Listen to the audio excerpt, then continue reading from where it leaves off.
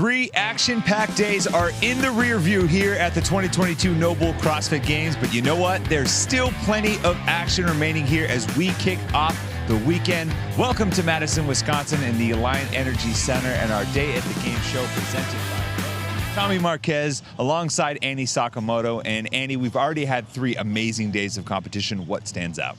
Yeah, for me, Tommy, this might be the most exciting first 3 days of competition I have ever seen. We're seeing the rise of the next generation of competitors. We're seeing a story of redemption, and overall, just probably one of the most epic tests for some of the fittest people on earth. And day 3 was definitely not short of some amazing moments, but one in particular came in the Coliseum at the hands of Tim Paulson, who had an electric performance on the bike, and afterwards he caught up with Caleb Banfield.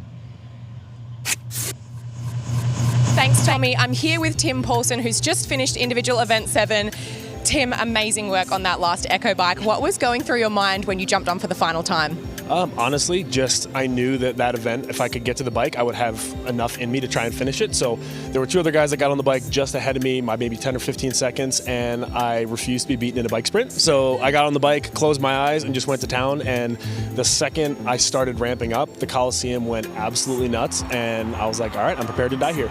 So just, held on tight, sent it. I think my time was like 23 or 24 seconds. We'll have to go back to the footage and check it out. But yeah, it was a really fun way to finish the day. Nice and painful, and something I'm good at. So that was nice. Well, great job. It was phenomenal to watch. You're on your way home now, so I'll let you go. Well done. And back to you, Tommy. Oh man, prepared to die. Sounds like an assault bike, echo bike sprint if you ask me. These are Tim Paulson's results so far through 3 days of competition. The CrossFit Games vet who got here through the last chance qualifier. His best performance in 8th in event 2B. That was the shuttle to overhead. Annie, your thoughts on that amazing sprint on the bike from Tim last night? Yeah, really no surprise. Like you said, Tommy, he had to qualify through the last chance qualifier, and we saw him do that on some of those last chance qualifier workouts, just go full send. He's kind of been flirting with that 30th place cut line that happens tonight. So again, no surprise to see Tim just give it his all, make sure he stays on the right side of the cut line. Well, efforts like that will certainly do it for you. We're gonna get you caught up on all of your standings, starting with the teams. And these are your results through 6 events. CrossFit Mayhem Freedom, they're back in control thanks to back-to-back event wins to close out Friday. Oslo Navy Blue standing strong in that 2nd place position. And then we've seen some jockeying for the podium between Invictus and Mayhem Independence. But Annie, it seems like Mayhem's got their groove back. Yeah, we knew that Mayhem Freedom would come out swinging yesterday morning when they weren't wearing the leader jersey. And besides that, they were in 3rd place overall. They won the Muscle Up Pig event by almost 3 minutes when no other team had actually finished the event thus far, and then took 2nd on they took their 2nd event win of the day on the handstand machine. They are exactly where we would expect them to be at this point in competition, and my guess, Tommy, is they are not giving up that white leader jersey. And seeing that emotion from Rich Froning really tells you that that event win meant something to them. Over on the men's side of things, for the 3rd day in a row, Ricky Garrard finishes the day as your overall leader, but the point spread is starting to close between him and Justin Medeiros, and Roman Krennikov down in 3rd place. A pair of Canadians and Jeffrey Adler and Patrick Vellner round out your top 5. But Ricky Garrard hanging tough. But like I said a second ago, we have a race on our hands. Yeah, Ricky started the day out great with a win, and then he lost a few points to Justin Medeiros on the up and over event. But then after struggling on the wall-facing handstand push-ups, Ricky has now cut his lead over 2nd place to only 25 points. But adversity could be something that Ricky really thrives under, Tommy, and I'm really excited to see how he handles this adversity today on the 4th day. This is the race we all wanted to see, and it is beginning to deliver as we enter the weekend, that's for sure. On the women's side, Tia-Clair Toomey, she's back on top. She made a hard charge on Friday. She's joined on the podium positions right now by 2 teenagers in Mal O'Brien and Emma Lawson. Haley Adams is in 4th, 45 points back of the podium. And then Christy Aramo O'Connell, right now poised for her best ever finish at the CrossFit Games. But at the top, your 5-time reigning champ, Tia-Clair Toomey. Yeah, it was a great day for Tia yesterday. She had a 3rd place finish, a 1st place finish, and a 2nd place finish. And like the Tia that we know and love, she is increasing her gap. And if we throw out that 23rd place finish, it is more of a typical Tia-esque year.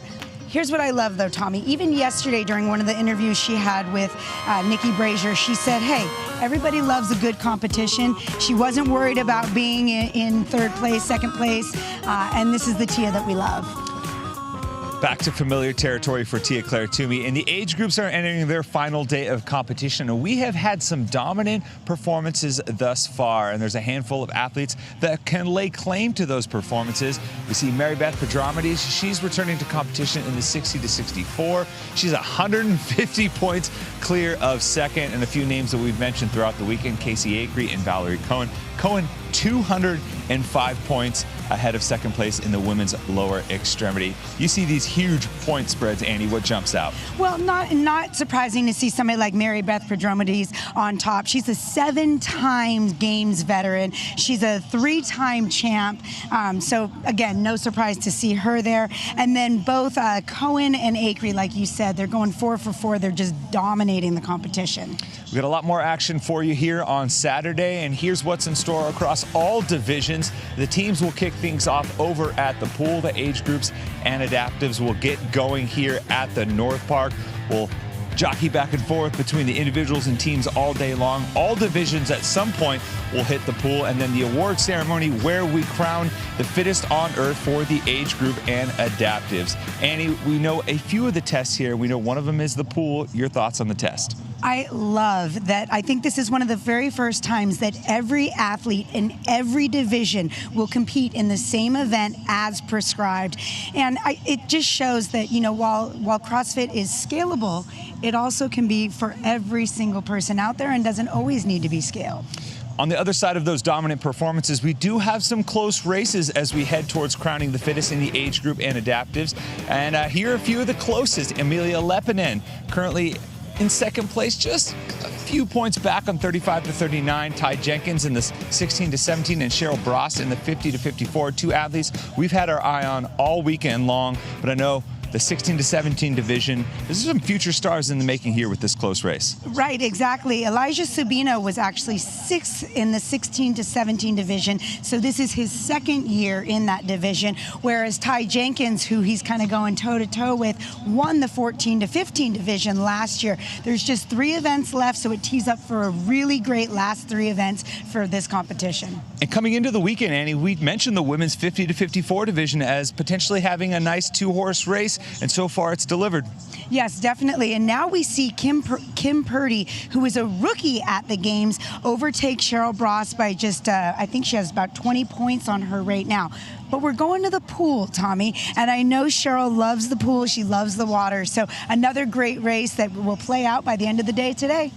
Can't wait to see it. The individuals will start the day in the pool after the teams wrap up. And here are a few athletes to keep your eye on as we enter into Saturday. Annie, who are you looking at? Well, definitely Justin Medeiros. Can the returning champ regain his white leader jersey and get there?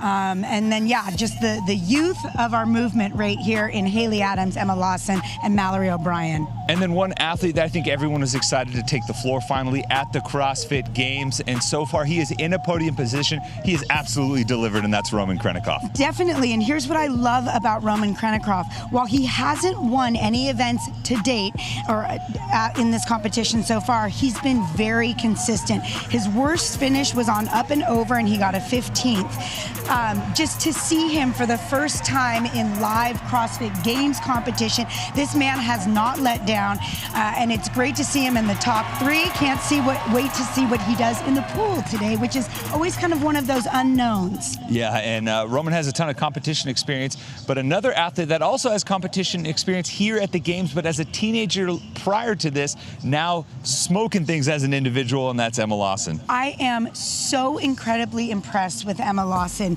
Again, she's another athlete who has been very consistent so far, with her worst finish being a 16th on Elizabeth Elevated. But listen to this, Tommy. She has been in the top 3 since this competition started, and this is an athlete who could be competing in the 16 to 17 year division right now, yet she chose to go individual, and she's still in the top 3.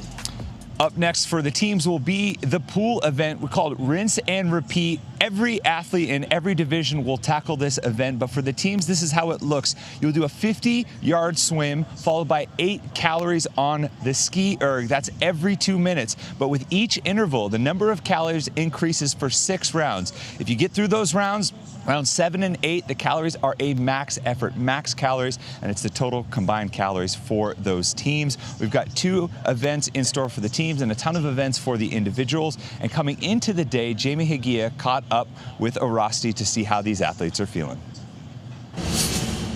I'm here with Dr. Jason Garrett, the Chief Medical Officer of Orasti. They're here taking care of the athletes all weekend. I would love to know, how are they feeling going into this weekend? Actually really good. The programming's been fantastic. Really, their legs are more beat up than any other year that I remember. Their shoulders, their joints are doing great. So the programming's been really good. But some of those long runs they had, followed by the sprints and then another long run, their quads were pretty blown up yesterday. And now in an event like this where it has swimming and ski erg, how would you suggest these athletes warm up for this event? Really, this is not a very taxing workout. It's going to be really, really hard, but this is a good recovery workout. It's going to undo a lot of the damage they've done throughout the week, which is perfect because it's right in the middle. But ideally, you want to spike your heart rate a few times, because the last thing you want to do is get in the water with your adrenaline through the roof and then have trouble breathing. That's the hardest part of this. Is if you can manage your breathing, you're going to be completely fine. So the first 2 or 3 rounds, if you can just keep your heart rate down, the rest is going to be fine. Thank you so much. Thanks, Jamie. If the CrossFit Games are leaving you hungry for more competition, coming up this fall, the Rogue Invitational returns in October. And if you're thinking about maybe making the trip, here's a quick look at what you can expect.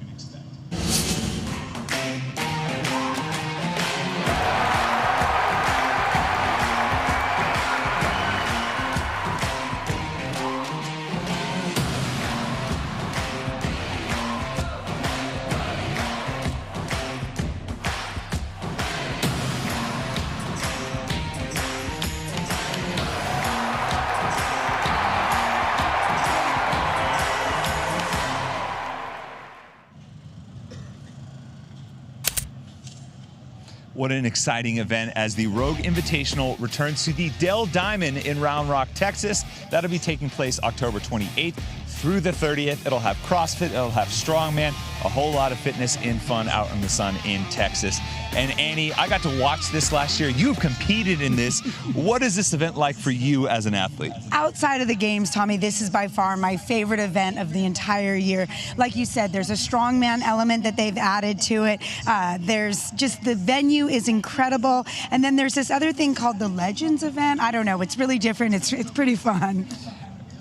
Man, I can't say how much of a cool event it is to go to as a spectator. Usually we're on the media side of things, but if you're thinking about going, definitely check it out. Again, October 28th through the 30th for the Rogue Invitational. That's going to do it for us here at Day at the Games presented by Rogue. We'll be back at the midday to recap some of the early morning's competition. We're going to send you out to competition now. Coming up in just a moment, we have Team Event 7 at the pool, and then Age Group and Adaptives will be tackling Carrie and Karen here at the North Park.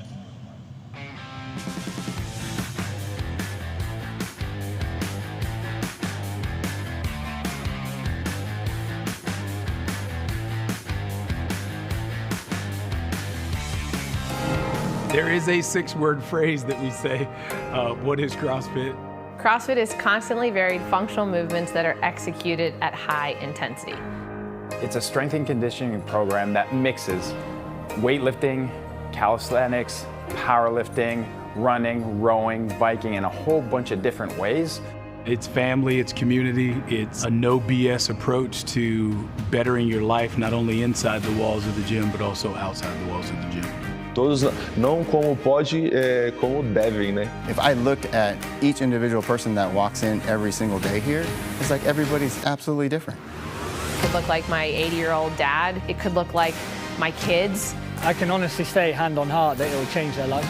Not because it's just a fitness program, not because of the community, but because the greatest adaptation that occurs in CrossFit happens right here.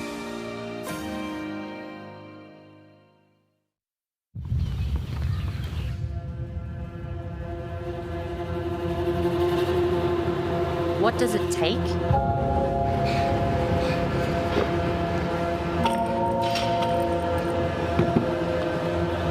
How do I train? What do I eat? How do I recover? How much do I sleep? How do I react? What if this happens? What if that happens? Am I prepared? It all adds up.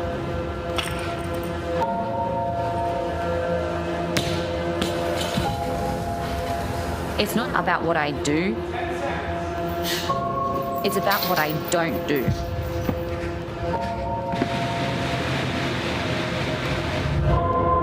No excuses. No shortcuts. No gimmicks. No tomorrows. Where I am is exactly where I'm supposed to be.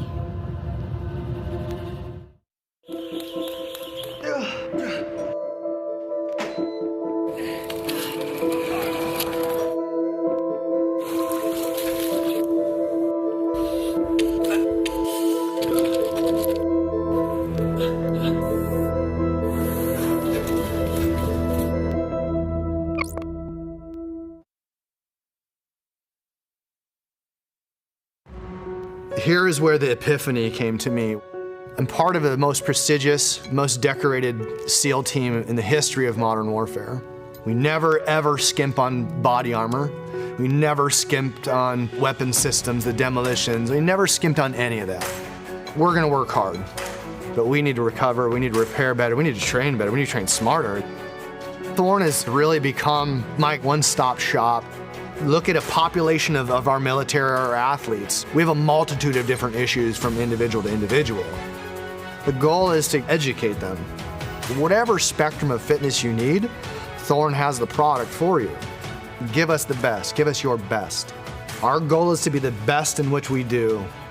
In Thorne products, there is no better product, and that is why we use it. My name is Annie Thorstadter, 2 times fittest woman in the world, and this will be my 12th time competing at the CrossFit Games.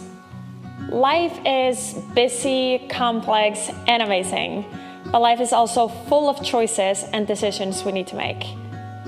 RP makes it easy for me to fuel for my performance at the gym and for at-home life with my family.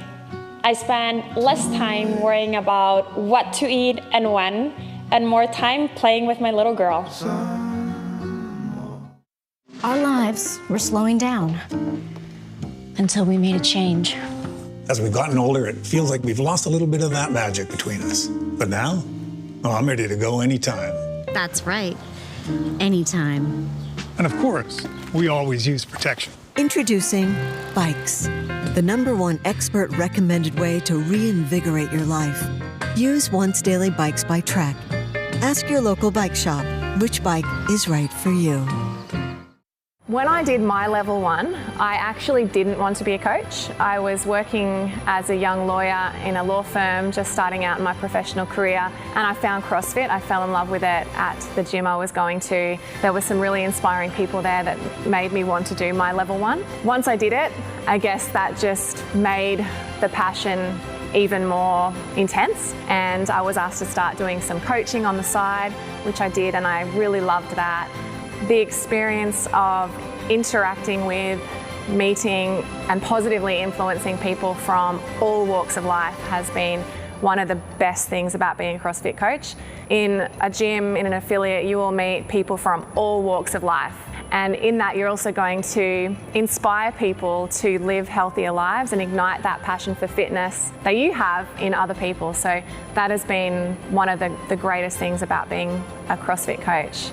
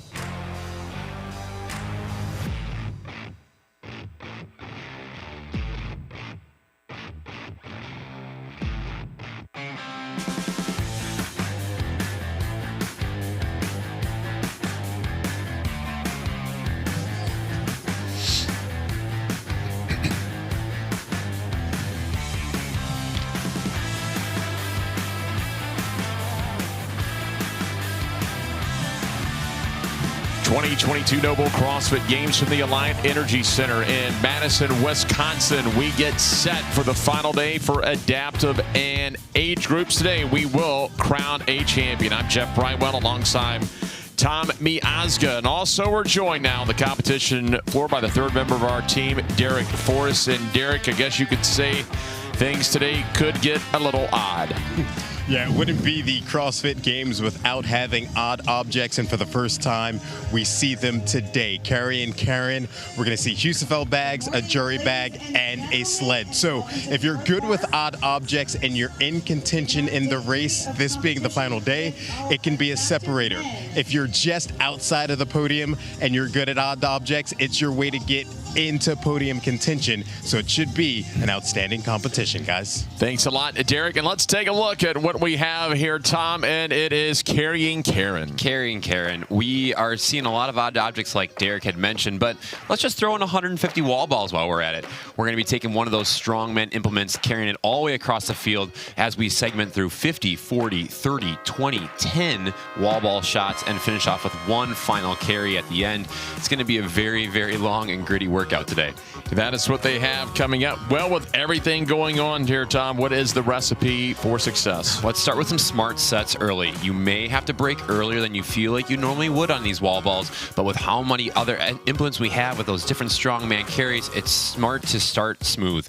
We have to make sure we keep a strong core. Those carries are going to take a lot of load off of our hands if we can keep a strong core, allowing us to use those wall balls more effectively.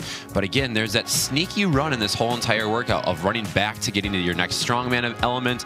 So if you can attack those transitions, you're more likely to set a strong pace. All right, we have three different divisions going on here in the men's adaptive, starting with upper extremity. You'll look in the middle lanes. Those will be your leaders. Casey Akery right there in lane number 3, being chased by Fiorucci and Maldonado in lanes 2 and 4. We move now to the lower extremity. Rogan Dean in lane number 8, your overall leader. And then men's neuromuscular, it's Brett Horshar in lane number 13, your current leader here with just a few events remaining here on a Saturday before we crown a champion. And we are underway, and it begins with that sandbag carry. Yep, most of these gentlemen are making quick work of this sandbag. It is a 100-pound Husafell bag, the similar bag that we saw our individual athletes carrying up on that Capitol run yesterday.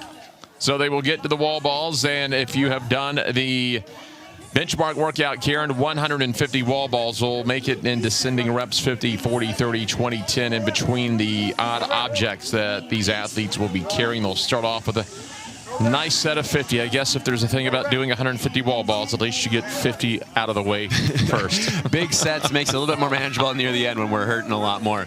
We got a great shot here of Ole Anton Christensen. He is in the men's lower extremity division. Really, really strong day yesterday. Ended up winning the mixed mode madness. He is last year's fittest on earth in the lower extremity division.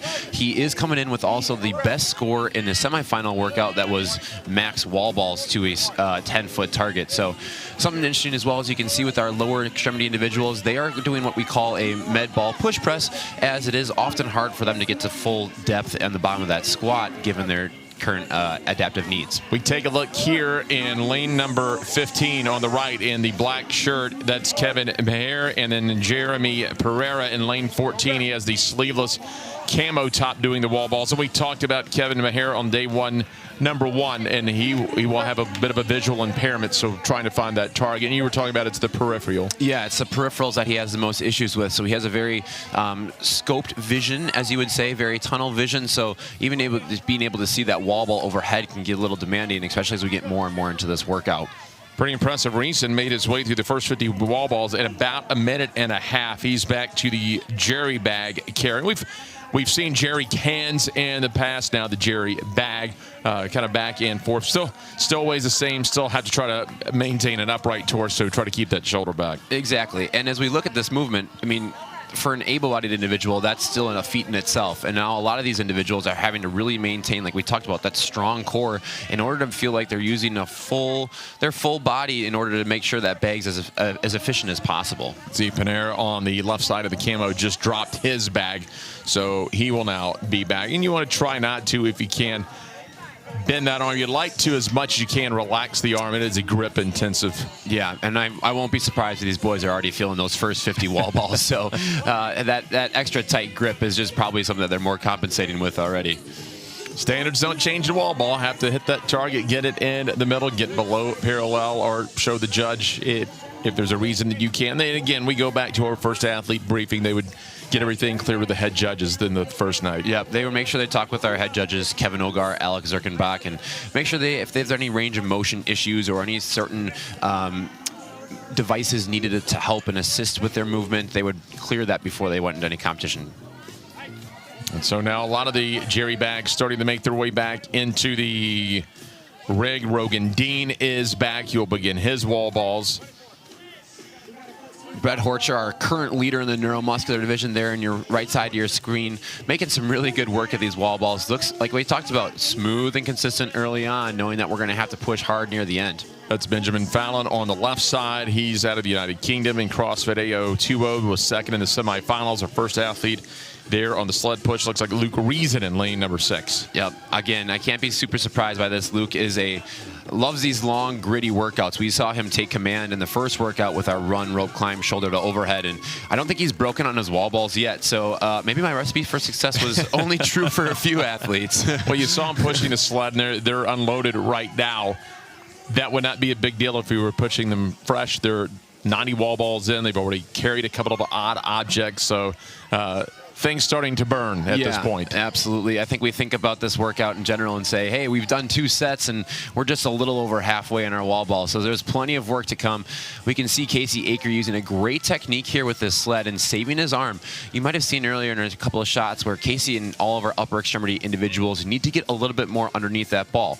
It's impressive in itself that they're using just a single arm for wall balls as it is. But when they get underneath that ball, they get a lot better drive, and it's much more equated to a push press than rather than having to heave and take their shoulder out of the motion. Charles Pinar at the bottom of your screen in the lower extremity division out of CrossFit Ageless here in the U.S. And that's a technique you've seen it used before to try to lift a little bit and do what you can and get up under, and that's Benjamin Fallon out of the United Kingdom. Looks pretty efficient to me. I think we've seen that a lot with our teams in the Big Bob early on. As much as you can save your shoulders, these guys are really having to drive through these shoulders, especially with different adaptations needed for every movement. Again, our neuromuscular athletes are getting to that full depth squat, but they're still having to press pretty heavy with that wall ball overhead. The bonus now, things get a little bit quicker, moving to the smaller set of wall balls. You'll go to the 30s, 20s, and 10s, so they get a little bit quicker. They don't always feel like it when you're doing the test. Yeah, sometimes that set of 20 can feel as long as a set of 50. But again, I think we see Luke Reese on here, and we're looking at another picture of Rogan Dean. They've made good work on these wall balls. Rogan, especially within that lower division here, Rogan's a great example of when, not if, but when you go and take your adaptive training certification, you'll learn how there's different ways to position yourself within a wall ball. And Rogan, with his above knee amputation, will have to kind of kickstand into his squat a little bit more. So he'll kick his prosthetic more out to the side, and he'll have to favor his functional leg on his left side a little bit more with his hip. So you're going to find that he's a little off balance, and the wall balls are maybe not his best friend, but he seems to be making good work. So about 6 minutes, a little over. Reason your leader at this point. He'll now carry things back. So in the first half of carrying, you would run to the opposite end of the field, grab your implement, either carry it or push it back to the Zeus rig. Now you will pick it up right after the wall ball. Just add to it. A whole bunch of grunt work right here. And you can see Luke trying to make good pace here, keeping things moving. And a really nice little technique there of just switching hands as often as you can. Luke's a pretty tall guy in himself. So wall balls are probably one of his more favorite movements, and we can see since he hasn't broken once in the first 120. There you have a nice look at just how big. Look at the size and the scope of the Zeus rig out here at the Noble CrossFit Games in North Park. Again, day 3. We will crown a champion later this afternoon.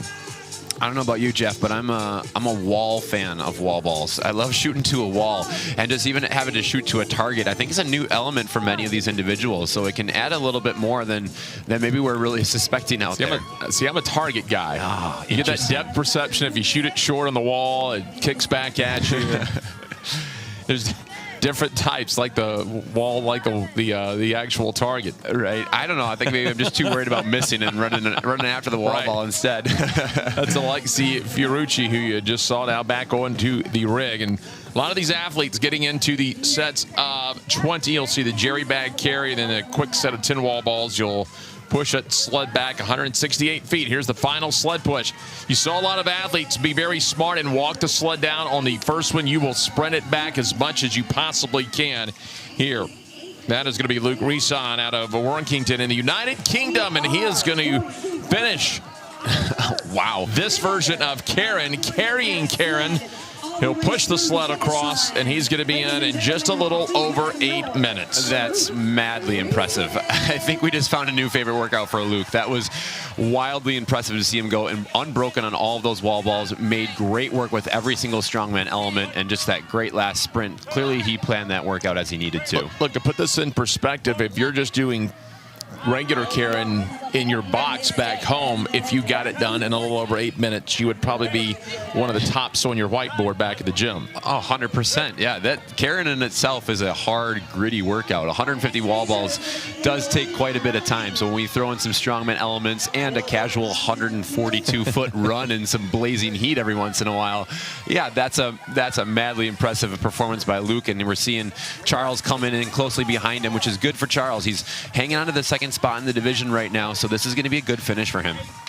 Well, he will come in. He'll actually gain some points on Rogan Dean, and so will Luke Rison.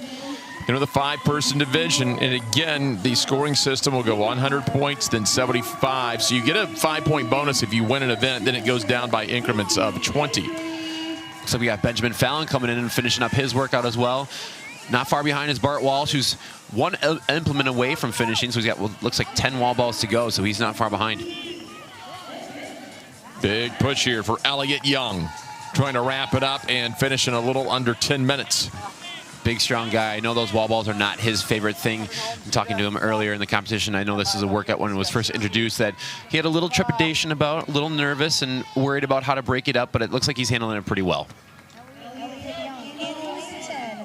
So the athletes you see with the jerry bag, they still have to go back down to a final set of 10, come back with the sled, and here comes Brett Horshar, left side of your screen on the sled. He'll make his way in. Nice. That's good for Brett. He's got a commanding lead on the division right now, so even though he did fall into second place in that workout, it's not going to affect him too much in the standings. He'll come away with 75 points here in event number 6. The odd object test with 150 wall balls thrown in between. Is it bad that I look like that after just doing Karen, let alone adding all these strongman elements in there?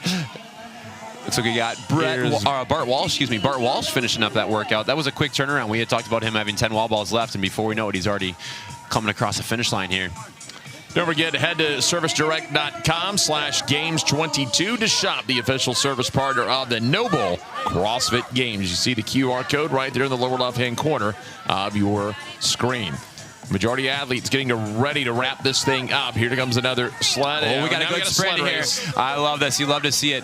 High knees. Rogan Dean is a absolute tank of a human being, so I'm not surprised to see him take it away here, but Ole is not going to let him go down without a fight. Ole Christian Antonsen on the left side of your screen. That's Rogan Dean on the right side of your screen. We're looking at those steps got a little bit shorter than when we started. I think they felt that race going early, and 142 feet is maybe a little bit longer than we were expecting. Dean taking just a couple quick peeks off to his right to make sure he's got the space over Antonsen, and he does. He will make his way into the green, and that is where they will finish. Nice. And again, this is just a great opportunity to see how impactful these upper body or upper extremity wall balls can be. Sam Para making easy work of simply pushing and catching that wall ball with one hand the entire way. Definitely a skill that needs a lot of practice, but Sam's definitely a veteran in that regard. Samuel Para, who you just saw, was a veteran of the 75th Ranger Regiment, first year competing in CrossFit since back in 2013. Back to lane number 1 is Osa. Shabi having a really good event here. This is really nice to see him moving up a little bit. I know he's had maybe not quite the performance he's been looking for so far in the game, so to see him making some ground here is exciting for him. Now Alexi Fiorucci here in lane number 2. He still has the jerry bag. He'll have to come back for a set of 10, then the sled. Has a little bit of time, but again, the time cap in this one is 16 minutes. He should have plenty of time. I think we're going to get there, yeah. Looking good. Kevin Meyer finishing up as well, down for the neuro division there. But Horshaw, it's Mayer indeed. It is going to be Mayer we had talked about earlier.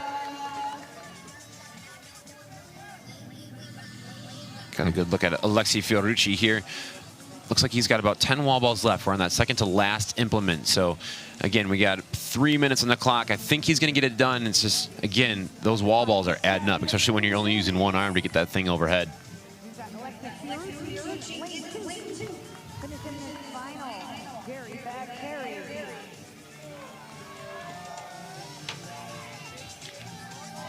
So trying to finish out that carry. A couple more links, it looks like, to go, and he will wrap up his event under the time cap. All right, he's got, looks like 10 wall balls to go, but again, we're feeling it. It was really nice to see him use that residual limb for opposite balance as well. Right. You know, oftentimes when I was watching Elevated Elizabeth yesterday, it was interesting to see how sometimes individuals are holding their other arm up overhead with that dumbbell, and some were holding out to the side. So really kind of depends on how you're feeling. I know the core is all kinds of feels right now as they're finishing up this workout. So Alexi's making good pace with what he can do. Once he gets back to the wall ball, he's going to have about 2 minutes or so, depending on when he starts. Getting time cap 16 minutes, and to be right at 2 minutes.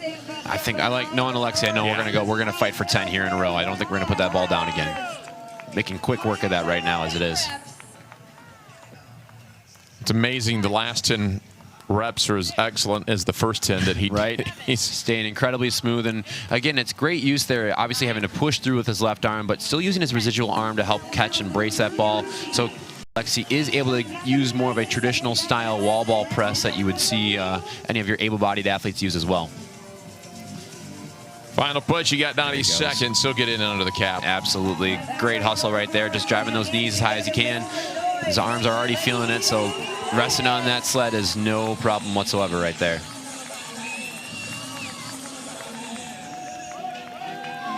Maybe our last athlete, so it looks like everyone should get under the cap. Come on, Alexi. You can do it, buddy. Let's go. There you go. That's that hustle. These guys are not going to quit on us at all. The finish line is too close. Well, dig those shoulders into it. Yep. Stay low and drive those glutes or those hamstrings. Here comes Osa. Camaraderie of the community aspect right there, and there it is all the way across for Alexi to finish up the workout. Love to see it. Gets in at about 5:19 here in event number 6, carrying Karen. So a lot of different implements that we'll see all day here between the Husafell carry, the sleds, and the jerry bag. This is no easy workout whatsoever. We think about carrying and doing that benchmark workout in our gym, but let's go ahead and add some strongman elements and make it a whole lot worse. But these boys made quick work of this workout. Exciting to see Luke Rison take care of business early and often, and I'm sure we're going to see the same thing from our women in just a few minutes. Absolutely. So the men are done today. They still have some more work to do later today to find out who is going to be crowned the fittest on earth in the men's adaptive division. We are going to take a look at the results. Again, we had 3 divisions in the men, the upper, the lower, and the neuromuscular. Here you go, upper extremity, it's Casey Akery who did it in 9:20. So he's going to continue his lead as he blew away the rest of the field. Taking a look at the lower extremity, we'll see if things will change a little bit. Luke Rison in 8:15. That was the best overall time, followed by Charles Pinar at 9:16. Now the neuromuscular division, as we'll take a look here in just a second, it'll be Benjamin Fallon at 9:37, just ahead of Brett Horshaw. So that's how they finished up here in the men's adaptive division. You see the ladies making their way to North Park. We'll have them coming up in just a moment at the 2022 Noble CrossFit Games.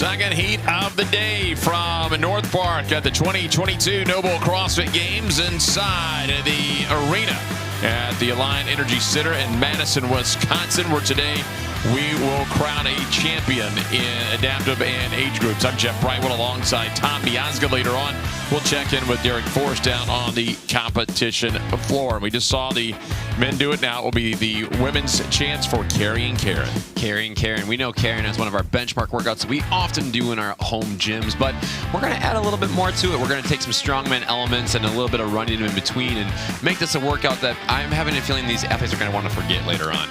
All right, Tom, what is the recipe for success, not only to get through this, but to win it? Well, this one you're going to have to start smart early. We're going to have to think about breaking up our wall balls earlier, and maybe more than we want to in that first set of 50. Knowing these strongman elements will have an impact on how we attack the last bit of our workout.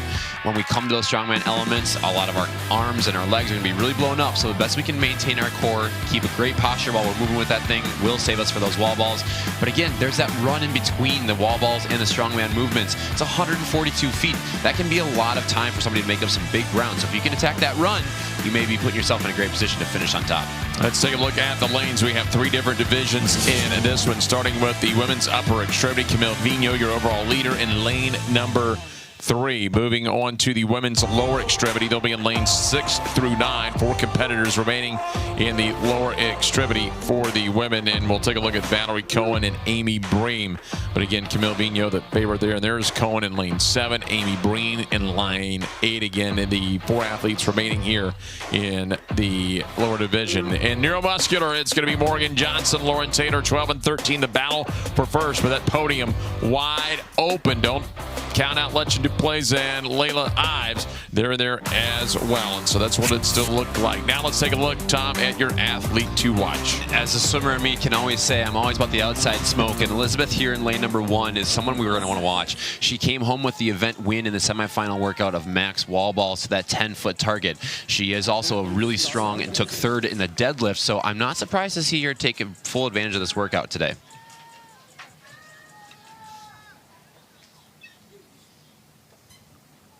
Ten seconds.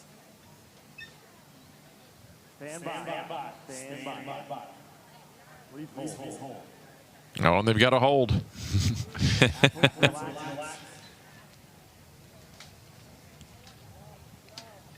Now they'll clear the competition for them. We will be ready to go. Nothing better than the hustle while you wait, right?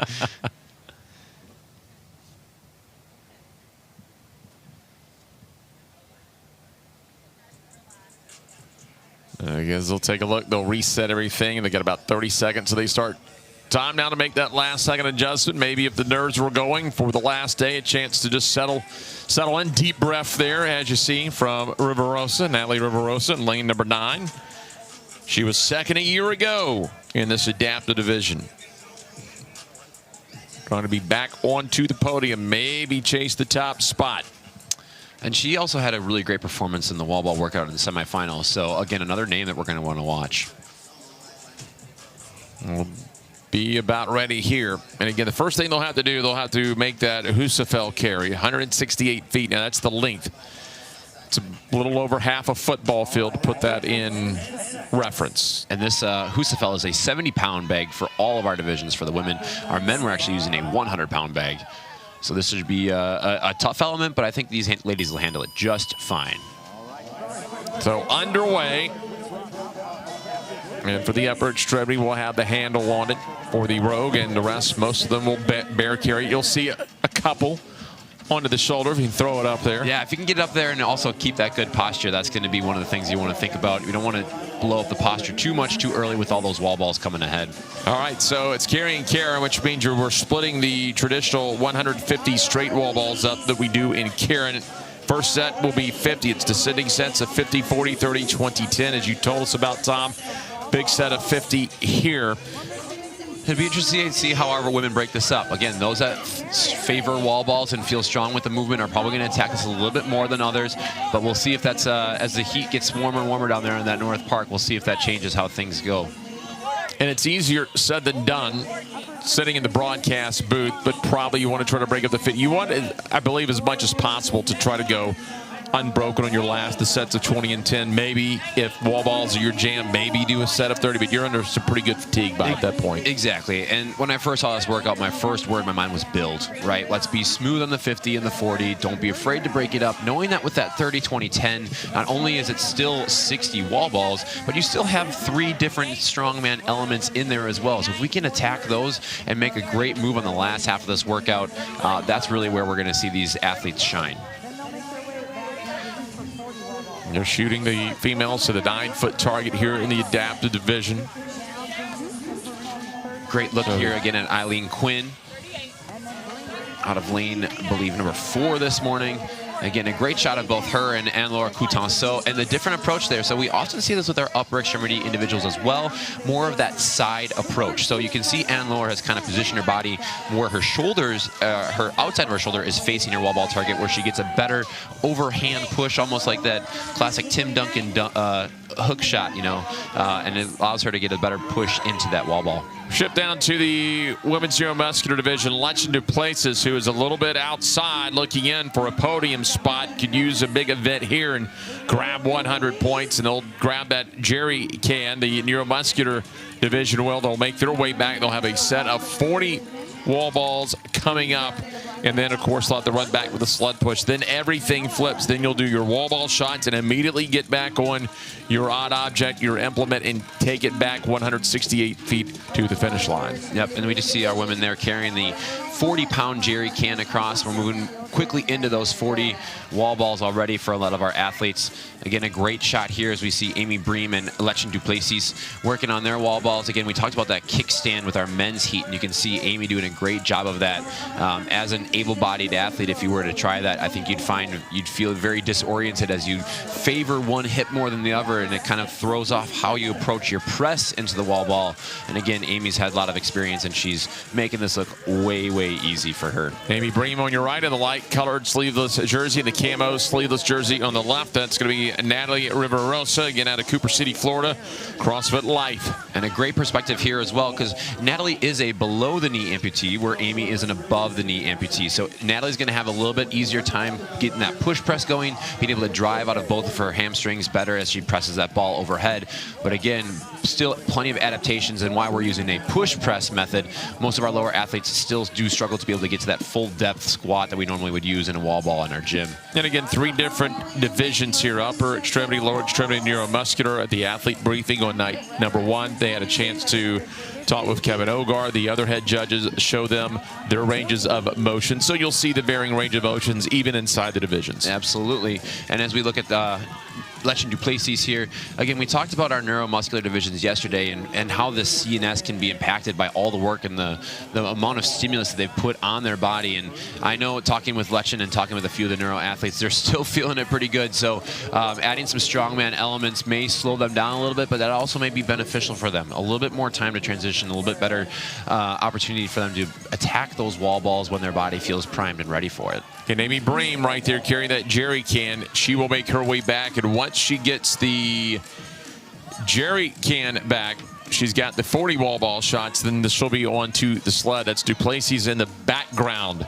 on the sled push. And once the sled push is finished to the Zeus rig, you're past the halfway point as far as the amount of wall balls. You've got 90 wall balls in the bank right now. You have 60 left. It's the halfway point of the test, but the wall balls at least are on the backside. They are on the backside. They're coming down, but again, they are still grueling nonetheless.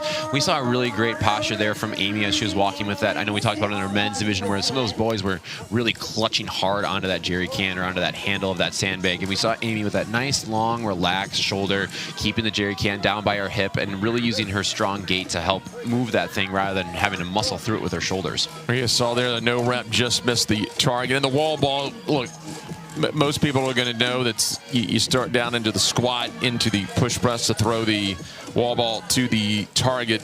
But the accuracy, one of our tenets of fitness, very much a key into the wall ball. I won't lie that I definitely favor the wall for wall balls. So when we're going to the target, it's a whole new ball game. So I can only imagine, especially looking up into the sun, right? I mean, these athletes are out there in the heat out on North Park, and maybe they're getting glared by the sun. So that's a whole new element that we often don't consider at our home gyms. That was Morgan Johnson out front battling with Lauren Taylor on the sled push. Here we come down in lane number 2. That's going to be Christina Mazzullo out of Tariel CrossFit in Spring Lake, North Carolina. We'll see how she does later today because she loves the ocean.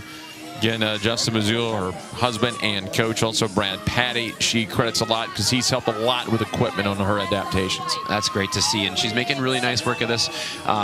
She is somebody that did quite well with our wall ball workout. It was actually a dumbbell thruster in the semifinals for our uppers at the time. So asking them to do wall balls is a bit of a burden for them, but they were making it look pretty easy. Smart play she did right there. We saw some athletes in the men's division, once they would push the sled, would go to the wall ball. Then you're done with the wall balls, have to turn the sled around. She uses it so that you do your 10, you're ready to go. Not only is it more efficient for the way home, but it's also a quick extra second to catch a breath and make sure we're ready to go into that next set of wall balls. Eileen Quinn out of Phoenix, Arizona. Octane CrossFit, was second a year ago. Started out at CrossFit 908 in New Jersey, moved to Phoenix back in 2017. She made a great name for herself thus far as a returning athlete from the games last year. And again, we're using that great technique there of saving the shoulders as much as you can, driving through her big, powerful legs. Hopefully be able to get back to that wall ball. We got a pretty good close race right now between that upper extremity division. Nearing the halfway point time-wise, a 16-minute time cap. Duplessis making her way back. Husafo, that sandbag up on the right shoulder. And so that is the... That is so cool. Right. I just got to mention. So I was watching, just thumbing through Instagram this morning, and Lechen had made a post where she showed herself hobbling through the 6K run last year. We talked about it yesterday about how somebody had reached out and actually seen Lechen on the competition floor and said, hey, let me help you make a brace that can actually make you run. And to be able to see her running there, and she showed her in her video how she crushed that run on our first event, and just seeing her be able to transition so quickly today is, oh man, it just fires me up. Okay, here comes a set of 20 wall ball shots. And she still has the jerry can, another 10 wall balls, and the sled push. But here's where you want to try as much as you can. Again, easier said than done up here, but now you're much smaller sets than you started out in Karen with the 50 early on. If you can get those 20, can speed things up for you. Absolutely. We're talking about that whole build process. So if we can make haste in these last 3 sets of wall balls, maybe the last 2 sets of wall balls, and really attack those strongman implements, you're more likely to finish closer to the top. So Christina Mazzullo came in as the 5th seeded athlete out of the semifinals, has a good chance now to make the podium. Still a few events remaining, but could try to grab 100 points here, would go a long way. Absolutely. This would be really, really big for her. It is a close race right now on the women's upper extremity division. Camille Vignon has the lead, but only about 60 points ahead of Anne-Laure Coutanceau and Mazzullo herself. So this is going to be a good, fun race in the last couple events today. Breathing coach would tell you to breathe in deep through your nose, out through your mouth. But let's face it, we've all been in that situation. Sometimes open your mouth, you just gotta survive, right? You're just trying to hang on, and you got Mazzullo's putting that at a prime example. Valerie Cohen here in lane number 7 on the sled push. Yep, again, when she's only having one strong quad to be able to drive through here and one strong hamstring, being able to well, I guess for lack of a better word, you know, a lot of our competitors are going to make this a little bit easier than Amy has with only one functional knee as well. So definitely making good work with what she's got available, but this is probably more shoulders for her than it would be for a lot of her competitors today. So Amy Bream, good form though. She tries to get as parallel as she can with the ground, push off with that glute, and she'll make that push across the line, and so she'll be back onto the wall balls. See, Duplessis already finishing up this workout. This is going to be a great, great finish for her. Currently sitting in 3rd in the standings, but this has a good chance to move her well up into that second place podium spot. So she'll be in well under the cap. Top time for the men, I believe, was 8:15. She'll have this a little under 11 minutes. It looks like we can see Morgan Johnson was just starting her sled push as well. So we may have a, I don't know. I don't want to say we have a quick race here evolving, but we may. I don't know. Morgan's making that thing look pretty easy. Morgan about a length and a half behind. Duplessis can use this 100 points. She was off the podium, so this will be big for Duplessis. This is exciting for her, absolutely. This is a great, great event for her, leading into a great day. I know she's a strong swimmer, so I'm excited to see what she can do later on. So that's 100 points. Then you get that 5-point pop in a 5-athlete event. 100 points. Second place gets 75. Goes 55, 35, 15 when we have 5 athletes competing, as you see. Coming on up. We want to tell you a little bit about Surface Direct while we have a chance, and I want to tell you to head to surfacedirect.com/games22. Shop, the official Surface partner of the Noble CrossFit Games. You see that QR code. It's in the bottom left-hand corner, and we think Surface Direct. Looks like we got Morgan Johnson finishing up her workout here. Not far behind her is Lauren Taylor in that 3rd position, and we got a great shot of Layla Ives bringing that jerry can back, so it looks like she's got about 10 wall balls left before she's done, and with a good shot to still finish underneath that time cap. Well, that's big for Lechen Duplessis, who wanted the 100 point, and so if Johnson and Taylor finish in, they do a little damage control, but maybe a chance to catch up for either that 2nd or 3rd spot. Still a lot of points left out on the board later today, and we'll see how. Only more. Yeah. All right. Molly Moore getting the job done, finishing there first, if I'm not mistaken, I believe first for the lower women. Absolutely. So 100 points from Molly Moore. Christina Mazzullo with the jerry bag carrying. So she goes back for 10 more wall balls and the final sled push. That's pretty impressive. We've actually seen Valerie Cohen has won every workout thus far, so maybe it's time for these other ladies to start making a move. This is exciting. You got some drama brewing. Less than 4 minutes to go. Looks like we're going to get Valerie Cohen in here second. Not far behind is Natalie Rovirosa. Strong, strong competitor she is. Interesting. Natalie Rovirosa, she's in the lower extremity. Said her main goal is not to have any modifications in the workouts. She trained for discus back at the 2016 Paralympic Games. Rovirosa. There she is, getting it done. Into the blue, trying to get it into the green. You see the beginning of that blue line, you're like, am I done? I gotta be done, right? Please tell me I'm done. And nope, we gotta get all the way across that blue and black end zone line before we can get to the finish line. A great job by Natalie Rovirosa. A well-deserved collapse there, yeah. Layla Ives made quick work of those last 10 wall balls. We saw her carrying that jerry can as her fellow competitors were finishing up. So she's making good work, and now we got to see if we can finish it. There's still a good race. That's what I love about being able to have 3 adaptive divisions on the field at the same time. It's not just pushing yourself against your own competitors. It's everybody on the field at the same time. Had a friendly sled race, but they are, in fact, in 2 different divisions. Remember, lane 14, Layla Ives, and a neuromuscular up there in lane 3, Camille Vigneault in the upper extremity. So, I mean, you can look at your buddy down the lanes and say, let's have a race, but they still are in the 2 separate divisions, so can grab their own points. And I believe that Vigneault has a chance to grab the 100 points in the upper extremity. In the distance, that's Christina Mazzullo trying to wrap up 75. That's great for Camille. She, again, you got to get that sled all the way past that blue line. It's a little tricky. I think they're all a little disoriented. I mean, I feel that way after just normal Karen, let alone adding all these strongman elements in there. All the way in the green. Yep. Nice. Got to get it all the way in the green. Not surprised to see Camille do so well in this workout. Get this, she has a 395-pound deadlift. Wow. It's unbelievable. So those strongman elements are something that she's probably looking forward to more than most.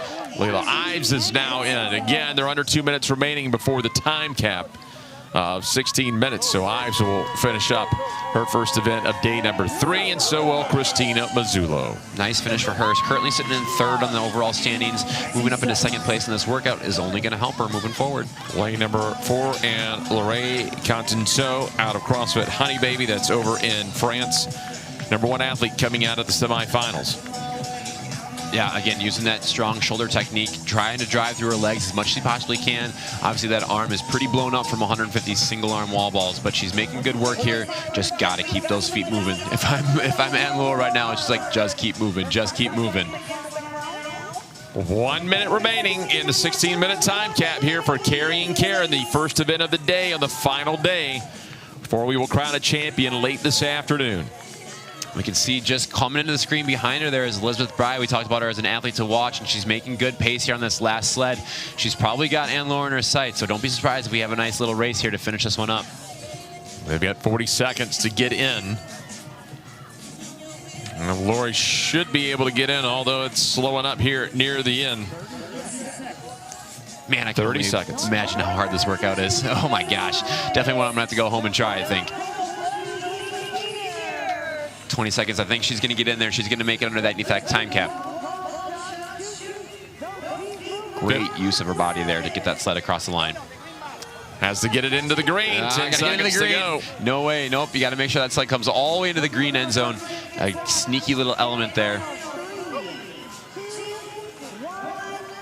And there is the cap, and the majority of the athletes able to get in under the cap, and just that close there for Bizzulo as she wraps up her event number 6, her test on carrying Karen. We've seen it in both of the men's and the women's adaptive division here. It's a nasty mix of the wall balls that you do regularly in your local box, and then if your gym's got a few objects to throw around. And by this time, I would say most boxes have a sandbag or something like that implement to play around with. No doubt. Definitely something to spice up the old traditional Karen. Again, great to see Lechin Duplessis do so well in this workout. This is one that I think last year would have been an entirely different stimulus for her, not being able to run as well as she is now. She's always been a strong, tall athlete, making great work of our wall balls. But again, look at her hustle this year in that jerry can, being able to confidently walk that sandbag with her shoulder overhead, just making beautiful, beautiful work. And again, the athlete that she's become in just 1 year's time is so exciting for not only her, but for all the adaptive community to say, hey, get out here, go try what's possible and see where it can take you. Well, one event done here on the final day before we crown a winner. Again, that's going to be late this afternoon, but they still have a few tests remaining. In the meantime, let's head down to the competition floor and check in with Derek Forrest.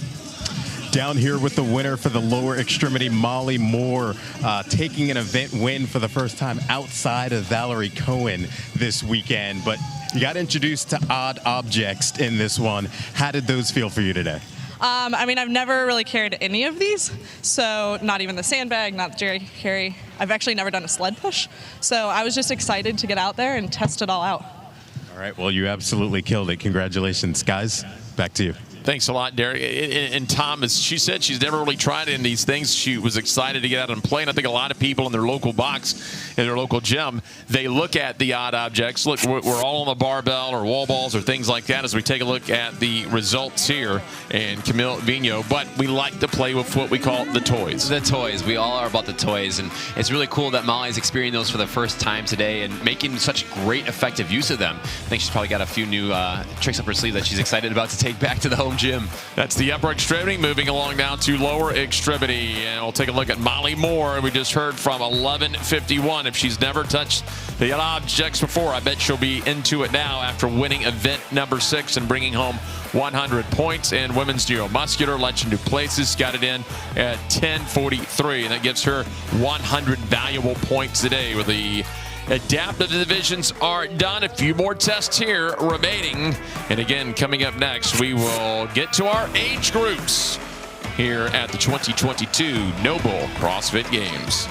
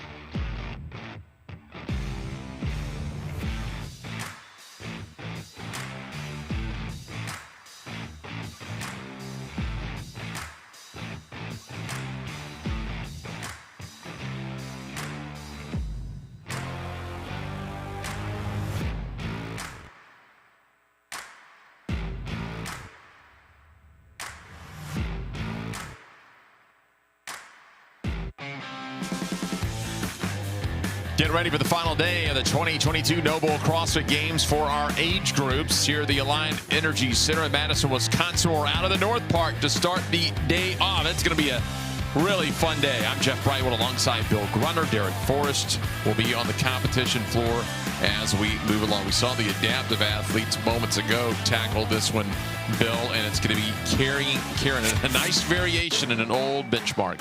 Thank goodness it's a variation. I don't really like Karen myself, but we have 150 wall ball shots, and we have those odd objects in between. They have the Husafeld bag, the sled push, the jerry can carry, back and forth, and that 16-minute cap. This is going to be a really fun event to do. A lot of us have done Karen, but in carrying, what is the recipe? We got to race the wall balls, and when I say that, it's the front half of this. The largest chunk of work you need to do is on those wall balls, so use the strongman portion as your active rest, and then you flip it on the backside.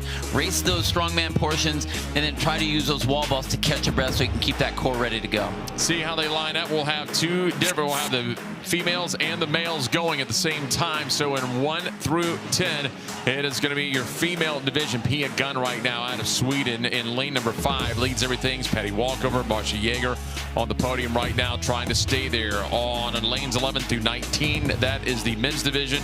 Cal Sherrington still leads the way out of Stand Firm CrossFit in Granby, Colorado. Your athlete to watch, Bill. Julie Holt is currently sitting in 4th place. She's 10 points behind Walkover, and this is a big event for her. She actually won the wall ball event, the death by event that they had in the semis. So I know she's looking forward to that. She's very strong. She needs this event so she can catapult herself up onto that podium. Okay, on the way with the sandbag carry, the Husafeld carry.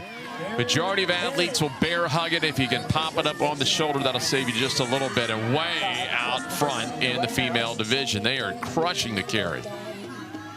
If I'm not mistaken, I think that's Julie out there in the front. On the guys' side, you can see Cal Charrington up in the front as well. I tell you, Cal has just been dominant this entire weekend. So many first place finishes, everything except for 1 5th place. Other than that, he's just been pounding the field. So in Karen, it's 150 wall balls. Break it up how you want to. And the gym, they're going to do descending reps, as Bill said earlier, at 50, 40, 30, 20, 10 with a little fun in between. But here is the big set of 50, and this is the one you really got to manage, because once you get on the back end, you'd like to go unbroken on your 20s and 10s and see what it's like in the 30s. Well, if anyone is going to follow the keys, it's going to be Julia Holt. I mean, she has to race the wall balls, and that was the event that she did so well in out of the semis. So that's an important event for her, so that she can get up to this pot. She wants to get on that podium. She's got that 10-point deficit behind Walkover, and that's a big deal. But she knows and she has the confidence here in the wall balls, and she looked great on that Husafeld bag. That didn't slow her down at all. A lot of these athletes, they're used to throwing to the targets. In the gym, you throw to the wall or the target, but no trouble here. Just throwing to the 9-foot target here. 65 plus 10-foot target for the men. As you see Tillman out there on your right. Tommy Tillman trying to make a move, sitting in lane number 19 on CrossFit Perimeter in Sandy Springs, Georgia. And if you look across at the black T-shirt and the gray hair, that's your overall champ. That's Cal Charrington. He looks so relaxed. You can see him right down the bottom underneath the number 9 lane there. Dropped the ball for the first time. Nice little relax. But I love the tempo at which he was working. There didn't seem to be an element of frustration or rush. He knows that he has 150 to do. Even if you get through this first set, that's not a big deal. You're only 2/3 of the way done. So just relax, make each rep count. I see that he's, coming down nice and easy on that squat, but every single rep is just very calculated. I like that. Sherrington, again, in the black shirt right there on the center of your screen, overall leader of 460 points. He has a 110-point lead over John Mariotti, and leading Osvaldo Tupanamba, who has got 330 points. Back in lane 7, Julie Holt way out in front of the crowd. And she's doing exactly what she needs to get herself up on top of that podium. Again, she doesn't want to just make up that 10 points. If you can get to 3rd place, that's great, but she's really chasing after those other ladies. Now, Pia Gunn is going to be someone that's really hard to beat, because she's had such a dominating weekend, but this is exactly what Julie needs to do. So here come the jerry can carries. And we've been used to this in your athlete. I'm sure you guys program at your gym the kettlebell carries or the dumbbell carries, but you're going to carry something heavy around. My members get really upset with me when I do this, but yeah, I'm a fan of the grunt work, and that's exactly what this is. And you know, I think a lot of people in their gyms have a tendency to just want to do barbell cycling, or they want to do some basic gymnastic things.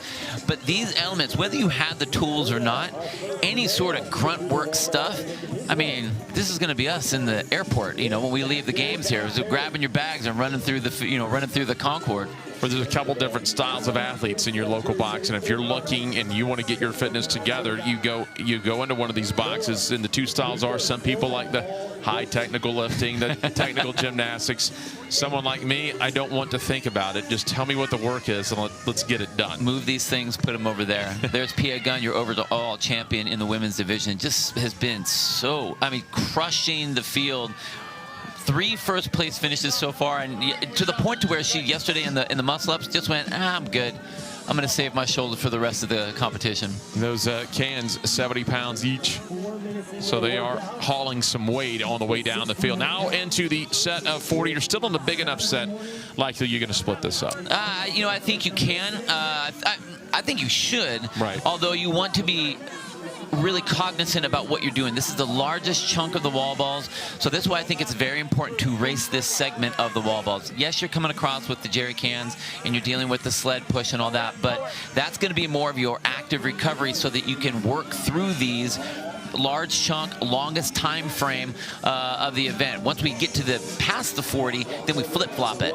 Now it's like you use the wall balls as you rest and then really try to sprint the odd object movement. Coming up on the 5-minute mark, as you look at Bridges coming down, and that's going to be Michael Bridges in lane number 8 out of IMA CrossFit Lebanon, Tennessee. 3-time games athlete. Got an event win on day number 1, and they will carry the jerry bags. A lot of concentration there. And you mentioned, we talk about CrossFit. You want to pick things up, carry them, put things overhead. It's functional fitness, what you do every day. And we've all, whether it's a construction site, yard work, helping someone move, just bringing the groceries in. You pick up something heavy. I mean, isn't that the challenge for everyone? Can I take all the groceries in on the one carry? Well, I mean, we talk about it all the time. It's functional fitness, and we're functional fitness racing right now. You know, these are things that you do all the time. You pick something up, you put it down, you're carrying your bags, you're carrying your laundry, you're carrying your dog food, you're carrying your kid, whatever. And so I think that, you know, especially for these age groups, these are the athletes that will probably challenge your young kid and outrun them.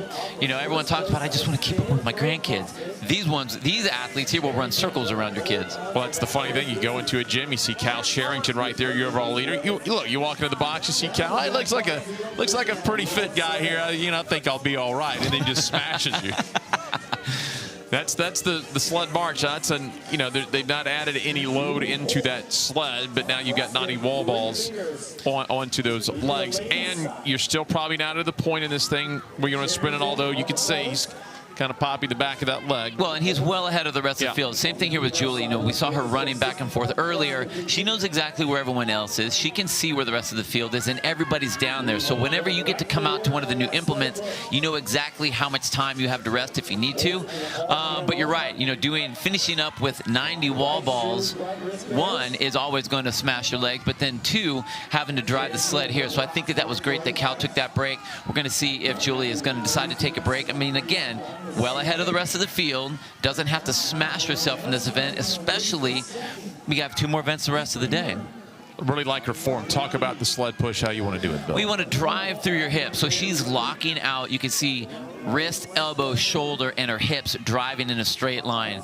Her legs are back so she can utilize both her quads and her glutes on these big drives, and just kind of short choppy steps for the most part, but keeping constant drive on that. The worst thing you want to do is go, go, go, and stop. Go, go, go, stop. Keep that friction nice and mellow and just keep on pushing. Smartest thing she's doing, Bill, is keeping the head down. Last thing you want to do on the long sled push is look out Look up, see how far you have to get. Do it as few times as possible. That's the mental part of it, for sure. Want to let you know about Surface Direct. Head over to surfacedirect.com/games22 to shop the official Surface partner of the Noble CrossFit Games. You see that QR code, lower left-hand corner of your screen. Check out Surface Direct. Again, we're coming out with the halfway point of the time count. They have 16 minutes to complete this work as a majority of the athletes now coming back on the sled push. It'll change a little bit here, Bill, because once they bring these sleds down, it'll be 30 wall balls, and instead of running back, now you're going to bring your implement straight back. I mean, yay. I mean, you loaded everything up there. I really like the way it was programmed, where you have that movement down, you're pulling everything back, and then you flip-flop it. So, you know, again, we talked about the important part of the Karen piece. You have your big chunk in the beginning, you have your smaller chunk in the end, and we get to move each of those implements twice. I think it's really fun programmed-wise for these athletes to have to contend with. Back up top, take a look at Terry Carey in the all-black. A couple lanes away from her is going to be Pia Gunn in the camo bottoms and the black top on the sled push. Pia Gunn, again, the leader. And Yeager right there in front, excuse me. And then in the backdrop, you see, again, Terry Carey in the all-black. Charrington done with another set. He's going to start moving his objects back towards the finish line. Start here with the red sandbag. Here is Cal taking a. It's my move. Hand on the knee move.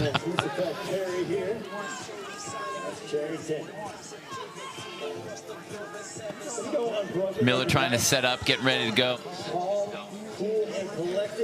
Now, the nice thing with Cal is he's a tall athlete, long arms. Look at the way he's wrapped around that weighted bag. That's awesome. When you have the ability to do that, you definitely have an advantage. You know, we talked about when I was setting up and heard what the event was, the first thing I looked at was, okay, who are my tall athletes? Who has the long arms? Who has the long legs? Because that's definitely going to help on the wall balls. And you saw how much it helped there with the sandbag, or with the Husfeld bag. Well, let's see. Look, that's a big advantage if you have the long arms, just like here. If you can clasp the hands, if you can get a wrist on a hand rather than you'll see some athletes, if the bag's a little bit fatter, they don't have the longer arms, and you're trying to grab the bag itself. It's such an advantage to be able to hook around. Now with Julie, she's holding that bag pretty low. You can see her fingers are starting to slip a little bit, but watch the way she's breathing. That bag is actually sitting right on her diaphragm. So she's squeezing that bag into her belly, but still being able to have the confidence and the wherewithal in her head to just be like, okay, just keep on moving. We'll get back there. You know, she could actually even have that bag up just a little higher and kind of a little bit of a lean back and let that bag sit on her hips a little bit. But that was a great drive with that bag. And look at the distance she has on the rest of the field. No one is even close to her.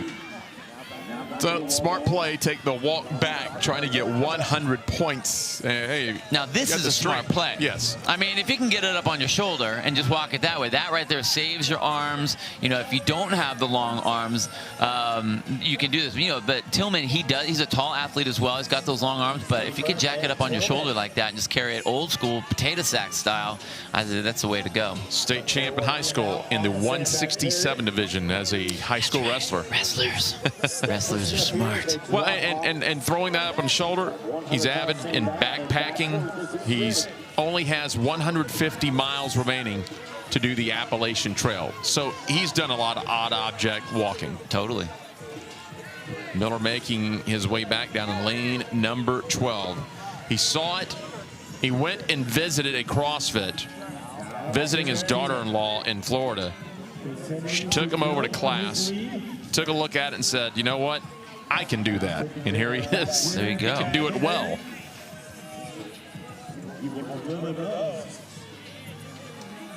Trying to hang on is Holt.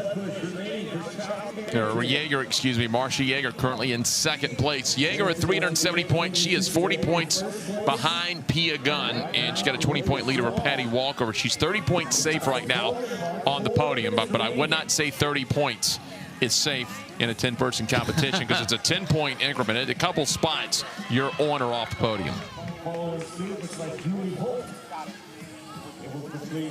There goes Julie. Look at that. Nice setup. And I love the way she's moving with these jerry cans. Nice and tall. You can see her shoulders are back. She's not rounded forward. Legs are nice and set, nice and even right between those. You don't see them banging into her legs too much. And it's just about, okay, grip it. Hold those as tight as you can. I can't tell if she's doing or if she's able to do like a hook grip, a classic barbell hook grip. But she just, has that grip nice and tight, and then you try to walk as smooth as you can, not putting any extra gravitational pull on those as you're walking. Trying to hang on, the thumb's coming off, but she gets them into the blue. Now remember, they can get the first 2 objects in the blue, as we saw in the adaptive division. They're going to need to get that sled all the way into the green. Now that's a little low on the handles there. That I would say you can get him up a little taller than that, so he's not having to lean over so far. I mean, he's a tall guy; he doesn't need to go that low. Yeah. Never want your shoulders below your hips Right. like that in any kind of a drive. It's Kyle Sherrington, and remember, look, if you've got a sled at your gym, it's one thing to push the sled, but when the coach says we're going to do the low bar push or the plate push, that's a different beast. That's the worst one. It's a different beast altogether. I mean, the only thing I could say, I mean, not that he needs to be up at the top because you don't want to, bury the nose into the turf at all, but you never want to have your shoulders below your hips like that. You want to be able to keep that at least parallel to the ground. But those are nice drives. You can see he's starting to raise up a little bit. You can get those hands up, be a little more comfortable. But nice drive, and again, he doesn't have to go any harder than he needs to go to win. Yes, he wants to win. Yes, Cal has been crushing through the competition so far this week.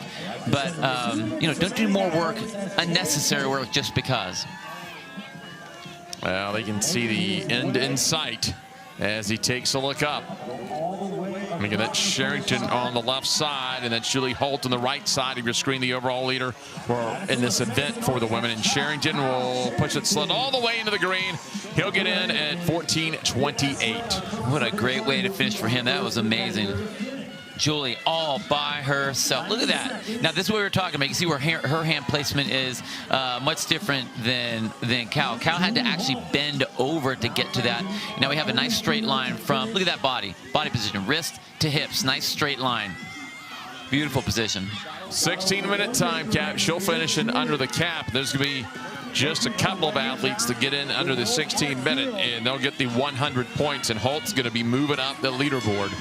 Again, was just a few points out, just 10 points out of a podium spot, but she's got a chance really to make a move, potentially up to second. But, Jaeger was hanging around, so maybe on third, but still there are points to be had later today. Absolutely, and it's hard to tell exactly where everyone else is. I mean, we know that Julie's so far out in front. She needs a little bit of help from some of the other athletes. So we don't know where Pia is.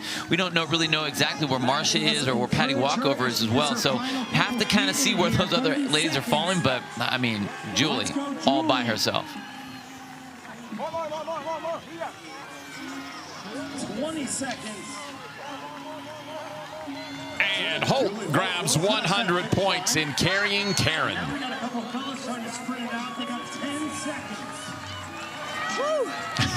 was hard. That's what it sounds like. Lane number 13, Jen Pieper.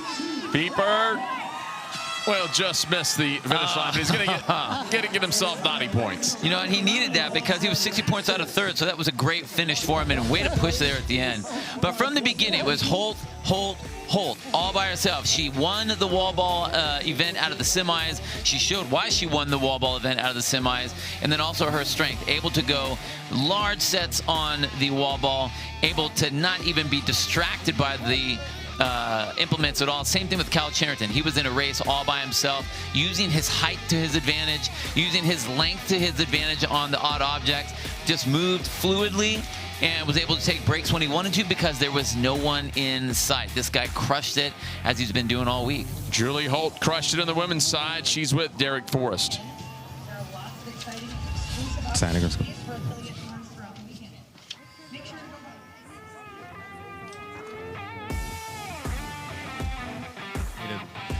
Interview her. She takes the event victory. It is her second straight. She goes back to back, winning the last event on Friday, taking the first event on Saturday. She joins me now. Julie, I'm hug you, but I'm sweaty.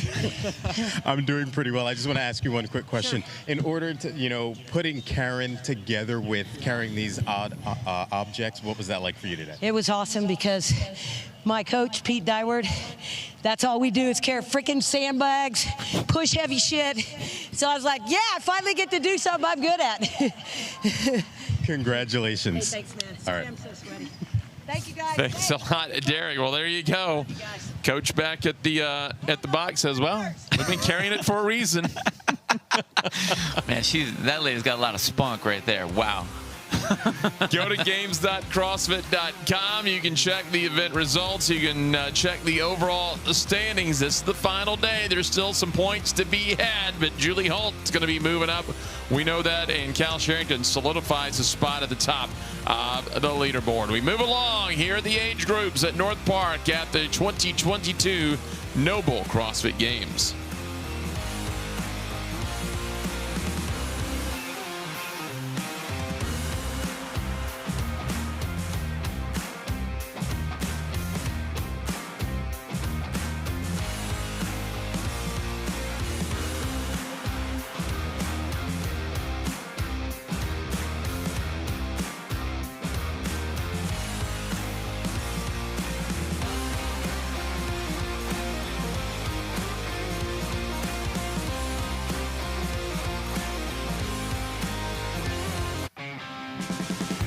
The Alliant Energy Center at the 2022 Noble CrossFit Games in Madison, Wisconsin. We're out at the North Park here for event number 6. Bill Grunner, tell us about carrying Karen. Well, we got those elements in Karen with the 150 wall balls, but we throw some strongman elements in there. We got the Husafeld carry, the jerry bag carry, the sled push, and we do those twice with that 16-minute cap for these men and women. Let's see how they line up in the middle lane. Mary Beth Promodritis, that is your overall leader, but Shelly Chappell and Lynn Knappman in 4 and 6 trying to chase her down. Moving over to the men, they'll be in lanes 11 through 20, and your overall leader right now, Shannon Aiken, but you got the veteran Will Powell in lane number 16, and that's how they are going to line up as we are about ready to get underway. Your athlete to watch, Bill.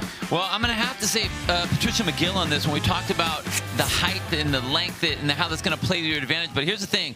Patty's in the middle of a 5-way tie for second place. We have 4 of the women along with her that also have 290 points, and one other woman that's only 10 points behind them. So there are 6 athletes that are all vying for that top 2nd to 5th position. This is going to be a battle, but I think this is going to be great for Patty. Oh, except for that start.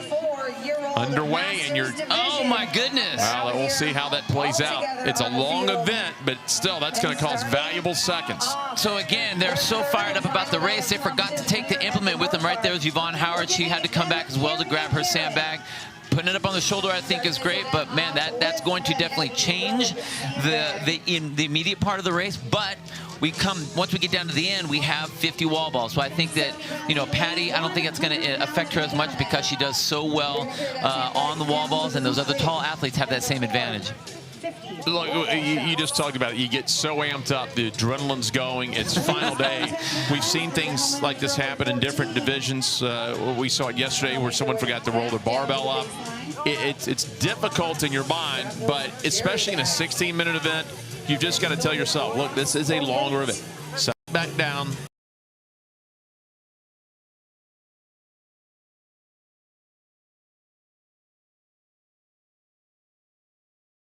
Right there's Patty McGill in the black tank top with the orange or pink wristbands there. Look at the way she moves. Very tall, keeps that ball up nice and high. So she's got great positioning and just looks really relaxed. And as all tall people say in CrossFit, this is their one. This and rowing are their the 2 gimmies. So she definitely is in a great place. And she's doing what she needs to do, which is racing the wall balls. If she wants to do well here, she wants to take the biggest chunk of the wall balls, the 50 and 40, and really push the tempo on that. Use the heavy object stuff as your kind of active rest in between. Then on the bottom half, that you flip it. You're going to race the weights using the wall balls as your active rest.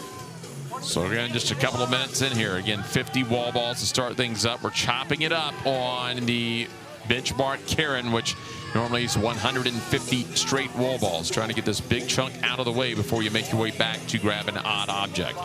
Next will be the jerry bags, the jerry cans.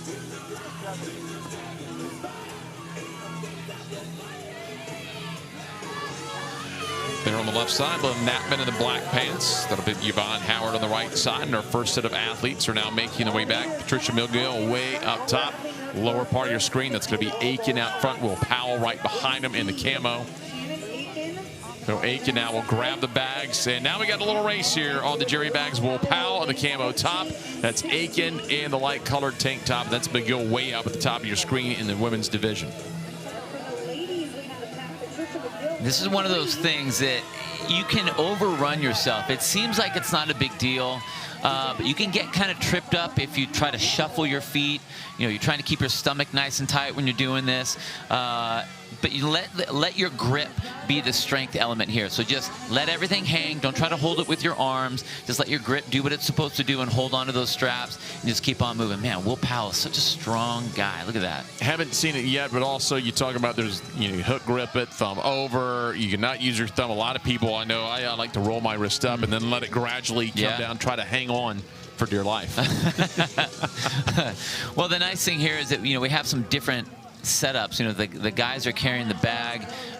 The women's bags look a little bit different than that. So it's functional. You have to do with what you can do kind of on the fly, Well, Yvonne Howard's making it look easy, like she's just out for an afternoon walk. As the jerry cans is Howard. Nice job. Keeps the shoulders back. Nice grip on those jerry cans. So simple yet so effective when you're trying to get fit, the weighted carry.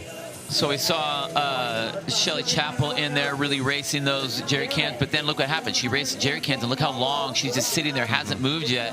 Whereas we see Yvonne went from nice and easy on the cans and immediately to the wall balls. So this is what we were talking about, deciding what you're trying to do. Use your wall balls right now. This is the race, the wall balls, not the jerry cans. Do that for the second part, because that's going to be the race to the finish. Now they've done the jerry bag or the jerry can carries. You're in the set of 40 wall ball shots. Your last really big chunk of the wall balls. As Howard takes just a quick break there. Lynn Knappman on the other side in the black pants. Howard on the right side of your screen. And again, that big tie for second in that division at 290 points, as Bill told us about a little bit earlier. It looks like Patricia McGill just left the Zeus rig to go back up, and here comes Aiken on his way back in that white tank top. Man, Aiken, this guy, he's just hammering the rest of the field. No one is even close to this guy. And, we were talking about Will Powell being the guy, but even Will Powell is, he's doing great, but he just can't get anything up on Aiken at all. Well, here's your side race now. It's two different divisions, but McGill's out first on the sled. So you're going to look at opposite ends of the field. Like, it's just the inherent competitor in these athletes. I know you're going to get your 100. You're looking for your 100. I'm looking for my 100, but let's race a little bit. Well, it's always nice to have someone that's pushing you, and I think what this shows me as a programmer. I do all the programming for my gym and for different programming sites and everything. When I see the men and women time frames are about the same, the groups are about the same, then I know that things have been scaled appropriately and the stimulus is the same. Look at this. Both athletes being affected the same way, deciding to rest at the same time, moving through each of the implements about the same, and these are your leaders. That's exactly what it should look like. Now, Patty, with her, I would tell her, again, bring those hands up just a little bit. Not a lot. They don't need to be up at the top. But you can see how her shoulders are down, and that really puts a lot more strain on her arms because now she has that gravitational and her own vector force going down. Get those hands up. Just another hand grip would even her out a little bit. Bill, you have any preference? Here's the debate at the local gyms. Any preference on the straight arm or the bent arm with the shoulders up at the bar? Does it go by feel? I think with this one here, if that middle piece that connects the two bars wasn't there, then you can get in there and let your shoulders do the work. Save your arms for the other thing. But it's hard to get your face up over that bar. Then your positioning is a little bit different. So if that wasn't there, yeah, get your shoulders in there. Drive with the shoulder. Completely across. Some athletes will go ahead and turn that sled, have it ready for the final push. Also give you maybe that split second to take one more deep breath. Some will just leave it there and turn it when they're done with the wall balls. And it's Debbie Downing now on the push. She has her hands up high. You like that a little bit better. And I love that position. Now with Debbie, she's 10 points out of that 5-way tie, so she's right in the mix as well. You know, as far as like number-wise, she would be in 3rd place. But so this is a great position for her too. If she has a great finish here, that could jump her up into that group and hopefully sit at a second or third, or the 2nd or 3rd position. I'm sorry, 2nd or 3rd. Yeah. In the women's division, you've got Mary Beth Pomodritis with 440 points. She is running away with it. But you have Lynn Atman, Shelley Chappell, Yvonne Howard, Patty McGill, Anne-Marie Blinko, as Bill said, all with 290 points. And then Debbie Downing, quote unquote, she's in 7th, but 10 points out of 2nd place. It sounds, you know, the number looks like, oh, you're in 7th place. Well, I am just 10 points from 2nd place on that podium. This is going to be a fun race to watch for the podium today in this division. Just past the halfway point on the time cap, 16-minute time cap here in event number 6, carrying Karen. And now they're going to get into the 30 wall ball shots, and it's going to change a little bit, Bill. The wall balls are going down, and instead of maybe getting a jog back to the start-finish line, you got to grab that object. Now you're going right back on the strongman implements. Right, so that halfway point is a sled coming across. We know how obnoxious that is on your legs. It just hurts so bad, your legs, your hips, your glutes.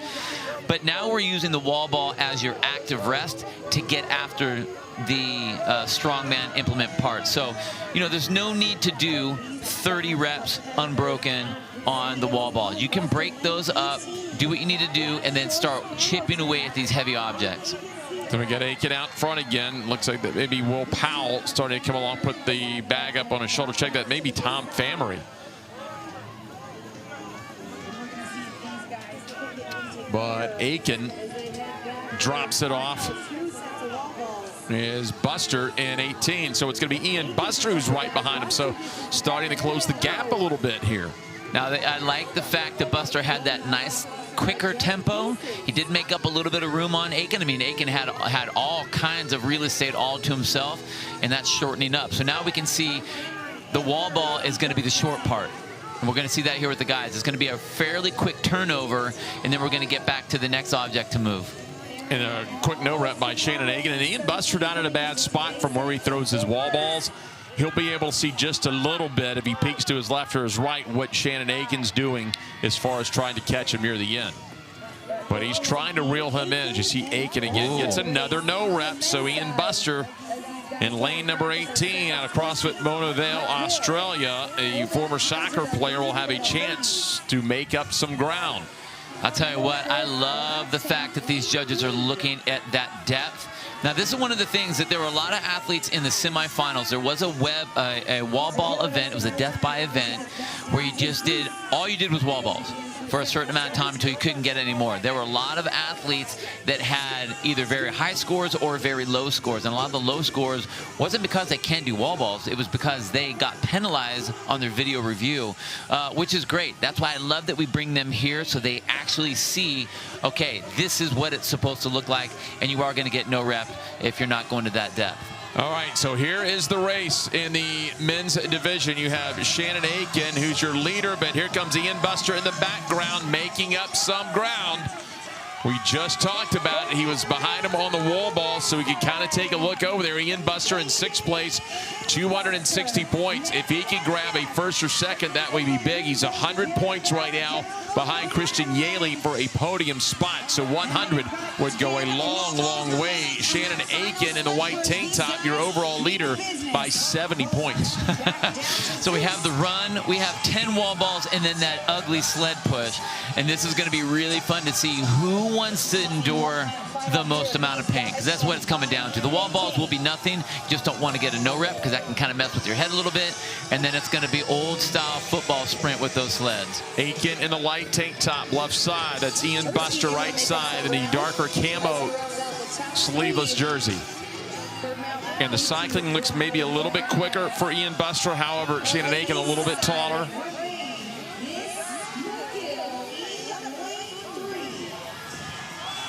Oh, and it's Buster out in front, 160 feet away. He had to turn his sled. Aiken had it ready to go. That was smart. That was smart. But look at this. I don't know. I think that Aiken might just be like, okay, look, I have a nice cushion. You go ahead and take it. Man, look at Buster go.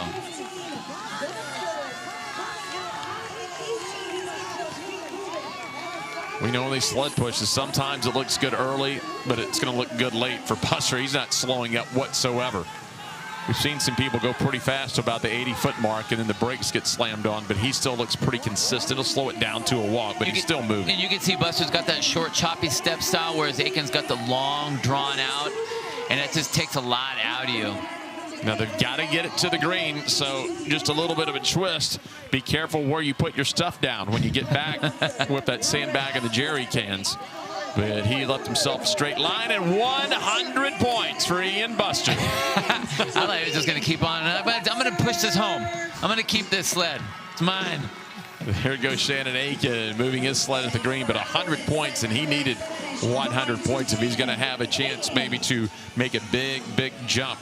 Buster this week's gone 3rd, 5th, 8th, 6th, 7th. 90 points for Shannon Aiken. Add to that, he's had 3 event wins, a 2nd, a 3rd, and a 4th. And Patty McGill head down doing some work. Still all by herself. And this is great. You know, she doesn't have to overexert herself. She just has to keep on moving. She knows she has a couple more events today. This is the last day. She knows she's in the lead. No reason to overdo it. A win is a win, whether it's by 3 minutes or by 3 seconds. So take the rest. Let everyone else work nice and hard. You just do what you need to do to get through there. One thing we'll know for certain, she will be 2nd place all alone now after the 5-way tie. So she gets the 100 points. She will have 2nd place. So how large will that be? It will depend on how everyone finishes out. Get back on track, a little bit of a right-hand turn. Like you put your head down, you're thinking you're going straight. Back there in lane number 3, or lane, it's going to be Debbie Downing. And there goes Patty McGill.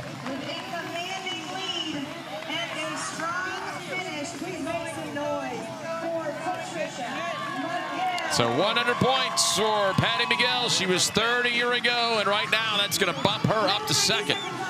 And that may be, even though it was lane 2, I'm not sure they got their sleds, they crisscross. Sled number 1 should be going to Debbie Corwin. Double check her number. I believe it is Corwin. Yvonne Howard back out on the sled.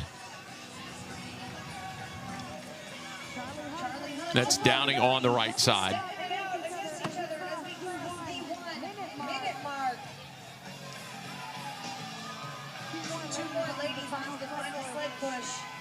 Downing on the right.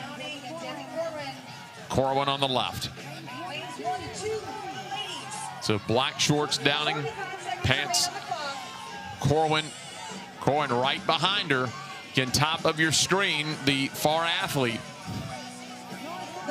A little bit slower when you pass someone to run, but it can be so mentally defeating to see someone go past you, especially with a sled. Oh, you know how bad your legs are burning when someone can just go past you like that. You're like, well, all right, you got it. Corwin, who came into 9th place, about to get herself 90 points. And so 90 points for Debbie Corwin. She had 200 points overall. That'll move her up a little bit, but she's still got a lot of work to do the remainder of the day. Downing will just miss the time cap, and Downing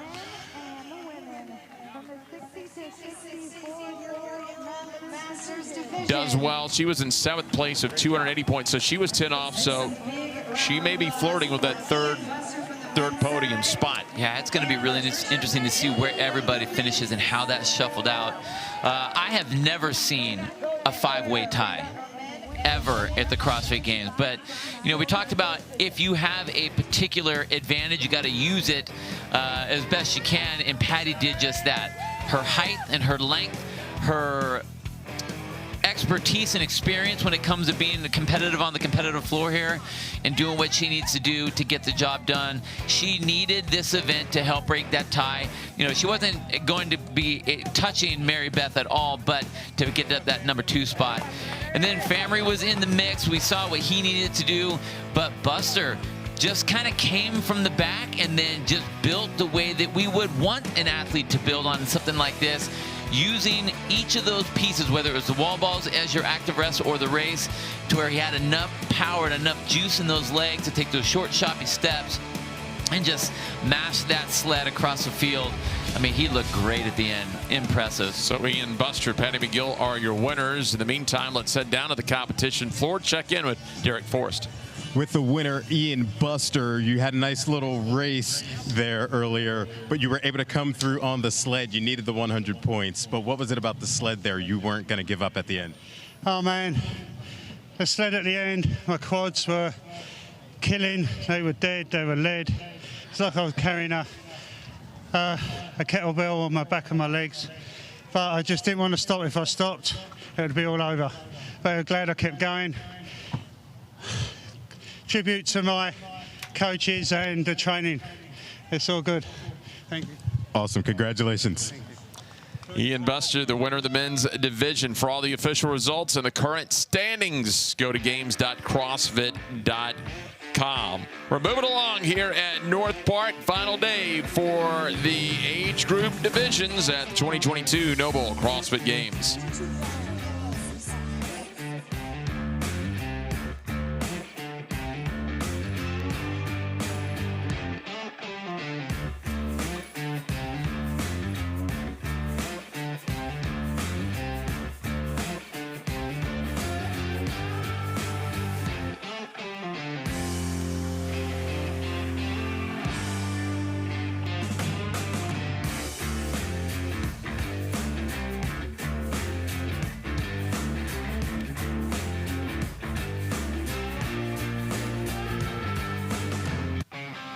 We're moving from Masters to the teens in the 2022 Noble CrossFit Games Live Energy Center in Madison. Bill Grundle, let's take a look at carrying Karen. So we got the 150 reps of those wall balls, but we have those strongman implements in between. So we have the Husafeld carry, we have the Jerry bag carry, we have the sled push. We do that twice, and we got that 16-minute cap. See how they're going to line up in the 14, 15-year-old girls division 1 through 10, and it's Lucy McGonigal.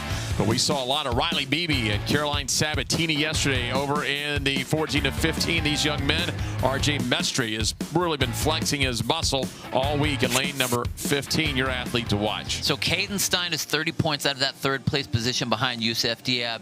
And Stein had the best wall ball score out of that semi-death by event. So this is going to be something that he really, really needs. Now, Yusuf was about 15th, so this is a great position for him to make that jump and hopefully get up to that podium spot. Underway as everyone will grab the Husafeld bags. Whoa! Wow! Okay, we're all out sprinting down at the bottom. Woo! That is Stein.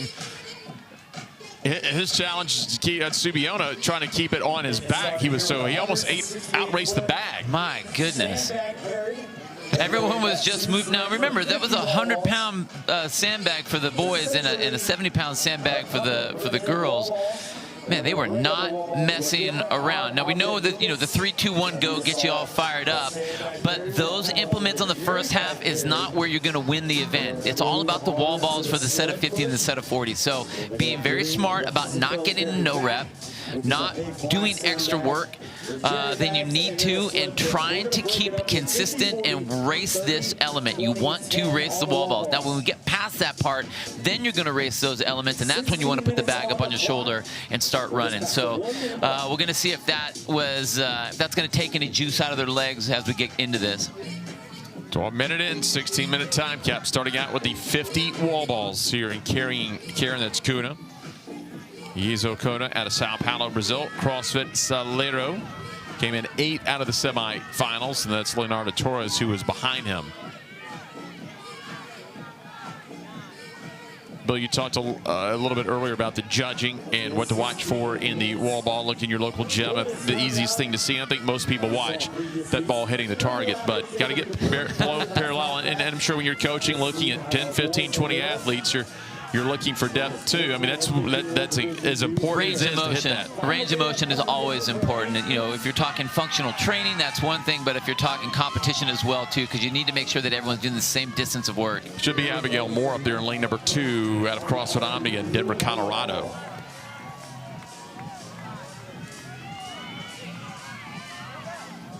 I'll tell you what, all the ladies did a great job on those wall balls. They moved so quickly through those. Abigail Moore, again with the lead. She is in 7th place. She has 190 points. She's going to have to hit some home runs today to get on that podium. She's come out with a 10, did have a 2nd place in the Max Trio, a 10th, a 6th, and an 8th. But the early lead here, carrying the jerry cans back to the Zeus rig. Biono out for a stroll with the jerry bags. You can see with those bags, you want to keep them from bouncing around. You don't want them to twist and turn, because if it does turn, you can see how it's tripping them up there a little bit. That Mestri.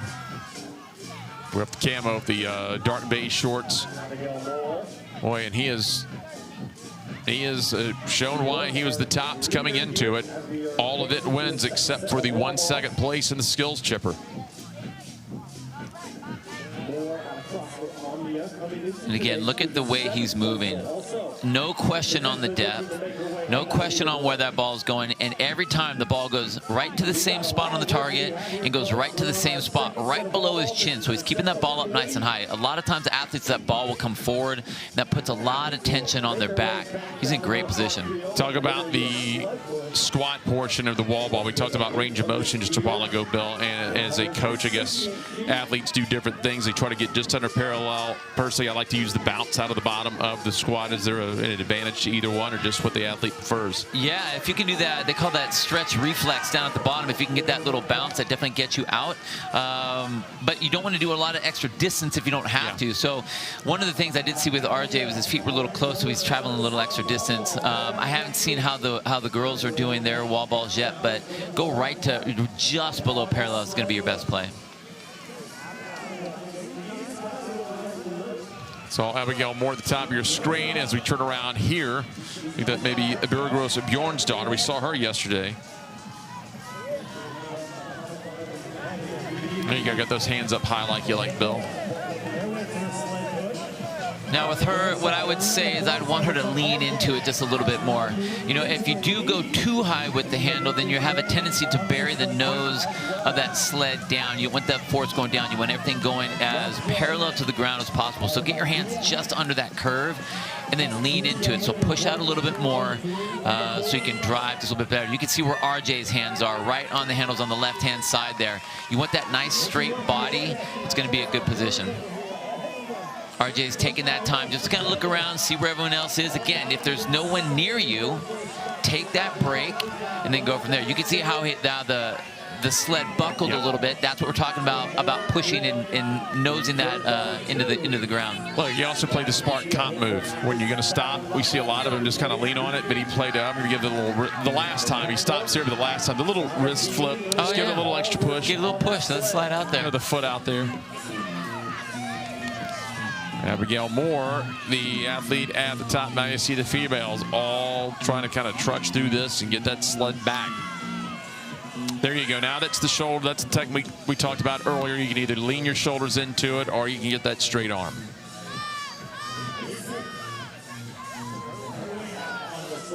Now you'll start your 30 wall ball, so you're trying to save it as much as you can.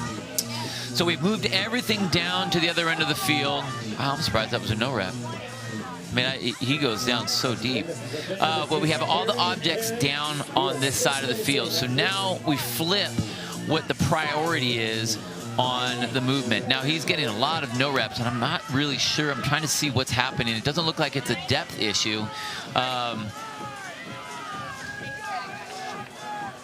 But now we flip it. So now you want to run, and now you want to move quickly on the odd objects, just like Abigail Moore is doing here. You can see her really pushing the pedal to the metal. She's grabbing that bag, and she can even put it up on her shoulder if she wanted to help herself run a little bit easier. But this is where you want to make your move.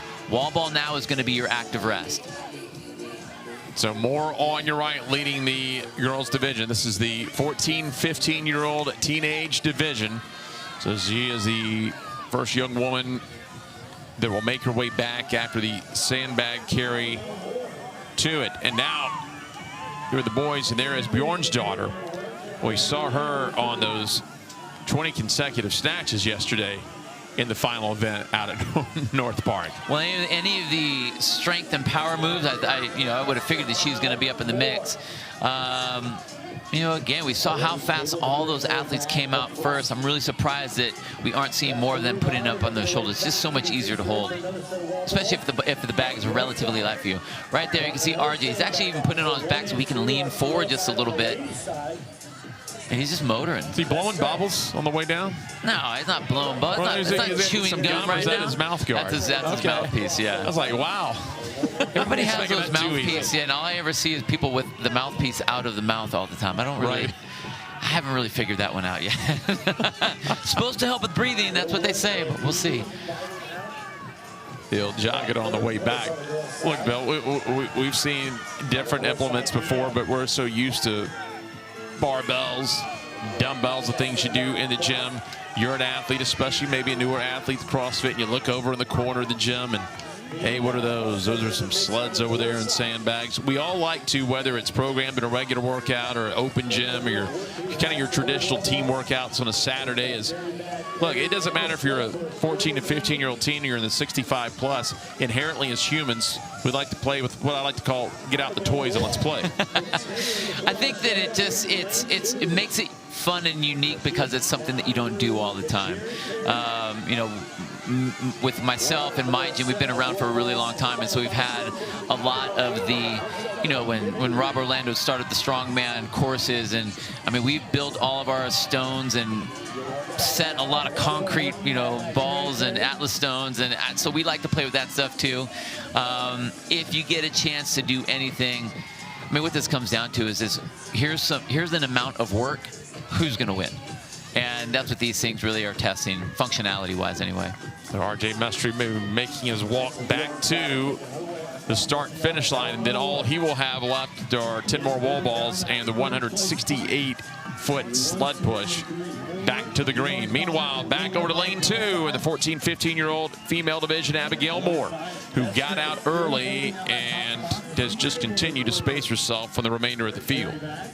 I mean, she's actually lapped some of the other athletes that are on the floor. She has just been crushing this event all by herself, and I love the fortitude that she has.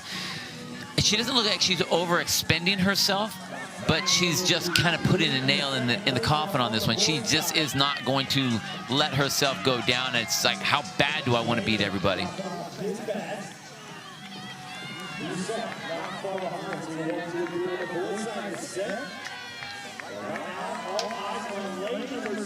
So Moore on the left, your leader in the female division. That's Mestre, your leader over in the right. He's got 3 reps remaining before they get to his final sled push. We want to let you know, enter to win $2,200 at ServiceDirect.com. Get the same floor that elite athletes are competing on. Stronger, safer, and easier on your body. Again, that's Service Direct. You see the QR code, and here comes Mestre on the right side of your screen, the leader for the 14 to 15-year-old males. And Abigail Moore about to finish things up. She's going to be the overall winner. It's a little bragging rights once they get back to the athlete area. Now, what a great performance by Abigail. Just absolutely handled the wall balls. No issues there at all. It's like, am I done yet? Can you tell me if I'm done yet, guys? Man, that was a huge win for her. Huge win. Well, it's funny, there's no collapse. It looks like she could go, we got anything else left? Mestre's going to sprint, and he's got a little bit of a push from behind, but he's still far enough ahead. He's going to grab yet another event win, and you see up top of your screen, the second female is in. That's going to be Burgos Bjornsdottir.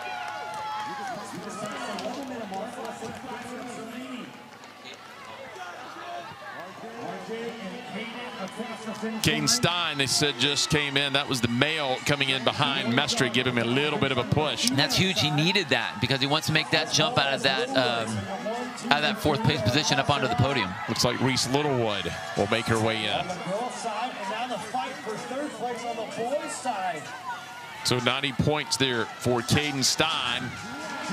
There's 80 points left. We've got a bit of a race near the end. Subiono. And he will grab 70 points. Actually 80 points for third place. And walks right, that's the smartest thing, walked right into the mist. Remember, he was the athlete that was, I believe, in the ice chest yesterday. Oh, that's funny.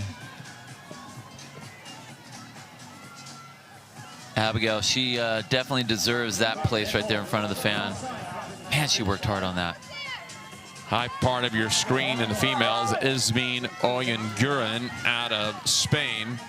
And then the male just passing her on the bottom. And again, you got to navigate depending on where you put your stuff down on the way back, because you have to get the sled in the green. You can drop the Husafeld, the sandbag, and the jerry cans or the jerry bags in the blue. That sled's got to get all the way in the green. So just, you know, talk about grunt work. You don't have to think about it. But when you come back, you need to think a little bit before I'm going to have to bring this sled down. I would like to eliminate any right or left-hand turns. Guaranteed that wasn't anything that was thought about or discussed about. You know, we saw that, what was that, 2018 when they had Strongman Sphere. Yeah. Same type of deal, bringing objects down, bringing objects back, and then getting hung up because some of the objects are right in the way. Anna Belisle, I believe, here at a CrossFit Full Potential in Newburyport, Massachusetts. That is Anna Belisle. Anna Belisle this week is sitting in 6th place, 260 points. She was 110 points off the podium. I believe she's gotten in ahead of like Bibi and Sabatini. She'll have a chance maybe to make up some move. That's Beckwith and Torres, and Beckwith takes off on the back half. The tortoise or the hare here is Beckwith, who's trying to sprint and stop, and he is going to beat out Torres. It's just so, sometimes those sleds can just be so demoralizing. I mean, you know you can move it, and the amount of gas you have in the tank, you're like, yeah, yes, I'm going, done. And everything just shuts off. The amount of athletes that we have seen, and we're going to see more athletes, like, look, they've been briefed. They know before they've done any work, and it's all great when you're back in the athlete village and you got the AC to push the sled in the green, but you get 14 minutes into it. How many athletes have stopped in the blue and thought it's over, only to have the judge go, no, yeah, got about another 10 feet, let's go. I forgot you said that. A little less than 90 seconds before you hit the 90-second cap. Arjun Mestre going to go congratulate everyone down the field of play.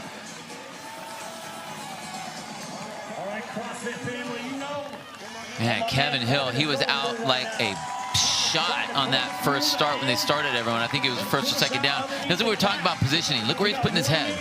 That is not going to help you out putting it on your back. The idea of putting it on your back is one thing, but he's so bent over that he's muting all of his power. It'd be better to lay on top of that bar than be underneath it like that. Well, his fellow competitor is going to help him get this thing in. He's got just over 40 seconds to go. Look, there's no doubt. We saw him yesterday laid out. He puts full effort, man. He goes. He lays it all on the table.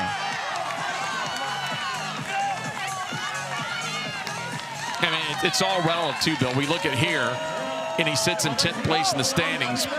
But the reality is he's one of the 10 fittest young men in his age group in the entire world. Oh, yeah. I mean, you put him in any gym, and he's going to do some damage across any athlete, you know, at a regular gym. It's the Kevin Hill we know and love, man. He's not doing all the work. Oh, way to finish, though. Way to finish. Thanks, guys. I'm drowning down here. Thanks. That's what you do when you're young. That's what you do when you're young to your buddies. Oh, Oh, man, I'm surprised that's he just awesome. didn't dump the ice chest on him. Let's take a look at how this thing developed. So from the beginning, Abigail just destroyed the wall ball. She looked so confident, and I didn't even really ever see her break. Every time she grabbed one of the implements, she was moving quickly, which was great to see as well. You know, and even though I talked about working the wall balls and then utilizing that on the flip, and she just went pedal to the metal the whole way. And this last finish for her, she just looks so strong. She needed this event, and that was a great win for her. Now, RJ Mestre, we've seen him look so good all weekend long. Now, even though he got a couple no reps here, nothing really seemed to disturb him. He was very aware, watched the field, knew exactly where he was, knew how hard he had to push, knew when he really had to go. And when he actually saw someone behind him, he just really throttled down, and that was it. Finished with a nice, strong first again. He's earned all but 10 points, and this will be something we talk about later today, and we may talk to Chad Schroeder about it. He's had one of the most dominating performances in any division thus far. I think there's only been one other person, which was Kristen Clever, who won every event except for 1 second. So we may see something repeated like that, yeah. All right, let's head down to the competition floor and check in with Derek Forrest. All right, down with the winner, Abigail. You absolutely crushed this one. You were telling me you went unbroken on the wall balls throughout the entirety, but you had a nice little cheering section down on your end, so I'm sure they were pushing you along as well. What was it about this event that you enjoyed? I think that I knew going into it that it was going to be a good event because wall balls are always something I've enjoyed and been good at. And then the carries were light enough that I could just go on them, and I just executed it. Congratulations. Thank you. All right, there is Abigail Moore. She's your overall winner and the winner in the 14, 15-year-old division for the young women. Bill, there's one thing to be good at, and there's another thing to enjoy it. So she goes unbroken in all these sets, 50 down to 10. And so let's take a look at how they finished here. And Abigail Moore crush it, 10-36-64. Gorgos Bjornsdal grabs Donnie Porter.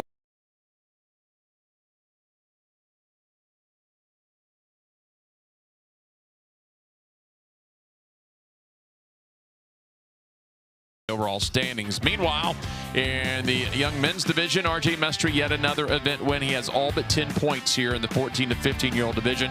Caden Stein, Harvey Raring there in third place. Yeah, Caden Stein really needed that and did exactly what he needed with that second place finish. That's going to bump him up onto the podium. To check out the current standings, you can go to games.crossfit.com for all the official results, not only in the individual events, but the overall standings. We continue carrying Karen here in North Park at the Alliant Energy Center at the 2022 Noble CrossFit Games.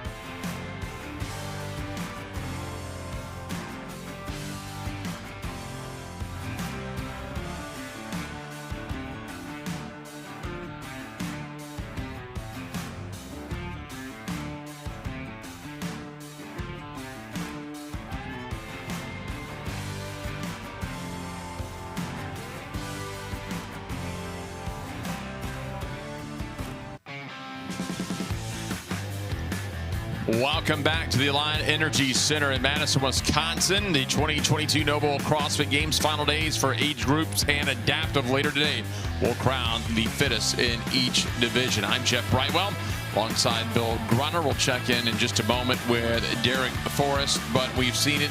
Few heats thus far. This has been a fun one, Bill, carrying Karen. And it is just that. It's Karen broken down. We have those 150 wall ball shots, but we throw the strongman implements in there. We have the Husafeld carry, the Jerry bag carries, and that sled push. We do those pieces twice, and we have that 16-minute time cap to work in. Derek Forrest is down on the competition floor. Derek, we've been able to get out some toys today. Yeah, we've all done Karen, which is 150 wall ball shots, but it is broken up with some odd objects, and that seems to be the separator so far, what we've seen in the first couple of heats. It's either going to extend your lead if you're on the podium, or if you're struggling to, or if you're trying to get to the podium, it will help you get there. That seems to be the biggest separator. If you are big on odd objects, you are going to excel in this workout, guys. Thanks a lot, Derek. Let's see how they are going to line up. We have both the male and the female, the men and the women here in the division. So the 55 to 59-year-old woman will be in lanes 1 through 10. Lori Machiznik in lane number 1 was big yesterday. She still has some room to make up. Leah Coates is leading the way in lane number 5, and that's how the women will line things up today. It's the lanes 11 through 20 for the 55 to 59-year-old men, as Mike Egan continues to lead in lane number 15, but he'll try to hold off Antonio Bolderini and Leonardo Wintersbach-Lima in lanes 14 and 16. So that's how they're going to line up here for the 55 to 59-year-olds. Mr. Leonardo Wintersbach-Lima is second place right now behind Egan. Egan's got that nice 40-point lead. But Lima is a very strong athlete, so we've seen him do some pretty incredible things. I don't think that the odd objects are going to be an issue for him, but it's going to really come down to what he decides to do with those wall balls. It'll be a big deal, but he needs this if he wants to make that jump over Egan for that top spot. He's 40 points back of Mike Egan. As we take a look down at the women's division. And Joanna McCullough, so she's 20 points behind third place, so she's sitting in fourth right now. But Stambaugh is kind of that gatekeeper. Now, if you look at these two athletes, you know, between wall balls and strength stuff, McCullough has the better scores on those types of events. So this is the move that she needs to make if she wants to make it up onto that podium. 10 seconds. Stand by.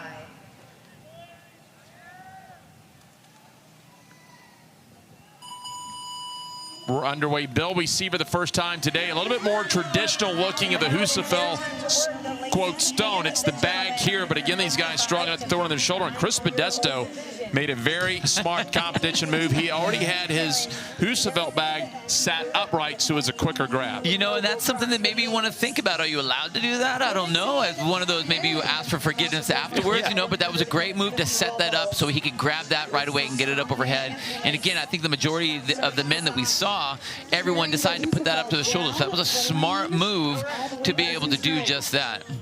Well, and you see there in lane 19, Mike Fry, you don't want to drop it or toss it. Both feet have to clear that line before you can let go.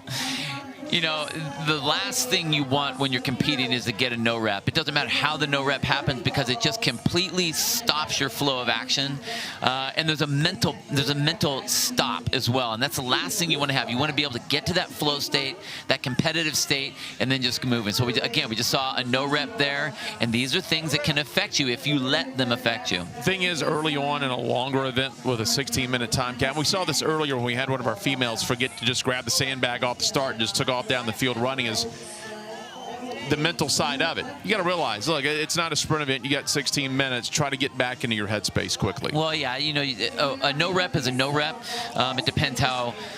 I mean, if you did the thing where you ran down halfway down the field and you have to come back, okay, it's hard to kind of, you know, swallow a little bit. But for the most part, a no rep should not stop you. Just keep going. A lot of times, you know, you'll say, I'm going to do a set of 15. You get a no rep and you stop.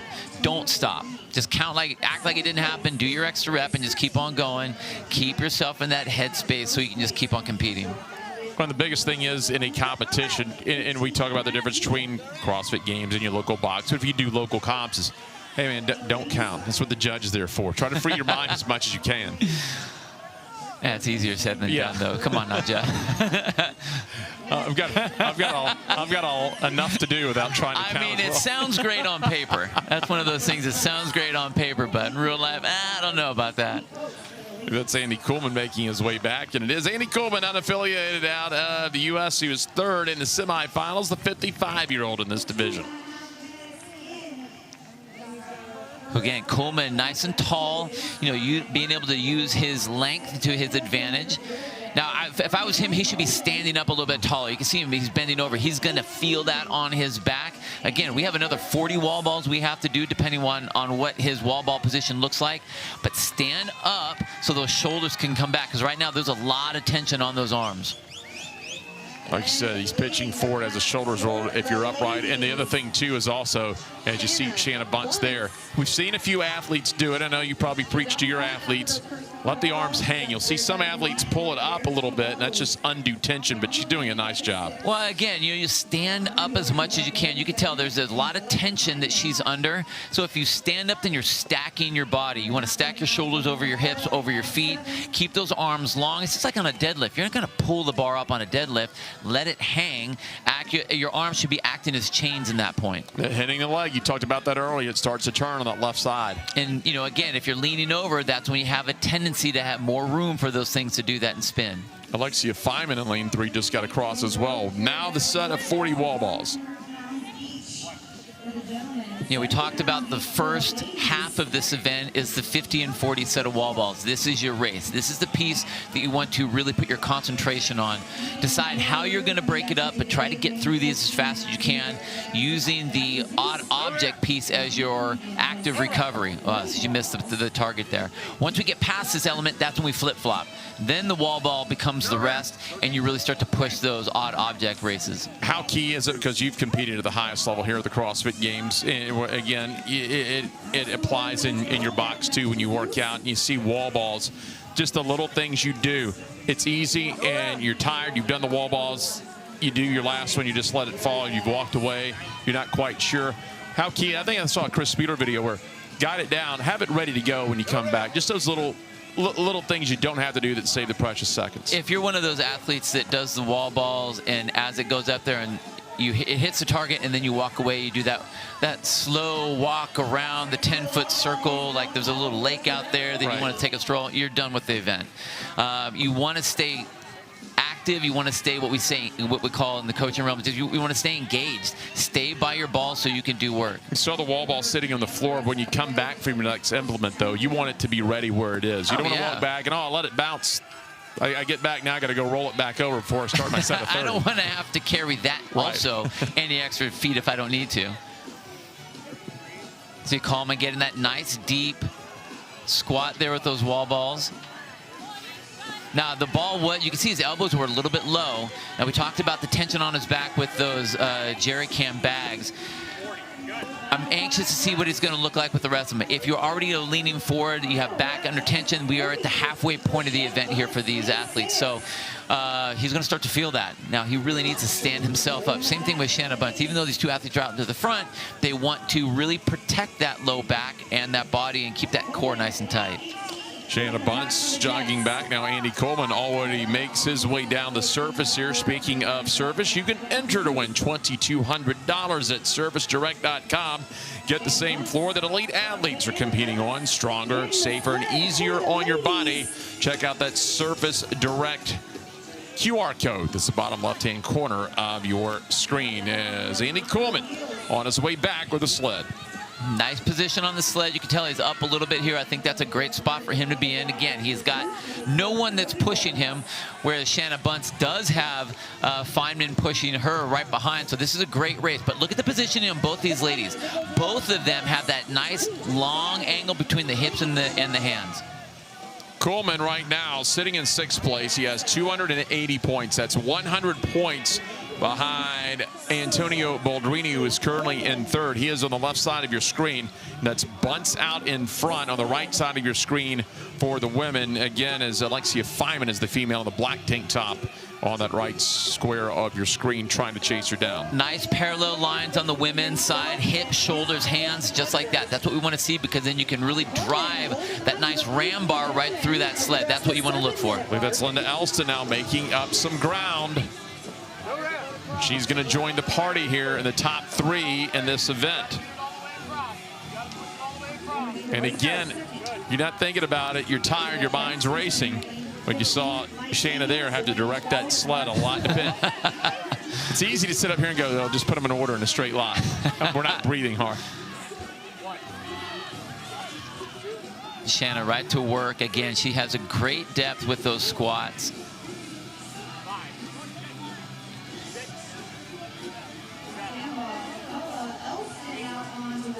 Boy, just like a piston now, straight up and down. Going sets of 10. That's super smart. Now, again, you know, we're at the second half of this, so you want this to be your rest, yes, for the odd object work. So take the break on the sets of 10. Take a nice little rest. It's all right. And then get to work on those objects. Left side of your screen, the white tank top. That's Andy Coleman. He is leading the event. Mike Fry is over there on the opposite side. He's currently in 8th place in this division. And Bunce on the right side leading event number 6 this test. Carrying Karen, a variation of the bench bar workout. Carrying Karen, which is 150 wall balls for time.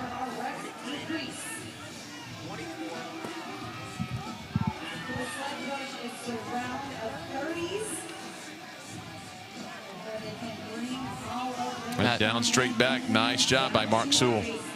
You know, we were walking down here this morning getting ready for the event, and it was already hot and muggy and I mean, way more humid than it was yesterday. It was very hot yesterday, but it's very humid today. So you can see, you know, one of the things that these athletes have to contend with is how are they going to be able to try to cool themselves down. One of the things that we did see that last camera shot a few ago was Mike Fry went to the water container there, the cooler, just to grab some water and dump it on himself. So these athletes are all having to contend with that heavy duty. It's like breathing through a wet towel, you know. Okay, you see sleds 8, 9, and 10. Cici Fougere on sled 8. Lasara Manini on sled number 9. Amy Simpson, sled number 10. Closest to you, and in the distance on sled number 5, that's Leah Coates right now, who is your overall leader in the standings with 390 points, a 40-point lead on Shanna Bunce. And Coleman throws that Husafeld bag just on his back and hanging on. I mean, that's a cool way to do it. It seems like that would be a little awkward to hold on to. I mean, just you don't really have a handle. And again, we were talking low back stuff. When you have to lean like that, I think I just would have done it the way he had it originally. Just throw it up over his shoulder rather than on his back. But moving, and again, he's up in the front. He can see where everybody else is, and he's already lapping some of the other athletes. Meanwhile, Shanna Bunce on her way back with a smaller Husafeld bag. Carrying it the traditional way, interlocking the fingers. If you can get those arms around it, that's the way to do it. Then up top, you got Lori Mashesnik, who made a bit of a run yesterday in the Coliseum. Mashesnik, remember, got an event win in Parallel Elizabeth yesterday. You know, she made a jump up just in this event alone. We saw Shannon was basically all by herself. There's a whole lot of talking going on right now. Internal talking. Just hold on. Look at her fingers. You can see how tight this is and how hard that is on her fingers. So if she could get that bag up a little bit higher, you know, if she had to do another lap or something, that's where you'd want to re-grip and have more of a wrist grab rather than a finger grab. 11 minutes in, there's 5 minutes remaining in the time cap. 16-minute time cap here in Carrying Karen, event number 6. Final day. Whatever you got left, you got to spend it today if you want to be on that podium. Well, I think these athletes are all really getting after it. They know what it takes and what's in store. Those athletes that are wanting to make that jump onto the podium, they have to start big early. So I think you're really starting to see some of these athletes really attacking. But we'll have to see what it looks like.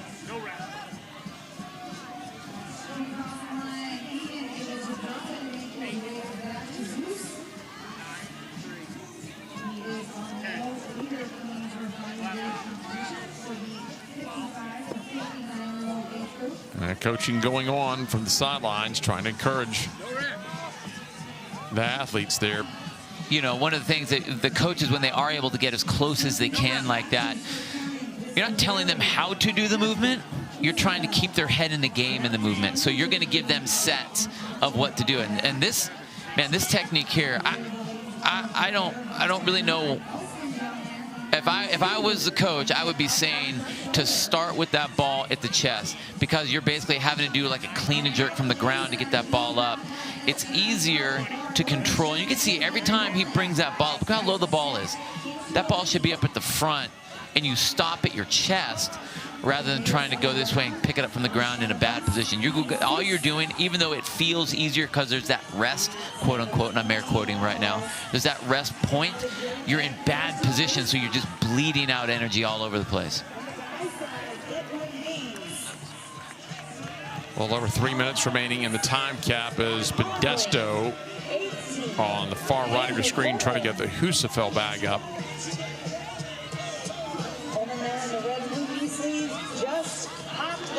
So again, back to the wall balls, and then they will have another carry. You still have to get the sled across. Here comes Coates, Leah Coates in lane number 5. Again, a 40-point lead out of the United Kingdom. She's your overall leader.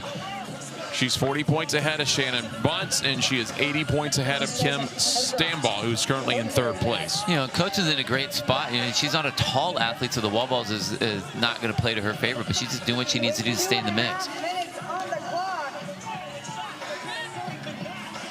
Andy Coleman, again in lane number 18, leading this event. And Coleman sitting in 6th place at 280 points. He's 100 points away from a podium spot. 100 points to go a long way here with a few events remaining today. He definitely needs this. And so, you know, again, when you're one of these athletes that are chasing that podium spot, every single event counts. So yeah, all you need to do is win. You don't need to overwin everybody, but get that win. So when you have the confidence and you have that momentum going into the next couple events as you make your way to the finish of this day. Bill, doesn't an empty sled seem so innocent when you look at it? We're pushing the empty sled. There's some heavy air in there, right. Jeff. I don't know what you're talking about. There's a big old pile of air in that you just can't see. It's invisible weight. It is what it is. If you've never pushed a sled, I would invite you. Just don't put anything in and see what it's like after a couple of pushes. Meshesnik and Elston down in lane 1 and 2. That's sled number 2, so that should be Linda Elston. We've seen a couple of sleds crisscross. Here's Coleman.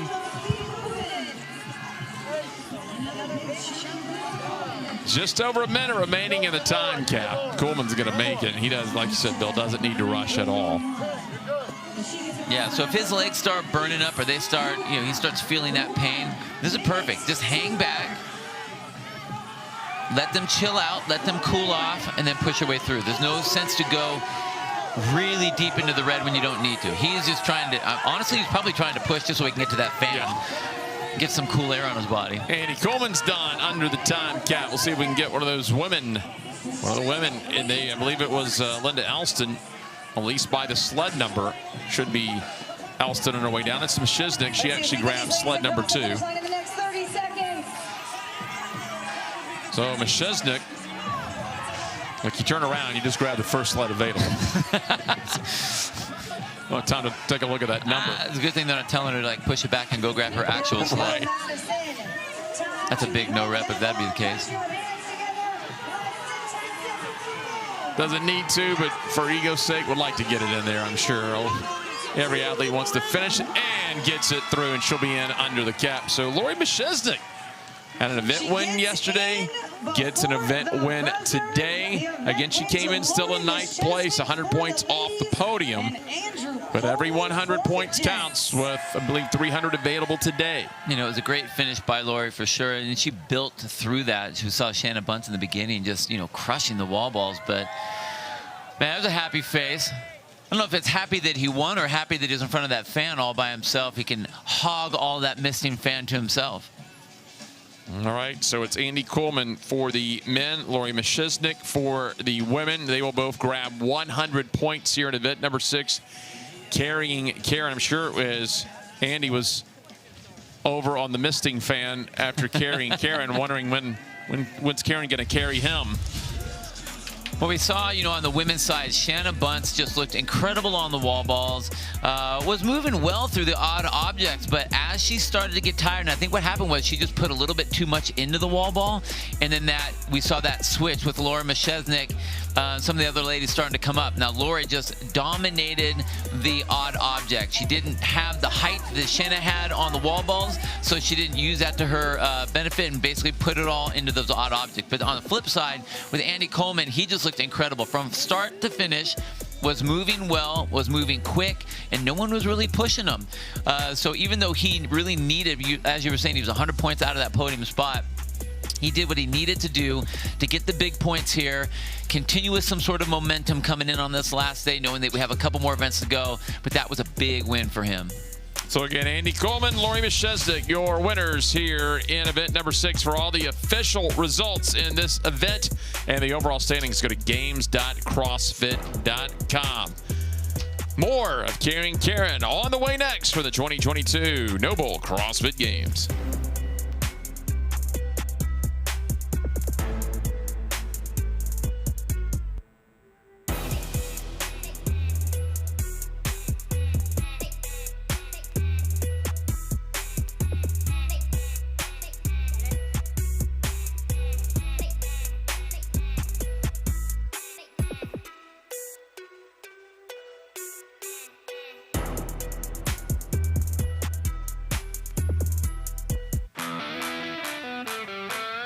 Well, we're going to continue to carry Karen here at the Noble CrossFit Games at the Alliant Energy Center in Madison, Wisconsin. In our age group division, the 50 to 54-year-olds will take their crack at this event. I'm Jeff Brightwell alongside Phil Grunner. We'll check in later with Darren Forrest. He is out on the competition floor. Benchmark workout that goes way back, 150 wall balls. It's going to be a little bit different. I love the fact that they broke it up because I'm not really a fan of Karen myself, but we throw some strongman stuff in there with that Hudspell carry, the jerry bag carry, and the sled push. We do that twice. That 60-minute time cap. But this is a really, really fun event and a fun way to break up Karen. See how they're going to line up here. It's going to be the women in lanes 1 through 10. Your overall leader is Kim Purdy right now. She is going to be in lane number 5, trying to hold off Cheryl Bross and Natalie Connors in lanes 4 and 6. And we've had some athletes had to withdraw. There's still 6 males remaining in the men's 50 to 54-year-old division, as we'll take a look at how they will line up. And it's still going to be a nice battle for the top 3 on the podium between Solon, Stevenson, Sean Patrick. Eric Smith will be a factor in there as well. So that's how they line up in 11 through 16 as we take a look at Sean Patrick. Sean Patrick right now 50 points out. It's a big deficit for him to jump up, but this is an event that I think that he has a good chance. He's one of the best wall ball guys out there. So depending what he does and how he can handle this is a nice opportunity for him to make up some big points for these athletes, or against the other athletes. Well, they're underway again. This is the 50 to 54, and way out in front, I believe that's Natalie Connors in lane number 4. Well, Natalie Connors definitely wants to do well here, but you don't want to blow out too hard on that run down the field. Remember, that's just the first piece, and you jump right into 50 wall balls. And I like the way that they broke this up. 50, 40, 30, 20, 10 on the wall balls with a different movement in between each one. And this first part is all about the wall balls. You need to make sure that you're being very smart about how you break it up, and you need to race the wall balls. It's the largest time chunk of this event between the 50 and the 40. Once we get past that, then we can flip-flop it, and then you can start using the wall balls as your rest. But here, you want to make sure you can put everything into your wall balls and use the odd object as your active recovery part. Again, the athlete on the left side of that rig right there, that's Natalie Connors. Kim Purdy off to the right side. They're both wearing the light tops and the black shorts.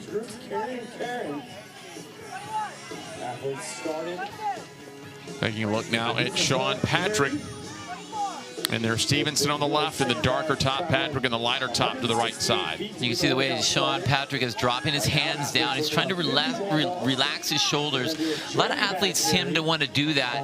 And it's a matter of keeping some of the blood in your fingertips. If your hands are overhead all the time, it can get a little obnoxious on your fingers, but still we want to think about trying to rest as much as we can. So the wall balls are going to be important on this first half. So I think it's smart that if that's what you do to make you feel comfortable, do that. This is your race element on the first half of this. On the second half, this is going to be your rest portion, though.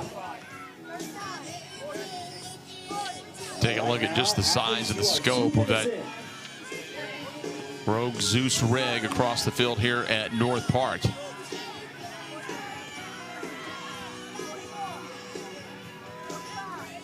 And I'm looking to see where those athletes are holding those balls. Now, up at the top there, it's Tia Gebby. Again, if I'm talking about wall balls, I'm looking at her just based on her height. It makes it a lot easier for a tall athlete to get the ball up to the target, especially if we're going to the shorter 9-foot target for the ladies. So you got Gebby on the right side of your screen. She leads the way. And it looks like Kim Purdy there, the middle athlete, will have to put it down quickly. And that's okay. Now here, we were talking about the odd object part between the 50 and the 40 wall ball part. This is your active rest, so you don't need to crush yourself here. Save your energy, save your power, save your strength for the wall ball segment. Right, Marsha Wells raced ahead of everyone, picked up the bag third, and comes in first to get back to the wall balls. Here comes Patrick again. Sean Patrick is in fourth place, 340 points, 50 points behind Eric Smith, who has 390, so he's got 50 points to make up to try to find a podium spot today. I like that he went right from, dropping off those jerry cans right to the ball, right to work. And look at the positioning. Elbows up nice and high. The ball's right at his chin. So that's where you want it to be. It's close to his body, and that allows his low back to have some sort of a level of, I don't want to say relaxation, but he's stacked, so he's not using extra work on that low back. And Bill, talk a little bit about when the ball hits the target, because you want to have the ball touch the target. It's not going to count if it's coming on the way down or glancing on the way up. It's accuracy, and it matters how the ball hits. Oh, it matters. I've had it a lot of times where either you hit underneath because you're throwing up the ball high enough and it kicks the ball out weird, or you're too far away from the target and it goes up. You have the height, but it comes down and drops to forehand. I mean, and again, that's one of those things that just becomes annoying and more angersome more than anything else. It's when your guy or your female at the gym decides, hey, instead of throwing the 20 or 14, I'm going to go with the 30 or the 20. And he doesn't quite bounce back the way the other one did the first couple of throws. I tell you, the ladies that really have the advantage on this segment are going to be your tall athletes. You can see Tia Gebby to the right-hand side of your screen, the third person up. A 9-foot target for a tall athlete is really easy. So that's why, even though she didn't do as well as I thought she would have done in the semi-event, the death by wall ball, you can see that she definitely is using the height to her advantage. And Kim Purdy, who's a shorter athlete, at least relatively speaking, is really having to push the transitional time to try to make up anything on Tia. So Gebby, the athlete on the top, and the green camo, and that's going to be Kim Purdy in the white tank and the black shorts. So Gebby, again, the top athlete in fifth place, 310 points, 60 points off the podium. And Purdy, that's the lower athlete in the white tank top. She is overall in first place at 420 points. She's got a 20-point lead over Cheryl Brost here on day number 3, the final day for the age groups. Meanwhile, Sean Patrick continues to work away. Yeah, Sean's just hammering. Look at that. There's no one really around him. And we've seen this a handful of times. And in almost every heat that we've seen, there's one athlete that's able to get out to the front, and then they are literally by themselves. And, when we talk about having a strength or a weakness, this is one of those elements, whether it's wall balls or even just the strength element of the odd objects, where if there is a weakness, then it's a glaring weakness, or if it's a strength, it's a glaring strength. I mean, he's out there all by himself. But I love the battle with Tia and Purdy up in the front, and they aren't even alone. There's Wells right in there with them as well. And this is a big one for Wells too, because she's sitting in fourth place. She's only 10 points behind the podium, so this is a great position for her to be in to push against these athletes to see if she can make up and get up above Connors. Well, Wells was great on the other implements. Remember, I believe she was the female that raced down with the sandbag and then passed Gebby and Purdy on the jerry bag carries. She'll stay close enough on the sleds. And back Sean Patrick, who's way out in front, knocking out his set wall ball. Set of 30 here. And at this point, now there's no like recovery jog to go get the stuff. It's waiting right there for you. So this is why the wall ball element is your recovery. You don't need to push. You don't, and even if you do push, if you try to push it really hard, you're going to gain 2 seconds. It's not worth pushing. So you want to stay relaxed. Just try to calm yourself down.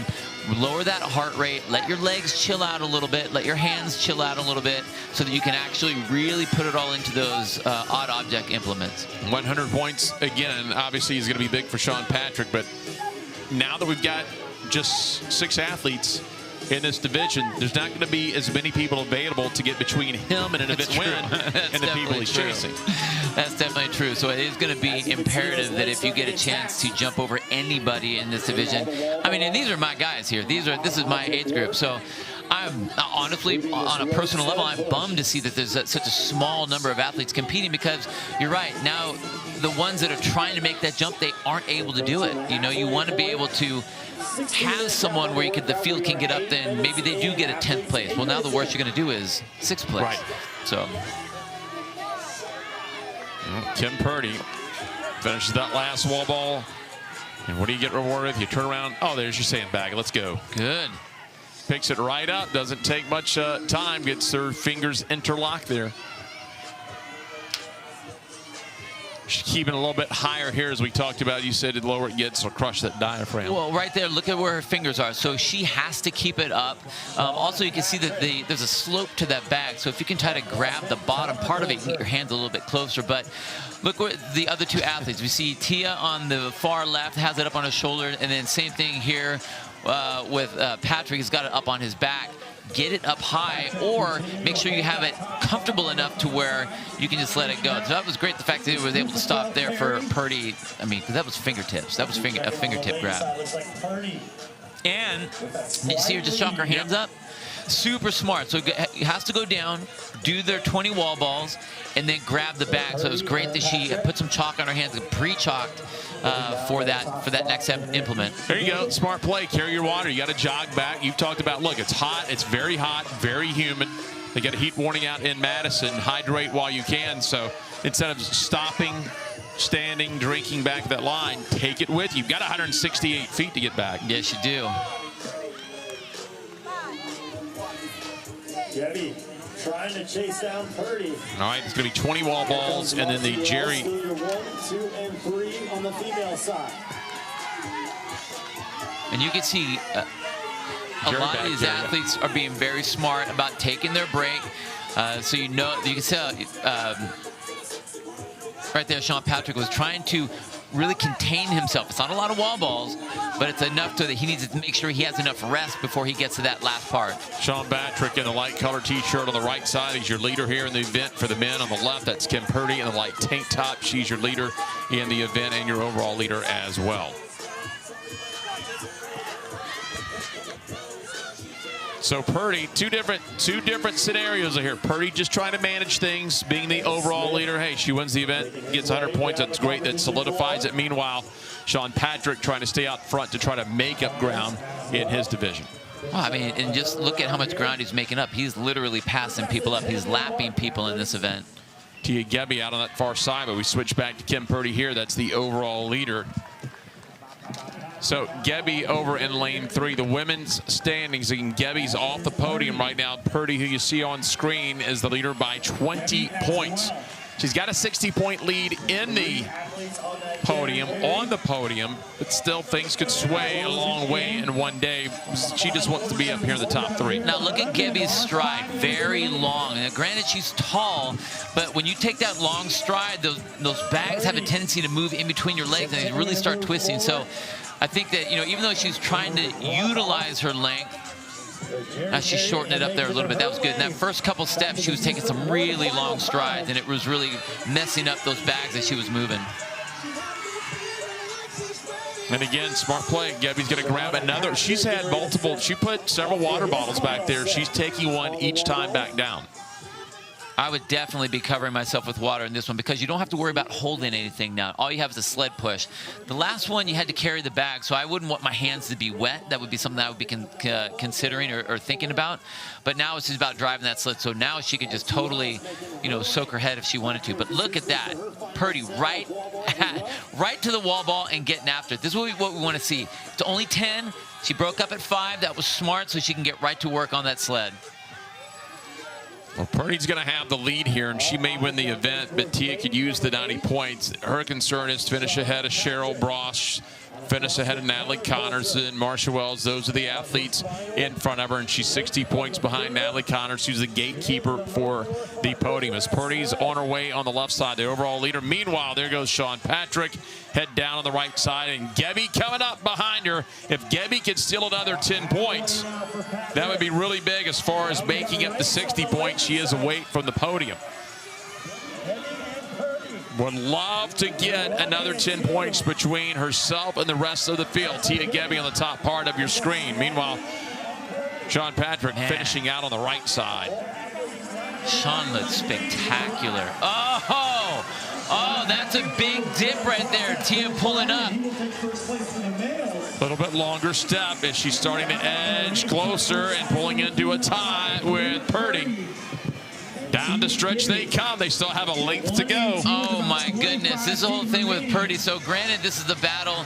Purdy's not in jeopardy of losing a whole lot of distance on this. I mean, she has a nice cushion. But this is huge for Tia. Look at that big, just enough of a break to drop that needle out of the red zone. Give those legs a little bit of pump and a little bit of juice left so she can get that first place finish. That was huge for Tia. Wow. Left a straight line through, and Gebby in at 13:28, and Tia Gebby gets another event win. She won the Max Trio. So another event win for Tia Gebby. And the big thing is, not just beating Kim Purdy, she's going to remain on the top of the leaderboard, but that gets you now, instead of a 10-point cushion, a 20-point cushion to make up some ground here. At least 20 points. Oh, that was huge for Tia. And again, we still have 2 more events to go today, and so if she can continue that momentum, which is huge when you're an athlete, momentum does a lot of great things, so that was a big win. Eric Smith going to work looking for 90 points in the 50 to 59-year-old Eric Smith. 390 points, currently in 3rd. So he had a 50-point lead on Sean Patrick. So Sean Patrick, again, with a 6-person field due to some athletes having to drop out, is only going to be able to make up 10 points here in this with the event win. That's the thrill of winning. The numbers game. Yeah.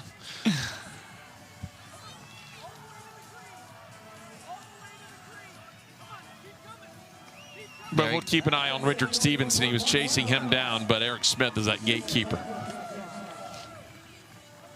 And that was Wells across. Marsha Wells. Well, got to make that U-turn.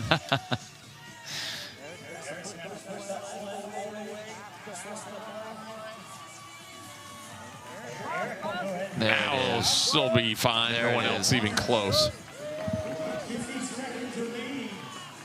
So Eric Smith, 90 points. He is in 2nd place. Meanwhile, sled 14 should be Richard Stevens, so we'll double check that, but it looks like that is Richard with the sled. And it is. Out of Black Flag CrossFit in Avon, Ohio. So again, the unfortunate thing is Sean wins it for Sean, but 2nd and 3rd are the 2 guys he's directly chasing in a 6-person field right now. Still makes up some points then. You still take that event win.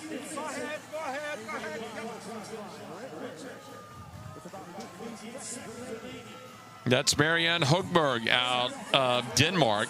Was 5th a year ago.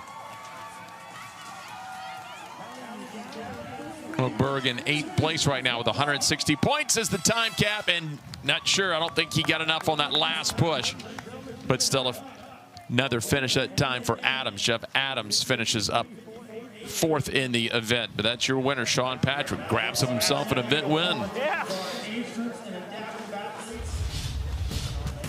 You know, we saw a big battle here between Tia Gebby up at the top and Kim Purdy. And I tell you what, I was not expecting Kim to do as well as she did on the wall balls. I knew that Tia, with her height, would be able to do just incredible on the wall balls, but Kim Purdy just hung in there. But that last push, there was just that break that Tia Gebbe took, allowed her legs to chill out for just a bit and help her to get through that finish line. But on the men's side, Sean Patrick just did not let go at all. Had the lead from the start and held the lead all the way through, lapping the field at one point. You know, again, he's trying to get himself up to that podium. Not as many athletes to deal with, but this was a big win, and we're going to see what kind of momentum that has for him for the rest of the day. Sean Patrick, your winner. He's with Derek Forrest. Thanks, guys. Here with the winner, Sean Patrick. You needed those 100 points, 50 points out of reaching the podium. But just talk to you. You said you loved the odd objects. What was it about them that you enjoyed? You know, these guys are teaching me a lesson on the technique work. Good for me to get some grunt exercises and just put the head down and go. Congratulations, man. Thanks. Hi, Mom. Sean Patrick, the winner here, grabs himself 100 points in the 50 to 54-year-old division. Don't forget, you can go to games.crossfit.com. You can check the individual event winners and the results of the events, as well as the overall standings, which are key today because it is the final day from the 2022 NOBULL CrossFit Games.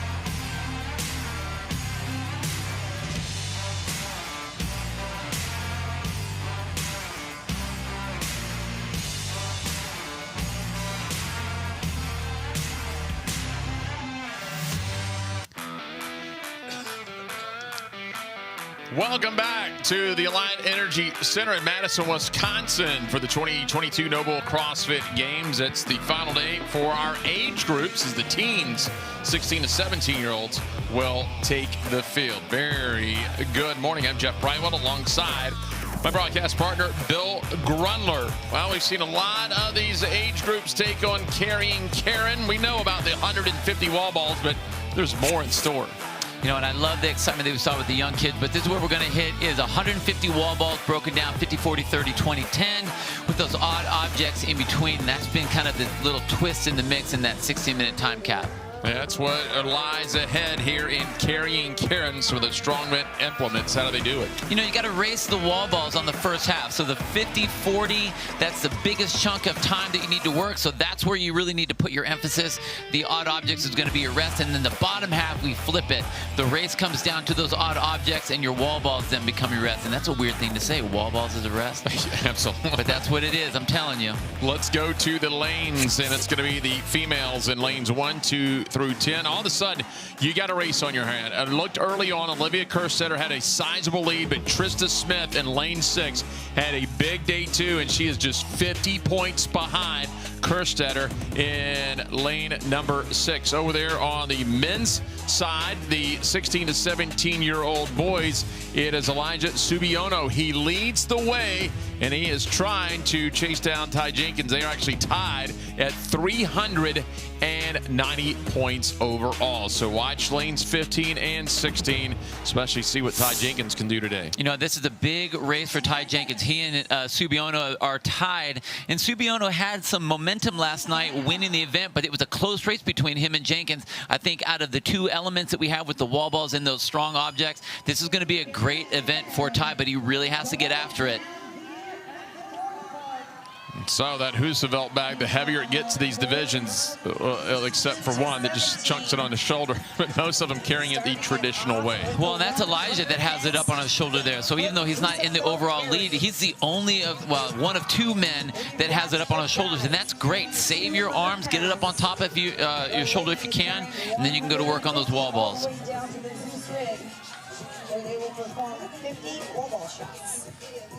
Lane number 6, that's Trista Smith on the right side of your screen, the female who threw it over her shoulder.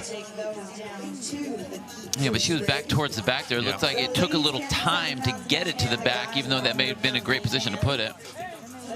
All right, starting out with a big chunk, the first set of 50 on these wall balls. And this is an important set of 50. Most of the time, if you were racing just Karen, you'd want to be very smart about, you know, pacing early, braking early. But I really think that here's where you want to take your big chunks. You are the most fresh. You have a chance to recover as you're going down the field to get the odd object. So you really want to push this element, push this part of the workout as much as, or of the event as you can, and get after it on the set of 50.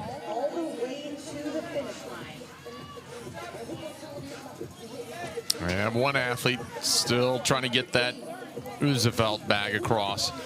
I mean, hey, that's 200 pounds. Yeah. You know, this is not a lightweight object.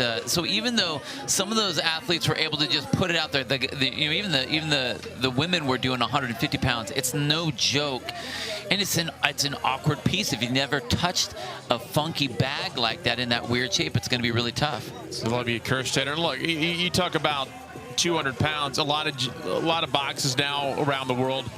Sandbags have been at the games long enough. They have a 100 or 150 pound sandbag. Next time you're in there, pick up the 150 and ask someone to throw a 45-pound plate on the top, and you'll get a pretty good idea what it feels like. Man, Olivia looks good. Look at that. Nice and strong on the wall balls. And it's one of the things, I mean, knowing that her coach is Jacob Hepner, Jacob Hepner is one of the most wicked wall ball guys I've ever seen. The types of training that he does with that, you know that he's putting Olivia through the same type of things. So when you have a big, strong athlete like Olivia, I'm not worried about the odd objects. When you couple that with a wall ball event, I just think she's going to be way out in the front. And we've seen plenty on Olivia and Jacob's social media at Cobra Command CrossFit. He built his own barn. They train out there, so they kind of train in the outdoors with a lot of the odd objects, as well as Gudnason on the left side. Rukmi Gudnason out of Reykjavik, CrossFit Reykjavik, another one of their teams as they continue to increase the depth at Reykjavik. Look at that turnover that Olivia had. Now, granted, she got a no rep because it hit the bottom part of that target, but the bags went down and she went right to work. Even though Rockview was about the same time as they were coming across the finish line, Olivia was able to get at least 3 or 4 reps in, and that was with no reps before Rockview even touched the wall ball. Rockview's got a lot of ground to make up. 200 points. He's 160 points off the podium, but a big guy like that's got a chance to at least grab another event and win. Remember, he won an event already 3 ways down back on day number 1. So even if you don't podium, grab a few event wins. Meanwhile, Olivia Kerstetter on the right side of your screen, a 50-point lead over Trista Smith in first place. And so Olivia grabs an event win here. I wouldn't say the nails of the coffin, but they're starting to close it. So Olivia looks very just mentally strong. She's gotten a handful of no reps and hasn't even broken stride, and that's what you want to see in an athlete when you're out here. Yeah, you're going to get no rep. Yes, it's going to happen, but you can't let it rattle you, and she's doing just that. She's staying super strong mentally. Sophia Schaff, the female athlete in the black top across from Olivia Kerstetter. And Sophia Schaff, the gatekeeper, 370 points, a 70-point lead over Onorati Phillips for that final podium spot. So Kerstetter makes the jog back, and Kerstetter is going to get onto the sled at this point. Did the first 90 wall balls and a couple of the implements in under 4.5 minutes. That's crazy. You know, we knew the wall ball, if you're a tall athlete, you have an advantage. If you are a powerful athlete, meaning you have a lot of, your legs are strong, your hips are strong, then you're in a great position there. That right there, you see Jacob Hepner and her sister, who's also competed in the CrossFit Games before, both at the sideline pushing along. Now, look at the way that Olivia is presenting here. Now, this is one of the things I would tell her to get her hands up a little bit. You never want to have your shoulders down below your hips. The force is going down rather than parallel. And if you are going down, you're going to give yourself more friction. So even though she's got the power, she's a little bit out of position here and just doing more work than she needs to. And as you notice in the sleds now, as we go to the 16 to 17-year-old, they will be a weighted sled as they have put some of the Husafeld bags from prior heats in that sled just to make it a little bit more fun. It's not a little bit different. Yeah. It's a big difference. Now watch the way the Rockview sets up when he gets back to his sled. Look at the positioning as opposed to Olivia. So Olivia up top has that downward push, that downward vector. But look at Gudmundsson here, nice and parallel with the ground. Hands are just low enough. They're almost even with his hips. This is how you keep that the least amount of friction on the ground because you're going completely parallel to the ground. Joe Gudmundsson, your leader on the right side of your screen in the black shorts camo top for the males, and then Kerstetter, your leader in the event, and the overall leader top of your screen in the white tank top and the black shorts. Get a 50-point lead and leading this event, and back into the distance here off to your left corner. That was Trista Smith. She is in second place, and she's got 2 links to make up right now. Still a long event, a long way to go in this one. So this piece right here, we've just done the largest number of wall balls. We've done 90 wall balls so far. And then this is going to be the heaviest piece because you go directly from the high number or high volume of wall balls into this heavy sled. Now we're going to flip-flop that so that we are now at the second half of this event.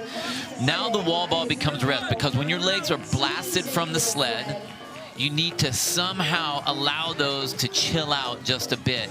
So this is where you want to start breaking these up. Break up your wall balls. Be smart about how you're going to break them up. You don't need to do big chunks. You can do sets of 5 and still be just fine. You saw how long it took for that sled to get across the field. Well, before we left Olivia Kerstetter, you saw her once she got across. She was going to go ahead and get that sled turned around just so it was ready. Grab that extra bout before that wall ball. Meanwhile, let's go back to Rutger Gudmundsson. He is in lane number 12. Again, on CrossFit Reykjavik. He was 4th a year ago in the 16 to 17-year-old division. You can see the technique he's using is you throw the wall ball up, you just kind of get a nice big swing of your hands. The idea with that is to get the blood back into those fingertips. I personally am not a fan of that. It more bothers me of all these other things moving, but there are a lot of people that it lets them feel like they're able to relax a little bit. Where you can see Olivia, she keeps her hands up at the top. You know, that itself bothers a lot of people because they feel like their arms are in the air, that their shoulders are under tension because they're holding their arms up. I think for her, she's just trying to make sure that she catches that ball and doesn't ruin her stride at all, you know, with the ball getting bobbled out anywhere her hands were up ready to go. Bill, I tried what Rockme was doing once when I saw it. I got enough going on as it is. Swing my arms around. I don't need to add, you know, 14 more variables. So your fingertips and elbows flying, and where do they stop when they come down, and all those things. Yeah. It's Caleb McClure on sled number 14, and he will go. Mainly you saw that in team competition with the Big Bob. That's a totally different element than a sled push. I mean, I get it. You're trying to rest your arms, but you're so low, and the vector of force that you're giving is down instead of parallel. Kerstetter about done here. All right, so you're through the halfway point. Now you're going to be back to carrying the implement straight back. Now, with Gudmundsson, you can tell he's trying to get to that low part of the bag, so he stands it up. That's good, but he still didn't get down low enough to pick it up. And this is a tough, awkward position. It's a very heavy bag, and so you are in a very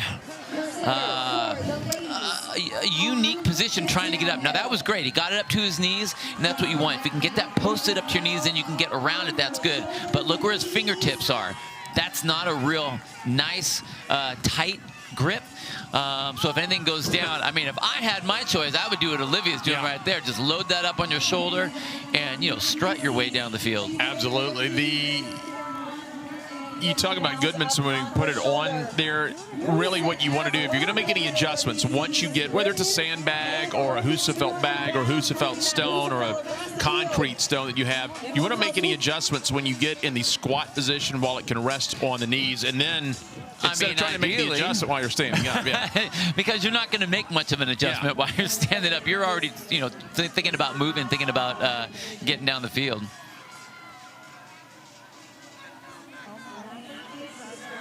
Again, I just think with this position, I understand the idea, but it would be easier to put your head over top rather than underneath. Yeah, I think she said that's not working. Get those arms back out there. You have to remember, as you're working here, if you're bent over, you're restricting where your diaphragm is, and so you're not able to breathe as easy. You're not able to take as deep of a breath. And the last thing you want as you're running around doing all these different types of movements is not being able to breathe. But you're right, that was a great squat position. I still think you could have gone a little lower on that bag because, again, there's that slight incline. But man, fingertips. It's just fingertips, Jeff. There's no way you can go fast with fingertips, and he didn't even have his hands together. So again, don't grab to the top just to grab. You have to get as low as you can. It's a pain to get down there, but you have to get down there. You can see, there he goes. Now, even with that, get as low as you can. Get those arms locked, get those hands locked, fingers locked, whatever you need, but you got to get those hands together. That's Marty Play right there. You see that a lot, and that really creates. So now, as you talked about, now you got to pitch backwards to help get some friction. Well, then you start walking like a penguin too. I mean, it's not a very efficient movement by any means.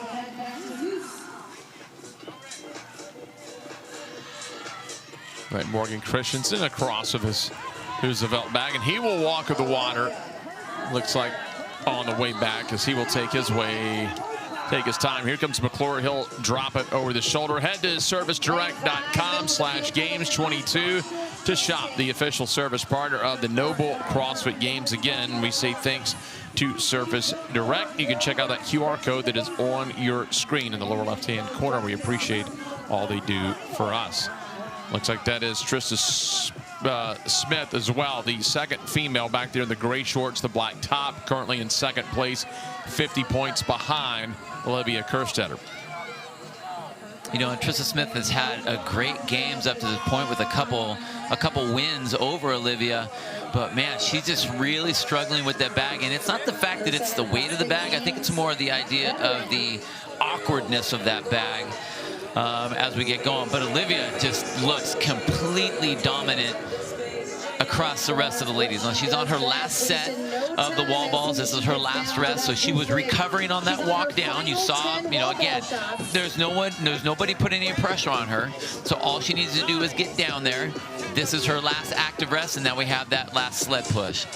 Well, if you see Trist on the wall ball, she still has the Jerry bags to go. So Olivia not only has a chance to grab the 100 points, get some athletes in between. A 50-point lead is already big. She can increase this lead to 70, 80, 90, potentially even 100 points here. Depending, yeah. And really be safe. I mean, you hate to say that. It's still 10 points per spacing in a 10-person competition, but, well, you'd be looking really good at this point. Well, you know, we have just under 3 minutes, and so, you know, it would be wise for her just to kind of see where everyone is. Not that she needs to stop, but again, you have to remember, we're going to be, you know, the athletes are going to be swimming soon. And if they are swimming, they're going to be pointing their toes and kicking. The last thing you want to do is blow out your calves on this last push, knowing that you have that swimming event coming up later. Krista Smith in the background on the right. Now onto the Jerry bags. As Kerstetter just has the head down going forward.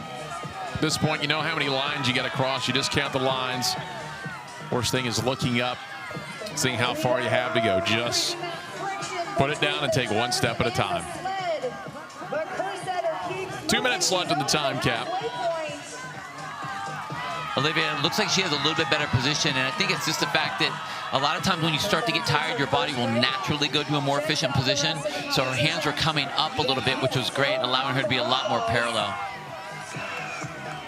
There it is. So you can see, I mean, her shoulders are still down a little bit, but that's a much better position. If you look, wrist, elbows, shoulders, hips, almost in an exact line. Big, big drives with those legs, though. My goodness, look at that.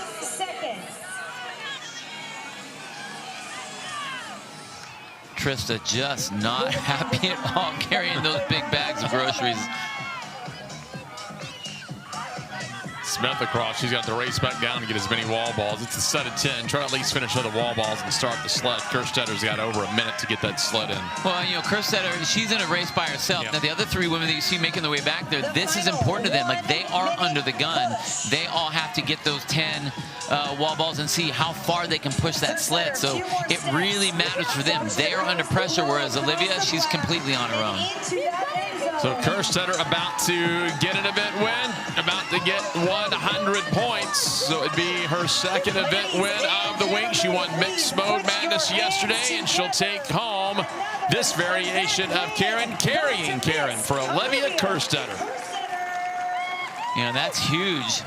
That's huge. I mean, there's just so much confidence you get out of that. You know, but more importantly, that's her first win. Or I'm sorry, that'll be her second win out of the game. So many second places just kind of up there at the top, but what a way to finish. A lot of momentum. She gets back-to-back. She won that Mixed Mode Madness yesterday, wins it to start off today. So the momentum squarely back in her corner after Trista Smith made a little bit of a run yesterday. Meanwhile, Rugby Goodmanson in. He needed that. He's in 7th place. There's the time cap. He's the only one to finish in the males. Like 160 points, likely not going to make that up today to try to get on the podium. But hey, take home an event win. And Olivia, boy, it's going to be tough.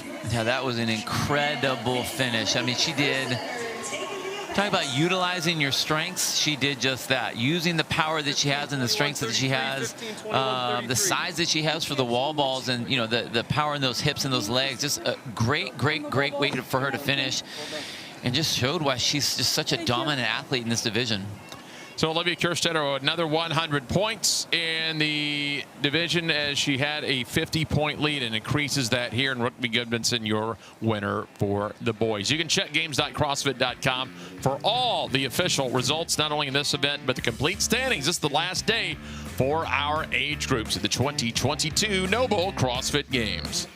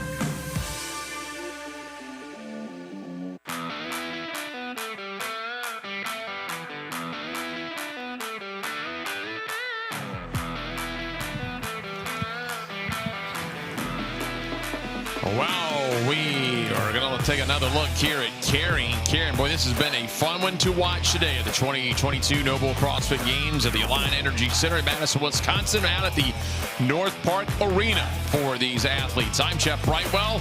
I'm joined by Bill Grundler as we take a look at event number 6. Last chance to make up points or put it away if you're one of the podium spots, and it's going to be a variation of the 150 consecutive wall balls. Yeah, we break it down 50, 40, 30, 20, 10 in the wall balls and have some interference in between there with some odd objects with the Husafeld back carry, the Jerry back carry, and a very heavy sled with a 60-minute time cap to get all that work done.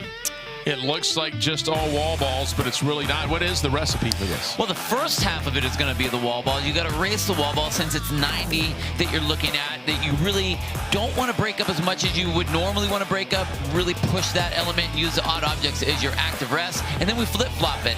Where you have your wall balls, that becomes your 30, 20, 10. Those are your rest, and you really need to push those implements and try to get those down to the end as fast as you can. Got a good race here. 45 to 49-year-olds. They line up lanes 5 and 6. Allie Crawford, Michelle Swosey, they're tied with 340 points. Crawford has the tiebreaker, though, right now. Shifting over to the males in 11 through 19. And it's Jason Grubb with 460 points. He has just a 20-point lead over Mike Kern. So Mike Kern has been chomping at the bit and nipping at the heels of Jason Grubb this entire competition. All of his finishes have been top 3, so he's got the consistency. And I think if we're looking at a particular event where it talks about you just need some grunt work strength and use a little bit of that grit, that's where Mike is going to excel. So this is going to be a great race between him and Jason.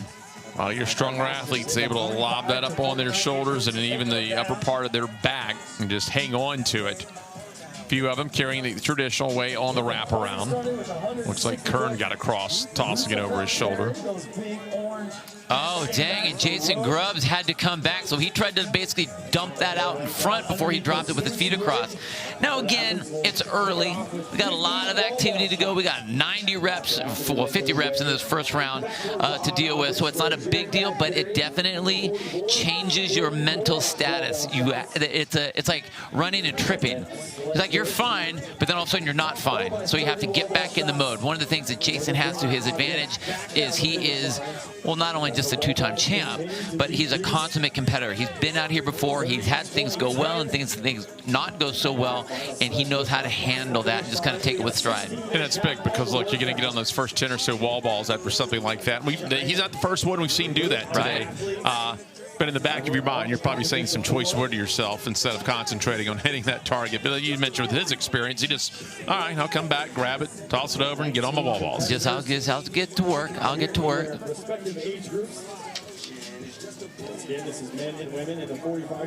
And 45, 49-year-olds, we take a look across the field of play here at the North Park Arena, just outside of Bender Village here on the campus of the Alliant Energy Center. And all these athletes, I would say, would really want to be taking larger chunks than they normally would. I think if you were racing, Karen, either the idea would be go unbroken or you take really short breaks in between.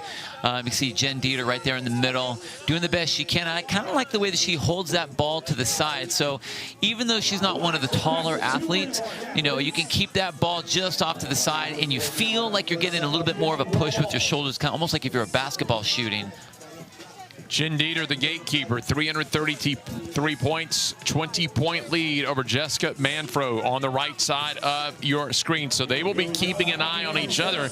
Dieter can still make up some ground, though. She's only 10 points off the top of the podium. Kettleson is back. Andrew Kettleson at a cross at Winter Park in Winter Park, Florida. Man, he is moving with those bags. Now, we talked about this piece. Got to run down, then you're going to move all your objects back.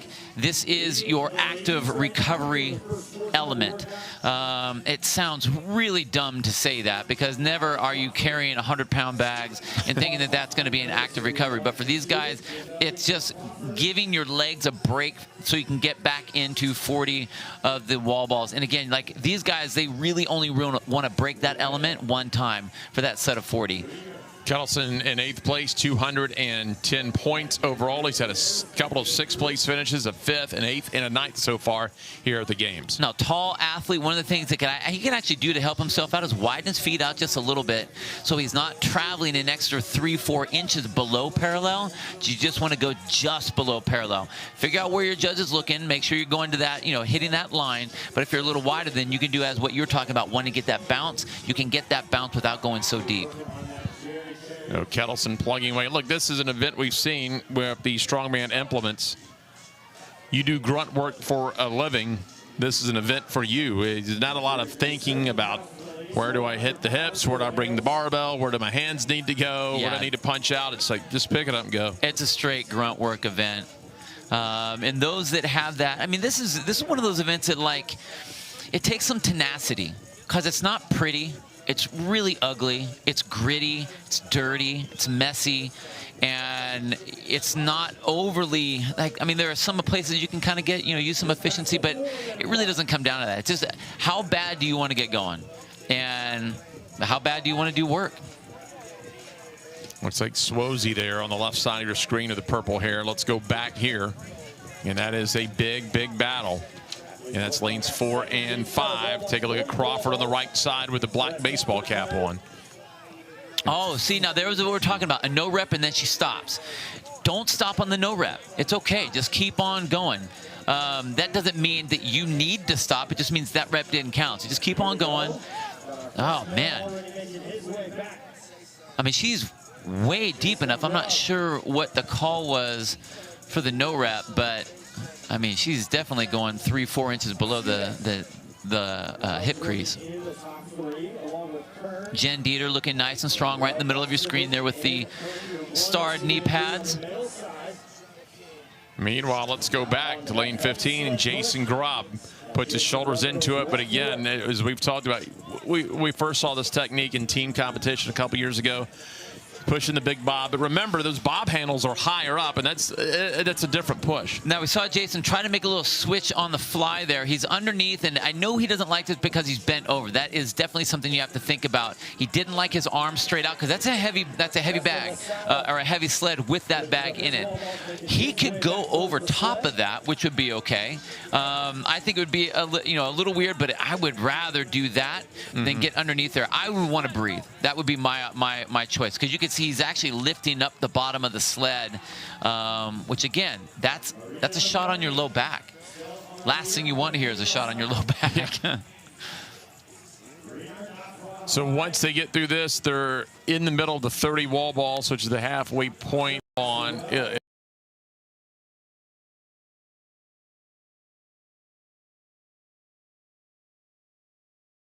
In your recipe. So one of those, whether it's a test of fitness here at the CrossFit Games, one of our events, or it's your workout of the day in your gym, a lot of times you look at one thing and you can quickly tell, well, it's this type of a workout here, and then all of a sudden it's going to flip to this type of a workout at a certain point. Oh, yeah. And this is, they've just blasted their legs up. They've done half of Karen. They've done, almost 2/3 of Karen now. 90 reps, and then they're trying to work this. And you know what? I like what Jason is doing as far as how he is deciding to push a little bit. He's got the lead, so he's out there push, push, push, rest. Push, push, push, rest. And honestly, I think that this weight is so heavy for these athletes, and they're so irritated by it, that if you look at the guys in the back, they're all following the exact same way that Jason is. They figure he's in the front, that must be working, so they're just kind of all following behind in that, rather than doing what's most comfortable for them. I still, even though I get what they're trying to do as far as using their body, I just don't think that's going to be the best move for them. White tank top, right side of your screen. That's Marina Novelli. Karen McAdam on the left of the white tank top, pushing just behind her. So Novelli on the right side in the lead, currently in 7th place, 250 points, 80 points off a podium spot. McAdam, who was in the middle of that screen on the females, on the right box on your screen, is in 5th place. She's 40 points off a podium spot, so within striking distance on the final day for the age groups.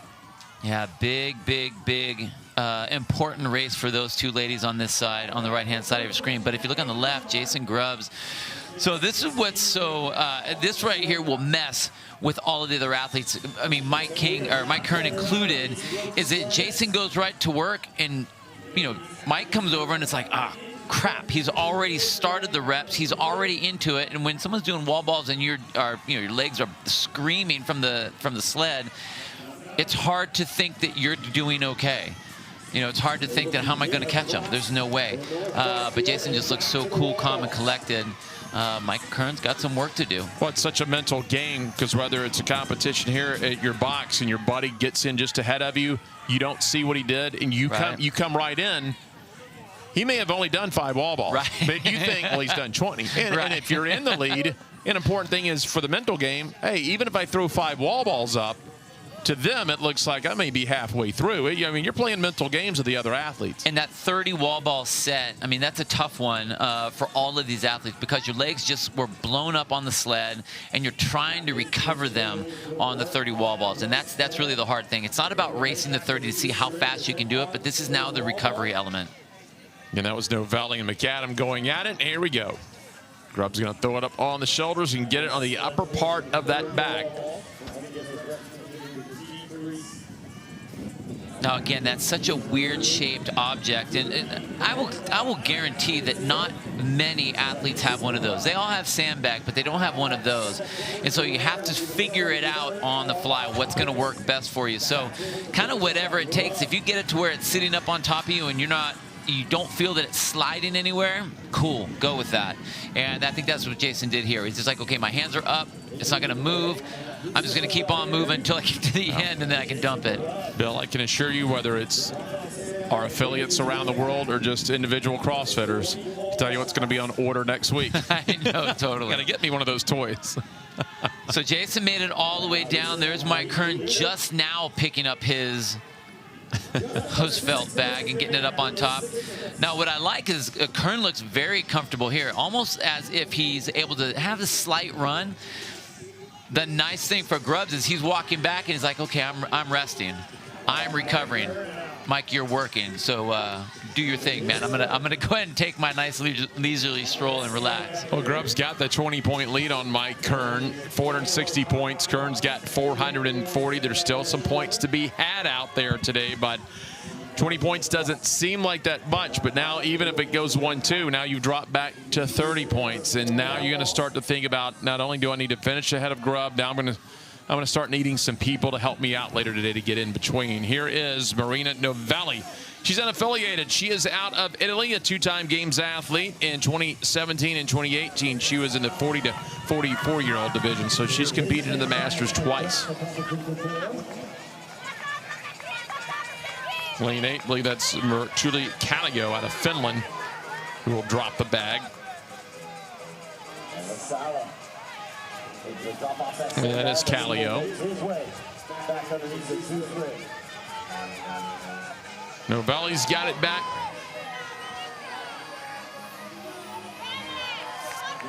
I mean, that's just all bicep strain right there. You could tell she's under the horns of that bag. So it's nice that you have a little bit of friction to hold on to it with your forearms, but I mean, it's just screaming. It's your fingers aren't even doing anything at that point. It's all just your biceps going to work. Getting near the 12-minute mark, 16-minute time cap. There you go in the background. Lane number 3, I believe that's kind of back there, was able to get her fingers locked in as Novelli is across in lane number 2. That may have been Dieter that was in the background that had her fingers able to get clasped.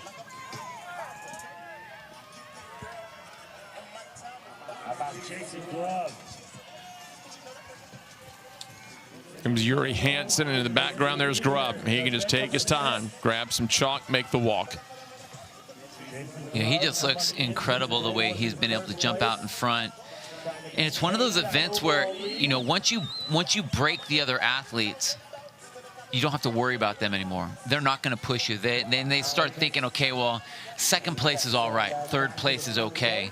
And, you know, it takes all the pressure off of Jason. He doesn't have anyone pressuring him right now. He's just like, okay, just work out. I'm just going to work out. Let me get through this event. kind of manage myself, manage where everyone else is, knowing that I have, a couple more events today on this last day to see if he can, see if he can get that third-time champ. Yeah.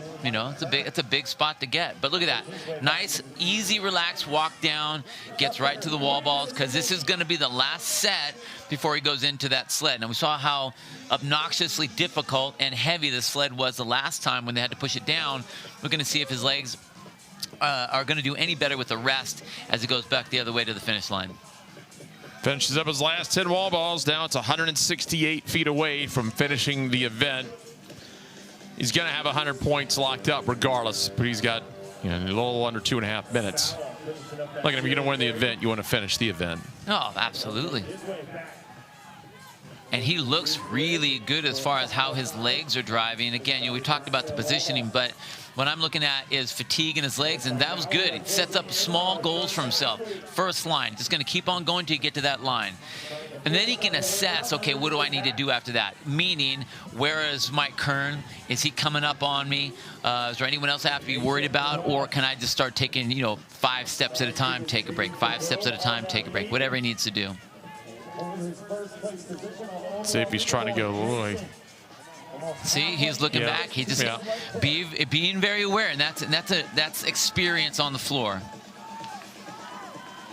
Meanwhile, down in lane 2 and 3, you got Novelli on the left side of your screen, and that's McAdam on the right side of your screen. So she's past Novelli.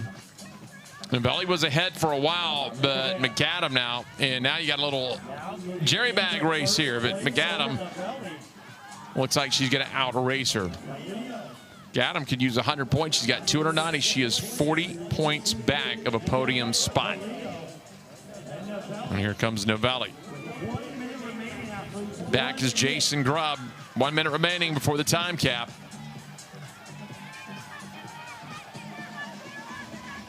Now for Mike Kern, you can see him driving right behind Jason Grubb there. Jason taking that nice big walk, trying to mellow out those legs. I mean, that's a massive leg pump, quad pump, glutes are just firing, hamstrings are burning. Mike Kern sees that, which is great. But, even though, you could be 15 feet behind someone, you feel like you're right there, but that's a long 15-foot distance with this weight that these guys are pushing. And Jason Grubb decided, all right, he's close enough now. Let me just finish this thing on off. Hey, man, some things under fatigue don't quite translate. Well, I mean, if you're waving your hand like that, it's like, is that for me to go, or is that for the sled to go? Oh, he's fanning him off.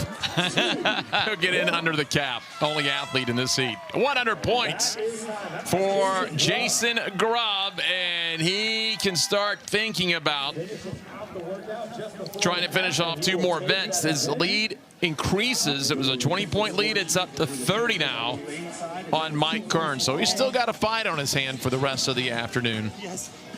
Another great Well, at least he was, honest about it. But we saw, in the beginning what these athletes had to do. We saw a lot of different technique styles for that sled, and this was a big jump from the athletes that were just having to push the sled alone. How to hold the bag, how to drive that sled to get the most friction, or the least amount of friction to deal with. And if you've never touched these before, how are you going to manage it? So there's a lot of adapting on the fly for these athletes. But Jason Grubb, I tell you, from the start to finish, the only athlete of this entire field to finish it, and just so much power, so much grit. And we talked about what this event was. You just had to do work and endure some pain, and that's exactly what Jason did. Great finish for him. Well, he again increases his lead to 30 points. Still has a big fight with Mike Kern here this afternoon. For all the official results of this event and the overall standings here on the final day for age groups and adaptive, go to games.crossfit.com. So that does it for this age group at 45 to 49. We are going to continue at the North Park. I'm going to go 40 to 45 here for the No Bull CrossFit Games.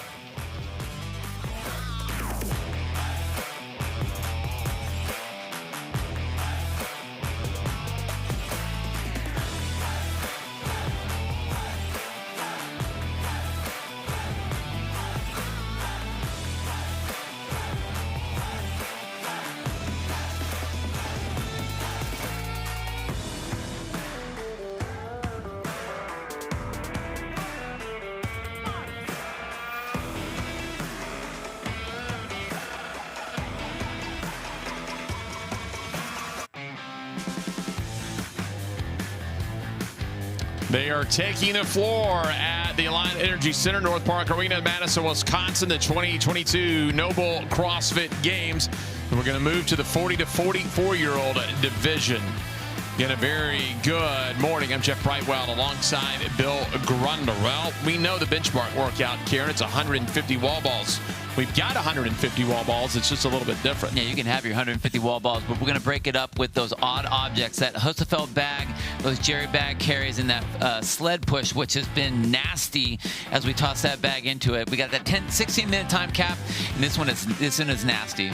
All right, usually 150 wall balls. You might break up sets to 10 or sets of 15. It's already broken up for you, and this is an event that really is kind of two events in one. Yeah, you got to race the wall balls on the first half. So we have 50 and 40. That's going to be the largest chunk of work that you have to do. So race those. Don't take as many breaks as you would. Use the odd objects as your active recovery. Now on the 30, 20, 10, that's going to be your rest. Use the odd objects to race there. Jen Ryan in lane number 5 has a 60-point lead on Kelly Friel, who is in lane number 6. That is the race right now in this division. Friel leads Voigt Miller by 20 points. Over on the men's side, overall leader Alexander Jolivet. He is at 380 points, but Michael Leverrier just 10 points back, and he is tied with Kane Hayes and Rudolph Berger. So a big 4-person race. You know, so right there we see Kane Hayes, and this is a big event for him because he's, look at that, 6'3", 216 pounds. So if you're talking about wall balls, he's going to have the upper hand, and this is something that you definitely want.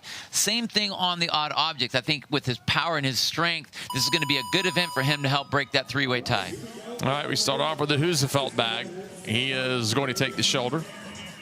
Jolivet straight. We've seen it just off the right or the left side of the back. Jolivet just goes straight off the back.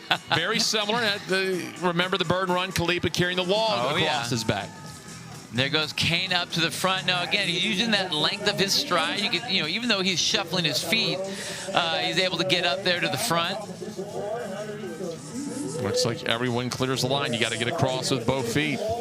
Now, the thing with Kane, very tall, 6'3", as we said at the beginning. He needs to make sure that he doesn't get a no rep on that depth. There's a lot of distance he has to travel, so one of the things he can do compared to some of the other athletes, as I said before, go a little wider with his feet. Look how narrow he is. So that's forcing him to go down really deep. You don't want to do that if you don't need to do that. So go wide, and then you'll be bottoming him out just below parallel. That's going to save him a ton because he's already tall. He's already got the benefit. Aaron Bielefeld on the left side of the black shorts. And again, that's Kane Hayes in the gray shorts on the right side of the Zeus rig. 50 wall balls here as we start out carrying Karen.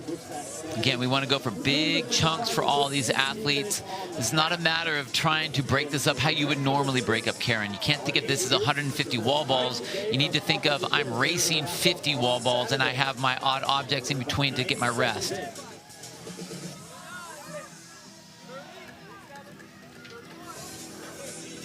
So most of these athletes into the 30s. You can hear the judges counting out the number of reps.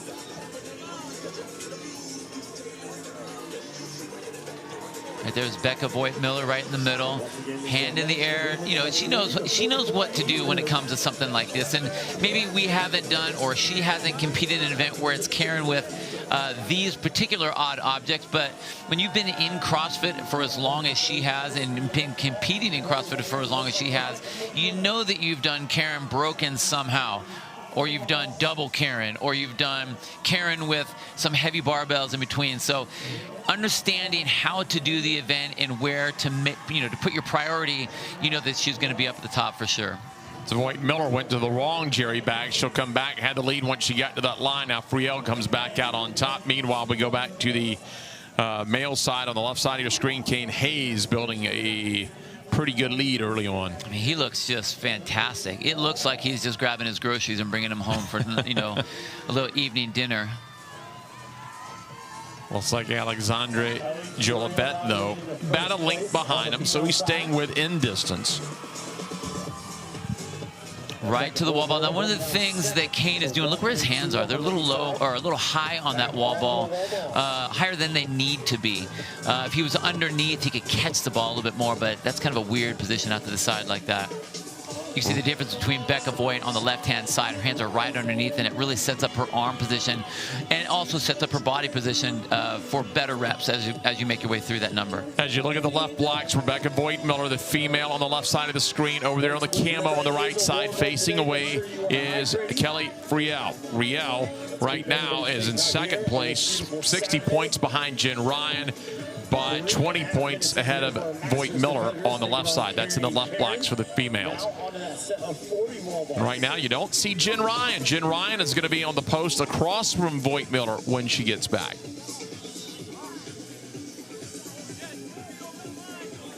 Here she comes with the Jerry Baggs. Now, granted, Jen has a nice, healthy 60-point lead on the rest of the field, but I mean, she's one of the smaller athletes. So this is one of the things that you want to talk about is, you know, if you're a shorter athlete for wall balls, it's the last thing you want to do. If Karen ever comes up and you're one of the shorter athletes on the floor, you know you are already at a disadvantage. So the advantage that she has is that 60-point cushion because she needs it in this event. Look at the height difference between Becca and Jen. That's a big deal. Even Kelly in that matter, for that matter. And you look at the amount of the female athletes that are already back doing the wall balls. She knows in the back of her head, I've got to not just manage, I need to go a little bit because now not only do I see Rebecca Voigt-Miller and Kelly ahead of me, but I'm seeing a lot of people getting in between there. Yeah, you can see these athletes here again, figuring out what they need to do. You see Kelly up at the top, you see Kane down at the bottom. This is a heavy sled, so they're preparing themselves for that sled as they were getting into it, so they can just grab the medal and get moving. So Hayes is down. Joe Levette's in that white sleeveless shirt. He is currently trailing him. Now, if you look at the way Kelly's pushing, we talk about that even line, hips to hands, all the way across, and that's really diminishing the amount of downward force. Now, granted, a lot of times if you'll see people take a sled and they lift it up, they're thinking that they're going to decrease the amount of friction because you don't have as much sled on the ground. But I think that with that angle of that front sled, you're not going to get the same thing. So Kelly's positioning, I really like. Even though it's, you know, it's tough on the arms, but it's a great position. I think it's the best drive you can have out there. Friel out in front of the right side of your screen now. Voigt-Miller has fallen a little bit behind Tazgo Jala to her left, who is about 8 feet and now about 10 feet. A couple of extra steps in lane number 3. Top of your screen. Meanwhile, bottom part of your screen is Kane Hayes, has the head tucked under the crossbar. Again, that's a tough position for your diaphragm when you're trying to breathe. You know, knees are hitting you in the chest. It's kind of a weird position, but again, sometimes you get locked into your workout and your technique, and you're just going to do what you're going to do, and you're going to make it happen anyway. So you can see these athletes, whatever it is that they're choosing to do, they're just going for it. Ooh, there's Berger sneaking up on him. Rudolph Berger out of Chalk Dust CrossFit in Powell, Ohio. We take a look at Berger this week. He is in 4th place. He is in that 3-way tie. LaVerriere and Kane Hayes, all 3 with 370 points and just 10 points back of Joe Levette. Now this is where it pays to be a little bit shorter because Berger didn't have that same angle that Kane Hayes had. So I think that really helped that drive. Berger's racked up a couple of second places, a 3rd, a 4th, and a 7th last tonight in Mixed Mode Madness. Back over is Friel. We'll have to find some space to get that sled in there. And again, we'll make the smart play and get it turned around. 68 feet is the total length on these pushes. Legs are on fire. So here we are at the 30 set of wall ball reps, and that's going to be the active recovery. You go from a complete blasting of your quads, your glutes, your hamstrings, your shoulders, your low back, everything is screaming, and then you have that 30 rep. The 30 rep is not to be done as you did the 50 and the 40. This is your recovery. So if you need to break up into sets of 10 or even sets of 5, so be it. Let everything chill out so you can get back to those heavy objects, and then that's where the race goes to that side of the fence. Joe Levette coming on now, your overall leader by 10 points. So is Berger. Now you take a look at Kane Hayes taking a little bit longer break between his sets of wall balls. Well, I think that last sled push really did a lot of damage to him. Again, you know, he has that odd positioning on his wall balls, elbows out to the side, hands up real high on the wall ball. So there's tension on the back. He just blew his back out because he had that angle pointed down. And when you do wall balls, you like to have those elbows tucked under as much as you can. That's just pressing. You don't think about it, how much tension, even if you're just doing any kind of regular workout with wall balls, you don't think about clamping on the side as being a deterrent and taxing you, but it does. Oh, absolutely does. Any sort of extra work that you don't need to do. Plus the thing, if your elbows are out to the side, your body position is different, and you want to be as upright as possible for your wall balls. Back down to the women's side, and we are past the halfway point of the time cap. Kelly Friel gonna be one of the first athletes, the first back to the Husefeld bag. And over there on the left side of the screen, that's Rebecca Voigt-Miller starting to go. And now here comes the race. It's Berger, who is about a half a length ahead of Kane Hayes. You know, and those two guys are tied currently. So the race, this is a race, not just a race for the particular event, but these guys are battling to get onto that podium and stay on that podium since you have 3 guys in that 3rd place spot. So between Jill Levet, who leads the division, Leverrier, Hayes, and Berger, only 10-point separation. So we expect that grouping of 4 to come down to the final event today. Then you got Rebecca Voigt-Miller trying to get down there. Now we take a closer look at Kelly Friel, who's got that Husefeld bag up on the right shoulder. Second place right now. She is 60 points behind Jen Ryan, and it goes Voigt-Miller back. Top of your screen in the pink shoes, and here comes Kane Hayes taking a long walk back to the wall balls. Be a set of 20 before he gets to those Jerry bags. Yeah, Kane's starting to look a little bit fatigued. Berger looks great. I mean, he had that nice jog on the way back. And this is that last set of 10, so last little bit of a rest before you get to those heavy sled. Now, Berger was able to pass Kane on that last set, you know, with the way he was set up, the body being a lot more parallel to the ground rather than that angle down. I think that took a lot out of Kane. So Berger done with the wall balls. He'll make the turn. He's got the bags to pick up. And Voigt-Miller, left side of your screen, under 5 reps remaining. And Voigt-Miller has Jen Ryan in front of her, the overall leader. 2 spots away on the right side of your screen. That's Kelly Friel. She is currently in 2nd place, so this is your top 3. And Voigt-Miller now making a move back to the Jerry bags. And she'd kind of fallen back, but now she makes up some ground, now back up front. Yeah, and she's motor. You can see that short, choppy steps that Becca's taking. Look at the speed. Again, now she's very upright, and I like that. Same thing with Berger down at the bottom, very upright. And when you're upright, you're not feeling any sort, or you're not feeling as much fatigue on your back. It's just a lot easier to keep yourself moving. I think Berger's going unbroken all the way. I didn't see him put the bags down. He may have put them down early, but I didn't see it. Wow. Now Berger can look at the rest of the field. He looks great.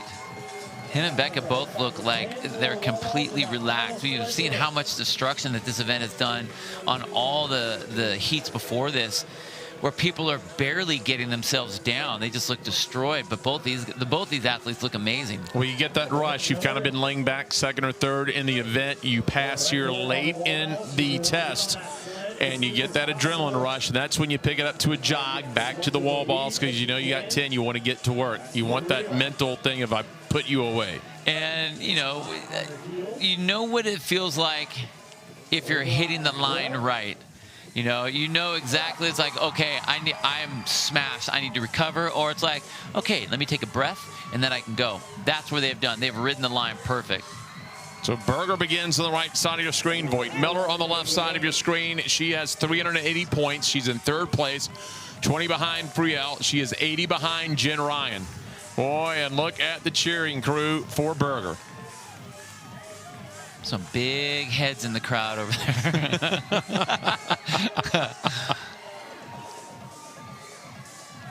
So again, it's amazing to see that some of these lead athletes are literally able to lap the rest of the field on the men and the women's side. You see Berger swapped it up from that back rack setup to more of a parallel to the ground, arms out in front, stacking everything from hips to shoulders to hands. I just think it really allows the athlete to breathe a lot better when you're upright rather than your knees hitting you in the chest. Boy, Voight Miller may be the overall winner out of the 20 athletes here. At least she is in that last segment, but now Berger coming on. I think it's Patty McGill we saw won the overall heat earlier today in an older age division. That's how close Berger is, and I believe that's about the same spot that Voight Miller is. So it looks like both have about a length to go. So Rebecca jumps back on it. You know, Becca's got a couple other athletes on the ground moving the sled as well. You can see them kind of behind. I don't really know where Kane is next to Berger, but Berger just looks so strong out in front of the field that no one was really standing by him, and he was just so powerful on that drive. Berger's going to stop, look back. He knows he's got it, takes a little bit of an extra rest, about a little less than half a length to go. But then, remember, you still have to get through the blue and the black in that end zone. You got to get it into the green. Voight Miller sees it. Big drives in the legs.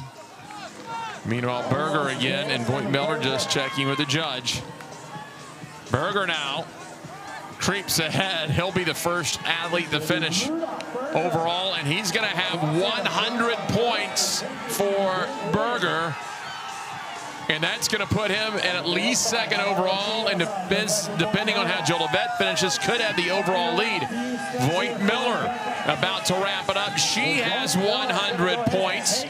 We'll see how much she's able to catch up with Kelly Friel and dig into Jen Ryan's lead. Becca does not want to move anywhere, using that sled as a handle to walk around and sit right back down again.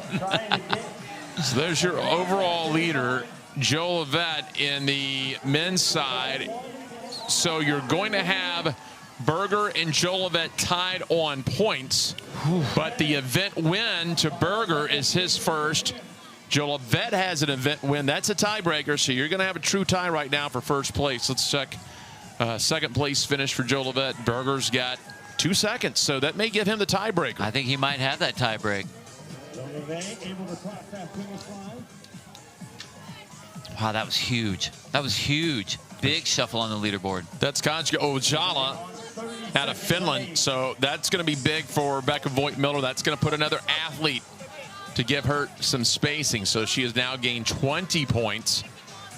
So that will put her in a points tie with Friel at the least we know right now, and within 40 points at least of the overall leader. 10 seconds. We're going to count you down in now, you know you've got third wrapped up. You can look behind your wife. I wouldn't do it either. That is time, ladies and gentlemen. One more round of applause. So, Rebecca Voight Miller, the winner for the women. Rudolph Berger, the winner for the men. And it's going to be a tight race for both of these divisions later on. You know, we saw out of the gate that, you know, Kelly Friel and Becca Voight were doing some battle, but Becca knows, she's been around the game for so long, she just knows that you don't have to crush the first round. Just find that comfort zone. Allow yourself to settle in. Now, this sled really did a lot of damage to a lot of athletes, but Becca was able to work her way all the way through and build on that and allow herself, you know, as she made her way through the wall balls, to just hammer that sled on the way home. Great finish for her. Kane Hayes was out to the front right away. He looked so solid.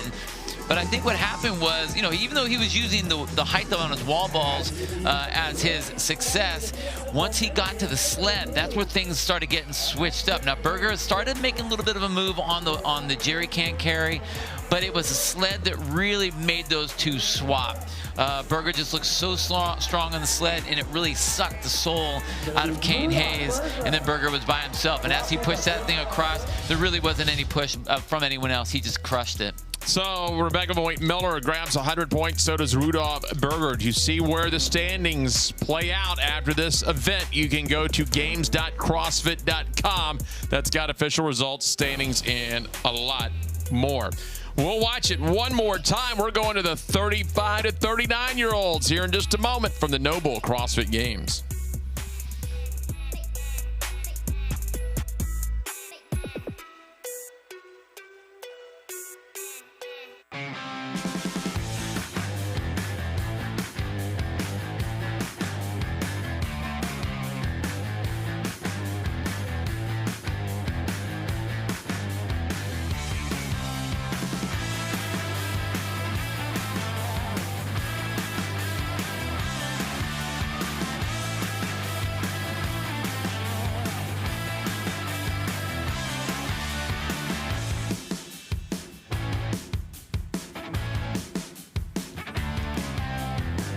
35 to 39-year-olds have taken the field here at the 2022 Noble CrossFit Games at the North Park Arena at the Allied Energy Center in Madison, Wisconsin. Final heat that we'll see take on event number 6 today. And again, a very good morning. I'm Jeff Brightwell alongside Bill Grundler.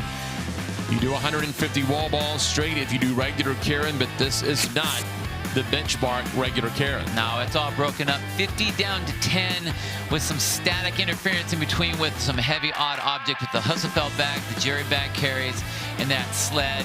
We do those twice, and that got that 60-minute time cap to do it in. Take a look at how they line up in lanes 1 through 10. That's going to be the female 35 to 39-year-olds. And boy, there's some familiar names, and we've got a close battle. Just 20 points separate first through third. So we'll be watching China Cho, Anita Tucker, Amelia Lappinen in lanes 5, 6, and 7. That's where the race is on the podium. 70-point cushion between Cho and L. Dubs. Over on the men's side, Brian Wong is your overall leader, 360 points, but just 10 points behind him in lane 16. Rogelio Roy Gamboa, Games veteran with 350 points. Now Tucker is sitting out in the front, and I think this is really, really interesting. So last year she was 3rd place in this division, but she has 2 known games athletes. And I'm not talking Masters games, I'm talking individual open games athlete right behind her. So she's got a lot of really good momentum. I want to see if she can continue that and keep those other athletes at bay.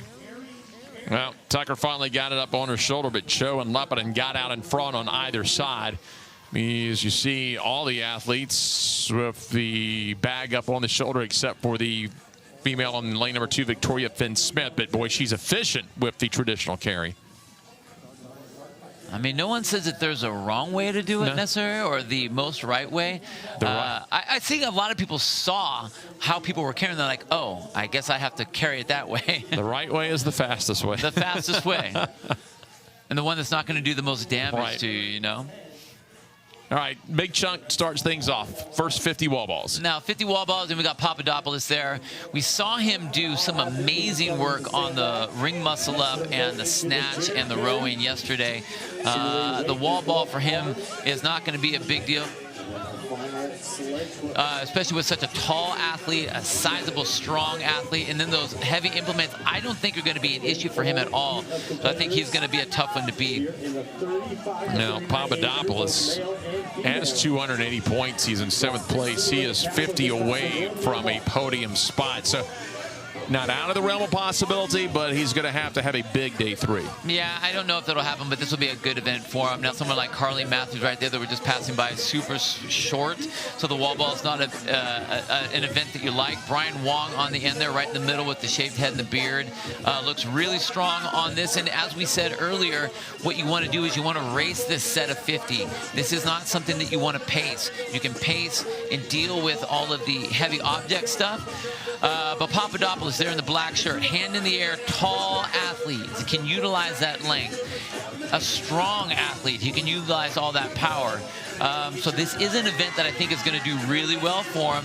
And like he said yesterday, he didn't do very well in the beginning. He needs to get some points, and this is an event where he can grab some. He's done a nice job despite a wrist injury when he wrestled. It doesn't seem to have affected him whatsoever.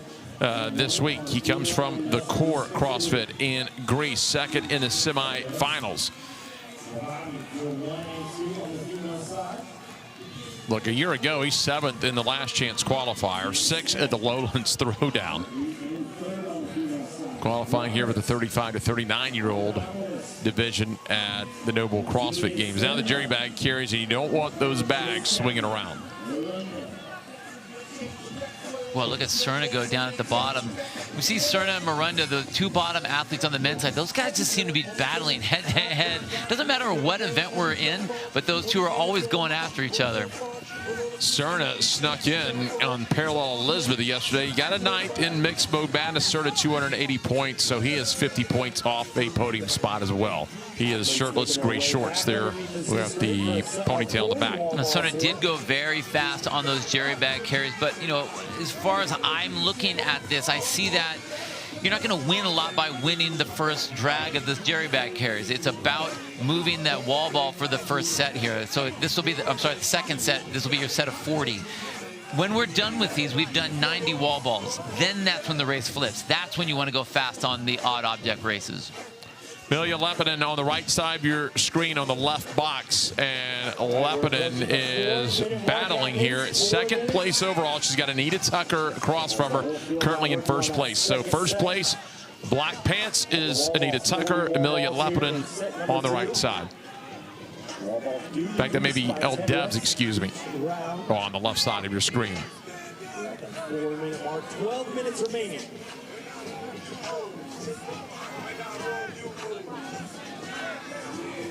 Set of 40 wall balls.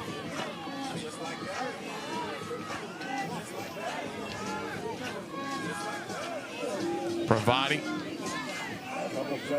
Now back to the men's side, Papadopoulos. And again, you know, using his height for the wall balls, he already has that built-in benefit, mechanical advantage, if you will, in this. And so now we get to the heavy-duty stuff. And I don't think that the bags are going to be a big deal, but I'm really interested to see how the sled works with him. He's so strong. He's got those big, powerful legs, and he's tall. So you can see how he's keeping that position, hips, shoulders, hands, all in a straight line.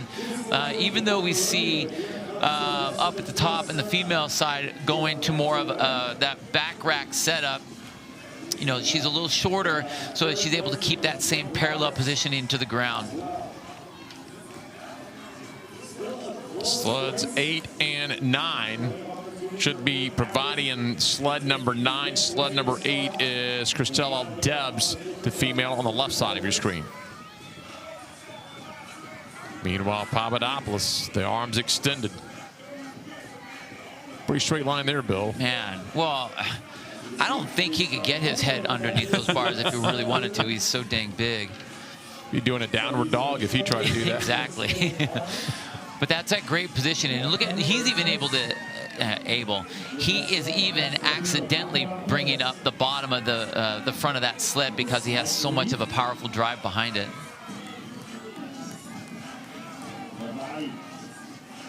Pravani will go with the head tucked under the crossbar. Meanwhile, there goes Papadopoulos. He's getting so much leg drive at times, bringing the back part of the fin up off the floor.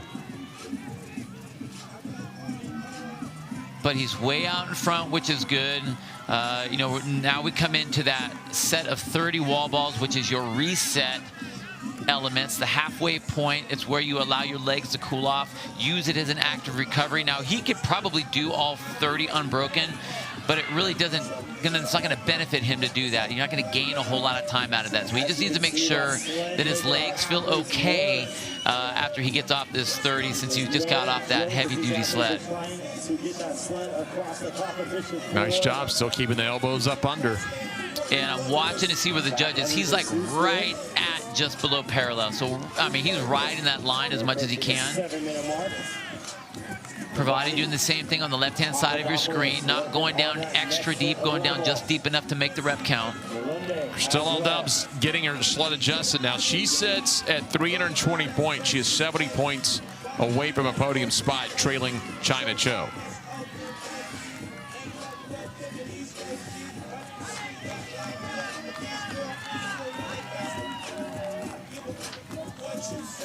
So about 30 seconds away from the 8-minute mark. That would be the halfway point. 16-minute time cap here in event number 6.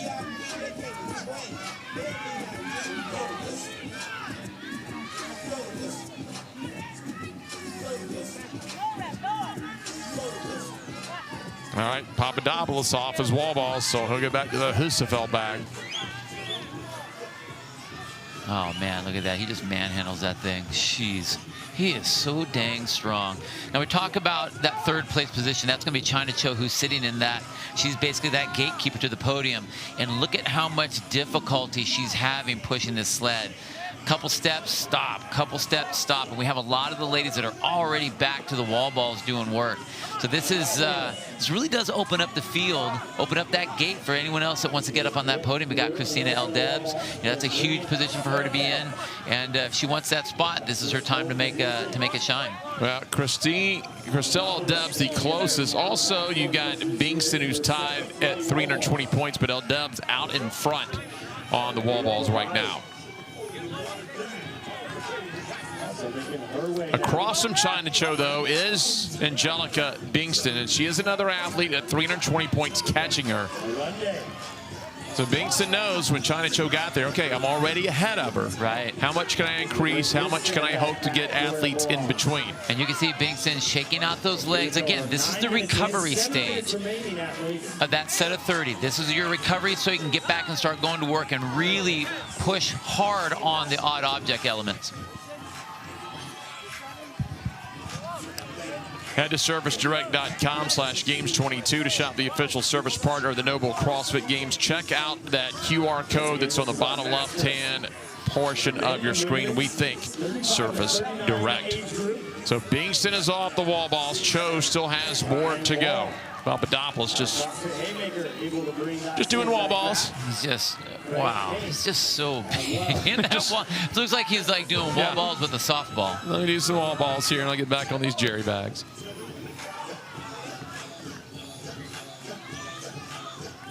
Again, you can see him nice and tall, stacked up, and you know, yes, he's a big, powerful athlete. We already know that, but the body positioning is what's real important here with him. It allows his arms to rest, even though there's a lot of weight dangling from them. He's tall, his shoulders are back, his shoulders are supported, really containing that upper girdle of his back, and then just making his way down. Meanwhile, let's take a look at Anita Tucker. Anita Tucker, your overall leader at 410 points, trying to hold off Amelia Lepinen, who has 400, and China Cho with 390. Right now, she is holding off China Cho.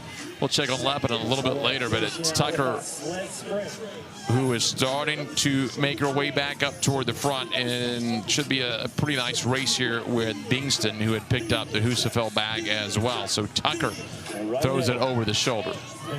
And she is about to cross into the blue, drops the Husafell bag, and now on the way back. Pravati, no problem on that Jerry carry. She'll make her way back. For her final set. Well, Pravati is ahead, even though Tucker, Pravati jogging back. You see her right there, 6 in the semifinals. Was on Formix Brazil's team that won the Brazil CrossFit Championship team a year ago. First Brazilian team to qualify. Also on Team Edo, who was 33 at the games. Well, that was quick for Papadopoulos. Well, we just saw him jogging back. It was only 10 reps. Yeah. It was only 10 reps. So, you know he didn't have a problem there. And that's why I was talking about that the wall balls turn into your active recovery. It's not a hard piece. You just want to make sure you get that short little reprieve so you can get yourself back onto whatever apparatus you're looking at. Now, Papadopoulos is super strong, and this sled and the bag is super heavy, but he makes it look really easy because it is not that easy. This is the final push. Look, most of the people we've seen today will take that first length. I'll just go ahead and get 2 lengths out of the way. Why do one when you can do 2? Carlene Matthews on the left side of your screen, the female. No, that's not Carlene, excuse me. And it's Tucker out front. So she gets the jerry bags now. She'll have the 10 and the sled. A little under 4 minutes to try to finish things up. Also, Lepinen is coming back in the middle of your screen. Papadopoulos. I mean, no one's even. Is there a couple guys on the sled? All right. Thank goodness we at least got somebody else out there. Still has a 2-length lead. Which is plenty of time. I mean, he could rest. He could rest for 40 seconds right now if he wanted to. Nita Pravati on the sled push.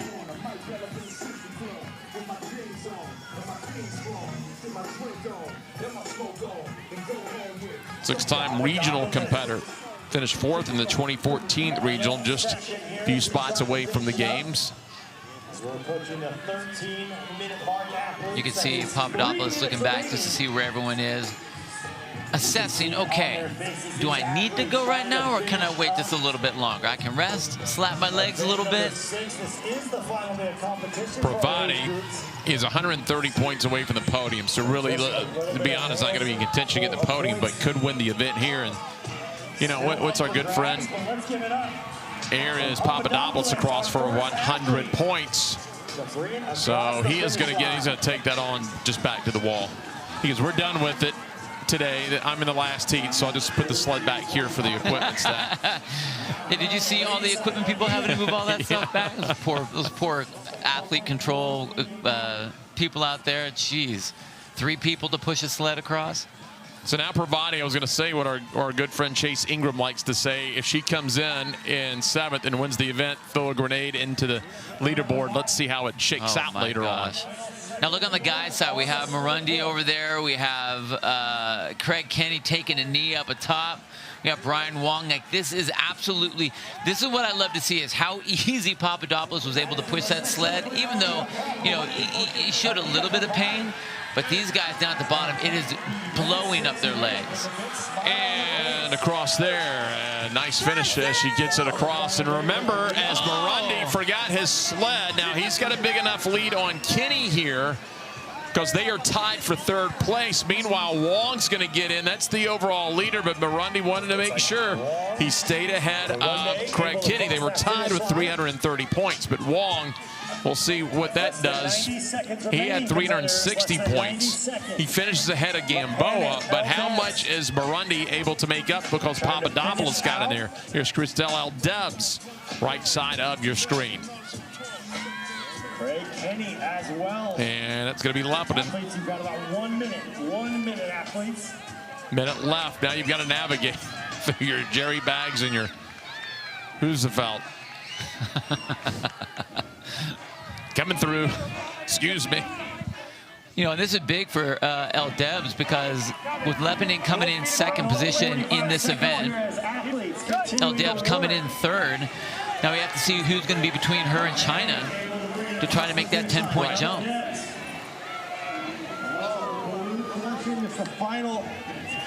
Cho had a 70-point lead in 3rd. L. Debs still needs to get that sled across. She can look back. We're picking out. That just dug the skids in that time. That was too high. Cross and Christelle L. Debs. So she finishes ahead of China Cho.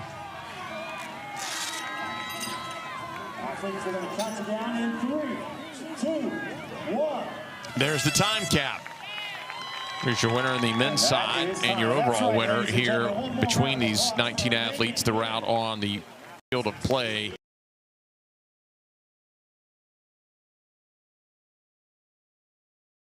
Early battle, we saw Christelle L. Debs in there, knowing that she's trying to get onto that podium position, so she definitely had to push the tempo and try to stay up in the mix with those upper ladies, which she did a great job. Looked great on the wall balls, looked great on all the odd objects. You know, we saw up in the front with Tucker being able to get in there, it just looked unbelievable. Or Pravati, I'm sorry, making her way in. But on the men's side, this was a one-man horse race, the entire, from start to finish. And if I had to draw out an odd event for Papadopoulos to win, this would be the one. Throw some wall balls in there, he can use his height. Throw some odd object, heavy strongman stuff in there, he can use his strength. And there was nobody that handled this event like he did across the board. So it was really nice to end this particular event with so much strength and power out of Papadopoulos. What a way to finish. Well, Bill will wait for the standings here or the event results, but what do you like doing when you have to go out on a Saturday morning and work in the heat and humidity? You like to take a dip in the pool. Yeah. So thankfully, that's what we're going to get to do later on, is jump in the pool. But Pravati gets the win, followed by Leppinen and L. Debs. At least you know the top three here. So go to games.crossfit.com for the rest of the results as you take a look at the top. So Papadopoulos gets the event win. He'll be followed by Murundi. That'll be big. That'll keep him on the podium. Wong keeps his top spot. For everyone else, go to games.crossfit.com. And for the official standings, well, now we're headed to the pool. Oh, man, I tell you, what a better place. You couldn't be asked for a better place after doing something like this. All that heavy-duty work. You know, we talk about all the odd objects and all the fun things you get to do, but I think it's a really good time. It's a great way to start the day, but yeah, it's time to get in the water. See you later on Noble CrossFit Games.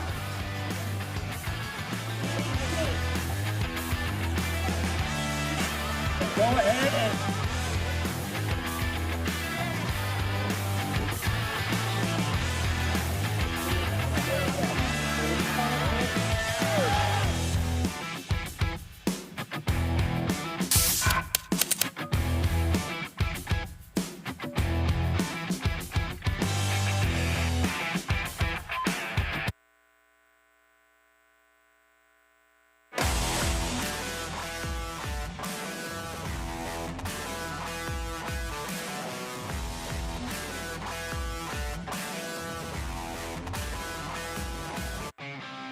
The 2022 Noble CrossFit Games are sponsored by Rogue, the official equipment supplier of the Noble CrossFit Games. Noble. No excuses, no shortcuts, no gimmicks, no tomorrows. No bull. Trifecta, the official meal delivery partner of CrossFit. Thorne, the official supplement partner of CrossFit. And Guaranteed Rate, the official mortgage company of the Noble CrossFit Games.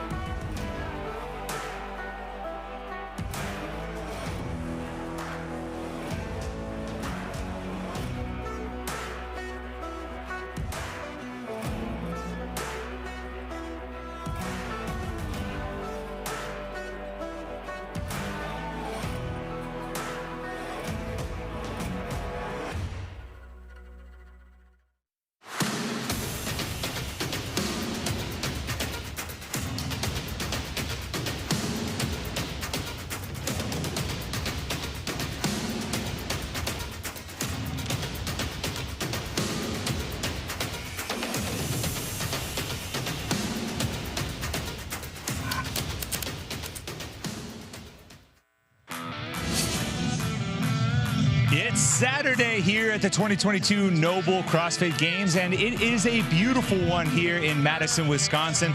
Welcome back, everyone, to the Alliant Energy Center in our Day at the Games show presented by Rogue. Tommy Marquez, joined on the field by Adrian Conway. And Adrian, the individuals and teams started the day at the pool. What stood out to you about the performances there? What stood out was the uniqueness of the pool. We haven't really gotten off-site since we've been here in Madison, and specifically across all age groups and divisions. This is the same workout, man. I think it's really unique for us to be able to create that type of platform. And then when you think about what happened at the pool, there was a lot of upper body hinging and pulling, and more pulling in the water. There was some movement redundancy there. And while there was some swimming going down at the pool, the age groups and adaptives started their day here on the field, and we saw an old friend show up in the programming in the sled. The sled. If you are in the CrossFit community, you're familiar with how it feels, and it is a potent stimulus. Specifically in this workout, it came towards the end. We're watching athletes grind through something that already included 100+ wall balls, and if you guys are familiar with this, you know the burn is extremely potent. So it was awesome to watch these guys grind step by step, and we even know on hot days, sometimes it moves different on the turf than on the cloudy days, and today was a hot one. Oh man, it is toasty out here for sure. Your overall standings after 7 events for the team competition, and your overall leader, Mayhem Freedom, continues to cruise. They opened up a 42-point lead over Oslo Navy Blue. Invictus, Mayhem Independence, and Reykjavik round out the top 5. CrossFit Selwyn just outside the top 5 in 6th. But the matchup everyone was expecting to see here on the team competition, that was between Mayhem Freedom and CrossFit Reykjavik. And here is how it has played out across the weekend. You can see there was one little slip up there for Reykjavik in event number 4, a 30th place finish, and Mayhem has really been picking up steam. Adrian, thinking about this matchup and what we've seen on the competition floor, what stands out? Well, what stands out to me uniquely is actually the momentum that Reykjavik is building. You know, aside from the events being slightly out of order, Reykjavik has gone 4, 3, 3, 3, 2, and they're literally making a charge towards the podium. For me, this is a matchup that built up throughout the course of an entire year, and now we're starting to see the point lead dialed back, and the matchup that we all came for. Yeah, it took a little bit to get going, but we're finally starting to see that competition between the top 2 teams. Moving over now to the women's division in your overall standings after the pool event. Tia-Clair Toomey also given some distance between her and Mallory O'Brien. The race for the podium between Emma Lawson and Haley Adams, that has tightened up. Just 12 points separate them as well. And Alexis Raptis holding on strong as a rookie inside the top 10. In that last event, Adrian, we saw Lucy Campbell get the event win. She may have won the battle, but overall, Tia-Clair Toomey still winning the war. Yeah, you know it. Our girl Tia, the champ, the fittest woman in history, has taken the lead, and she's holding on to it tight. We got to show Lucy Campbell some love, though, because I'm going to tell you what, Tia hasn't been beaten in the water since 2015 when we saw the swim paddle go down in the ocean. So it seems like she owns the water, and the truth is, Tommy, she did exactly what she needed to do in beating those that were closest to her on the scoreboard to remain in lead.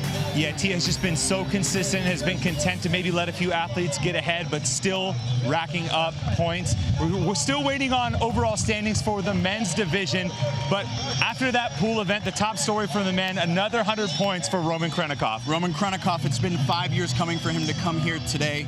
We know that specifically, the weekend has been relatively gymnastics heavy. This guy's 225 pounds, Tommy. He got in the water. He did exactly what he needed to so that he could shine on the erg. He was slinging around that heavy mass of his body and allowing it to help him generate more calories, which of course got him the W and another 100 points. Roman, one of the best on the machines, and he showed it in that event. Looking at the top stories across the age groups now, and the teenage division, we got ourselves a race, and it's continuing through Saturday for the 16 to 17. Yeah, we do, and it was extremely tight last night. This morning, we can say that Ty Jenkins was out to do work. Right now, the standings are Ty Jenkins with 470, Caleb McClure at 430, and then Elijah Subiano has dropped to 410. So we've created some disparity there in the top 3 that was neck and neck when we came into today. And in the women's 65 plus division, division. The podium is essentially set, but the order of that podium is far from determined. It's far from determined, and from first place to third place, it's 20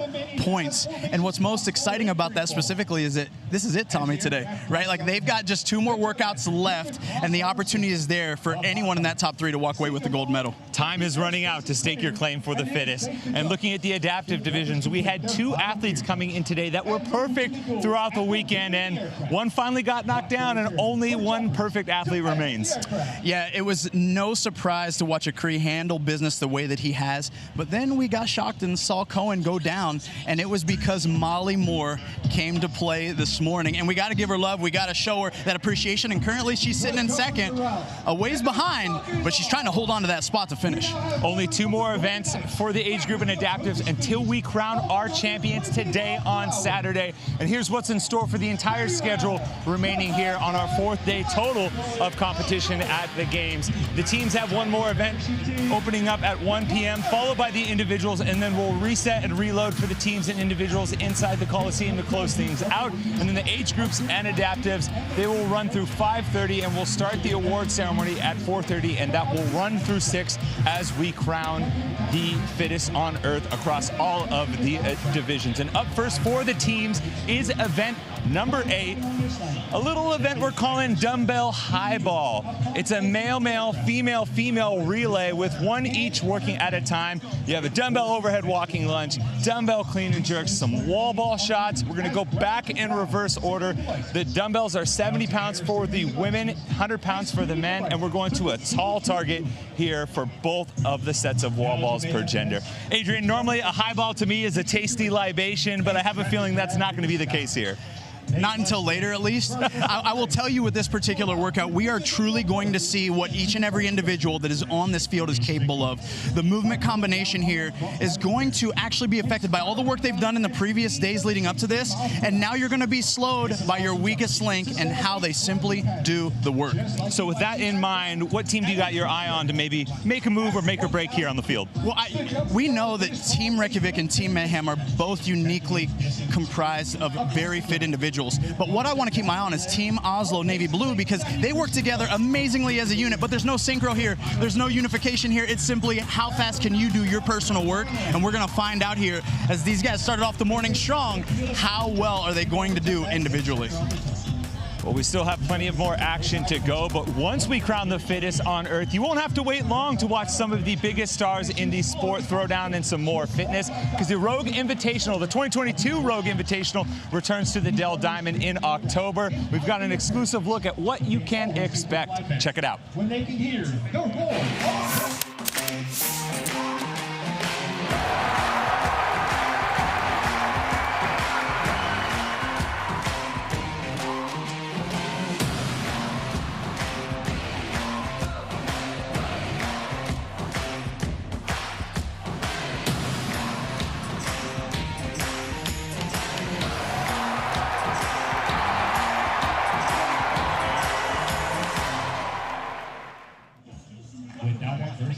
And in case you were thinking about making the trip out to Round Rock, here's what you need to know. It's at the Dell Diamond in Round Rock, Texas, home of the Round Rock Express baseball team. Action will run October 28th through the 30th, and it'll feature a beautiful little blend of CrossFit and strongman. Now, Adrian, anytime you see the Rogue logo on anything, you know it's going to be epic. It's always going to be epic. I mean, can I say any more by just look behind us, folks? Look at the how immaculate the rig is and all the equipment here that's provided for the CrossFit Games. You know that such a stable company in our community is going to put on an amazing event. And again, thanks to Rogue for supporting us here at Day at the Games. They are presenting sponsor for the day. We're going to take a break now, and we're going to be back at the end of the day to wrap all of the action. We actually got to get out of the way here because people are skydiving in, and we don't want to be a target at the end. So for Adrian Conway, I'm Tommy Marquez. We'll see you guys later and leave you with team event number 8.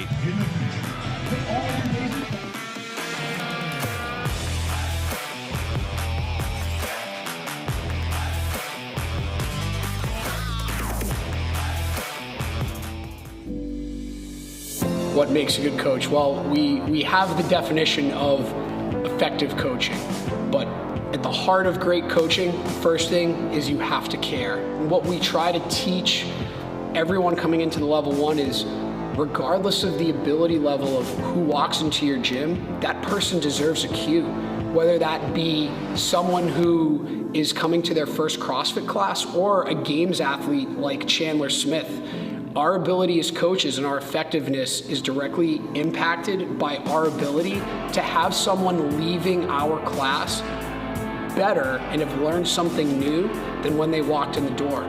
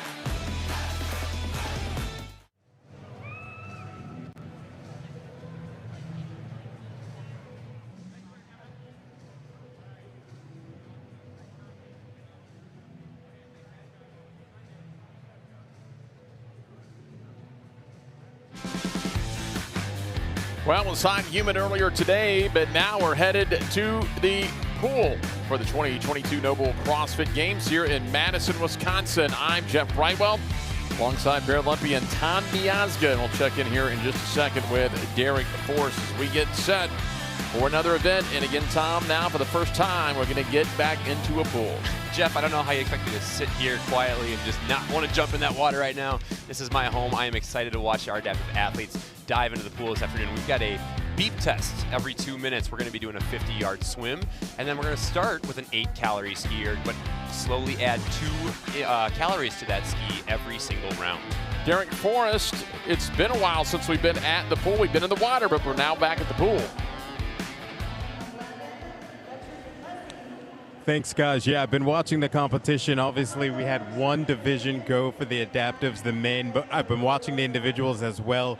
This is one where you can lose in the pool, but you can't win it. If you're a decent swimmer, it's out of the pool is where you're going to win it. It is that rower, or the skier, excuse me, because when you get to that max calorie round, that is where you win this competition, guys. Thanks a lot, Derek. And again, you're going to have to manage this thing, Tom, as you talked about when you told us about the description, like the beep test. How do you manage something like this, especially early on? As we take a look at the lane assignments, Camille Vigneault was the overall leader coming into today for the upper extremity. She is in lane number 3. We move now to the lower extremity. Overall leaders coming in today, Cohen and Bream. They're in 11 and 7 and 8, and in the corresponding lanes for the neurological, they'll be in lanes 10 through 15, 11 through 14, 4 athletes remaining in the competition. Morgan Johnson, Lauren Taylor, athletes to watch as they are in those middle lanes. They were your leaders coming into the final day. This is going to be a fun one to watch. Within the adaptive divisions here, swimming is a bit of an unknown right now. A lot of our leaderboards are starting to separate themselves where we have clear leaders on the top, but with only 5 athletes in many of our divisions right now, a 15th point scoring place versus a 100 scoring point place could really just totally flip around this leaderboard quickly. Underway, so they'll have to complete the swim, and then the score is going to be the cows on the ski erg. That's the important thing, Tom, is the swim counts, yet it doesn't. That's just part of this test. Your score, you got to finish the swim, but your score's coming off those cows. It comes all in the cows here, but it's all about maximizing efficiency. We're seeing some really strong strokes early, but we have to be honest. An adaptive athlete's going to have a little bit harder time in the water than most of our individual athletes that we've already seen. So our adaptive athletes may need to push us swim a little bit harder, may need to get out of that ski erg platform as quickly as they can, because again, we want to build as much rest into these rounds. Let those fast twitch muscles recover, reset, and hopefully get into that next round each and every time. Look at Molly Moore that got out first, and indeed it is in lane number 6 out of CrossFit Boston in Boston, Massachusetts. Looking really steady right now. She had a great long distance per stroke. As you see our recipe for success here, that's the #1 highlight. We want to maximize our efficiency in the water. Get as much of our body to rotate into our stroke. Make sure we're reaching long and up in front of our shoulders. And then again, get your rest. Make sure you're getting onto that ski erg quickly and giving yourself time to reset. The last one though, get out fast. This is a little unique for our adaptive athletes here. The transfer from getting out of the water onto that platform is going to be a little bit more critical than most of our individual athletes that we've seen in the past. And Laurie Contenceau out of CrossFit Honey Baby in France.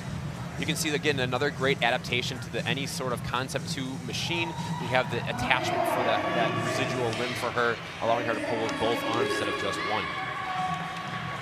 So they are through their first. Strong and steady right now. It's great to see all these ladies making great pace in this first round, able to attack this with some really good pacing to start us off. Vigneault trying to wrap it up on the left side of your screen in lane number 3. 2-minute mark, we are going.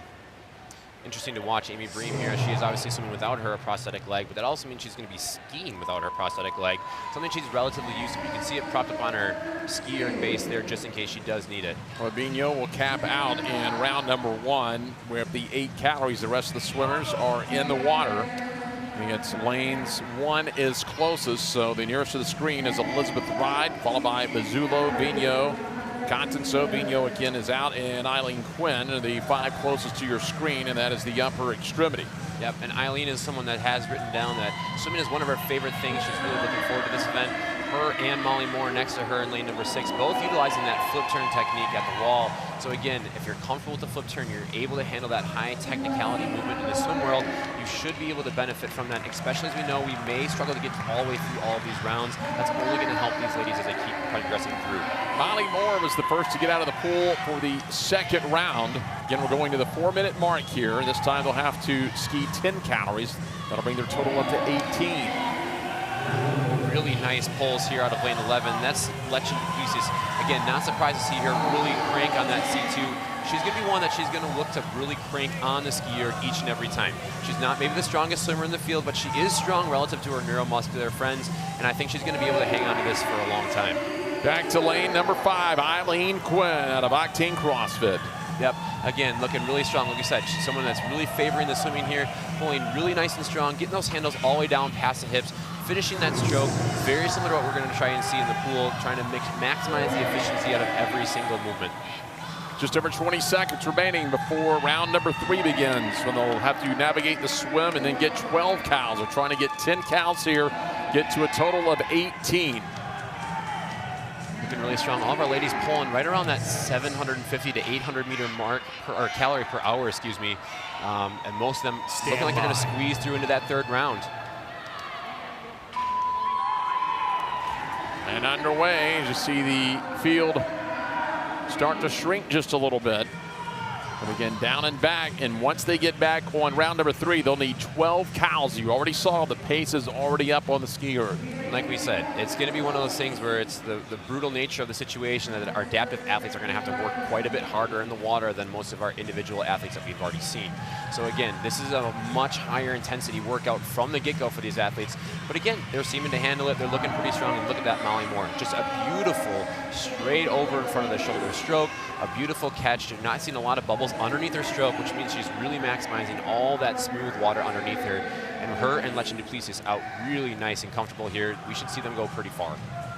Again, Molly Moore out of CrossFit Boston, Massachusetts. He was 7 in the open, 4th seeded coming out of the semifinals after a 4th place finish. Right behind her, Valerie Cohen in lane number 7 on the left side of your screen out of Feast CrossFit in Chicago, Illinois. She won the lower extremity last year. She absolutely did, and it's fun to watch Molly Moore now too. She's having quite herself a day. She already picked up an event win in the Carrie and Karen this morning and already taking charge of our rinse and repeat. So exciting to see how this leaderboard may start to shift a little bit as we head into our final workout. Left side of your screen, that is Eileen Quinn, 2nd a season ago in the upper extremity division. We're going to the 6-minute mark here if they can get through 12 calories. And again, we're seeing this great high pull technique. When it comes to the skier, we've seen it already many times today. The more you can maximize that efficiency from top to bottom through that stroke, the better that fan is going to spin. We're seeing our ladies get that really nice high pull, driving through their quads and through their hamstrings in the finish of that stroke as well. And again, a lot of these ladies being able to get some good quality rest and reset for this next swim. Quinn gets in just before the time now. The 6-minute mark will begin, and this time it'll be 14 cows. So here is who's left. You've got Bride, Quinn, Moore, Cohen, Duplessis, Johnson, and Ives still remaining. Yeah, this is a fun field to watch. I think we're down to 3 neuromuscular and 3 upper adaptive athletes at this point. So it's going to be a game changer for that leaderboard, no doubt. But let's just see how far Lechin and Molly Moore can get. They are looking really strong. Molly isn't really putting any much gas in this swim yet, so she's able to pace this pretty well. Hopefully, again, like Chase and Sean were talking about earlier, make this a ski workout rather than a swim workout. And for the athletes that have a swimming background, the advantage, not only have they been in the water, the pacing, they know they're pacing. How long is it going to take me to ski the cows, so how much do I need to push it? And they're probably very well aware in their internal clock how quickly they're going in the water. Yeah, I would say so. I think, especially when we see Molly Moore, who's clearly showing some experience in the water as a Paralympic rower herself. You know, she's probably spent plenty of time in the water swimming. She's going to be trying to hit a regularly similar pace every single round. She may need to pick it up as the number of calories increase in order to give herself more time on that ski erg, but right now she's looking calm and composed, and we're seeing all of our athletes that are still coming out of the water now really needing to dig in on this calorie ski erg in order to get to the next round. So most of the athletes that were in on this round are back onto the ski erg, and there goes Bride. So it looks like the full field is back onto the ski erg. Letchen here using her really nice tall frame in order to help get some great strong pulls. And this is really cool to see her still getting 20 plus seconds of rest. We're going to see her maybe hopefully get to that max calorie round. Elizabeth Bryant in lane number 1 and affiliated out of the U.S. Absolute full send right now. Getting to that next round could be a difference maker, and even just getting a chance to get back on the ski erg in this next round, those extra calories could make a huge difference.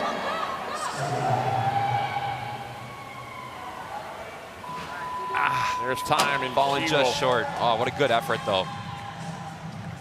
And just like that, we are down to a duel in the pool. The two ladies who've been leading from the get-go, Molly Moore and Letchen Duplessis, are two most comfortable swimmers from this point on. Oh, pardon me, look at that. So Moore is the athlete on the lower part of the screen, kind of in the middle, and the upper is Duplessis. And that's Eileen Quinn, who's now going left to right on your screen. Yeah, I actually think that's Valerie Cohn, who jumped in a little bit late. But she made it in. Again, there's that stipulation where as long as you're in within 30 seconds of the round starting, you are still able to go and compete. So we may see Valerie still get some points here, be able to get back to that ski erg and grab a couple cows to finish out. So Moore is out first. Right behind her is Duplessis. We'll keep an eye on Cohen, too. Again, they're in their own relative divisions here, but this is fun for both these ladies to be able to compete against one another. Looks like Letchen already pulling at about almost nearly 11, now up at 1,100 calories per hour. Looking really strong, really consistent. Molly Moore pulling right just under 800. We got over 45 seconds left, so maybe they're still saving some in the tank. We've got a lot of opportunities ahead of us yet. Got to get to 16 cows.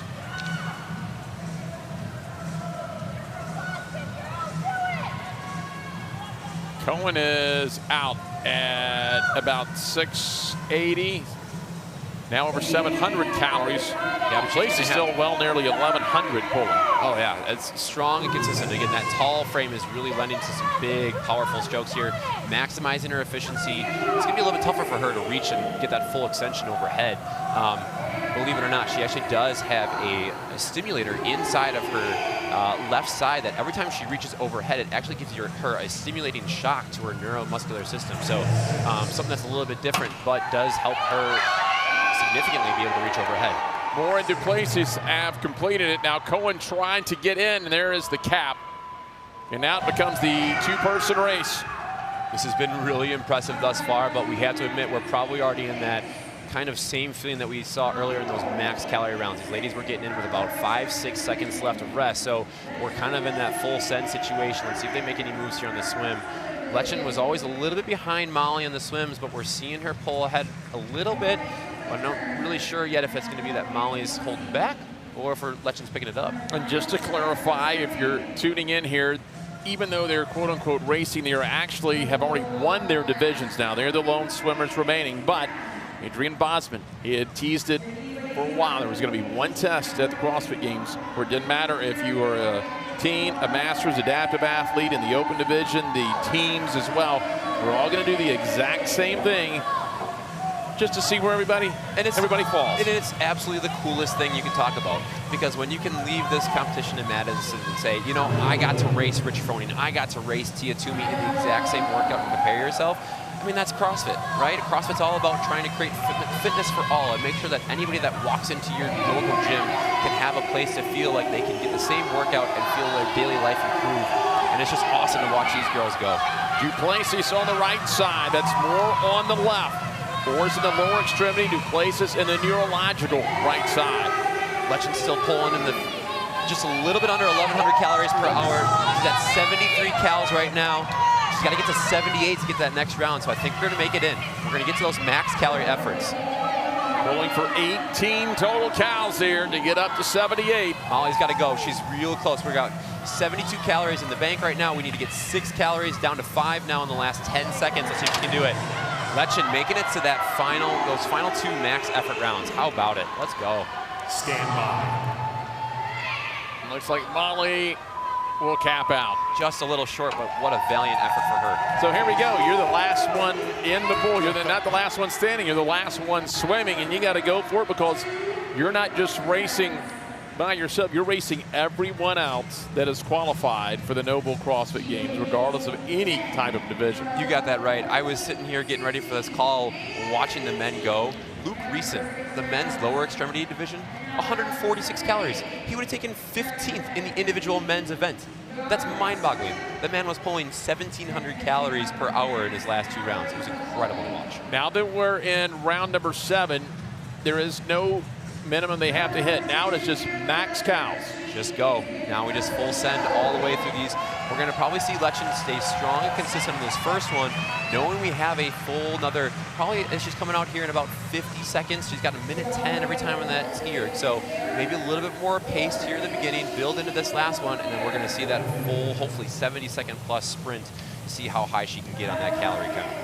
And the reality is, when it comes down to it, if you're able to get into that 7th round, as Lechen has done, it's going to be 4 minutes of whatever you got. You just got to go. Yep, this is turning into a grunt work.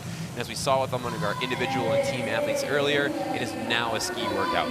It's moved on. That the swimming's there, it's still prevalent, but again, it's all about how many calories we can pull and how hard we can pull for that last bit of time in each of those 2-minute windows.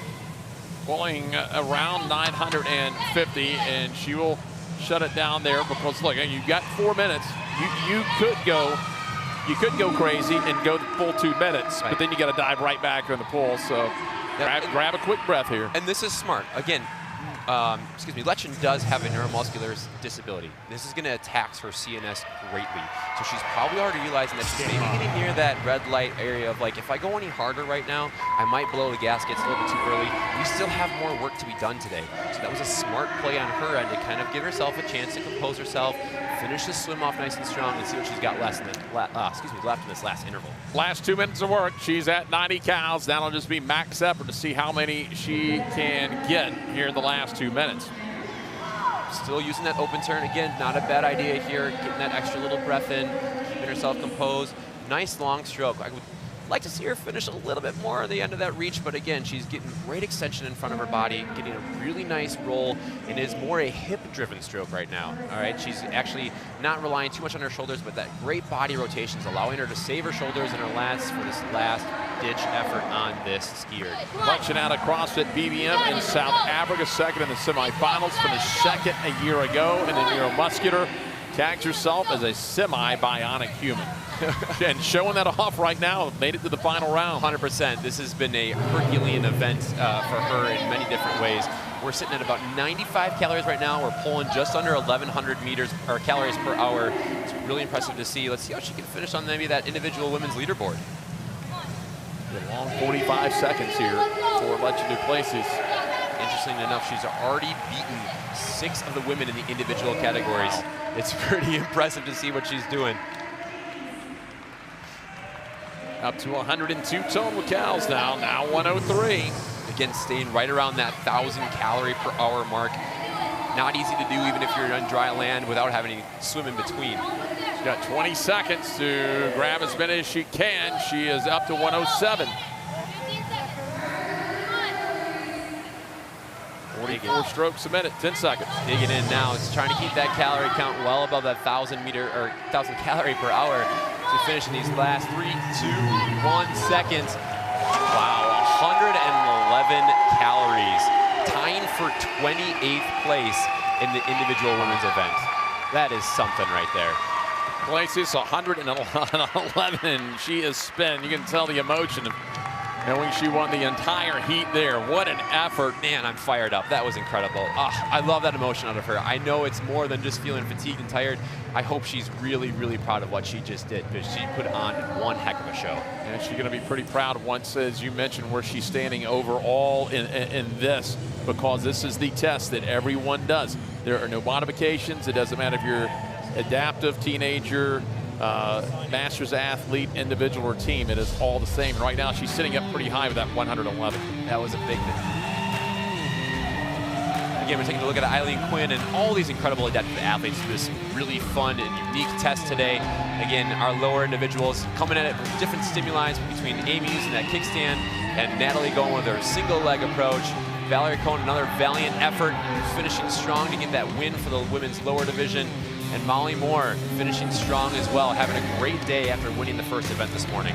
All right, that's how it finished here in the pool for the adaptive athletes. They'll have another event. We'll figure out who the fittest is in each division. Later on, they'll be headed back to the Alliant Center. We'll continue for all the official results, standings, and more. Go to games.crossfit.com.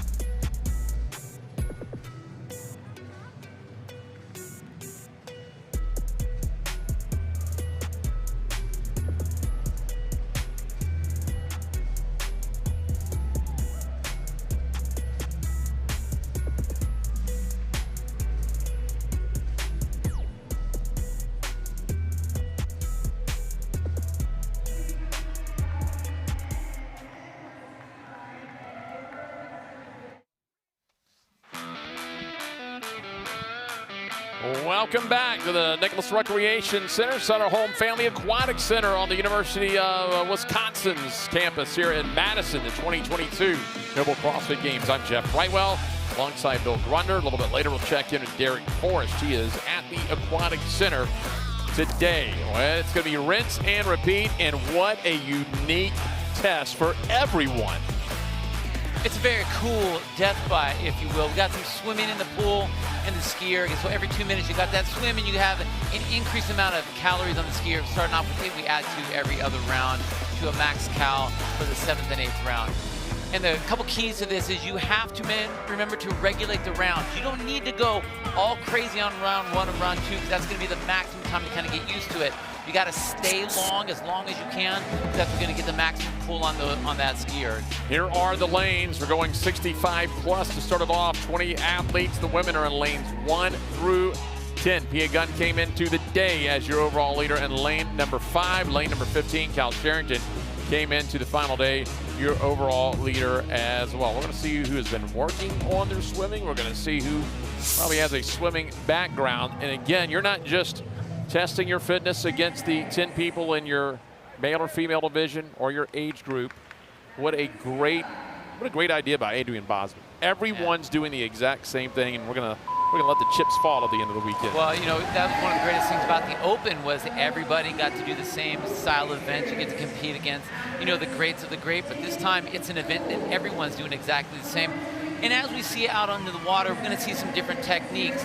It's not about winning round 1, but you definitely want to have some efficiency in your stroke. So those athletes that are in the water doing the freestyle stroke, they're going to obviously have the best shot to get the most time up on that skier. This is your warm-up round. This is where you just kind of get your feet wet, if you will. That's a really terrible pun to use in this one. But you just got, you know, you get used to the water, get used to your stroke, start having that increase with the heart rate, and then you get onto it here. So John Moriarty trying to get going on that skier. And this is what you really want to do, is get a big, heavy pull on that skier. You can use your body. This isn't just an arm thing. It's not even just a hip thing.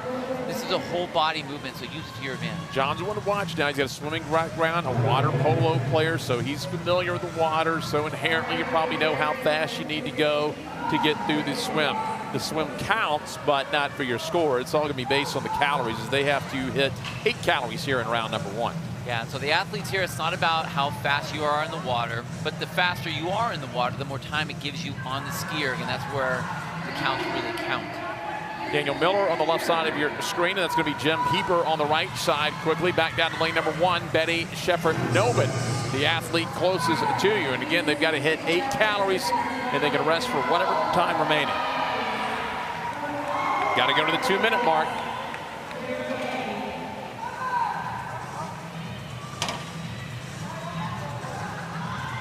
They've got 10 seconds remaining, and then we're going to crank it up again. So all these athletes have made it through. That's great. Now you can see trying to relax that breathing, bring that heart rate back down. And it looks like Labatt down at the bottom trying to get as many calories in as she can. Thanks a lot, Judge, for telling me what to do. Now, granted, she was the last one out of the pool, so it was important for her to get as many of those calories as she possibly could. Well, she got in just in time. She just got that 8 calories, so she's going to go right back in. No time to grab a breath. Well, you know, again, you want to try and get as many calories as you can. So even though she went right up to the clock, she allowed herself to get back in the water, which is what you want, because, you know, you're going to have another shot at getting as many calories as you can. If you look up at the top, there are your swimmers on the men's side. Look at those nice strokes, nice long strokes. We talked about that earlier as one of the keys. A long stroke in the pool is an efficient stroke. You know, it doesn't pay to sit there and spin your wheels very much. So if you can get in there, that's going to be a great position for you. But Mariotti just looks spectacular in the water.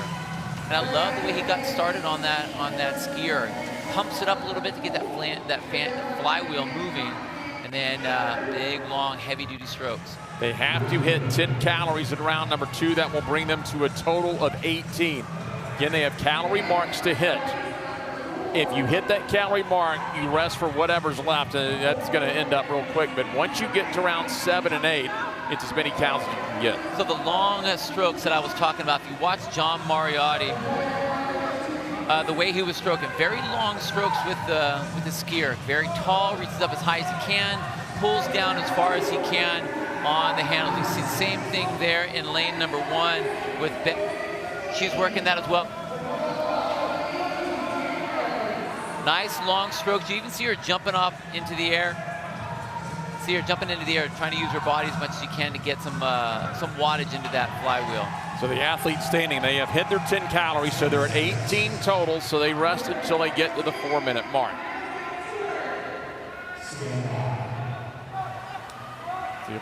Shevardnadze gets in, does not hit 10 cals, and so she is going to be out. And so this is just like that musical chairs, get knocked out if you don't hit the number. Death by, if you will. So right here, we see some of the athletes, if you don't have the swimming ability, then you get backed up and you get really pushed on the ski erg, which it gets tough. That heart rate is, just ramped through your chest. Breathing is super hard. If you are a swimmer and you have the good stroke, you're trying to relax on the swim, come in at a regular time, whatever it needs to be, and then go to work, and that's where you really want to put your emphasis. So again, we'll go up toward the top of the pool, and that is going to be Mariotti again. And again, this time we're looking at 12 calories. Had to hit the 12-calorie mark before the 6-minute time mark. Nice big reach, nice and high. You see him actually almost even go up to his toes to move that body. Drops his hips down and back.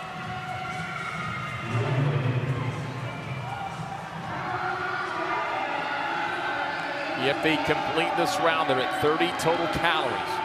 Ken Ogden right there in the middle, lane 18. Big reach with his hands, that's good, but you don't see him dropping his hips very much. So this is all midline trying to pull, not utilizing the weight of his body to help out.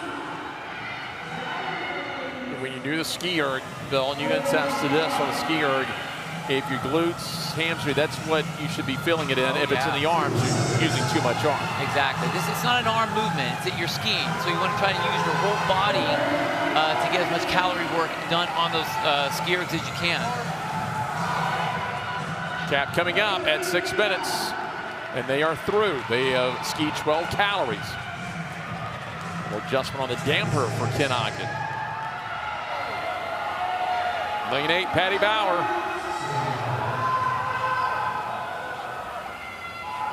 Looks like she's going to cap out. So the other athletes right back into the water.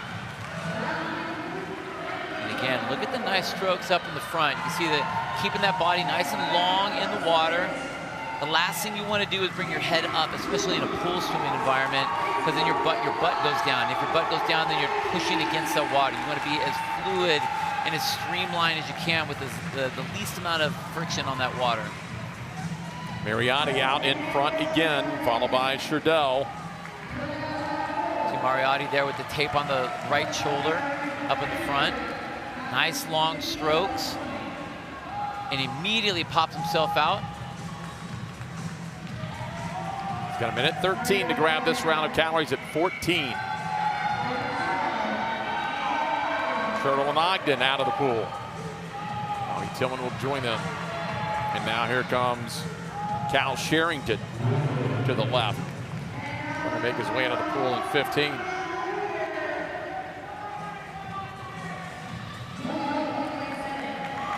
So these are the 4 swimmers that remain. Now look at Cal, the way he's stroking on that skier. Very short. Now he's one of the taller athletes out there, but look at that short, rapid stroke. He's not getting the same, think of it like a rower. Yeah. You don't want to have a short pull on the rowing cable. You want to have a nice long stroke. So John Mariotti, the way he's doing that, nice and tall, pushing his hips back, dropping his knees. That's where you're going to get that nice long stroke, nice long powerful stroke. Yeah, Tillman's pulling those powerful, but he was the last one out of the pool. He's probably going to cap out here. Sherrington, Mariotti, Sherdell were all a little bit about 1,000, 1,050 cals per hour. Now here's where the heart rate is up. Not only did you have to swim, but you're trying to get as many calories as you can. Heart rate's up, breathing is up. Now those that really have this swimming ability are going to be able to try to relax their swimming as much as their breathing as much as they can. Mariotti, Sherdell, and Ogden left. Well, it's a lot of swimmers, newer swimmers, the tendency is to hold your breath underwater, and that's the last thing you want to do when you're gasping for air. So breath blow out when your face is in the water, breathe out when you turn your head. Nice flip turn there by John at the bottom of your screen. Okay, round number 5. When they get back, they have to ski 16 cows to advance to round number 6. We saw John had about, what was that, 15, 20-second rest on that last one, so we're going to be cutting into that. Definitely, this is going to be the telltale. And he probably, if he makes it, he's going to be dropping the rest of the field here. That is Ogden who's second, Schertl third right now, trying to get through this. And again, have to pull here. Looking for 16 cows if you want to advance. Here's Ogden, now Schertl. Mariotti already out, and he's hammering it about 1,040 cows per hour, up over 1,050. That's a decent pull on those cables.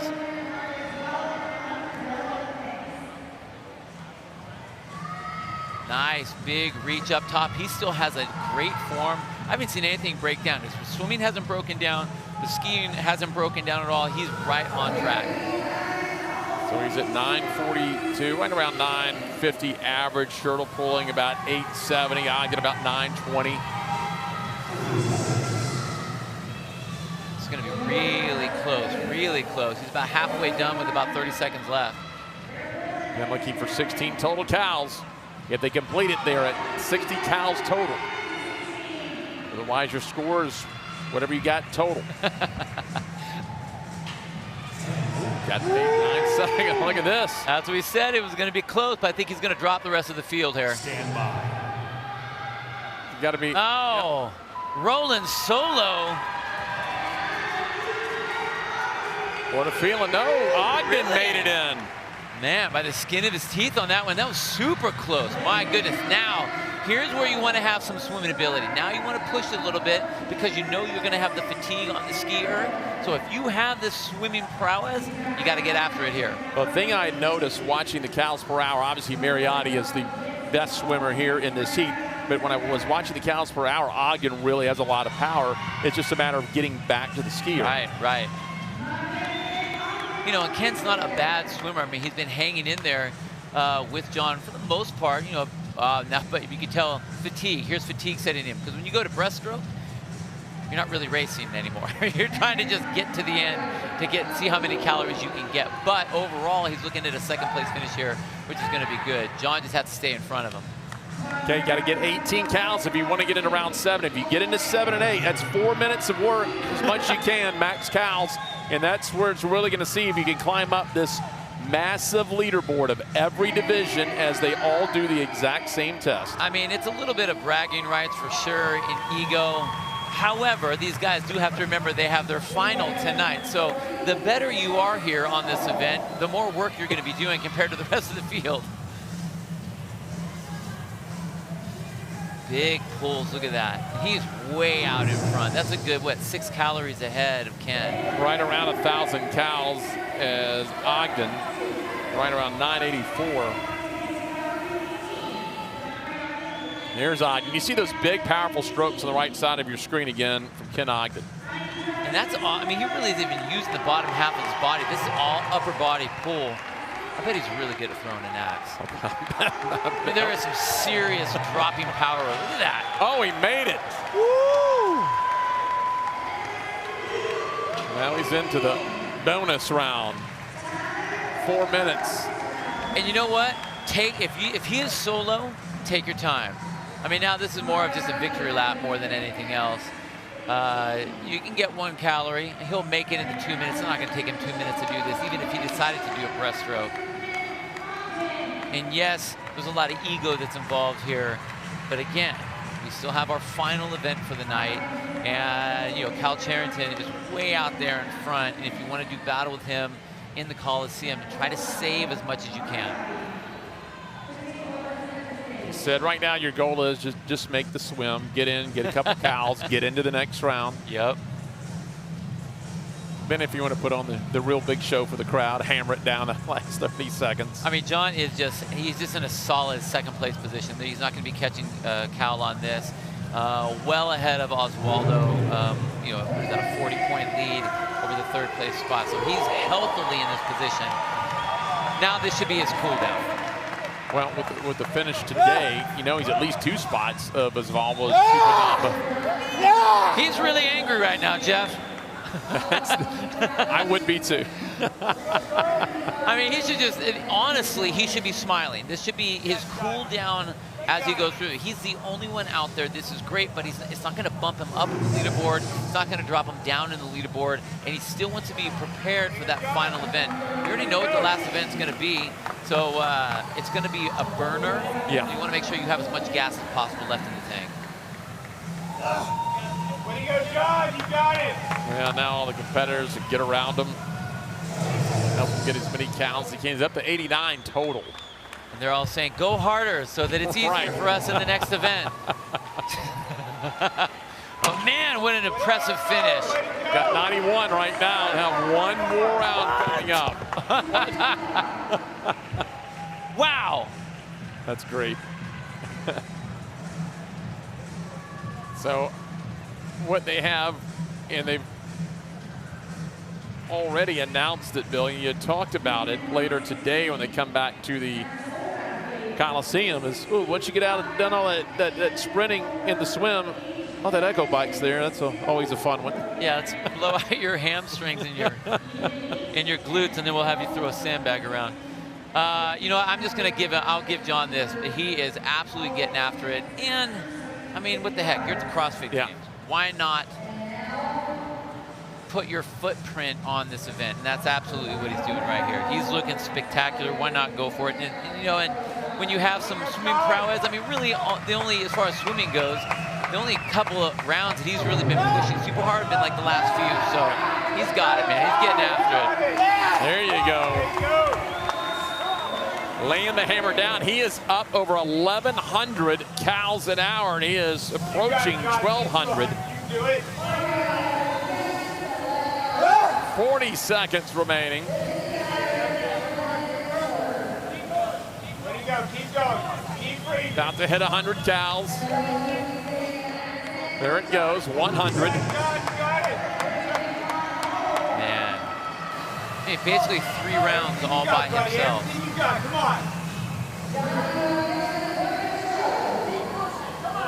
He's still pulling just under 1,000 for the first time.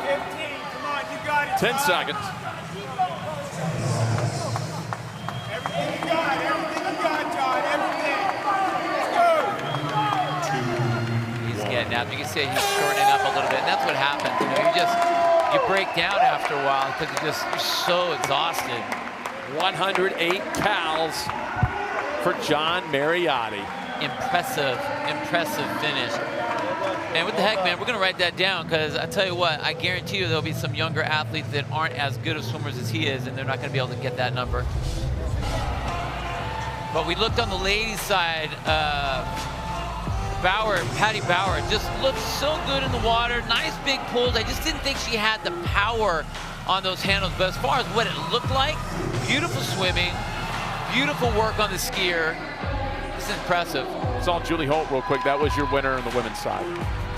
But on the men's side, it was all about who had the swimming background, who knows how to swim and be efficient, and it was John Mariotti from top to bottom. I mean, to the point where he literally was all by himself.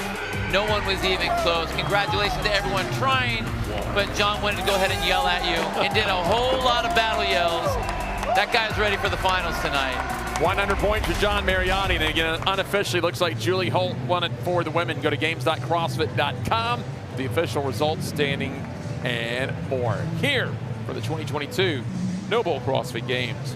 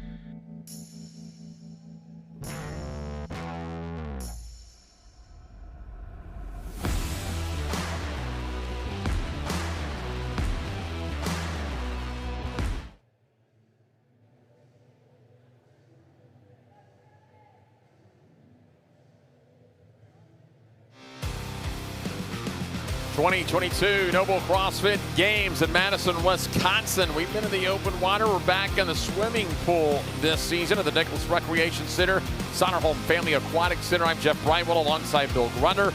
We'll check in with Derek Forrest later on at the pool. Well, Bill, we just saw it, and this is fun. A 2-minute segmented type of beat test. Fun in air quotes as we say that. Every 2 minutes, you have a 50-yard swim down and back, and then you get on that ski erg. We start at 8 calories, and we add 2 calories every round up to a possible max 7 and 8. This can get really nasty really fast, but that will be towards that end piece. Mary Beth Pomodrinas was the overall leader coming into today. She'll be in lane 5, and she'll be sandwiched in between Chapel and Knappman in 4 and 6. Coming in today, those were your top 3. They'll be in lanes 1 through 10 for the men in the 60 to 64-year-old division. Shannon Aiken held the lead today, but trying to hold off Christian Yaley and William Powell. Aiken in lane number 15. And that's how they will line up here in the 60 to 64-year-old division. You know, we had some mixing up in that last event with the crazy Karen event in that first event today, to where Patty McGill, there was that big tie, 5-person tie for second place with Patty McGill, Debbie Downey, Yvonne Howard, Lynn Knappman, and Anne-Marie Blinko. But Patty McGill winning that event was able to get herself into that second place spot. But we still have a 2-way tie for 3rd and 4th, and for 5th and 6th, a 2-way tie as well. So this is going to be still a very important event. And again, who has the swimming ability? I think that's going to play first and foremost to the strengths here, and then who's got the length for those that ski erg machine. Got to get 8 cows once they get out of this first swim on the ski erg. Now they finish their 8 cows. You relax, get as much wind as you can, get back into you before the 2-minute mark. Then you start all over. Don't have to crush the swim early, because your score is going to be on these ski ergs on the left side. Right. You know, and if you do have the swimming ability, it's just a matter of getting through the water. This first round is going to be more of a warm-up more than anything else. Tony Tursky, first athlete to get out of the water down there in lane number 13 for the males. And here in lane number 2, Debbie Downing, the first female to get on the ski erg. That's big for Debbie Downing, because she's tied with Yvonne Howard for that 3rd place position, both with 360 points. So if she's got the swimming ability, this is going to be huge for her. Most of these athletes had a little over a minute. Some will have a little less than a minute. Should be able to get 8 cows. Look at the way Debbie's working that ski erg. Nice big reach up, nice and tall, using her body, locking her arms and using her body to help pull down, using gravity to help her out to get a nice big yank on those cables. Keep going. 8 cows done. She's got 34 seconds to go to get as much breath as she can. Patricia McGill right behind her, who made the move, has about 30 seconds as well. Lane number 16, William Powell still down there trying to finish up his 8 cows. Lane number 11, that's Rolando Gonzalez. Down here in lane number 9, Georgina Jardin.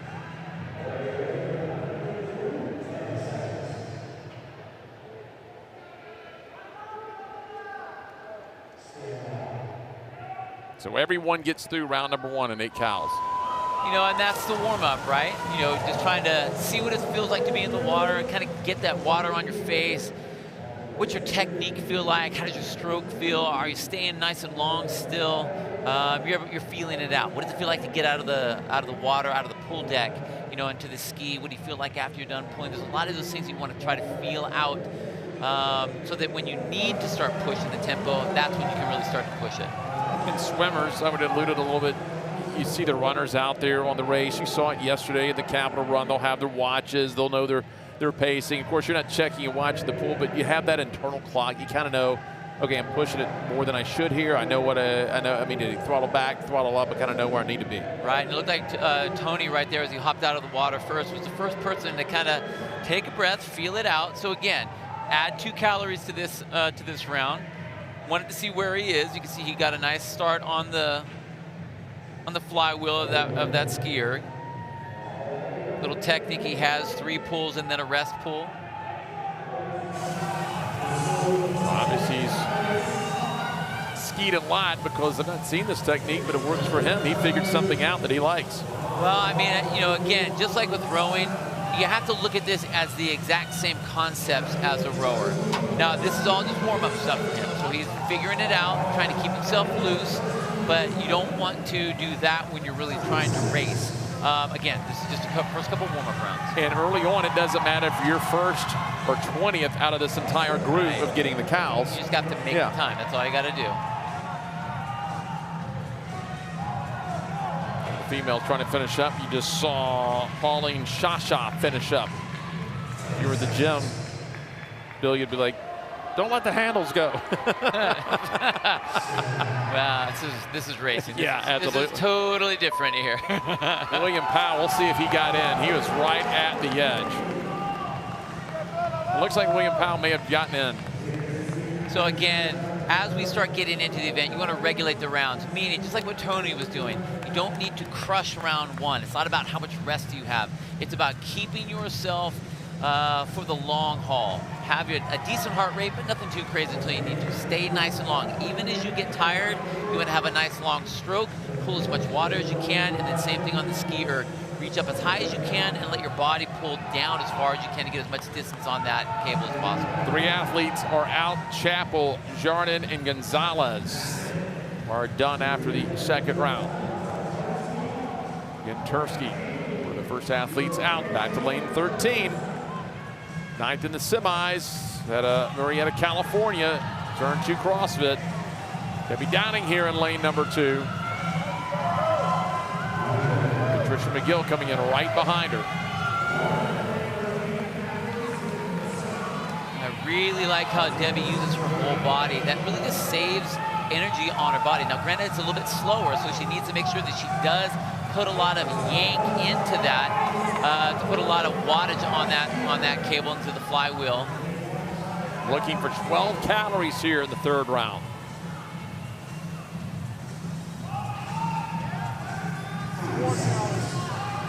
And again, that's Debbie Downing, pulling about 950 cows an hour. Famery is pulling 1261.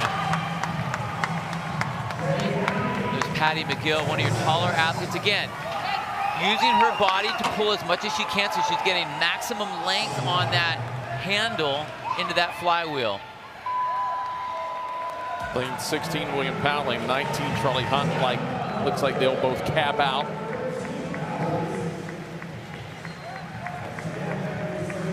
Now things starting to thin just a little bit out in the water.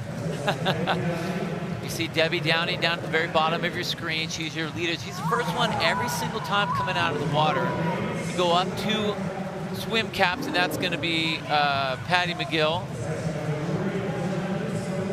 Or sorry, 1 up. No, it is 2 up. Okay, there you go. It's really hard to see people in swim Yeah, you got Lynn Knappman, the 3rd female in the middle of your screen. Jay, you got Downing, McGill, Knappman. Those are the females 1, 2, 3. Now Knappman getting close to pulling even, but now lane 15, you're going to have Shannon Aiken out of the water ahead of Tursky this time. So Shannon Aiken, you'll see the difference in the pool here, whereas Tursky was doing that short jerky pull, like 2-3 strokes and then a big long one.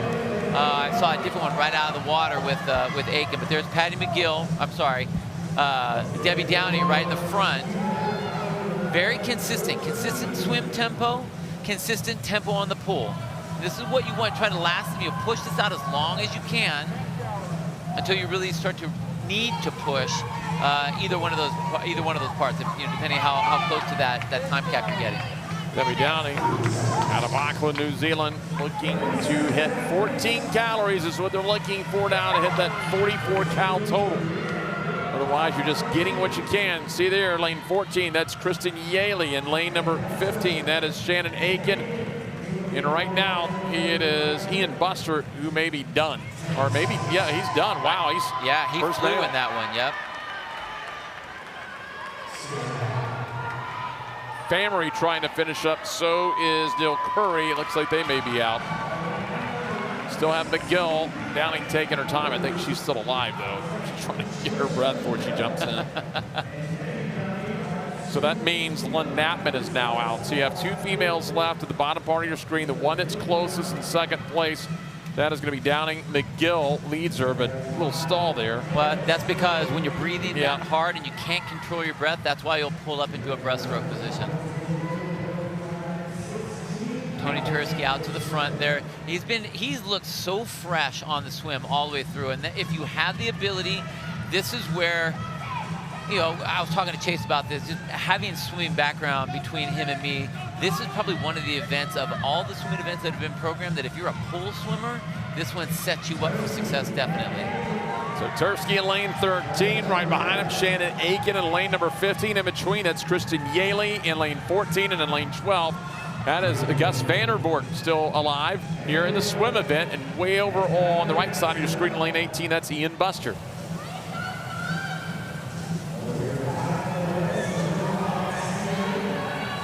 Now you're trying to get to 16 cows before the 10-minute mark.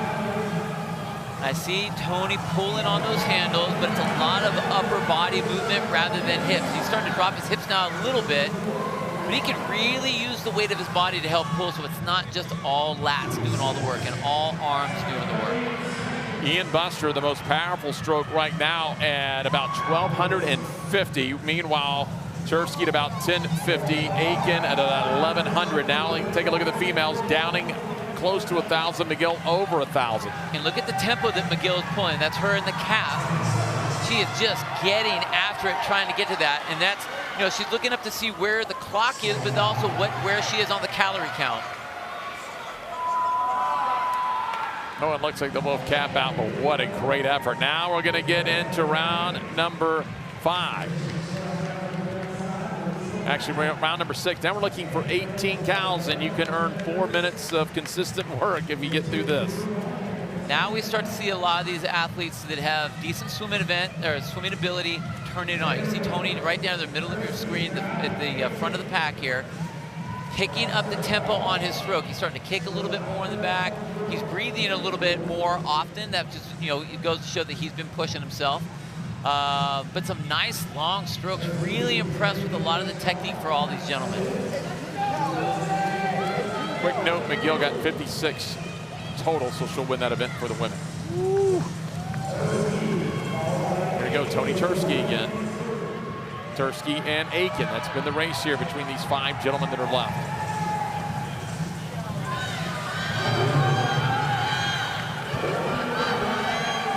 Again, big pulls by Tony. You can see him reaching up real tall. If they get to 18, they have round 7 and 8 for max cows. See Aiken down there in the bottom with the tape on his back. Gailey right in front of him. Much more aggressive pull with Shannon down at the bottom. So he's actively getting after each one of those pulls, whereas you can see Gailey right in front of him. There's almost like a rest on every single return as he's coming up. His arms kind of swinging up. In order, you got Vandervoort, Tursky, Yaley, and Aiken in 12, 13, 14, 15. There's Shannon Aiken.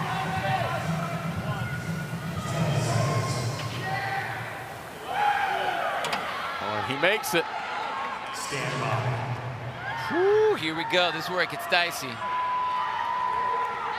Now it's all you can pull here for 4 minutes. Get through the swim. We got 4 of the males left. Tursky, Yaley, Aiken, and Ian Buster are remaining. So everyone worked really hard on the ski erg, but was anybody holding back on the swim? That's what I really want to see. Could you figure if you only came up with, what, 5 seconds left to go, technically speaking, you shouldn't be able to pull 2 more calories in that free 5 seconds. So the only place you're really going to be able to make up any of that time is going to be on the swim. So who was holding back? Who was riding the governor a little bit? And are they going to be able to make that jump on this next set on the ski erg? Well, they're all sitting at 78 cows, but now it's all you can get. Tursky and Aiken again are going to be the first 2 men out of the water. Tursky on the left, Aiken on the right.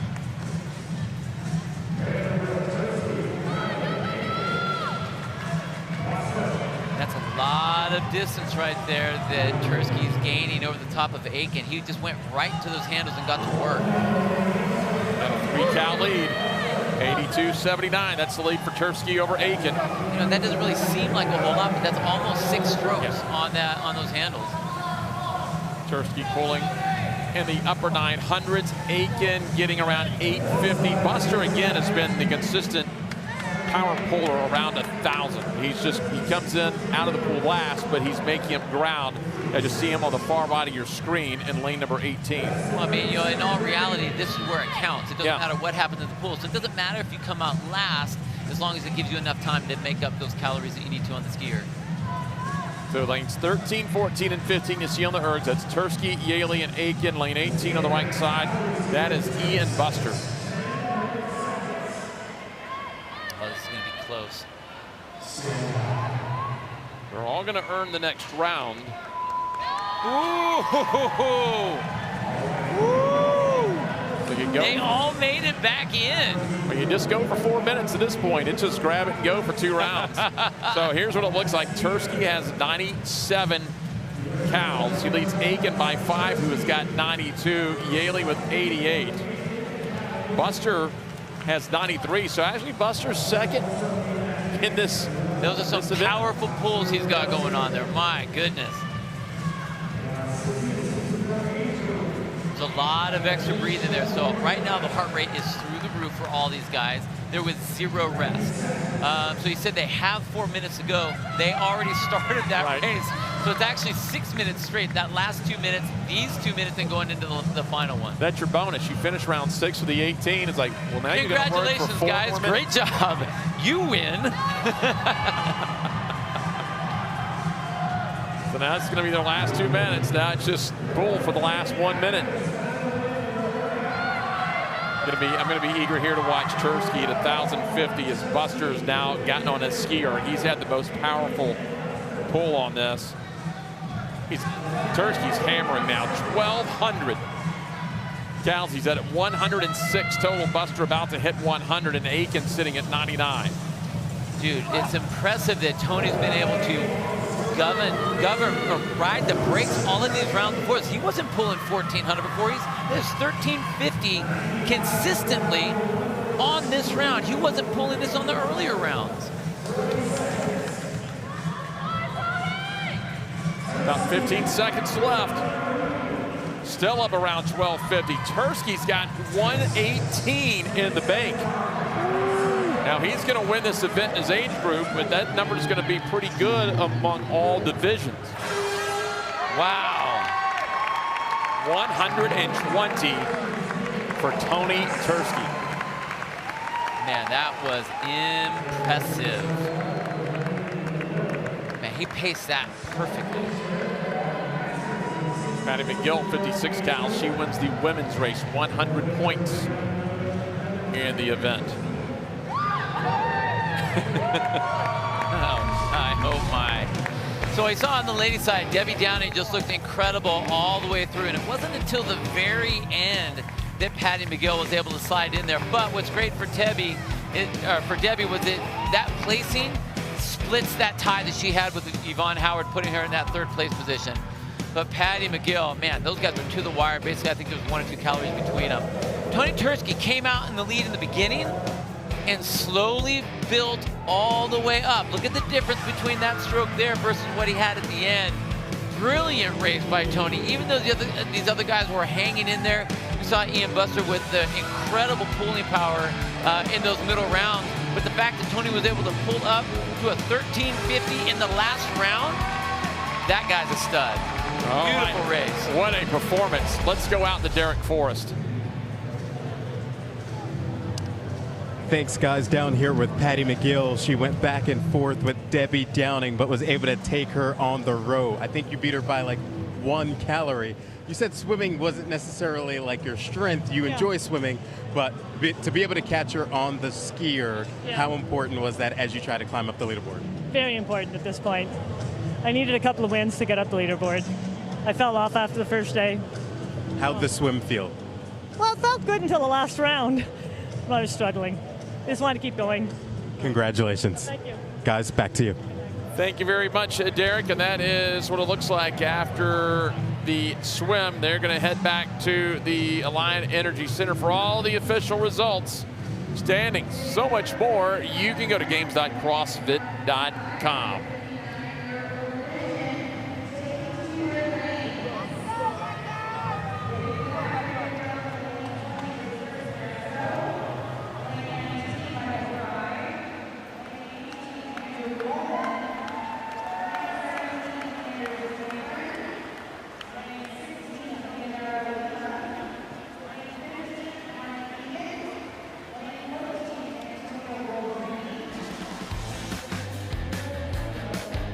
Here in Madison, Wisconsin, the 2022 Nobel CrossFit Games at the Nicholas Recreation Center and Sonderholm Family Aquatic Center. We get ready to rinse and repeat, Bill. And I love this setup. Every 2 minutes, we're doing basically a death by on the skier, but we're going to add that 50-yard swim every single time. First round, we start at 8 calories. We build 2 calories every round up to that, up until a possible max at 7 and 8. So they line up 55 to 59 coming into the day. Leah Coates was the overall leader, trying to hold off Kim Stimbaugh and Shannon Bunce. They're in lanes 4, 5, and 6. The men will be starting in lanes 11, going all the way down to 20. As it will be Mike Egan, who came in as your overall leader in lane number 14. Antonio Baldwini in 14. Leonardo Wernersbach Lima was in 3rd place. As you see him in lane number 16. That comes into the day, not the current standings, but coming into day number 3.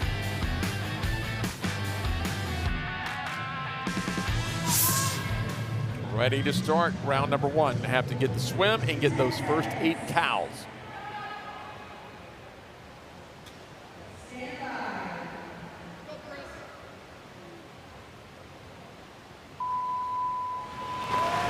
Underway, and that's Lori Mashizik, bottom of your screen, followed by Linda Alston. Alexia Feynman is 3 females going from bottom and making your way up the screen. Again, they have to get down and back and then on to the skier. And as we look across the floor, as we look across the water, we see a lot of athletes either have this ability or they don't have this ability. One of the things that no matter what division you're in, if you are planning on coming to the CrossFit Games, you better have your swimming in check, because every CrossFit Games has had a swim, well, except for like the first couple ones, but the modern CrossFit Games have had a swim in it, so you need to have that ability. It's important. Andy Coleman out of the pool in lane number 18. Lane number 3, the first female, Alexia Feynman, will get on the skier. You know, it's crazy. Both those athletes are sitting in that 4th place position, so this is an important event for them, trying to make that jump up onto the podium. They just need to remember that it's not about winning this round. This is your warm-up round. This is your, I want to see how I feel round. This is, what am I going to feel like after I get done going up and down with that skier, getting hot back in the water? Am I going to have any sort of dizziness? What am I going to feel like? This is the experimental round. Only about 45 seconds there for Lima to gather his breath. He finishes 8 cows, as most athletes will relatively soon. I mean, the goal is really to get through round 6. Then it's all the calories you can get. Now it's a painful reward to move up the leaderboard. It's a little bit like the progressive events we've seen in the past that were programmed in the open, regional, semi, whatever level you're out, where they would say, hey, you got to earn the heavy weight. Get through this, the moderate barbell, and get to the heavier weight. But you got to get there. You got to earn that. You have to earn your punishment. It's really evil. If you want to show off, yeah, earn it.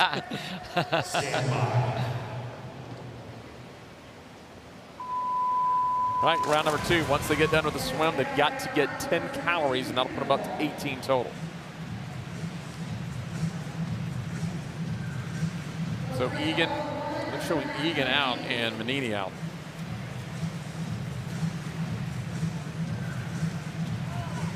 I mean, we're already seeing some breaststroking right now, at least on the ladies' side. A couple on the men's side as well. You know, they were able to luckily get through the calorie count, but I think that those people that are struggling on the breaststroke, we're going to see them out quickly. Yeah, Egan's still swimming, so he's still in there.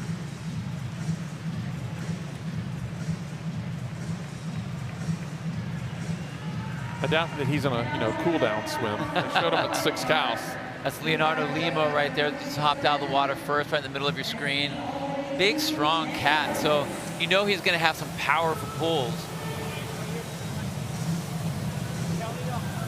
So Lima right now, that is who you're watching, 1,139 cows per hour now. And again, you don't have to hammer it. You just need to get 10 cows in the bank. Yeah, you know, it's about regulating those early rounds. Feel comfortable on these first couple rounds, just kind of warming everything up. Don't kill yourself on the first couple rounds, and build as you can. And then you got to stay long. You want a nice long stroke.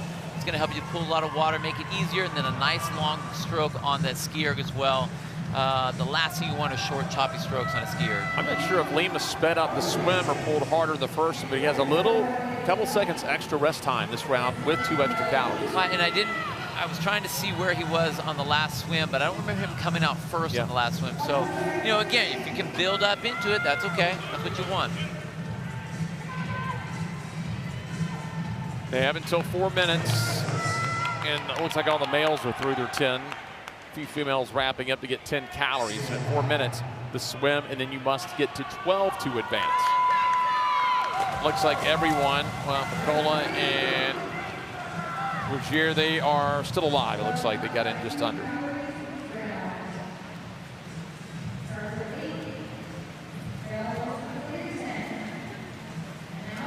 So again, what you're looking at on the screen is a little deceptive. You're not really in the race yet. Once their rest time shrinks, probably after this round, now you will look to see, hey, who's getting out of the water sooner, who can hit that calorie mark. This one, probably the last round, where you may see some of the athletes come out, maybe not up front, but still be able to make up the time on the skier, because the skier is the only thing that counts for your score. So you got to hit 12 here. So we see Lima up at the front, lane 16, first out of the water. Coleman looking very well right in the middle with the light cap. And then Chris Podesto at the very end of the right-hand side there. Big pulls. I think I was looking at that last round. He was pulling up to 1,200. Right now he's pulling 1,150 right in there, right in that range. But he's had some big, strong pulls. So this is that element of, okay, let me just get through the water and then I can have a powerful pull. Here he is now already over 1,200. The only athlete on the floor that has that level of a pull. Big, strong pulls by Chris. He's still right around 1,200, and that's the most powerful pull of all the athletes still remaining. Lima was around 1,100, a little bit over 1,100. Most powerful pull right now for the ladies belongs to Bunch. She's been right around 940, 950. Amy Simpson, you just saw quickly on your screen, she was pulling about 850. Alexia Feynman in lane number 3. Feynman pulling near 900, and she is going to earn another round. And this is important for Alexia to see if she can make it up into those next couple rounds. Sitting in that 4th place position, she needs to make that jump. She's only 10 points behind Kim Stambaugh. So this is the 4th round. The swim and then the calorie mark they must hit to advance will be 14 calories. That will put them at 44 overall.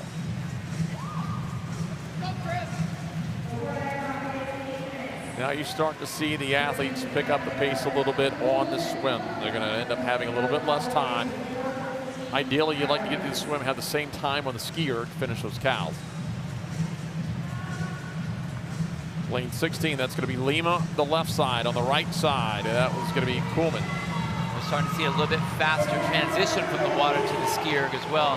Again, wherever you can make up some time, that's going to be huge for you. Amy Simpson in lane 10, the first female to make it out. She's out of Los Angeles. And there is Simpson, first female out of the water, and Simpson pulling about 840 on the skier. Well, so this is the thing. You figure out where your strength and your weakness is. If you don't have a real strong pull, then you have to have a fast swim to make up so you can get a little bit more time to work yourself the calories on that skier. Has to hit 14 calories to advance to round number 5. You're 2 rounds away from getting the bonus. I guess you can call it the bonus 2 rounds. You get all the calories. Doesn't feel like a bonus. The anti-bonus. Got 26 seconds to spare. Yeah, that's a lot of time left. So this is great because he's able to move, and we've seen him pick up the tempo a little bit. You know, as he's been working through each one of these rounds, and here he has time to bring that heart rate down, relax his body a little bit. Simpson is done, so she is through, but she may be the only female left. Nope, looks like in lane number 6, Shannon Bunce made it in. We'll have 3 females remaining, it looks like. I believe Linda Elston may have made it through.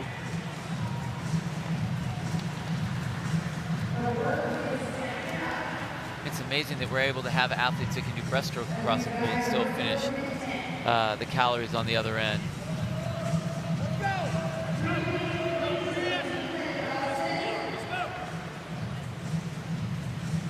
Starting to get a little bit of a swim race up the top with the men with Leonardo Wernersbach, Lima, and Andrew Coleman. Those guys are, look at this, head to head.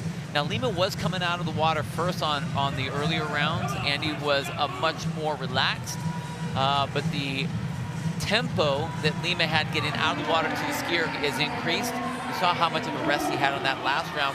He needs that rest as those calories start being added on 2 at a time. Lima on the left and lane number 16. He's pulling 11:31. Coleman on the right side, about 10:50. Simpson is also out of the water for the women. She's pulling about 8:50. Modesto is now out of the water. Here comes Simpson trying to stay alive. 16 calories is what the athletes need to move along to round number 10, or round number 6. Wow, Elston's getting after it. Look at that. She's attacking that. There's not a rest on the return of those handles at all. She's getting after it. Look at that. 9:50. Meanwhile, Bunce behind her is pulling about 9:75. So 3 females remaining, trying to stay alive for the next round. Meanwhile, Leonardo Wernersbach is saying, all right, let's go for another. How comfortable they look. Hands on the hips. Slowing down the breathing, just relaxing. And Amy Simpson is out. All right, well, now it looks like it's going to be Lima remaining. Lima and a couple, is that a Coleman? Lima and Coleman are the 2 males remaining. And I think it's going to be really fun to watch what these guys do this round and the next round. They both had plenty of rest on that last round to do at least a couple more times through this. So I think it's going to be really fun to see just where they go. Quickly, it looks like all the females may be out. Simpson ended up at 59 calories, so that will earn her 100 points. So all you're left with now is a 2-person race here to see who will win the event and where they will stack up among every athlete that qualified this week at the Noble CrossFit Games. Lima with a much faster transition, just like we've seen. He gets right out of the water and right to work. Again, he's trying to just wring as much extra time out of the 2-minute block as he can. Now with Andrew, look at the way he's pulling. It's very methodical, and he's not really attacking. I think he can really use his body a little bit more. He's been making the time, which is great. But as we get close, this turns into, you know, an only arm movement. It's going to start to shut down. You can see the way that Lima is really pulling back with his hips, dropping his body down, using gravity to his advantage. Well, he's in lane 16. That's Lima, about 10:55. Coleman's pulling a little under 1,000, lane number 18. That is Coleman on the right side of your screen, Lima on the left side. Coleman has the length. He could really put a lot more into that flywheel than he's letting himself do. But still, it's just a matter of making, it doesn't matter how you make them, you just have to make those calories. Got to his 18 with 13 seconds to spare. Will Coleman get to 18?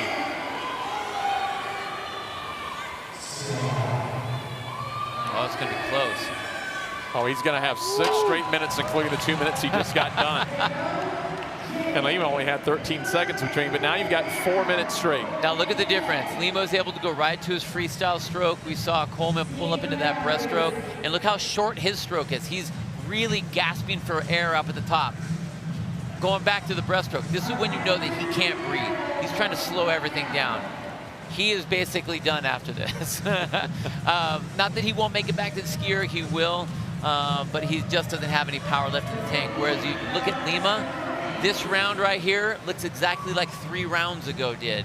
When you have the swimming skill and the efficiency, you're able to breathe efficiently, and you're able to recover yourself, you know you're going to be in a great place, and he looks amazing. All right, here in round number 7, you've earned round 7 and 8. There's no specific calorie marked ahead. You just ski for as much as you can, and then when you get to the 14th minute, you do it all over again. This is for your placing in this overall test that we have for all the athletes. And you mentioned earlier, you got to manage your division. You've got 1 more event left, but let's face it, the ego gets there. And look, if you're a Masters, you're like, hey man, I'm going to show you I still got it. I want to see where I fall on this overall giant leaderboard for this test. You know, back in the old days, one of the things that I was always accused of was not being a fan of the Masters division, because I always wanted to compete with the young guys.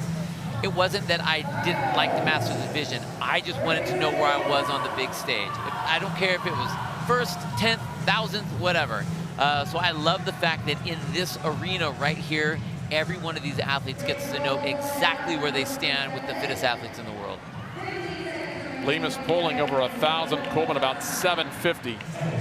And it really doesn't matter how hard you pull here as far as you get the bonus round. Now, these two guys are still battling. This is one thing. Yeah. It's one thing if you're the lone swimmer left for 4 minutes, because then you can cruise along. But these two guys are still battling for 100 points in this event. That is 100% true. And what the great thing is that Andy Coleman sitting in that 4th place position. He's a ways out, about 40 points behind Boldrini in that 3rd place spot.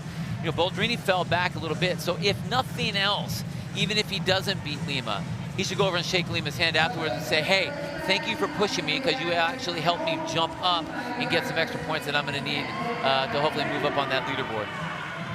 Well, Boldrini ended up with 59 calories, which a quick look now would put him tied for 4th in the event. So he can make up a little time. Didn't get a lot of people in between them.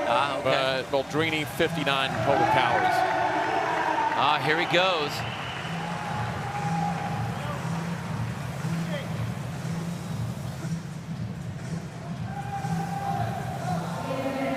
You just get what you can get, and right now, Lima at 103 calories. He's going to win this event, so he's going to get 100 points.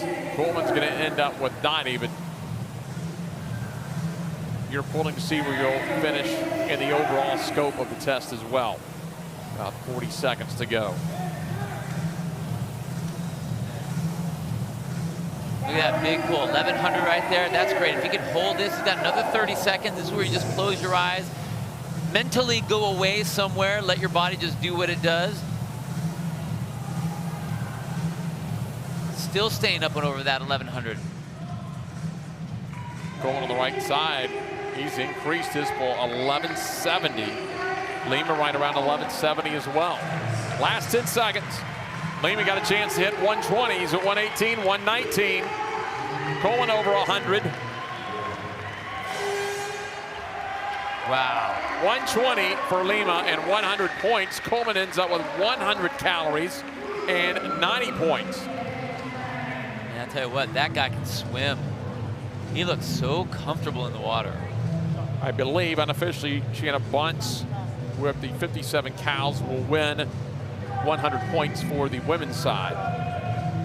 Amy Simpson was in there too. We'll double check that and see, but that is unofficial. I know Simpson was one of the last one there as well. And again, you know, we saw the ladies really getting after it. There was a big chunk of women that all jumped out at one time, but those that had the swimming ability really looked strong. Right there, Amy Simpson was able to hang on to that position, hold that position for the women for quite a while. Andy Coleman on the men's side, very strong up in the front, but was really being pushed by Leonardo Wernersbach Lima from start to finish. He looked comfortable, he looked calm from start to finish. It didn't matter what round we were in, his swimming looked impeccable, and man, he really put this, you know, just tightened the screws into that ski machine as he finished it up. And what a great way to finish. Would he end up with 120, 121 cows? Beautiful finish for Lima. Check all the official standings here in this event and also see how it shakes on the leaderboard with one event remaining. Go to games.crossfit.com for the 2022 Noble CrossFit Games.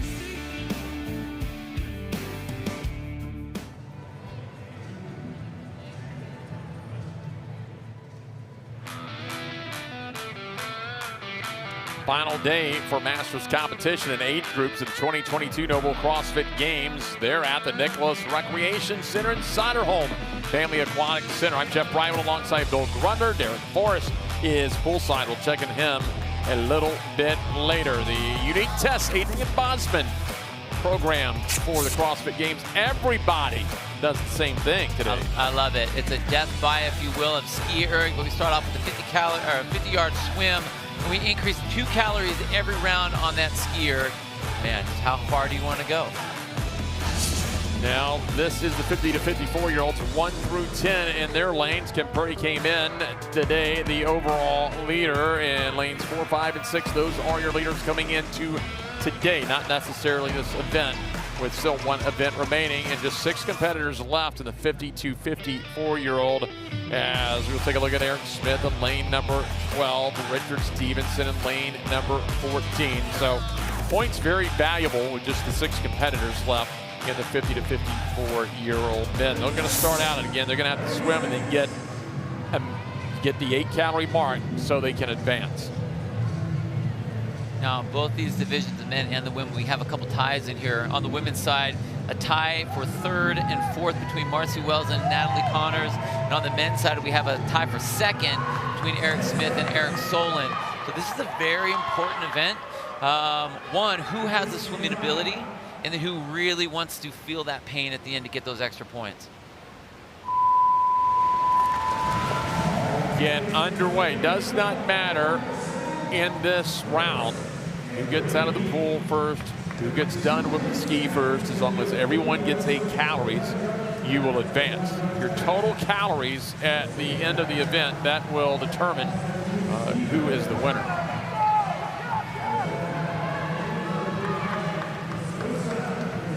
Like if you look at the bottom, Tia Gebby, 3rd, cap up from the top. And Natalie Connors are your first 2 athletes out of all the athletes to get out of the water first.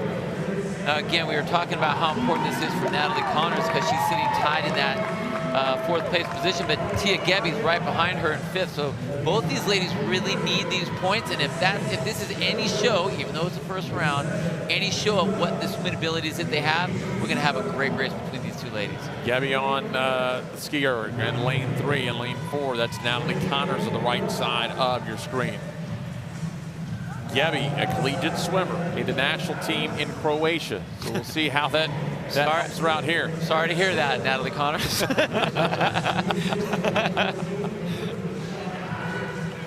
You know, the other thing that she has in her favor is the length that she has. You know, we talked about what she had in her for the wall ball, but the same thing for the skier. Big, long strokes. Julie Ackerman in lane 2. She's familiar.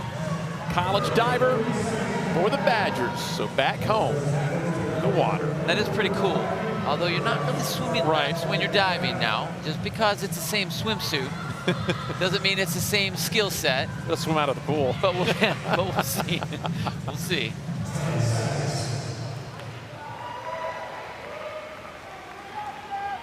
Stand by. All right, round 2 underway. Down and back. This time they'll have to hit 10 calories to advance to round number 3. Down at the bottom, you see the 3rd from the bottom. That's Tia Gebby. Look at those nice long strokes. She's real relaxed in the water. So whereas some of the athletes are having to fight to get through the water, she's extremely relaxed. And this is the whole thing. The better you are at swimming, I don't want to say the worse of a workout it is than those that aren't very good at it, because you're so efficient. And if you look at the way she's moving in the water, she's extremely efficient. Look how calm she is. Other athletes are trying to get through. She's just trying to slide into the skier. So it is going to be Gebby, Ackerman, Connors in order 1, 2, 3 for the women to get out of the pool. Again, that's great. You just need 10 calories. So you can be the first or the last out of the pool as long as you get those 10 calories. And you don't even have to be the first to get the 10 calories. You just have to move to the next round. You have to be able to make it to the next round. But as calm as she was, we saw what happened with Lima in the last heat, how he was able to move through the water. And as he was able to do that, was able to speed up as he needed to, I see Tia doing the exact same thing. She'll settle in right around 1,000 right now. You know, she's got that length, nice long strokes. Wow, she's the first one done out of everybody. Ackerman is done, so Ackerman is through. Here's Carrie Sandoval on lane number 1 trying to wrap it up. Most of the males are done. Lanes 12 and 13, Smith and Solon. Solon's done. Smith. Give me that rollover calorie so I don't have to make another stroke. He's got a steady stroke here. I mean, second round, you need 10 calories. You can afford to have a steady stroke.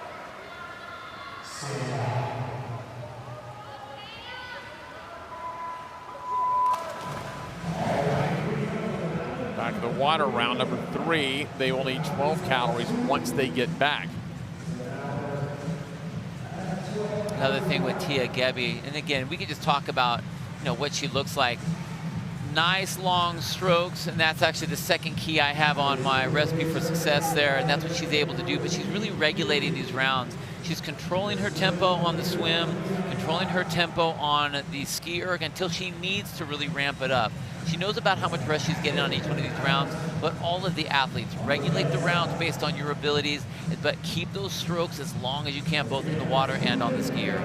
Again, it's going to be Gebby, Connors, Ackerman, your first 3 out of the pool, not just for the women, but for all the athletes. Looking for 12 here. That's the calories they need to get to advance on to round number 4.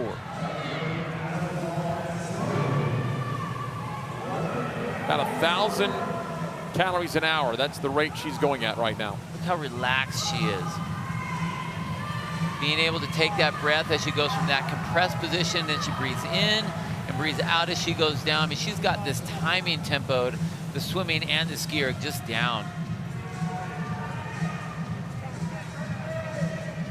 Ackerman pulling about 950, Gebby just under 950, Connors right around 900. So Gebby is done. 30 seconds. My goodness, look at that much of a break. Ackerman's done. Connors is done. She'll have about 20, 25 seconds. They're going to look down the lane and watch the guys wrap up.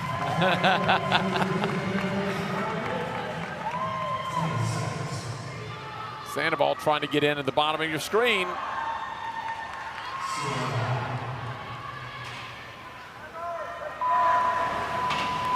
It looks like you had 3 of the females cap out here. Still 7 of the females left. They're at the bottom part of the screen, the upper lanes, 11 through 16. Those are the males. They have 5 remaining, so they've had 1 who has been eliminated.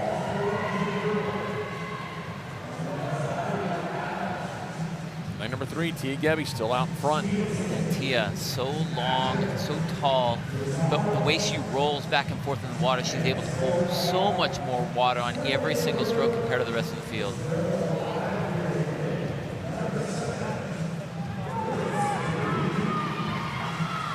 Plenty of time here for Gebby.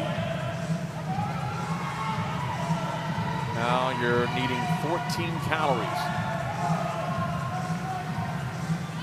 And she had about 30 seconds of rest in that last round before moving into this round. So I expect to see her somewhere around, I don't know, about 20 seconds on this one as well. She's able to hold that same pace. Again, that's a lot of rest at this point. Gebby pulling about 950. Purdy is pulling about 980.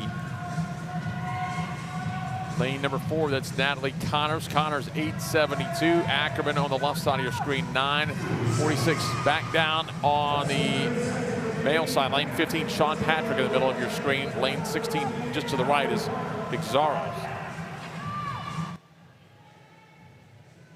So Gebby is through. Ackerman and Connors trying to wrap it up. Ackerman will.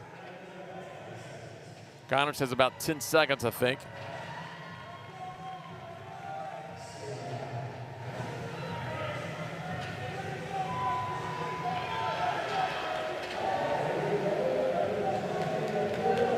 Now they'll need to get through round 5 and get to 16.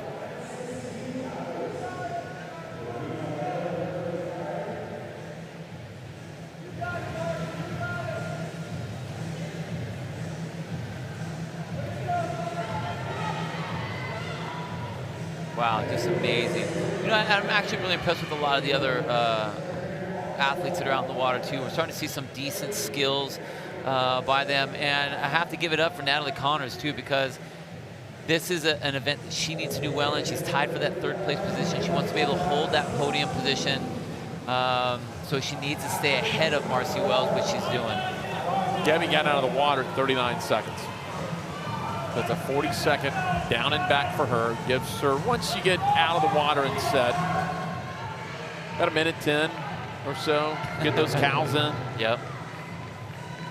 Now I am starting to see Tia with a little bit more urgency on those strokes. Before it was definitely resting. See, she's picking it up here just a little bit. Again, still keeping that breathing nice and rhythmic. Breathing in as she stands right there to take the pressure off her diaphragm and off of her lungs. 35 seconds left. Ackerman really laying the hammer down, 1,160. And she's in lane 2 on the left side of your screen. Taking a look back at the right side, looks like Sean Patrick just finished up with about 18 seconds to spare. Gabby's done and Ackerman finishing up. Connors has about 7 seconds to go. This right here is that breaking point for a lot of these athletes.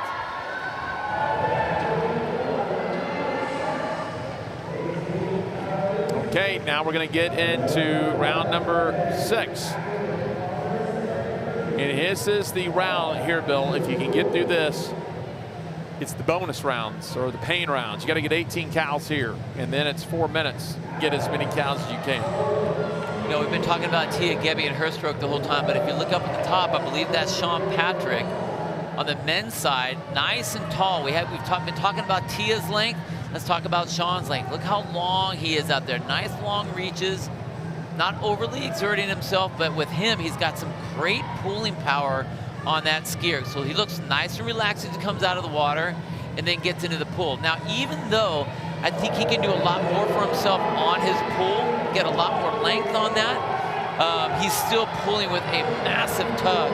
You know, right now he's sitting at 1,300 as he kind of settles into about a 1,200. But still, he's shortening up just a little bit more. I don't know if he's saving it for the later rounds, but I know that there's more left in the tank, even though he looks amazing here. About 50 seconds remaining to grab these cows if you want to move along. Patrick pulling at about 1,200. Zaros at 1,100. Zaros in lane 16 on the right side of your screen. Let's go back down on the left side of the screen. That is the women's race right now. Tia Gebby at 981 in lane 3, closest to you in lane 2. Ackerman over 1,000. They've got about 30 seconds to go. Ackerman really laying the hammer down. Still over 1,000. Gebby about 900.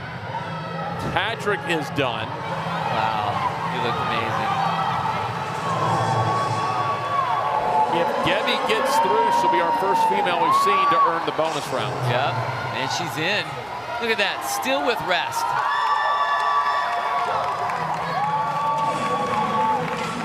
Here we go. Get what you can. So now we have our 2 experienced swimmers out in the water, those that have that good stroke. And I think with both of them, I think they're both going to take it easy on the swim, especially meaning that, you know, it doesn't matter, it's not a calorie required amount once they get up.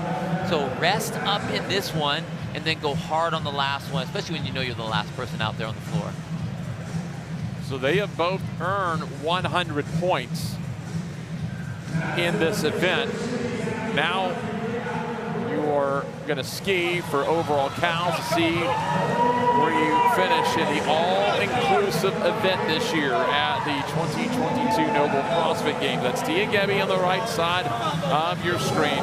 Sean Patrick on the left side of your screen. He is hammering early at 1,700. See where he settles in. Well, he just revs that thing up so well. Gets a nice big spin on that fan wheel before he gets going. Gebby on the right side, about 800. You know, and again, we still have one more round of this to do, so there's a whole extra part. So you don't want to be too dead going into that last round. Let yourself recover here, especially if you're planning on going big. Again, neither of these athletes have to do a whole lot more.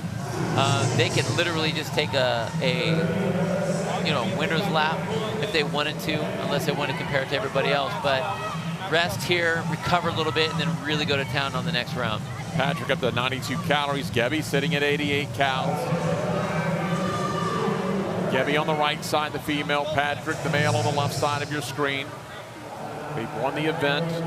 And again this year, the Noble CrossFit Games, Adrian Bosman programmed this test, this event, and made it that everyone, regardless if it's teenager, masters, adaptive, open division, or teams, every individual is going to get on this, and we'll see where they all fall.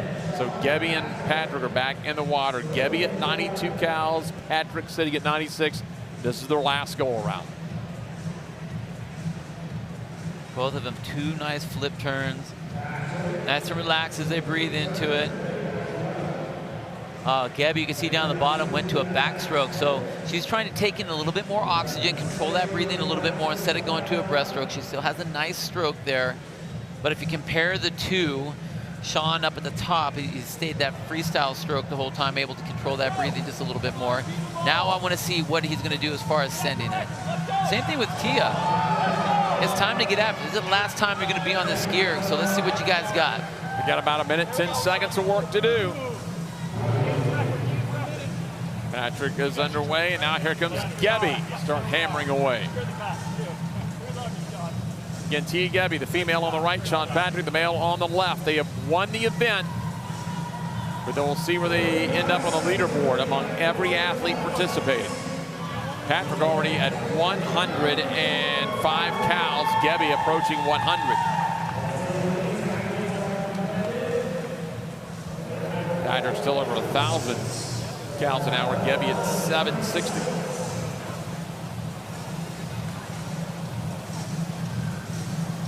Gebby goes over 100, Patrick at 110. So what's the most we've seen so far out of the 121? 121.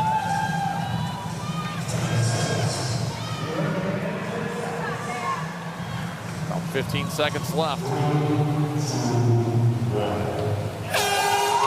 115 for Patrick, 103 unofficially for Gebby, and those are your event winners. 100 points for each of those athletes. And what a super fun race between both of those athletes, and I just love the fact that we're seeing some good swimming by these athletes. I mean, granted, it helps that you have actual swimmers out there, but it's just so great to watch, I mean, that's what we like to see is the technique of all these things, whether it's lifting or gymnastics or swimming. That was how you do the swimming. But look at the way Tia moves. Long on every movement. If it was skiers, it was long pulled. Reached up nice and high, pulled down nice and low. If she was in the water, nice roll. You can see that body position where her head's down, her hips are up, breathing whatever side she needed to breathe on, but keeping that body from pushing any water. Super efficient. Same thing on the skier. What an amazing way to finish this race. And granted, she needed this one. Sitting in that 5th place position, trying to make that march up the leaderboard, that was important. Sean Patrick on the guy's side, again, swimming prowess. Look at that. Nice long strokes, hand to hand, rolling in the water, keeping it nice and long, trying to keep as much breath as he could. And then when he got to the skier, he just went to work. And he had some big, strong pulls early and just really set him up for that nice 115 calorie finish at the end. Go to games.crossfit.com for the complete list of finishers and how they lined up here in this event and the complete standings as Tia Gebby, Sean Patrick are your winners here in the 50 to 54-year-old division. Go to games.crossfit.com. This is the 2022 Noble CrossFit Games.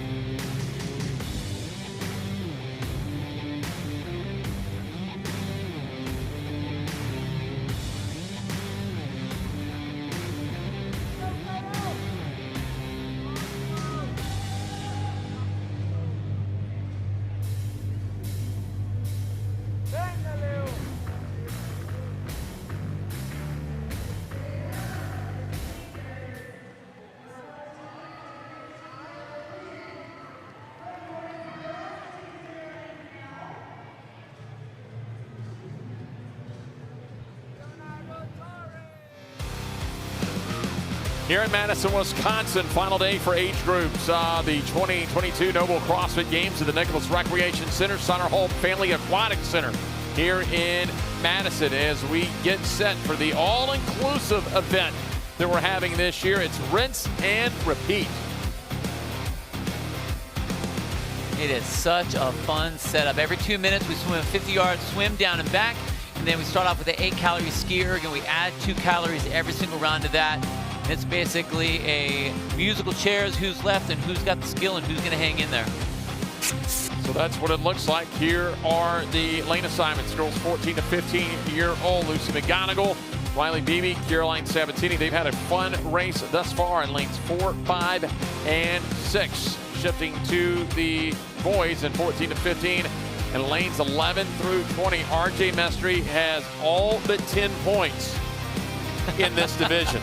One of the most dominating performances across the board. Yeah, he's had an amazing weekend for sure, especially when, you know, the way that he placed last year and then coming in, it's like a whole new athlete. It's insane.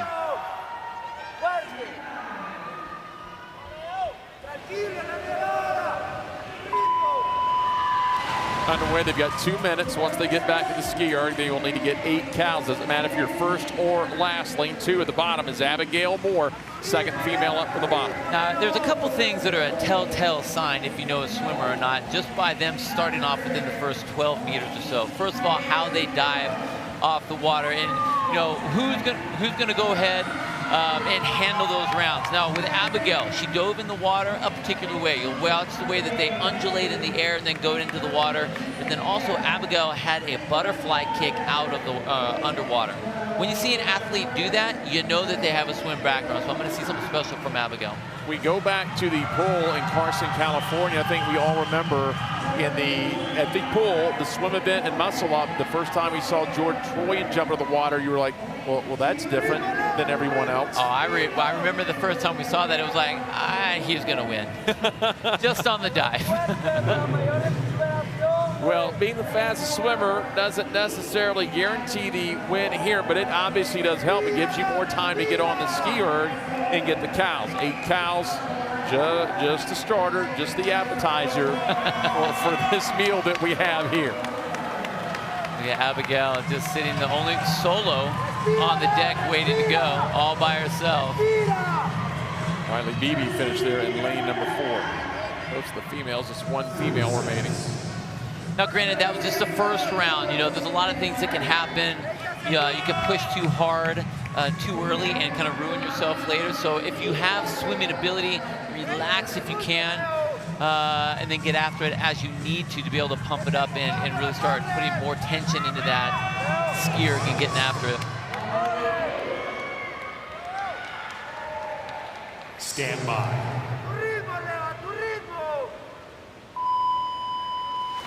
2 minutes down and back this time. They'll have to hit 10 cows once they get back to the ski erg. There's that butterfly kick down at the bottom again by Abigail.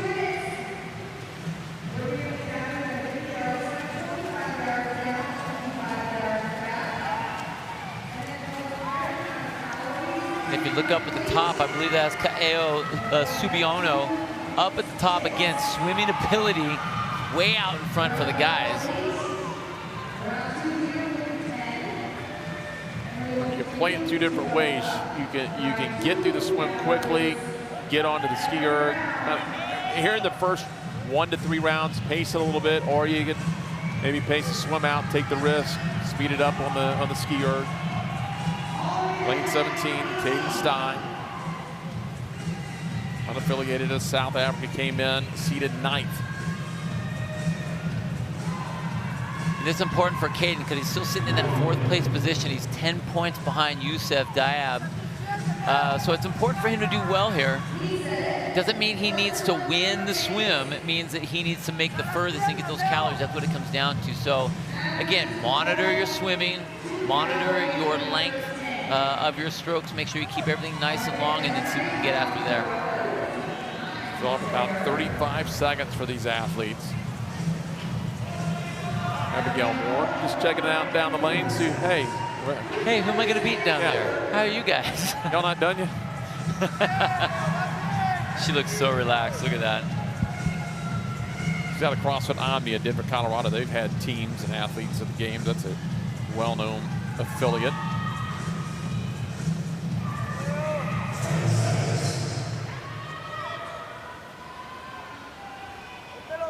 Stand by.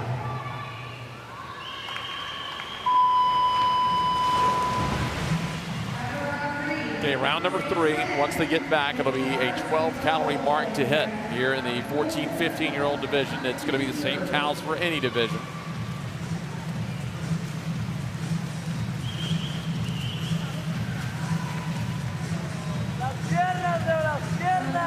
I think for the guys, I think that is Caden Stein up at the front there. Stein up top, Moore down at the bottom, and the females are the 2 leaders, and they're about even. They come to the last couple of meters to get out of the pool. And Abigail Moore down in lane 2 has been popping out first, but she was tied there with Lucy McGonigal, which I wasn't really expecting.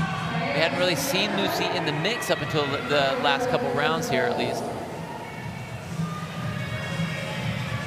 Abigail Moore, now that she is out of the pool, pulling over 1,000 cows. That's the most powerful stroke right now of all the females. McGonigal pulling a little over 900 for the males. Rarig all the way down at the opposite end, hammering. He was up around 1,400. He's still staying pretty well in lane 19, far right of your screen, right around 1,300 cows an hour. All right, he was pulling hard there. Jeez. Cal Simpson, lane 16, trying to wrap things up. He's got plenty of time. Again, it doesn't matter if you were the first one done. It's just a matter of getting through that round. So I think especially with the young athletes, I mean, I'm as a Masters athlete myself, I know that ego can always kind of sneak in there and make me do things that maybe I don't necessarily want to do, or go to places I don't necessarily want to go. But youth has a tendency to have a very loud ego voice. So I see a lot of these athletes wanting to be first. It takes a lot of control to be able to rein that in. Look, we're in early August. It's August 6th. They still have a week or so, or maybe longer, till they get back to school. to put it in their terms. Way to go. Way to ruin the summer, Jeff. Way to ruin the summer, man. To put it in their terms, you're just doing your homework right now. Yeah. Your extra credit is still a little bit ways away. Well, do the homework now. Don't worry about doing extra credit now, because you can earn it in rounds 7 and 8. It's very difficult when you're a young athlete to not want to win everything. Doesn't matter if it's a heat, a round, or whatever. It's tough to do. You have to understand that you need to be able to contain that and control that towards later where it really counts.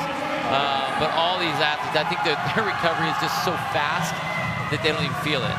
Maybe I just feel it because I'm old. Maybe that's what it is. They need 14 calories here this round. Just over a minute remaining.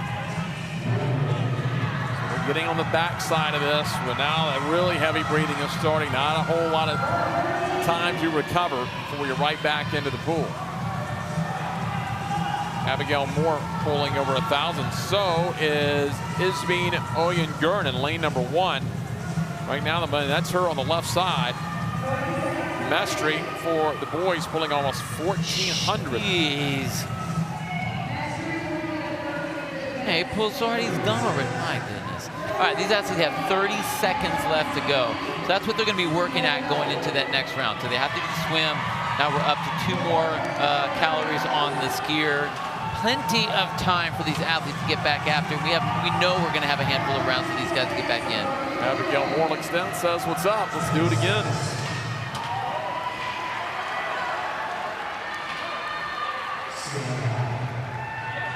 Gonna have to get 16 cows here this round.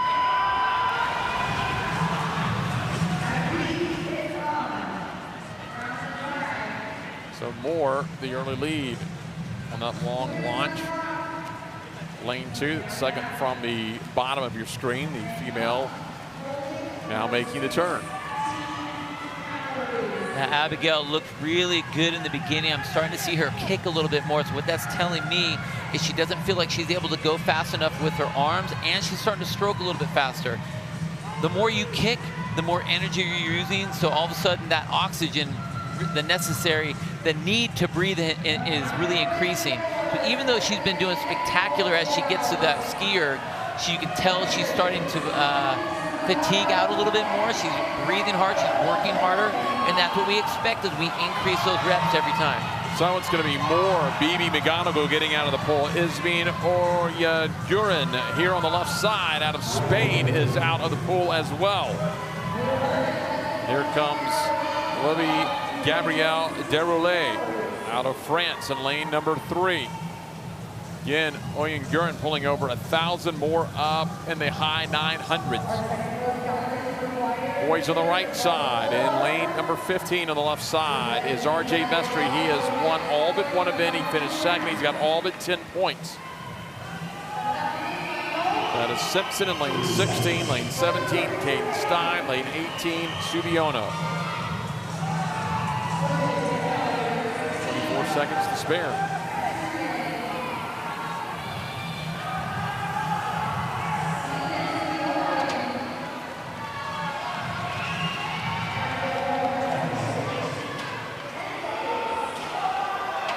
That rest time has really been cut down. Now we're going to see who has what kind of recovery, actually what kind of capacity these athletes are going to have, swimming-wise, breath-wise, and then when we get into that skier. Well, here's your last homework assignment. Can you get 18 cows, and then you get all the extra credit you want? Because if you advance to round 7 and 8, it's as many cows as you can get. No minimum. You're going to swim and ski for 4 minutes. And I'm really excited about this division because we have a lot of good athletes, good swimmers, and so many of them made this round with enough rest that I think we're going to have a big chunk of athletes getting into the next 2 bonus rounds like you were talking about. That is really going to push these athletes to do something special.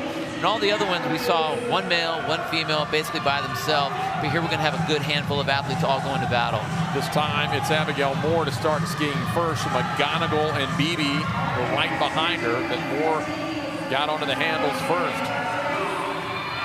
Just over a minute here, trying to get to 18 calories. Moore right around 1,000 calories per hour.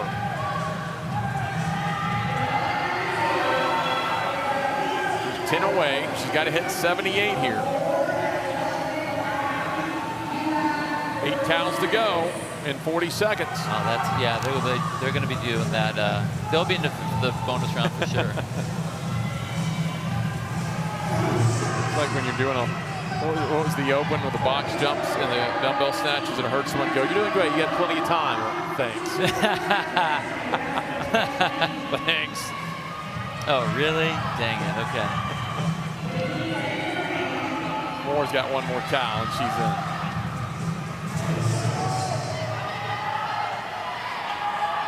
And she's got it. Oyuncuren's going to be close. Don't think she got it. McGonigal is safe, so is Bibi. Those are the 3 females left. Moore closest to you, bottom of the screen. The second female up will be Riley Bibi. The third is going to be Lucy McGonigal. Came into the day and is still currently overall leader by 40 points. I mean, look at that. That's a large number of athletes that are still left. That is so cool. A lot of these guys left to go. Look at the way RJ is swimming out there in the front. He just looks real relaxed. I mean, he has such a strong pool. Not the strongest pool, but we saw some big, powerful pools in a couple of the earlier rounds. Abigail Moore's got 1 minute 15 seconds here to ski. Again, there's no minimum to hit at this point. Now you're just skiing. You have 1 more swim and another max cow ski. Now, what is on the line, though, is with McGonigal and Bibi still out there, they're racing for 100 points, and that will just be the total calories. So now you can't consider this, oh, it's just a bonus. I'll just ski a little bit here and do it again. Now you're still in the race. That's what I mean. Now we actually do have a race. Down in lane 9, I believe Marissa Nichols, I believe that's who that is still alive as well. I mean, that's a good spot to be in. You've got the trio of the 3 females down here. They all see each other. And Miss Nichols, I believe that is, down in lane 9, just hanging out. Pay no attention to me. I'm going to do what I do down here. I'll catch you later. Attack from the outside. Yeah, it's a great position to be in because you know where you are. You can see your screen, and you can see just when the other athletes are getting off to see about what they're doing. Moore and McGonigal with 92 calories right now. Moore pulls ahead. She's got about a 1.5 calorie lead here on the ski. McGonigal comes off first. Now, you know, in this one, there wasn't a cap of the calories. So something that we saw down at the bottom, Ka'eo Subiono down at the bottom was able to pass RJ Mester because RJ stopped early.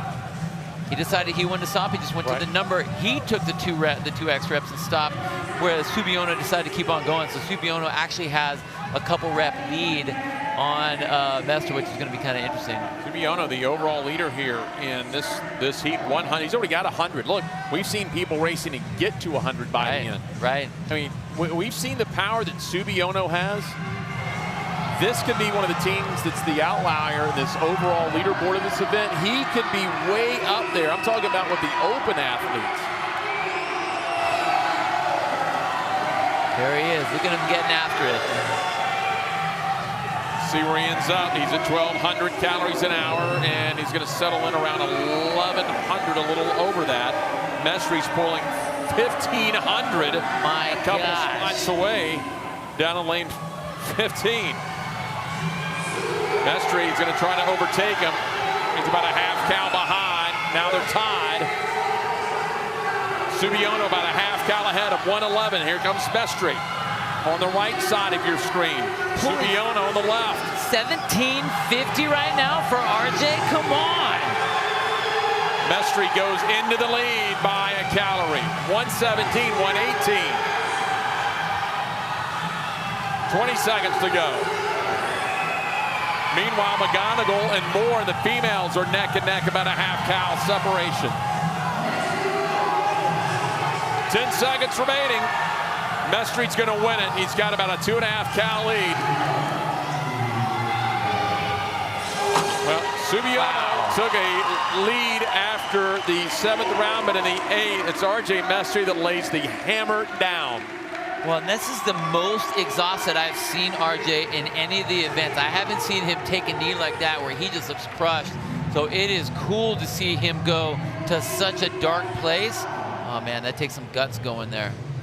And it's going to be Moore who edges out McGonigal for the 14, 15-year-old females by a calorie, 116 to 115.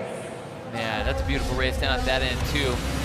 You know, from the beginning, we were watching Lucy McGonigal. We've always known that she was in the mix. She's our current leader coming into this event.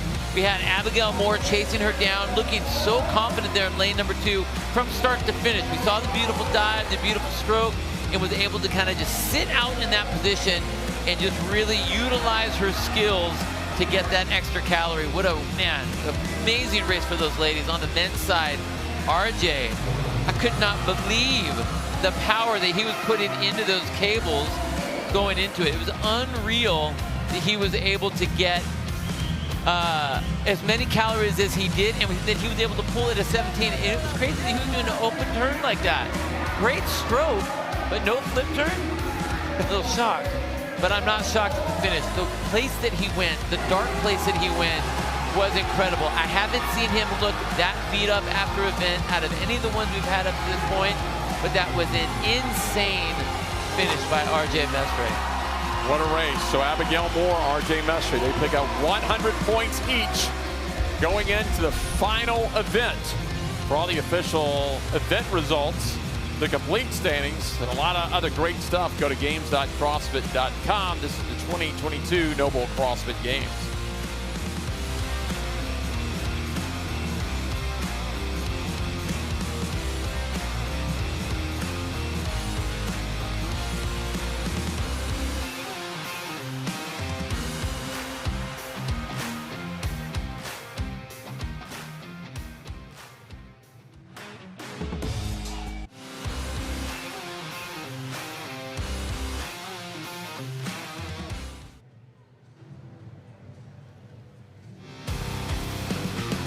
Saw the 14 and 15-year-olds. Going to watch 16 and 17s at the 2022 Noble CrossFit Games from the Nicholas Recreation Center.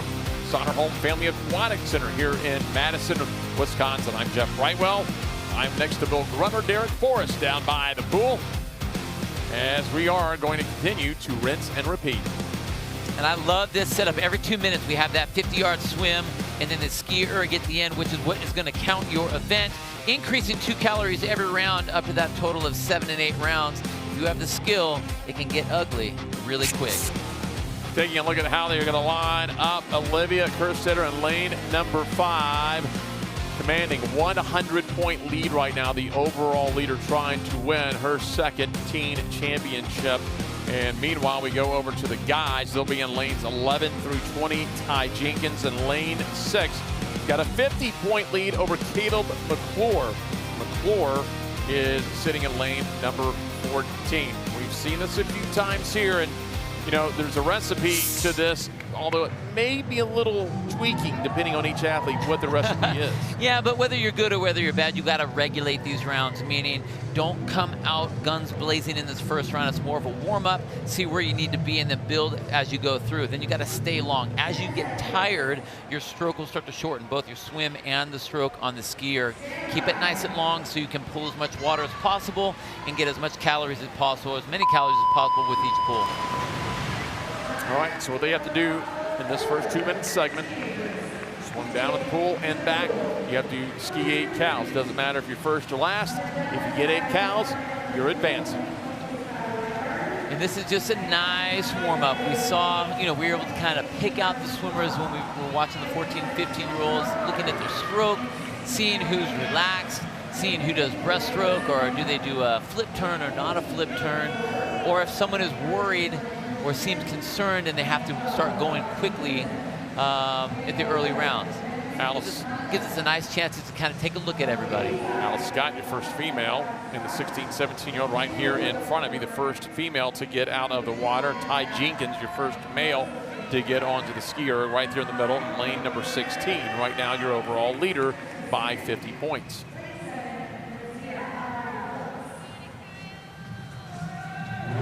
I'm sure all these athletes after that baking event that they had to do with Karen earlier out in the sun, happy to be putting themselves into the water and racing the water. I know I would be ecstatic about it. Well, if you're a teen athlete, you're used to it because, you know, your parents go off to work in the summer. They go, hey, you mow the lawn, take care of the stuff outside, and jump in the pool later. Normal.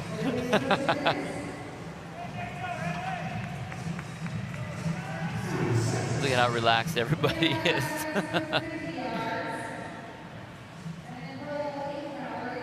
Again, these first couple rounds, just a matter of getting your shoulders in, you know, prepped, feeling your body, feeling what it feels like just to get in the water. What's your breathing going to be like? Are you going to feel dizzy at all on that skier? What's it like getting out of the water and then getting onto that platform? Is it getting slippery or not slippery? A lot of experimentation and feeling this out the first couple rounds. They're done so early. They got out of the pool, got their ski done. Hey, where's the juice box, man? What are you doing around the pool today? Drinks, please. All right, once they get done with this one, they'll need 10 cows. Again, doesn't matter if you get the 10 cows first or last. As long as you get them before 4 minutes, you're moving along.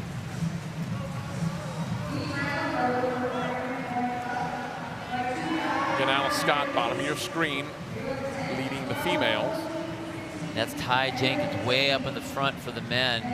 I mean, way out in front of the rest of the field. Defending champ, trying to win it back-to-back. He won 14 to 15 and ages up here to the 16, 17-year-old division. Well, Ty Jenkins gets 100 points here. Mathematically, it's not wrapped up, but for all practical purposes, it would be wrapped up.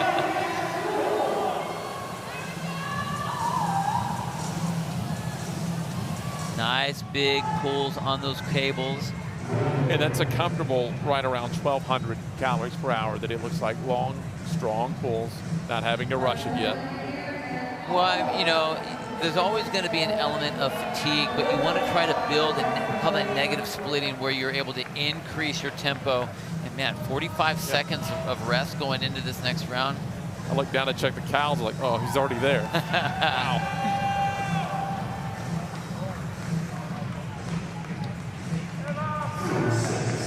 Still skiing there is Trista Smith. Olivia Kerstetter is done. Kerstetter leading Smith by 100 points. Now Smith, all of a sudden, trying to hold off Sophia Schaft, who's 440 points, just 10 points behind her in the females, 16 to 17-year-olds. Smith made a little run at Kerstetter yesterday. Kerstetter separated herself, but all of a sudden you look in the rearview mirror, you've been looking forward so much, you got someone right behind you. Right.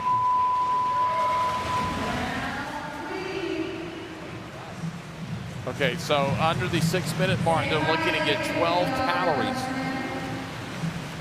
once they get back, and that will advance them to round number 4.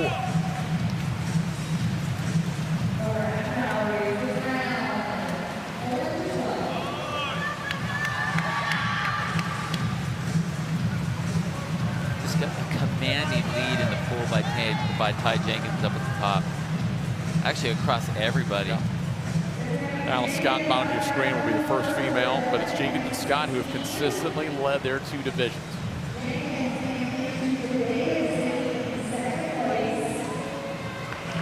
There is Alice Scott right there in the forefront of your screen. Alice Scott out plus 64 CrossFit in Christchurch, New Zealand, 6th in the semifinals. So the 6th seed coming in to the Noble CrossFit Games.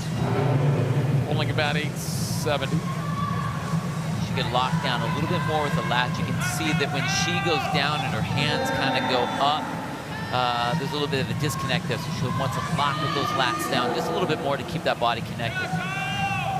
Got to get to 30 cal. She's about 3.5, about 3 away now. Oh, Jenkins is done, by the way. Oh, just in case you wondered. Man, I've been done, dude.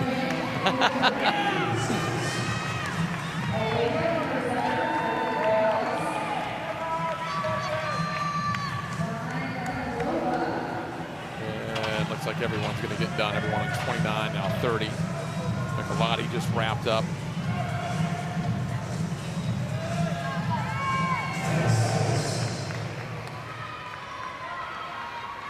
Now it's going to start to get a little fun. They'll have to go 14 cows when they get back. You know, there's definitely a big difference when you're getting 30 seconds of rest and then you're getting 15 seconds of rest. Your heart rate just doesn't come down the way that it did in the 30-second. And there could be a sense of panic where all of a sudden it's like, okay, now we're in the event. Now we're actually working here, and have to think about that and just got to keep yourself nice and calm for that 15 seconds. Drop that heart rate as much as possible. I think as we move along, and it's nothing really to watch yet, but if Elijah Subiono is a proficient enough swimmer and he can make it into the bonus rounds, we've seen the power that he has. Yeah. It's fun to watch him if he gets that bonus 4 minutes on that skier. He's in lane 15, about to get out of the pool. It's right next to Jenkins, and there goes Subiono on the skier.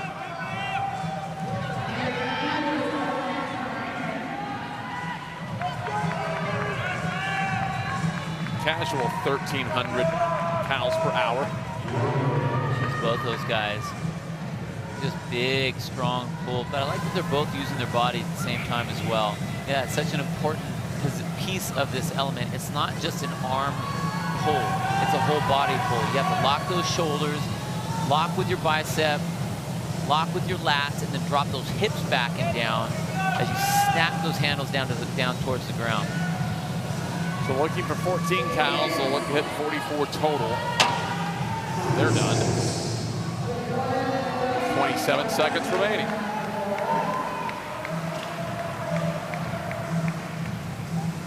So Alice Scott is done. She's got her 44.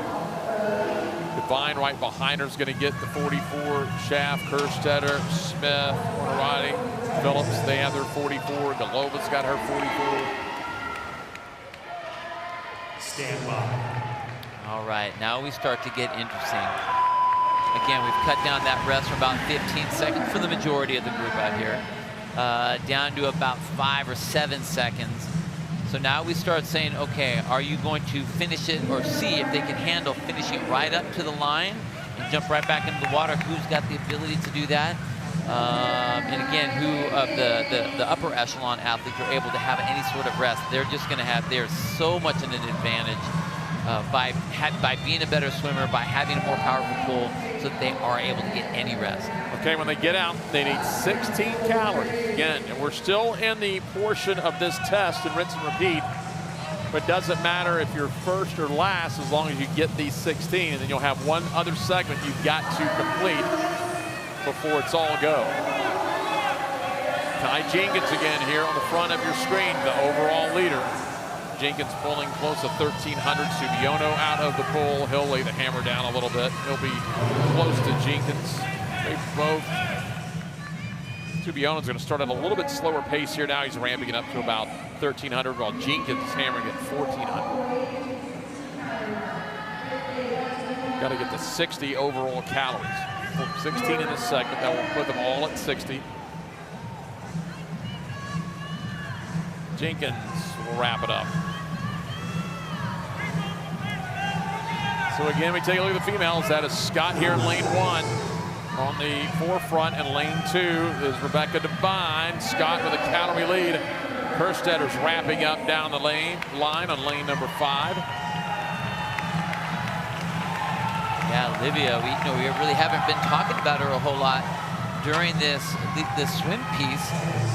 She's just been kind of hanging in the mix, but again, it comes down to, can you turn on the power when you need to turn on the power? And that's exactly what she's doing. She's building through each one of these rounds.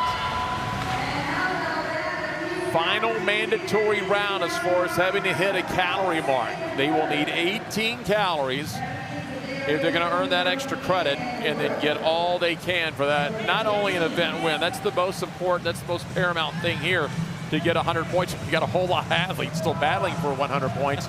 But again, every athlete in every division is doing the exact same test here in rinse and repeat to see, hey, we've seen the Masters want to get up there. We've got a couple Masters that could end up ahead of some open athletes. And now we'll see if the teenagers, because some of these athletes, we could see them here next year with the individuals potentially. We've seen it this year, some of those teen athletes already aging up and qualifying. Yeah, a lot of those Hall of Fame teen athletes are going to make their way. We've seen them make their way into the open division.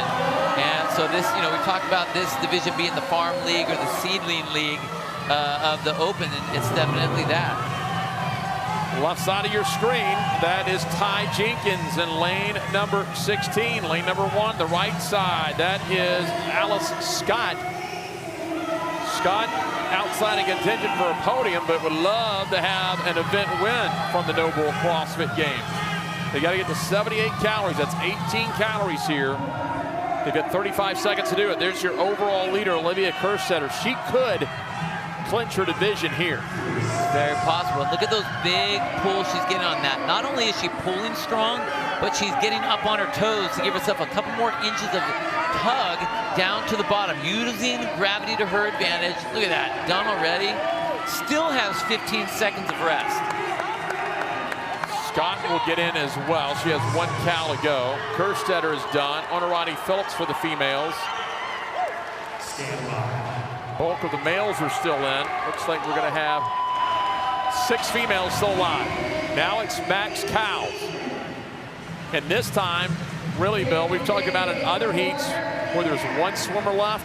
Well, that's bonus. Get what you can on that big leaderboard. It's fun to see where you stack up. But now there's nothing bonus about this. There's 100 points remaining over the next 4 minutes. There are standings. There's a lot of athletes left in the pool.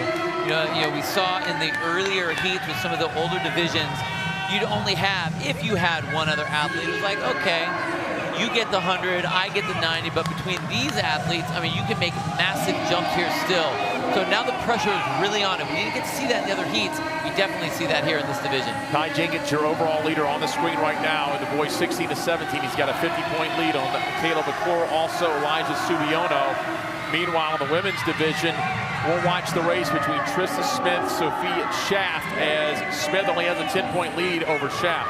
So there's a lot of neat little races within this one. Kerstetter right there in lane 5. If she gets the event win here, she's going to clinch it before she even comes back today. That's how dominant she's been this week.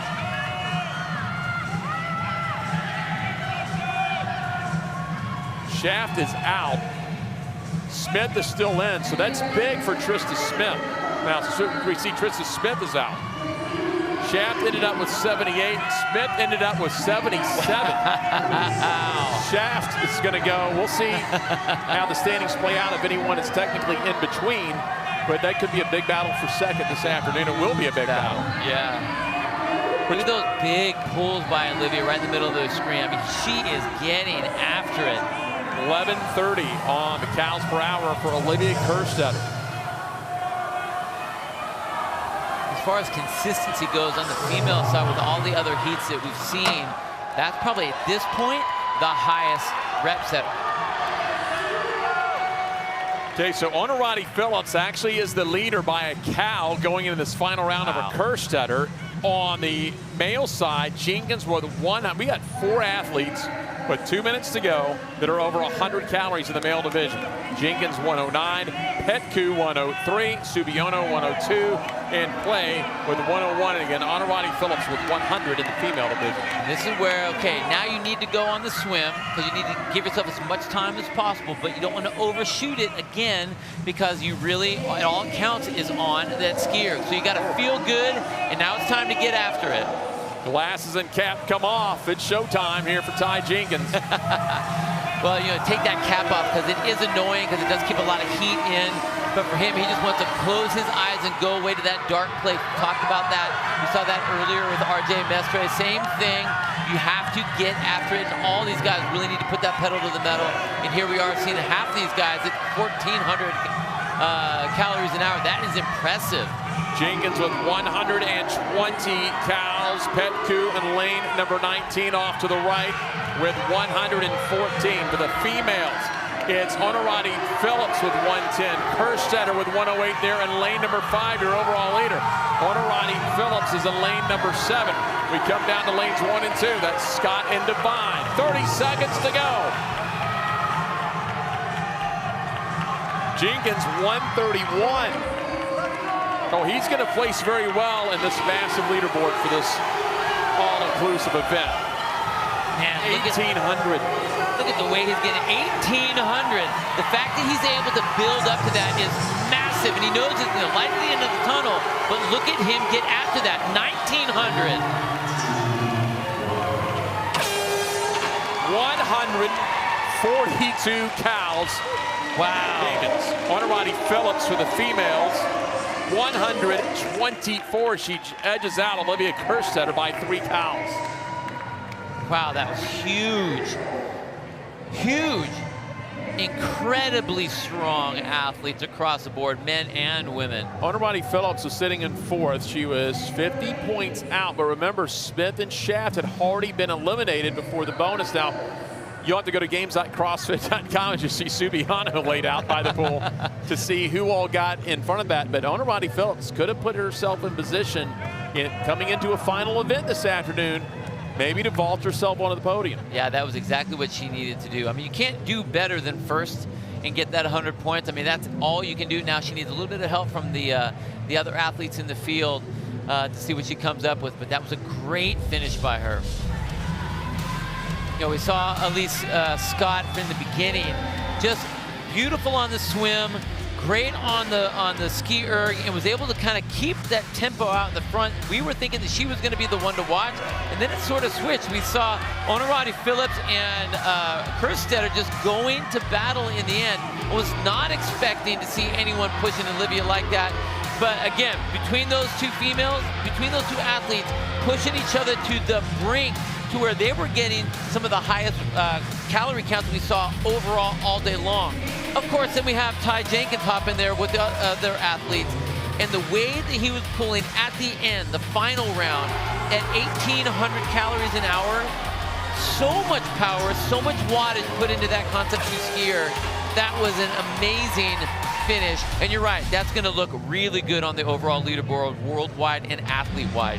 All right, and so let's go ahead and head poolside with Derek Forrest. Thanks, guys. I'm here with the winners. First, I'm going to start with Olivia Kerstetter. You finished second, actually, just like a half cow behind. But, you know, you're training with Jacob. You guys are always working on cardio. How much has your training helped with this event? Oh, so much. Last year, I sucked at anything cardio. If you would have told me I would have gotten second place in this, I would have been shocked and wouldn't believe you. So I definitely worked on it a ton this year, and I'm glad to see it paying off. Awesome, congratulations. Ty, for you, you absolutely crushed the boys division here. Just what was it about this event that you did so well in? I've been a competitive swimmer for 8-9 years now. It's kind of been my background, and I saw a swim and knew I had to go. Awesome, congratulations. Guys, back to you. Thanks a lot, Derek, and what a show put on by those two, as well as the female winner, Jedzia Onorati Phillips, out of CrossFit Maven in Rochester, Michigan, and she will have an opportunity this afternoon maybe to find herself on the podium if she has a good final event. Boy, that was a great event, real quick, by Adrian Bosner. Oh, man, I love the fact that they did that. We knew that there would be some sort of swimming.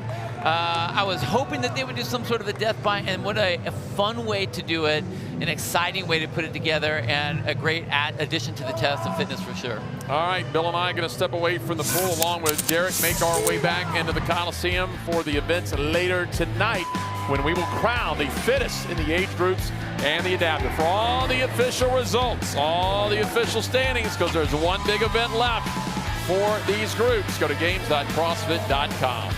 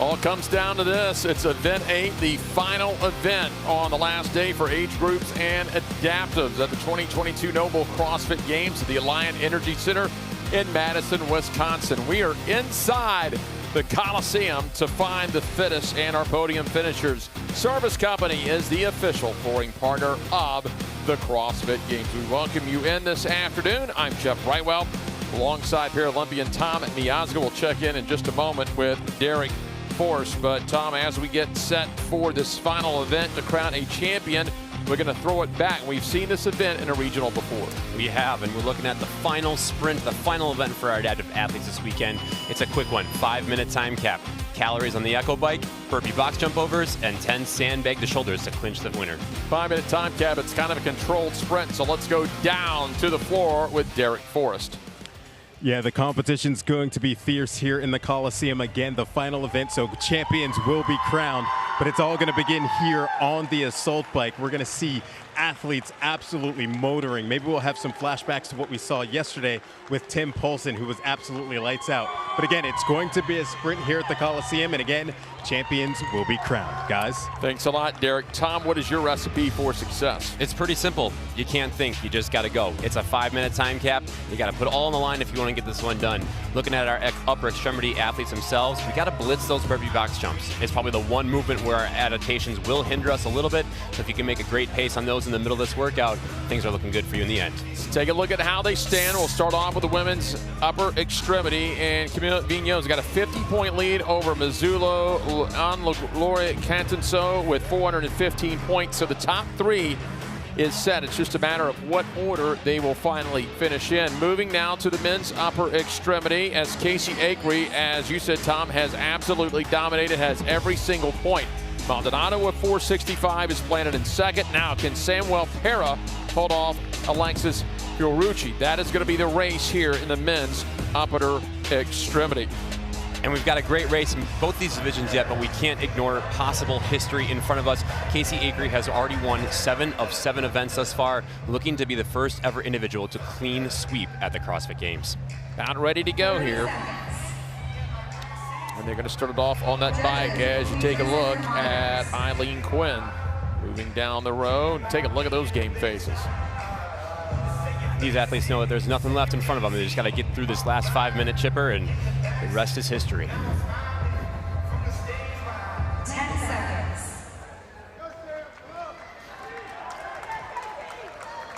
Stand by. So started out on the Echo Bike. Now we talked about this. It is a sprint, but a 5-minute time cap. It is a controlled sprint. You can cost yourself if you just go full send on the Echo Bike. You've got to go quickly, but if you blow yourself up, you're done. You've got to be smart about this one. Guys are doing 25 cals, ladies are doing 20. And with our upper extremity individuals, they're going to be putting a lot of pressure on that single hand that they are using on that bike. So if they can be smart and consistent, build into this bike a little bit, they should be better at getting onto that burpee box jump. We already see hand up for Casey Akery, moving through way too quickly. Unbelievable pace, getting those 25 calories done in about 35 seconds. Well, he's got the championship wrapped up, but can he go 8 for 8 and take home all 800 points? That will be what we're going to watch. He's in lane 8, right here off to the left in the camo shorts and the orange socks. They're in lane number 10. That is Samuel Perry, is in 4th place with 305 points, trying to get into 3rd overall. And that's a great pace for him, too. To be able to see him keep up with Casey on that bike sets a really good tone for the rest of this workout. He did just get a no rep, though, for his last burpee box jumps, not getting all the way over the box with his full feet over the box. They can't swing around the edge. They have to come all the way over the box, even though they don't need to jump fully over the box. Females are starting to make their way on to the box as well. Big height. These guys are using a 42-inch box, where our ladies are using a 30-inch box. So a little bit higher than we normally see in our normal standards. So asking them to go a little bit higher into that intensity. So once they get done, and when this was originally programmed, a lot of people thought, why are we doing the burpee box jump overs, allowing the use of the hands? And they said, we want to make it quicker. We want to make it more intense. You'll get over the box faster. Yeah, anything with a 5-minute time cap is meant to be as quick as you possibly can go. And we're seeing all of our athletes here make a great use of that making sure they get both feet over the box on the top of each rep. One rep left here for Casey Akery in lane number 8. He is across. And now it's going to come. Sandbag over the shoulder. Oh, this is pretty cool, guys. Check this out. So now their upper extremity individuals are given a handle on that sandbag. If they want to use that, pick it up with one arm. But Casey using both his residual arm and his full arm to just manhandle this bag. This is quite a show, folks. You are witnessing history in the making. So it'll be 2 sandbag to the shoulder. They will advance it every 2 reps, then have to get it across the finish line. Now they do not have to carry it across the finish line as they did on the original event. This is the last 2 here as Akery has it up. And Akery drops it, and there he is. 8 for 8 for Casey Akery. Unbelievable. Jeff, 3 things seem to be certain in this world: death, taxes, and Casey Akery. How about it? 8 for 8. Lane 10, Samuel Para, as we go back down to the female division upper extremity here in lane number 3. That's Camille Vigneault. She is in first place with 500 points. Trying to hold off Christina Mazzullo, who is in lane number 2. Mazzullo already to the bag off to the left of your screen. And as a very strong individual lifting heavy barbells, this is going to be a good movement for her. With our only 5-person scoring system, with 85 points between first and third, anything can still happen. A 5th place versus a 1st place is an 85-point difference, so anybody can still take this title. Yep, Mazzullo was to pass Vigneault. She's going to need 3 athletes in between, so it's possible, but she's going to need some help. She's got 1 athlete helping, but no longer. Here comes Vigneault in lane 3. Wow, looking really good, making great work of that sandbag like it's nothing. Up and down as we take a look. It is going to be Vigneault. A couple of more sandbag to the shoulder, and she is going to take home the championship in the women's upper extremity.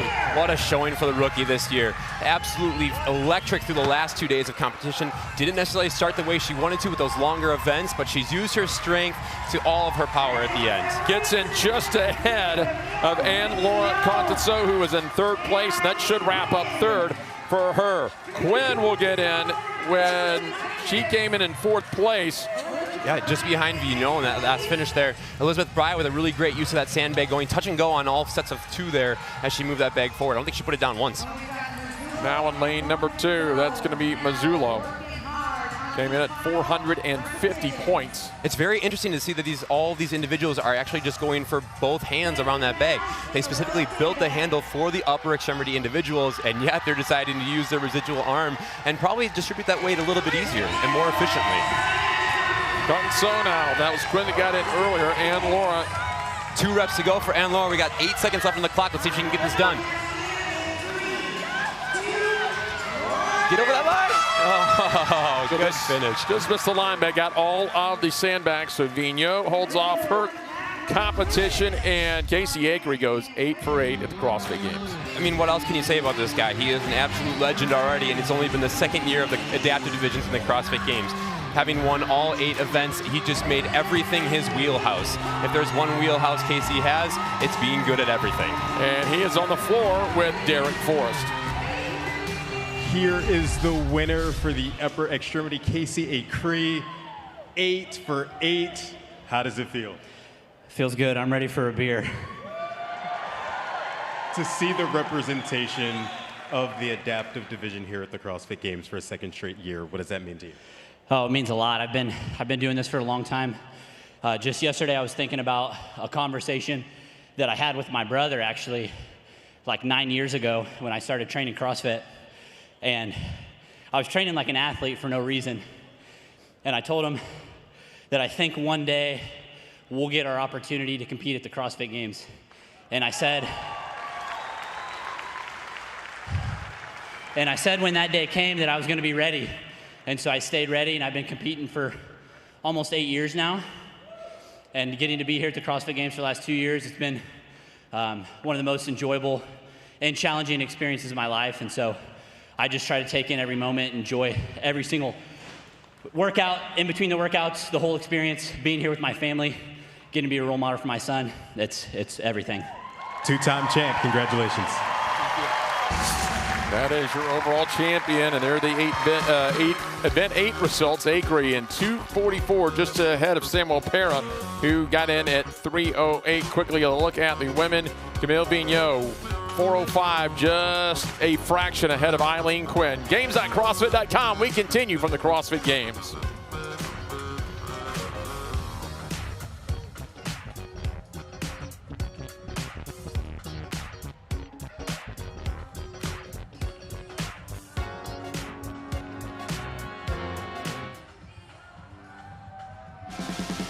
Inside the Coliseum at the Alliant Energy Center for the Noble CrossFit Games. Final event number 8. Brought to you by Service Company, official flooring partner of the CrossFit Games. Let's take a look at the standings as we get set in the lower extremity division. For the women, it's Valerie Cohen has clinched at 650, Moore at 475. The battle between Bream and Riverosa for third place. For the men's division of the lower extremity, it's Pinar at 435. Trying to hold off Elliott Young and Rogan Dean. Dean trying to stay on the podium ahead of Luke Reason. About ready to go here. Tom Miazga, this is a throwback. We just saw it. We've seen this in a regional before. We have, and this is a big sprint workout, and it's the final sprint of the weekend. A quick 5-minute time cap on this one. Calories on the Echo Bike into burpee box jump overs, finishing with 10 sandbag to shoulders for all of our athletes. That's what it looks like there, the final sprint here at event number 8. No surprise right away. We've got Luke Reason off that bike. He's my athlete to watch in this workout. He's already had 2 event wins on the day, and though he sits in 4th place, this division is so close that anybody, even 5th place, can still take home the title with a great finish. Reason and Antonsen now on the burpee box jump overs as all the male competitors now the first females begin to get to the boxes as well down in lane 2. That's Molly Moore in lane 2 at the bottom of your screen. Black shorts and the camo top. What is the recipe for success? You can't think here. You just got to go. We got to make sure you're putting all of your effort into these workouts. We got to make sure we're smooth on these burpee box jumps. Where upper extremity may have had issues getting on top of the box, our lower athletes may have trouble jumping over that box. So being smooth there will allow them to get to that sandbag, and you got to attack and don't put that thing down. Less than 5 reps for a couple of the males on the opposite end of the floor, including Pinar and Dean in lanes 9 and 8. Those are your leaders right now. This is a pretty great race between our gentlemen right now. We've got 3 guys coming back. Oh no, we got 1 more rep there for Charles Pinar, miscounted by 2 reps unfortunately. But Luke Reason and Rogan Dean making great use of this sandbag. It's going to be a really close race here at the finish. Rogan Dean at 385 points. He's ahead of Elliott Young, just behind him by 5 points. Oh, and no rep there, and he'll have to go back. Oh, that's big. Luke had a huge opportunity there, especially with Charles Pinar currently in 4th place. This whole podium can be shooken up really quickly. Dean is done. He's going to be on the podium. He clinched the podium spot. He wins the event. That was incredible. Great job of that sandbag. Again, the strong athlete that he is, making quick work of this whole entire workout. Pinar is in, so Pinar likely clinches the championship. So Dean and Pinar and 4 of the 5 males are already in. Back down to the females in lane number 3. That's going to be Cohen, 650. She would like to win the event. She's already won the division. And she's making quick work of this workout. Had a really strong day today. 2nd place in both of her events already this morning, but finishing her 2022 campaign with yet another event victory. Puts a stamp on a championship here in the final event. The final sprint. And a fantastic performance from Molly Moore today. Picking up the event win this morning in our first carry and Karen, doing a great job winning the event in the pool and picking up a 2nd place. What a tremendous last day for Molly Moore. That will clinch 2nd overall as well. Now the battle between Bream and Riverosa. And right now in lane 5, it's Roverosa, and she is a few sandbag to shoulders away. Roverosa from clinching 3rd. She's tied with Amy Bream, who's behind her. Looks like she's going to be able to hang on to this one here, but making great work. Amy Bream still moving that sandbag effectively well, looking really strong. I know those burpee box jumps are not something that are in her forte, but she's still making great pace in this workout. Roverosa takes the sandbag to the finish mat, and she'll end up on the podium. Final competitor, Amy Bream, on the competition floor. A few more sandbag to shoulders done for Amy Bream, and her 2022 CrossFit Games will come to an end. But what an inspirational performance all week long, starting with that long run event 2 days ago. You've got it right there, Jeff. Just to see how far Amy Bream has come in the last year alone. very new to CrossFit last year and coming in, having ring muscle-ups, handstand walking, and to see her finish this workout as she did is just a real motivator for all of us. All the athletes in under the cap, in fact, in under 4 minutes, but the champions prevailed. Valerie Cohen won her side. Let's take a look at it. Yeah, Reeson got off that bike really quick, make great work on that burpee box jump. Unfortunately, had a little trouble getting some no reps on those sandbags. Took that event win away from him. But again, Rogan Dean looking really smooth and effective with that sandbag. That 100 pounds looked more like 10 pounds on his shoulders. Well, he made quick work of it. That's a big event win for Rogan Dean. We'll have to see how he shakes out in the final standings. Yeah, event win. That'll at least keep him third. Chance and likely it's going to put him ahead of Elliott Young for second place on the podium. Well, the official results hopefully here in a little bit, but unofficially there. You take a look at the event 8 results for the women. Valerie Cohen at 226, Moore, Rosa and Bream 1, 2, 3, and 4. And that's where they likely finish in the overall standings as well. So the results for the lower extremity, it will be Dean at 150, Pinar at 159. Then the nice race, Antonsen gets ahead of Reeson at 203. And so that's how they look here in the men's division. Again, we'll see how it all shakes out on the final leaderboard, but it looks like the standings stay. Pinar should end up winning. Go to games.crossfit.com for the official results. We continue here from the Coliseum at the Alliant Energy Center.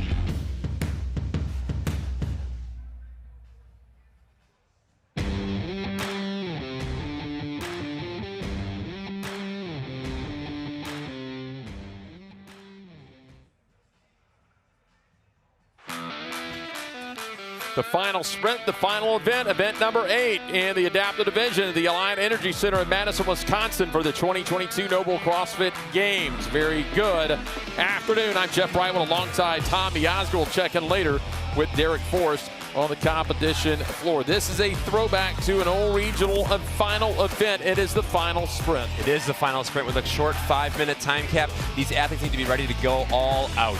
We've got a calorie echo bike sprint to start, into 20 burpee box jump overs, and finishing with a heavy 10 sandbags to the shoulder. It is a sprint, Tom, as we take a look at this. It is a controlled sprint, though, especially on the first thing. You got that right. And especially with our neuromuscular athletes, we need to build into that bike. If we go too hot too early, that could be a big indicator for our CNS not maybe being able to finish those sandbags. So building the bike will allow us to be consistent in those burpee box jump overs and then really make hay on that last movement, those 10 sandbag to shoulders. Take a look at the women's neuromuscular standings. Morgan Johnson with a 580 point. She has clinched the top spot in the battle. Lauren Taylor and Lechen Duplessis, 410, 375. That is her points. Remember, 5 athletes. There's a lot of points between these spots, so that could easily be made up in that position. For the men, Brett Horshar, 555 points. 75-point lead on Benjamin Fallon. And then there's Jeremy Herrera. He's trying to hold off Bart Walsh. There we see Morgan Johnson, Games rookie athlete this year, but currently sitting in the top spot in the women's neuro division. Let's see if she can hang on and finish this incredible weekend she's already had. She has 580 of 700 total points coming into this event. She'll be in lane number 3. That final deep breath here as the adaptive division gets to finish this year in the Coliseum. So I know a thrill, the lights going, the music going here. See yourself up on the big screen. Nothing better than it. These athletes I know are super hyped, and if I feel the way they do, I'm jumping out of my seat right now. Stand by. All right, so we start out on the Echo Bike. You've got to go quickly. Not advisable, though, to go full send. Exactly. Our guys are doing 25 calories here, and our ladies are doing 20. So again, that is a bigger sprint, so we have to pace ourselves a little bit. Again, with our CNS and our neuromuscular issues playing effect here, we have to be smart knowing that we have a lot of work ahead of us, even though it is only a 5-minute workout.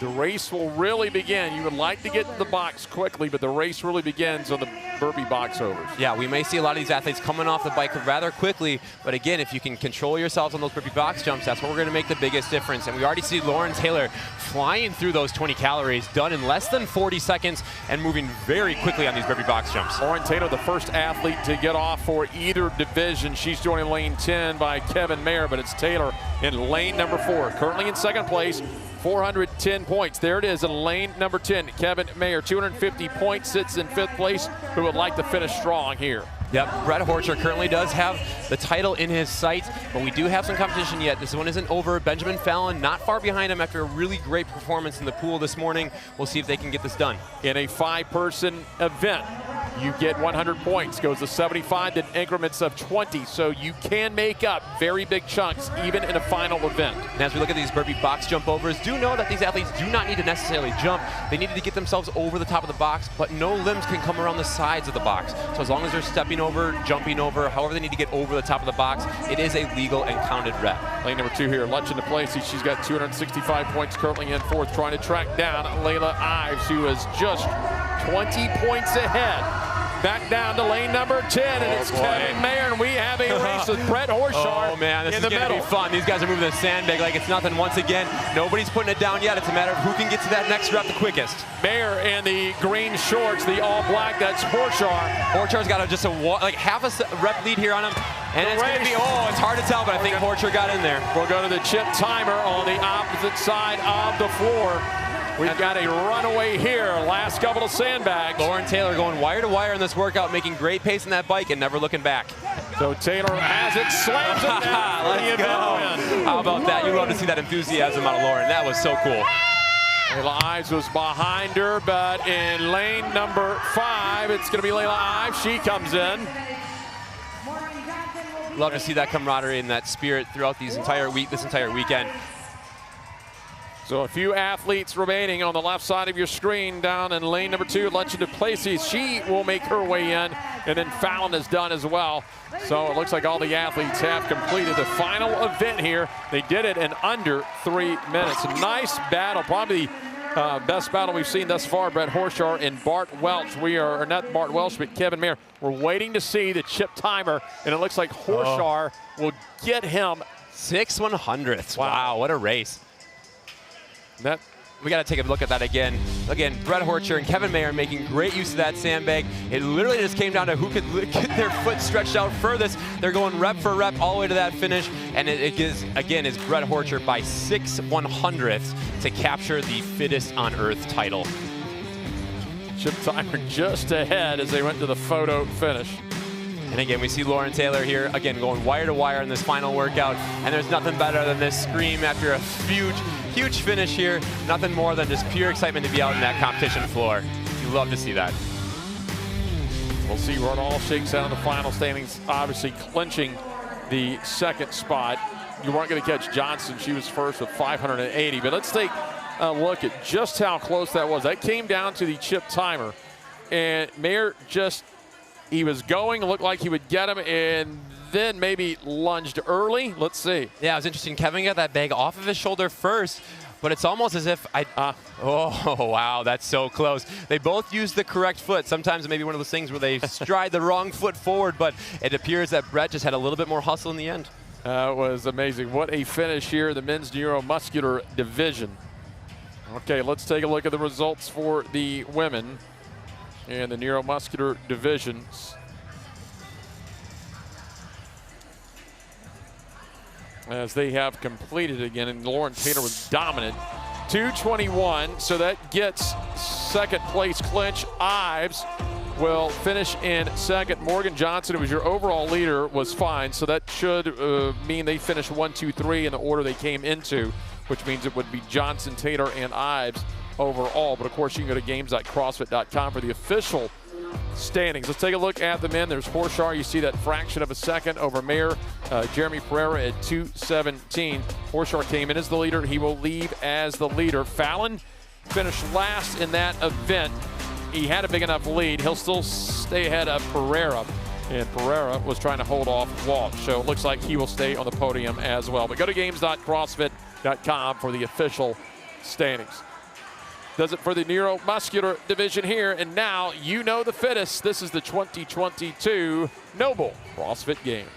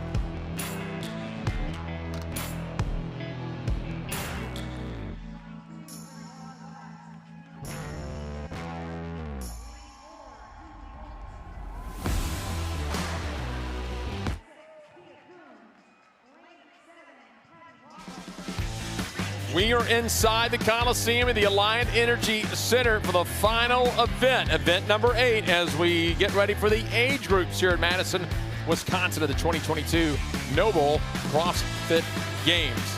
Getting ready, the final sprint. This is a throwback, event number 8 from a final regional event a few years ago. Man, and it is a nitty-gritty one. 30 or 25 calories on the Echo Bike, depending on your division. We have those burpee box jump overs, 42 and 36 inches. 30 inches, and then the 10 sandbags to shoulder to 5-minute cap. This is a sprint.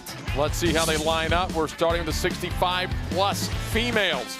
And it is going to be Julie Holt, who right now is in first place. She is in lane number 4, trying to hold off Marcia Yeager. Yeager in lane number 5.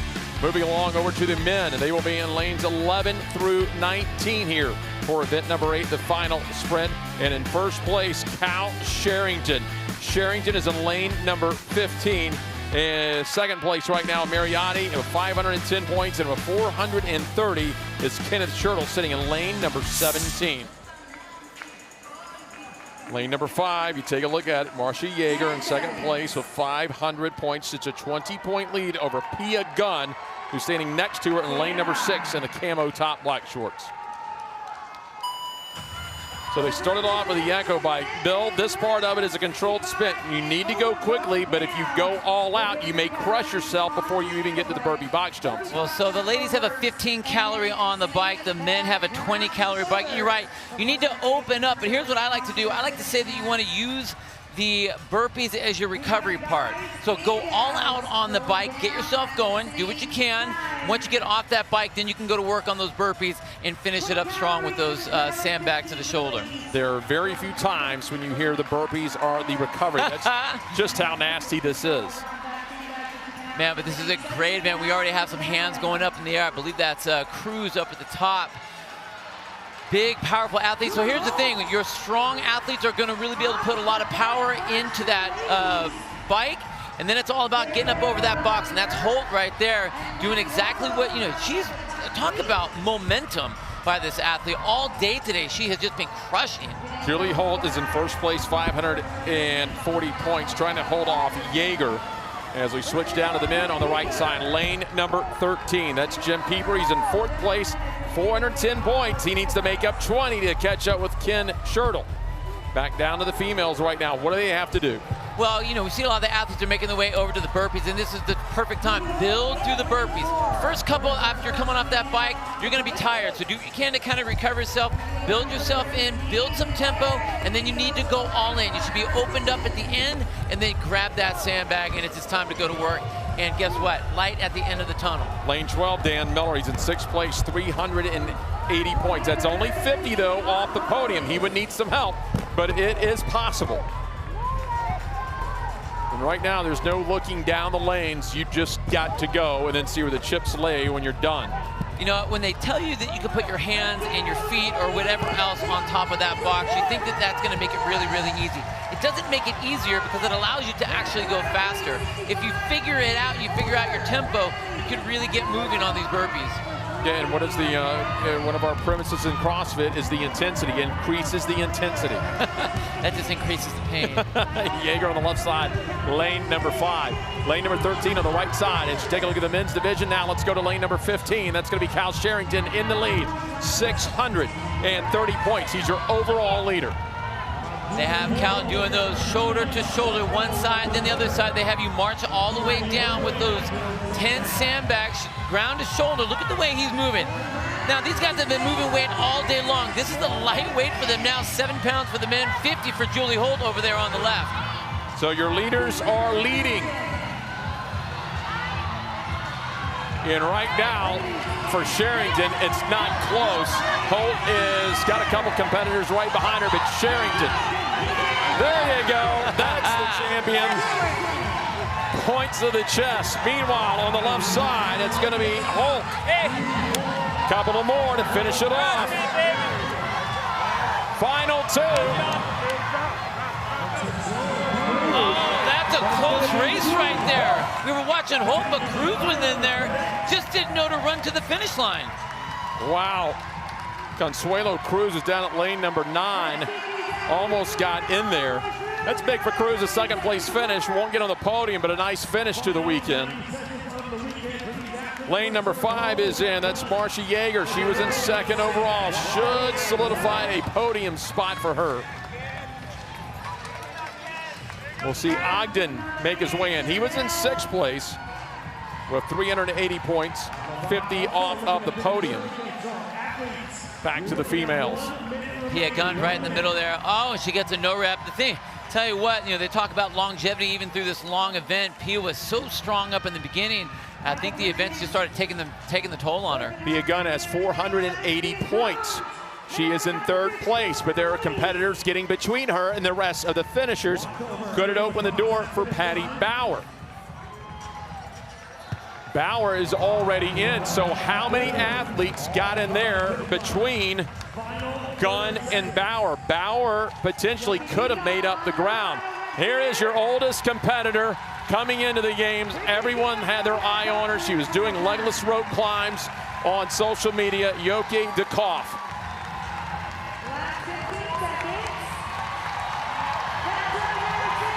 Look at her just tossing around those grandchildren. 50 pounds ground to shoulder.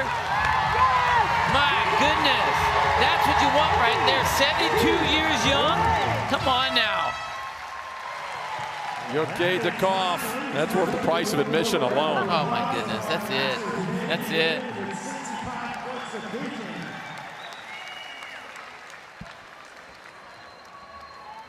What a race. Everyone in under the cap. Let's take a look at the women. Cruz was sneaking in, middle of your screen. Now we're watching in the ponytail there. Holt was just moving so strong, and Consuelo Cruz just up at the top. Now Holt was able to make it through, and Cruz was right there, but just didn't think, oh, what do I need to do with the sandbag? And just missed that. But a great finish for her. And I tell you, she was right in the mixer, didn't even see that. Cal Charrington, look at this. This is when you know you're done. All right, I can just hang out here. A little bow to the field. Man, he had a great weekend. Holy cow. Little hop with a 50-pound sandbag. Right. Onto the finish mat. What a race there in the 65 plus. They get to finish in the Coliseum. There's your final. Julie Holt, 320, just ahead of Consuelo Cruz. And then Terry Carey got in. So Bauer finishes 5th in that final event.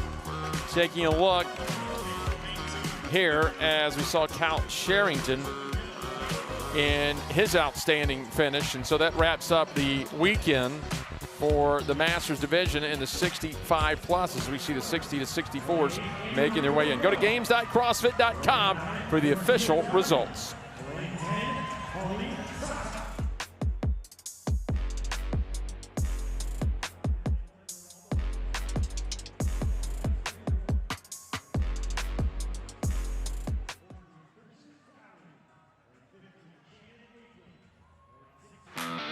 Inside the Coliseum, 2022 Noble CrossFit Games, Alliant Energy Center, the final event. And Bill, it is a throwback. It's a throwback, and it's a nasty one at that. It's a sprint, so look at that. The cows on the bike, depending on their different divisions. We have those burpee box jump over. They're actually going to be more like a get over. And then 10 sandbag shoulder, ground to shoulder, 5-minute cap. It's a heavy duty sprint. Let's take a look at how they're going to line up here. Mary Beth Pomodritis, 500 points. She leads the way just by 10 over Patricia McGill, who is in lane number 3. So 5 and 3, the lanes I'll be watching in that race. For the men, it is Shannon Aiken, 620 points. He has clinched first place overall. Tony Tursky in lane 13 at 5:10, trying to hold off Tom Famry over in lane number 17. So that's how they will line up here to start the final event. Here is Mary Beth Pomodritis, the overall leader. And this is going to be a tough one for her. Now, she's a very strong athlete, and the same thing as with Ian Buster. We saw how hard he was pulling on the cables on that Concept 2 rower, or skier. We expect to see the same thing here. If you have the power, you really need to put it into this bike. It hurts, but if you have that, if you're a taller athlete, a stronger athlete, you can really make a lot of distance on the rest of the field here. Right there, Patty McGill, you can see her white hair blowing in the wind as she's really moving on those handles with that Echo bike. And McGill currently in second place. She is 10 points behind Mary Beth Pomodritis. Go ahead, take it. I was going to say, already starting to see some hands up in the air. You know, these guys want to get going as hard as they can on the bike, and you want to build through the burpees. Relax a little bit on the first 5, start to build, and then be about being all in for the rest of the way. Shelly Chapel is off the bike. She'll be the first athlete down the field to get onto the burpees. Down in lane 22, you have Neil Curry. He can throw a wrench into the leaderboard as well. Here you go, lane 3, Patty McGill, second place. Lane 4, Shelly Chapel trying to get onto that podium. Lane 20, Neil Curry. He won't get on the podium, but can he blow it up?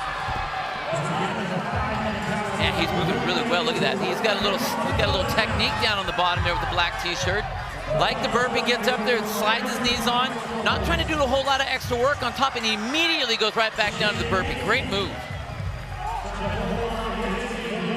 Once they get through this, they're going to get on the sandbag, round to shoulder. Back to the opposite end, right there in lane number 3. Again in the black tank top, that's Patricia McGill, second place, trying to track down Mary Beth Pomodritis. In lane number 5, a couple of spots to the right. She's the overall leader. Beige tank top, black shorts, but it's only a 10-point cushion.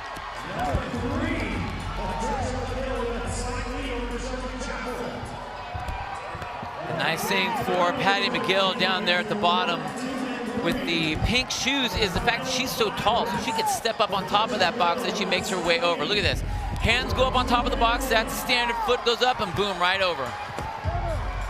Both her and Pomodritis under 5 reps. McGill down to her final rep. Patty McGill is going to be the first athlete overall to get the sandbag to shoulder. You just have to get it to the shoulder and back down. You don't toss it over. There's Pomodritis behind her. There it is. McGill, 2 reps ahead. Can Pomodritis behind her in the white tank top make up the ground over McGill in the black tank top? A costly no rep on Pomodritis. 4 reps to go for McGill. Ooh, we're going to have a tiebreaker here, Bill.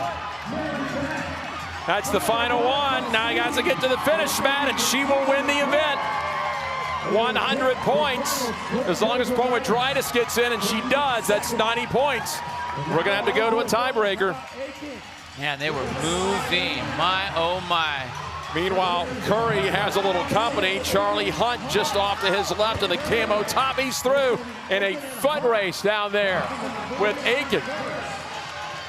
Aiken was the overall leader, and he had it clinched. Well, we could have some jockeying going on in the men's leaderboard here.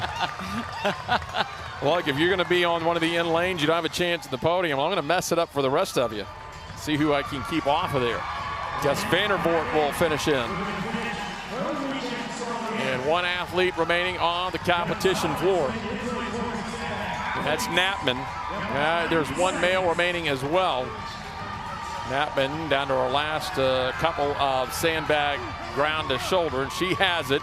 She's going to be in under the time cap. Now our final male, that's going to be Rolando Gonzalez. He's unaffiliated. And he's got plenty of time to get in under the 5-minute cap as well.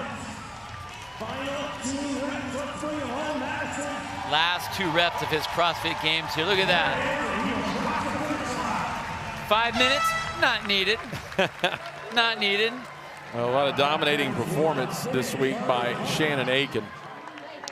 And if he edged, I believe it was Curry and Hunt in that race, he's going to end up with 720 points out of the 800. But let's look at McGill. She needed this. And it was a great race. We saw Mary Beth Pomodritis in the background there. Patty McGill in the black shirt, just working through these. And you know what? She was actually at a disadvantage because she's so tall compared to Mary Beth, but did not stop. Didn't even concern herself with where the rest of the field was. And what a great finish. Now in the men's, there was just a gaggle of men coming in there. Hunt was in the mix. We saw Aiken in the mix. And I don't know who's going to get that. It's going to be that's a tie break. Yeah. We're going to have to go to the chip on that. Hunt, one of his speed across was at the chipped time. Aiken is down there. Ooh, that's a tough one. Great race by both those athletes. But man, Shannon Aiken all day long. Woo. Patricia McGill, 1 spot ahead of Mary Beth Pomodritis. Again, go to games.crossfit.com You all have to go back and check the tiebreaker, but they should be tied in points. Georgina Jardin in third. Debbie Downing comes in fourth place, and we'll end up seeing Famry needed a good finish to stay at third. There's Charlie Hunt. Charlie Hunt gets an event win. Blows up the leaderboard, but Shannon Aiken right behind, followed by Curry and Famry in fourth place. We had a great race here in the 60 to 64. Again, go to games.crossfit.com. See how the points shook out. It was a thrilling race, and we have plenty more to come here from the 2022 Noble CrossFit Games.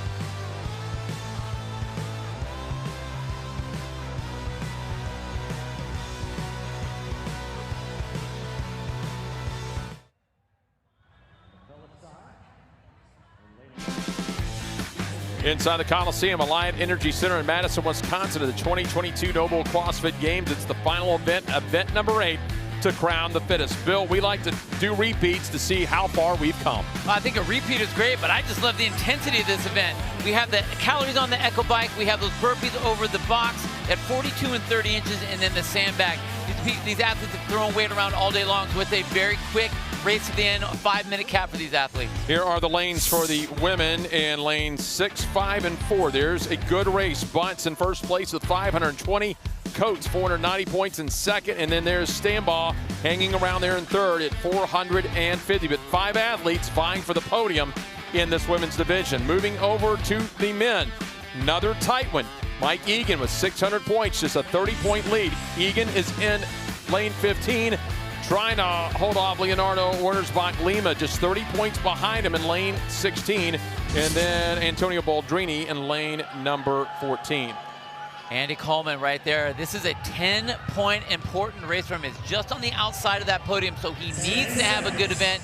And it's Antonio Baldrini that's holding that third place position. Those guys are really going to get after it, and it's going to be a good race. So you're going to have to go quickly here on the bike, but Bill, you said that you really want to go hard on this one, save just a smidge, and get your recovery on the burpee box overs. Well, I mean, if there was a couple rounds of this, maybe you'd want to kind of pull back just a little bit, but you can't afford to, especially for Coleman. He does not have the chance now to do that. He has to put everything into this bike to get off that as much as you can. If you have the power, it's so much quicker. Now, when you get to the burpees, that's when you can kind of at least take the first 5 to feel it out, get the blood back in your legs, build it back up, and then again, this is lightweight for these guys.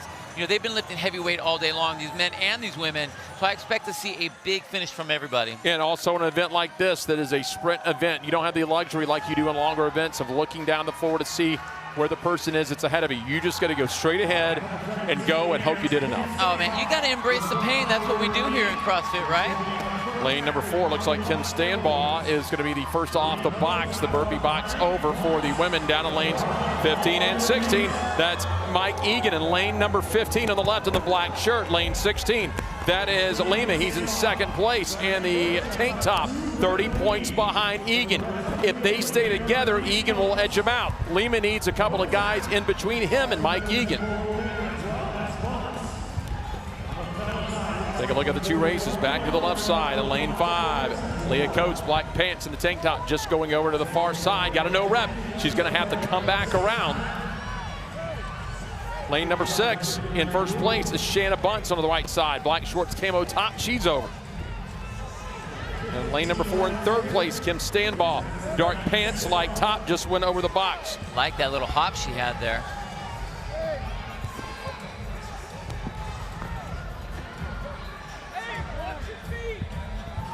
Well, you get through this, it's just grab and go, Bill, because you're out of breath, but nothing's stopping you. At that point, you're just grab it and go, don't think. Right. Now on the men's side, I see lane 14 on the inside of that. That's that Baldrini. He's the one that's holding that third place position. Right here we have Stambaugh, same deal. Look at the way she's moving, very strong. But here's Baldrini. He's the guy that Andy Coleman needs to beat. And Baldrini doesn't seem to look like he's moving very fast. Yes, you need to build, but these guys need to get going, especially if he wants to hold on to that position. He only has a 10-point lead. Baldrini looks like he is laboring. I look down at lane number 18, and Coleman fairly efficient on the burpee box get-overs. So we'll see if he passes him here. Again, it's just a 10-point difference. A couple of the females about ready to get on the sandbags. A hand starting to go up. Less than 5 reps remaining. And Bunce. Wow, Shanna is just moving so well. And this is great, you know, she came in and kind of had some bumps in the road, but moved herself to the top of the leaderboard right when it counted, right at the end. And look at her go. Tossing around that 70-pound bag here in the 55 to 59-year-old division. Just have to get over the shoulder. Don't have to toss it. She's got about a 4-rep lead. Bunch should finish it off. But here comes a good race. Lima on the right side in lane number 16 in second place. Trying to stay ahead of Baldrini. He's 30 points behind Egan. And Bunce is going to get in, and she'll be the winner. And she is the fittest 55 to 59-year-old.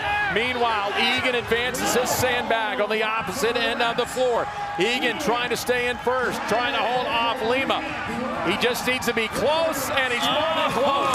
He may have been edged out for the event win, but he will have the title of the fittest on earth of all 55 to 59-year-olds. Yeah, great race by Egan, but something you didn't see was Coleman slid in there as well. That was going to be a tight one. Let's go back to the opposite end of the floor.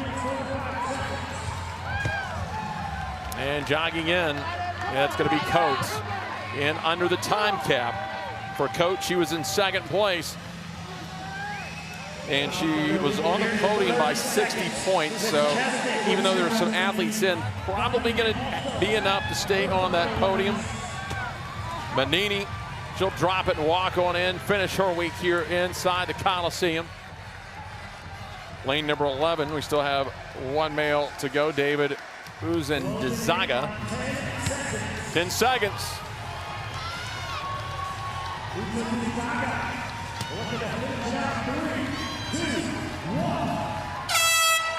And just under the cap, couldn't get on the finish mat, but got all of his sandbags. As Coleman there. What a race. Egan, Coleman, Lima. See at the top part of your screen, Egan in the black shirt. Those guys are just getting after it. They were watching each other the whole time. So you see Baldrini right there on the inside, Egan on the middle, and then Coleman right up at the top. I mean, that really is a photo finish. Lima's trying to get in that mix, but that no rep took him out of there. These guys, it looked like maybe Andrini had it, or Baldrini had it, I'm not really sure, but Egan just solidified that finish. And you see just up at the top of the screen, there's Coleman trying to sit in there. Just not enough, though, to get in front of Baldrini. We'll double check on that chip timer and see where they will all finish. Good thing for Egan, though, is he knew he got it. There's Shanna Bunce, 3:41, 14 seconds ahead of CC Brugere. So Shanna Bunce, your fittest 55 to 59-year-old women. Congratulations. Again, you can go to games.crossfit.com for the complete standings in the podium. Antonio Baldrini gets ahead of Coleman. So Baldrini will stay on the podium as Lima finishes 6th. We'll see if that moves him around. I think he's still pretty safe, came in at 570 points. You can go to games.crossfit.com, check out and see where they fell 1 through 10. That's games.crossfit.com. We continue from the Noble CrossFit Games.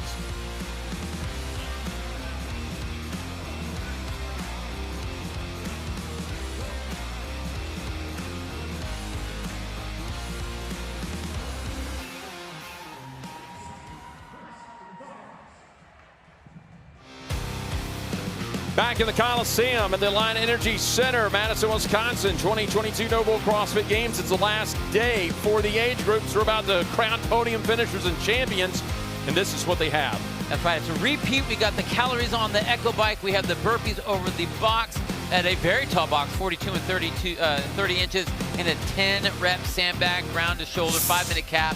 It's been a tough, mean race for these athletes. All right, let's take a look at the women's lanes. It's going to be Kim Purdy, the overall leader in lane number 5. Natalie Connors, 60 points back in lane 4. Third place, Cheryl Bross, and she is tied points-wise with Tia Gebby in lane number 3. For the men, just 6 competitors remaining in this division. And Richard Stevenson in lane 14 with 570 points, just 30 points ahead of lane 13's Eric Solon with 540. All 4 of the 6 have a chance to get on this podium. Here's Purdy. Purdy has looked so strong over the course of the weekend. You know, we came in talking about Cheryl Bross a lot of times, but Purdy just did not let her experience fluster her at all. She has just looked great event to event to event. You know, now we have that 2-way tie between Tia Gebby and Cheryl Bross for that 3rd place position. You know what? Marcy Wells is right behind them, only 10 points behind in that 5th position. So there is a big possibility for a shift up on that podium. Well, there are 5 participants in the women's division here trying to get on that podium. Now, one of the things that Cheryl has, she's a little shorter than Tia Gebby, so Tia's got the advantage, but we'll have to see what that looks like when it get down to the sandbags. But on the men's side, you can see Eric Smith, 10 points behind Eric Solon. So Eric Smith has to have a big win here as well, or a big event here as well, to try to get back up there. There's Smith there on the left, Solon right on the right. Jeff Adams, the first to get on those burpee get-overs, and he's going to be joined by Sean Patrick. But lane 11, Adams, unaffiliated, trying to throw kind of that grenade into the leaderboard. Here's where you talked about it earlier today, build on the burpees. You got to build on those burpees. So we saw that Jeff came off very fast off the bike, and that's a good thing. You want to use the first couple burpees, kind of build into it, get that heart rate back, and then it's all go. You got to embrace that pain at the end, get to those sandbags. Well, Chris Zaros was off on the burpee box get-overs as well, so you have 2 guys that really aren't in contention for the podium, 2 of the first 3 to get on the burpee box overs. That could really mess with things. Everybody's got their strength, right? We head back down to the women's side again. Purdy leads, Connors, Brost, Gebby, Wells, the top 5. And they are all battling to get on the podium. Purdy trying to hang on. She's up by 60 points. She's in lane 5. Look at over in lane 3. That's Tia Gebby. Look at the way she uses her box jump. Uses her height to her advantage. Hands go on, feet bop, bop, right over the top. It's real fast, real efficient way to work her body over that burpee. No hands up yet. When a hand goes up, that's 5 or fewer reps remaining. One hand goes up in lane 15, Sean Patrick, as he has made up some ground. That's way down at the other end of the floor. See another hand go up for Adams, who was the first to get on the burpee box overs. Now a lot of hands starting to go up down the line. Bill, we're going to come down to a sandbag race, it looks like. I mean, that's how this test was designed. Lane 15, Sean Patrick, he's in 2nd place, 30 points behind Richard Stevenson. He's the first on the sandbags. Down in lane number 3 for the ladies, Tia Gebby, currently in 3rd, trying to keep it, trying to move up. Oh, Marcia Wells, this is huge for her. Like I said, she was only 10 points behind the time between Cheryl and Tia. This is huge for her. And the old gray, it's going to be Wells. Wells and Gebby. Gebby down the line in the black shorts. 2 more. Waits and she's in. She will win event number 8. She needed that. Wow. 100 points, and let's see who all else gets in. Gebby got in as well, who was in 3rd at 510. And she was tied with Brost. That likely knocks Brost off the podium. Meanwhile, Sean Patrick, who was in 2nd, was the first to get in for the men. How much ground can he make up? He was 30 points off the top of the podium.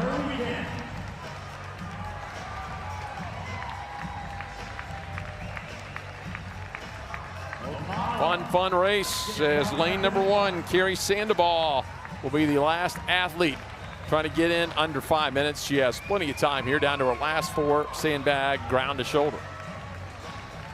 Wow, there was so much action. So much activity that went down on that. A lot of movement from the bike to the burpee to the sandbag. There you go. 2 more.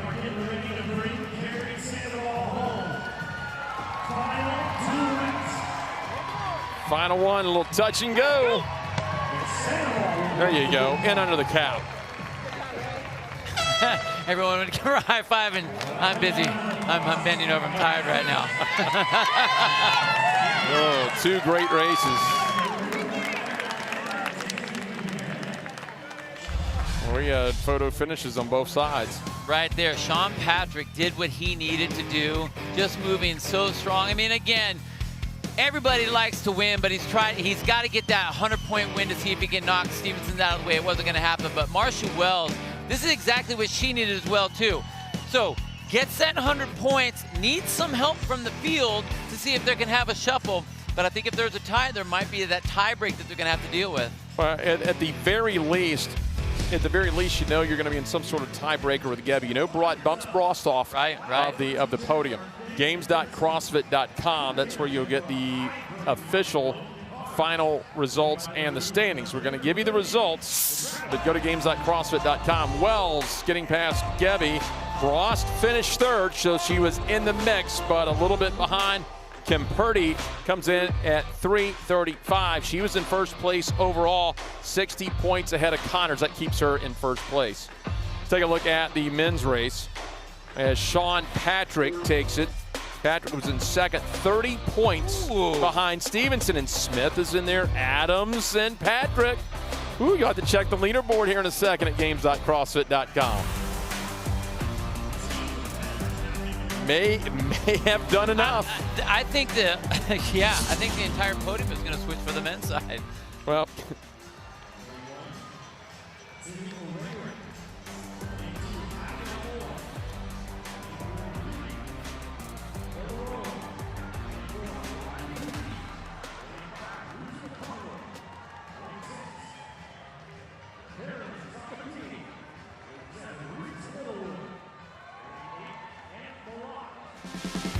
inside the Coliseum Alliant Energy Center in Madison, Wisconsin for the finals of the 2022 Noble CrossFit Game. It's the final event, Bill. It's the final sprint.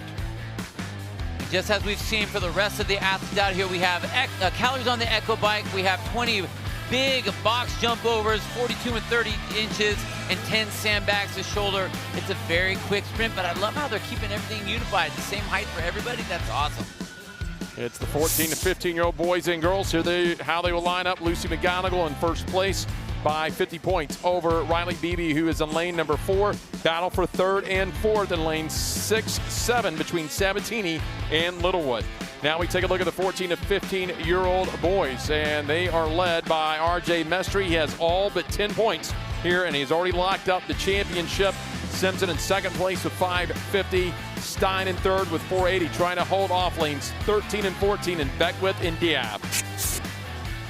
And right there is Joseph Diab sitting outside of that podium spot by 20 points. So 4th place. This is an opportunity for him to do something good. We've seen just how shaken up the leaderboard can get, and he wants it to play in his favor, so he needs to go all in and embrace the pain of this event. Same thing with Caroline Sabatini. Has done extremely well all the way through the competition, sitting at 20 points below in that 4th place position. She needs to make something special here happen. If you're in more than 1 lane away, usually in an event like this, you're just laser focused. The advantage for Sabatini, she's got Reese Littlewood right next to her. So she knows if she beats her, she's got a chance. She's still going to need someone, but she knows at least she has to beat the person next to her. Yeah, I mean, you can always keep your eye on your opponent, but for these athletes that are sitting in this place, if you're off the podium, it doesn't really matter where you're off the podium. So you have to kind of shoot for the gold on this one. So their goal is to win. They're going to have to knock out the cows. They already have a young man. Now, that's Diab right there doing exactly what he needed to do. We talked about using the bike and going all in, and then now you build on the burpees. So he came off flying on that bike, build on the burpees, reclaim those legs a little bit, and then go all in on the rest of it with those sandbags. Good thing for Diab, he has got 2, now 3 athletes already on the burpee box jump overs. Caden Stein right now not one of those athletes. That's who he's trying to chase down. Who I'm going to watch here, Bill, and we have loved watching him all week, lane 20, Kevin Hill. He's not got a chance for a podium, but we've seen him go full send on about everything. We'll see if this is his jam. And no rep for Stein. Oh, that's not what he wanted. Again, this is such a short race. To get a no rep is very costly. Simpson in lane 16 just off to his left, hopping over the box. Camo top, black shorts. Lane 15 on the far left of your screen. That's RJ Mestry. If he wins another one, he will have taken 790 of 800 possible points. Amazing.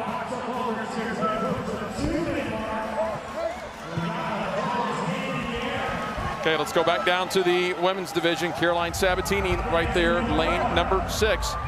And then we go to Bjornsdottir. She is a lane number 10. She's down to her last 5. So Burgos Bjornsdottir, Youssef Diab. Diab has the hand up. And remember, Stein got that no rep earlier. Here comes Bjornsdottir, and I don't think the sandbag's going to be any issue for her. That's Diab on the forefront of your screen. He is trying to chase down Stein. He's just 20 points behind him. Bjornsdottir on the left.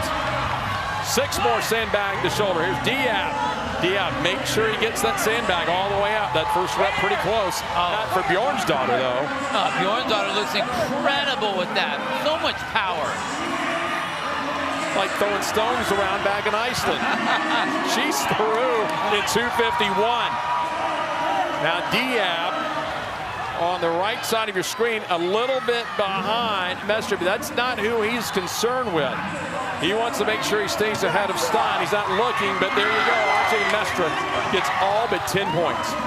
Yeah, what an incredible weekend he's had. Holy cow. Ooh, that was big for Caroline Sabatini just getting in there. Diab, he's going to get in second place. That's going to get him 90 points. Foot race to the end. Now the thing for Diab on the opposite end of the floor is how far back will Caden Stein finish in lane 17? He's about to come in. Was he able to make up enough? How many people got in between? Diving, there's Hill in the background. There you go. Love it. All in, Kevin Hill, all in. Back on their side of floor, that's Reese Littlewood, who was in third, coming in at 450 points. And that's good. Caroline Sabatini, that's what she was hoping, to be able to get in and have some people in between her and Reese. Morgan Gurin, and that's another athlete. In fact, she's the last female on the field of play. So it looks like Sabatini is going to make her way toward the podium.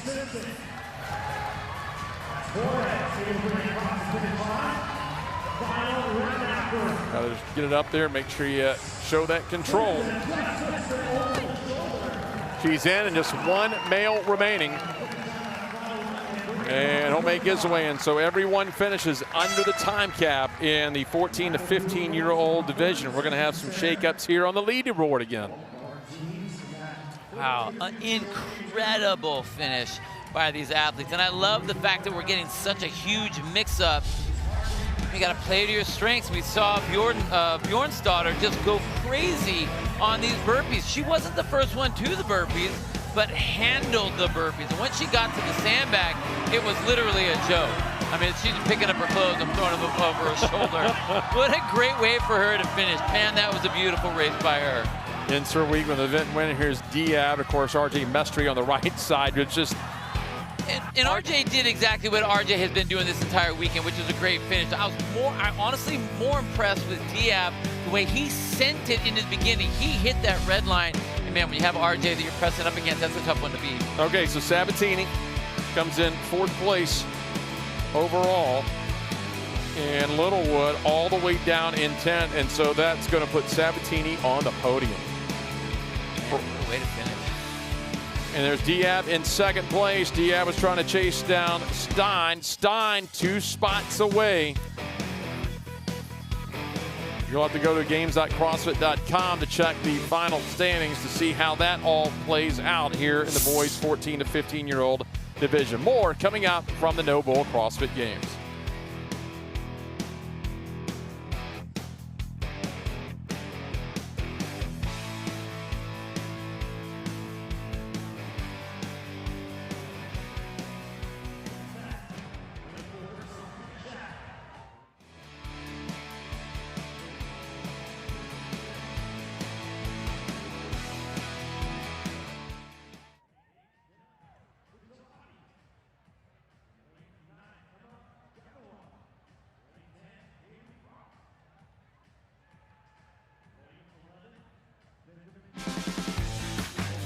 trying to find the fittest 16, 17-year-old on the planet, and we're going to know here in about the next 5 or 6 minutes of the 2022 Noble CrossFit Games, event number 8 from the Alliant Energy Center. It is the final sprint.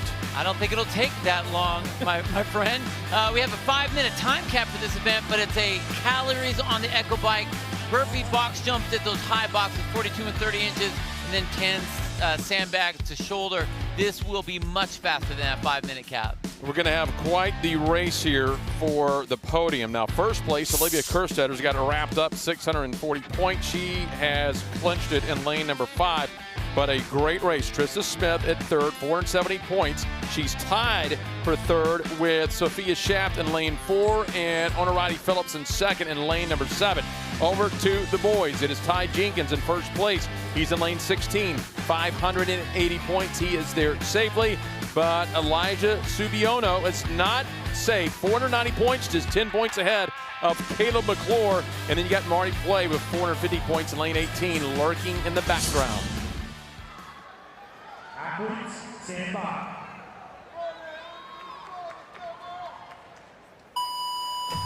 And they are underway as Subiono right there. A lot of power, as you see. And boy, you talk about the training partners he has. His brother Ayo in the 14, 15-year-old division. Kalani was 20th in the final open. One of the fittest in the 14-year-old division. A lot of training partners, and they are all incredibly fit.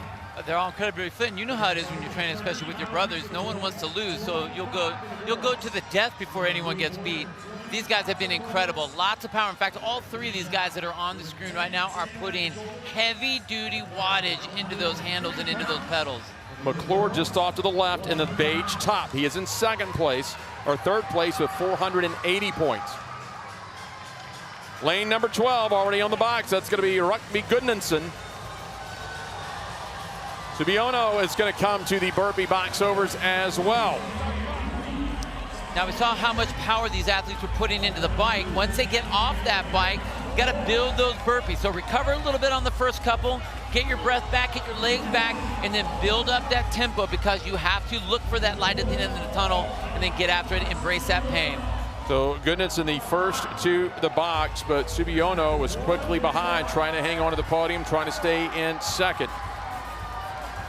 He is in lane number 15 with 490 points. There he is, just off to the left is McClure, trying to hold him off. McClure 480 points in the beige top. Subiono in the black top, lane 15, and in lane 16 to the right, that is Ty Jenkins. Mathematically, he doesn't have wrapped up, but he's got a 90-point lead. I mean, it's a pretty heavy-duty lead there. You see just how hard these guys were exerting themselves on the bike. Look how tired they are right now. They're coming up to the end of their burpees, and that's a lot of rest that's going on as they're waiting to jump themselves up on top of that box. They want to be able to get back on and fall right back down to the ground if they can. Like you said, if he can manage these, go quickly, the sandbag's not going to be any trouble for Elijah. We know that. Less than 5 reps for McClure off to his left. McClure trying to chase Subiono down. He's just 10 points out. Back over to the left side for the females. That's Olivia Kerstetter in lane number 5 in the center of your screen in the camo. She is flanked by Smith and Shaft. Smith is in lane 6 on the right side of the all black on the left screen, and lane number 4 also in the black is Shaft. They are tied. 470 points for the final podium spot. And those two ladies have been battling each other this whole time with Olivia kind of in the mix. McClure on the sandbag. And now on the left side of your screen, Kerstetter. She is going to be joined in lane 6 by Smith. Smith ahead of Shaft over in lane 4. Smith will walk it up. Smith doing what she needs. She's in the all black. She is trying to stay in third, potentially stay ahead of Onorati Phillips. Smith could end up in second overall. She's just 20 points out. Head-to-head with Kerstetter. We've seen it a couple times. Kerstetter is going to get a rep ahead of her on the sandbag. Kerstetter in the middle, in the camo. On the left side of your screen, advancing. And a no rep by Smith. Back on the right side of your screen, that's going to be McClure. McClure trying to advance on the leaderboard. Olivia Kerstetter is the fittest 16 to 17-year-old girl on the planet. Oh my my goodness, what happened? You know who just disappeared out of the whole screen? It's Trista Smith. McClure comes in on the boys' side. 100 points and down in lane number 12. That's going to be Goodness, he was first on the box. Subiono was in. And Smith just gets in. Depending, that could bump her off.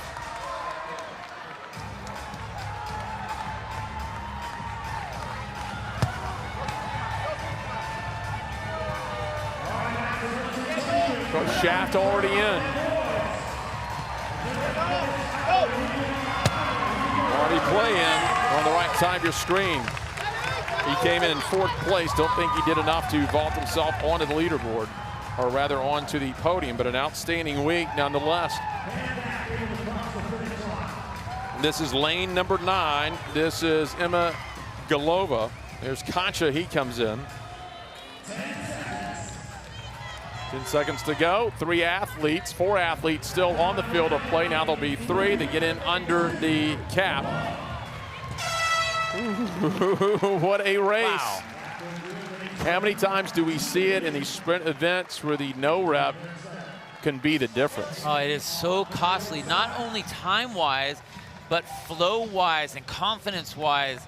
I mean, we saw Trista Smith miss that one. That just kind of put her out, but my goodness, we saw it on the guy's side as well. If you miss a rep, you just don't have time to make it up.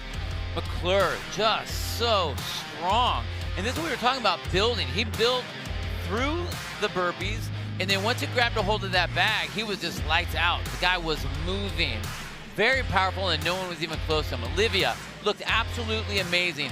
Wasn't the first one to the burpees, but once she got a hold of that bag, looked very well. Now, in the back there, you saw Trista Smith missed it over the shoulder, and once that happened, it's like she completely broke down. Everything lost, and then all these other ladies were coming through the finish. That's going to be a rough one for Trista.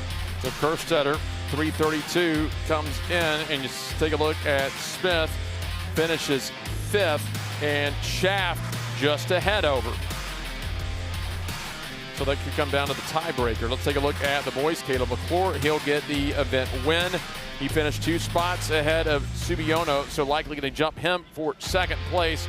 See if Subiono can hang on past Marty Clay, and he should be able to hang on to that podium spot. For the official standings, though, go to games.crossfit.com. It'll shake everything out for you as we roll along inside the Coliseum at the Noble CrossFit Games.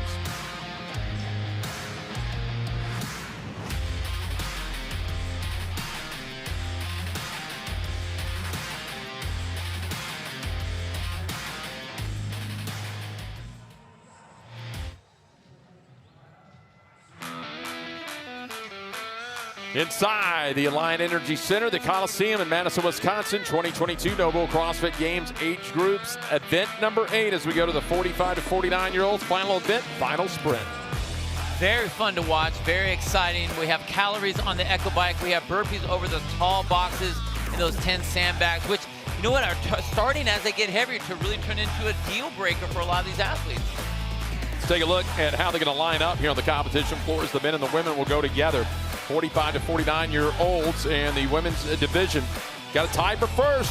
Lane 8 and lane 5. Callio and Crawford of 470 points. Oh, by the way, there's Jessica Manpro just 20 points behind them in lane number 7. So a big, big battle. Over on the men's side, it is Jason Grubb with 660 points. He's going to have first place. Mike Kern, 2nd place. Pretty solid at 560. But it's Letskovich in 3rd with 500. So the men's race pretty much set. There's some placements that can go 1 through 5. The real race is down here in lanes 1 through 10, though. This is going to get nasty for them and a lot of fun for us. There's Swozy in lane 6 with that purple hair. Swozy, 410 points. So she's only 40 points away from a podium. And we've seen the shuffle so far in all these other age groups that it's I mean, honestly, anything is possible. Everyone's going to be pushing hard on the bike. We know people will get going on the burpees, but what is that going to do with them before they get to those sandbags? And then it's like, man, talk about tossing grenades into the mix. There's all kinds of shuffling that goes on after that. And you look for the hands to go in the air. That means 5 or less reps, calories in this case. There you go, Kern. And I think for Kern, he just wants to beat Jason because Jason's he knows he can't beat him overall on the podium, but he wants to end up with a win. He's been so close, so many times, and just can't seem to put it to Jason, at least very often. So let's face it, the podium's set for the men here. This is straight bragging rights here. Right. And who doesn't want to go out on top, right? I mean, this is where you talk about that ego piece. And, you know, Mike's wrestling background, there's a lot of ego in us wrestlers. It just happens. All right, Michelle Swosey, Allie Crawford are both on the burpee box get-overs. Crawford is fine in first. Well, no, she's not fine in first place. She's tied with Callio, but Swosey trying to get on the podium. Lane 8 is who she's tied with. Callio has 470 points, too. But again, Swosey, your purple hair, in lane number 6, just outside looking in. Look at the way she's moving. Hands down, feet down, right down to the ground. I like the fact, you know, most of the time I wouldn't say keep your head down, but she's doing a good job there of using her head to kind of control her positioning. Keep everything low to the ground.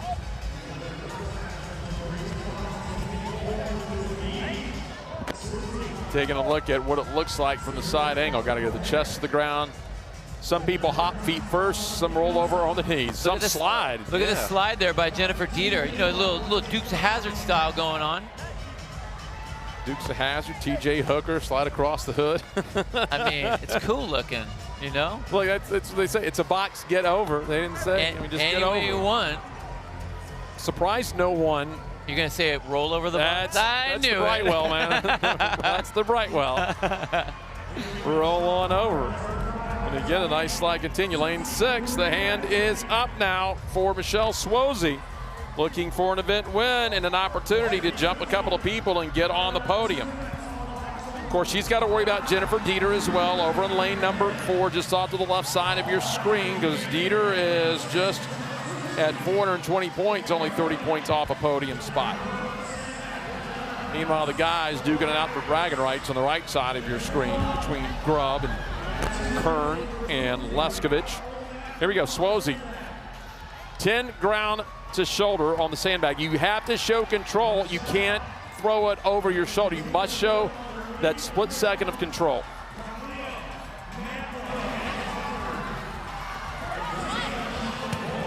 Swosey ahead by 3 reps now. Swosey should be able to finish this thing off, and now we will kind of watch behind her. We'll take a look at Manfro in lane number 7. She is in 3rd place. See if they can hold her off as well. Manfro about 3 lanes behind and a couple of athletes in between her. So Swosey is going to get 100 points. How many people can stay ahead of Manfro? 2 athletes are ahead of her right now. She is in 100 points for Swosey. She needs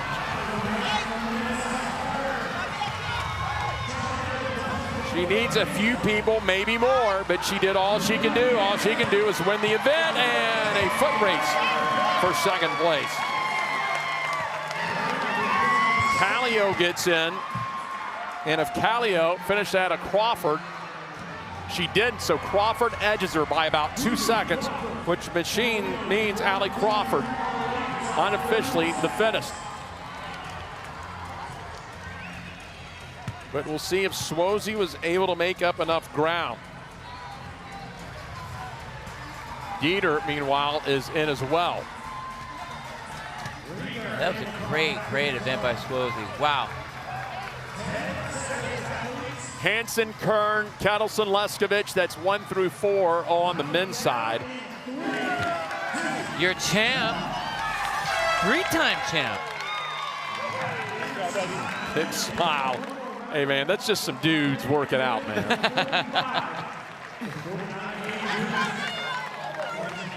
Well, Allie Crawford with her flag.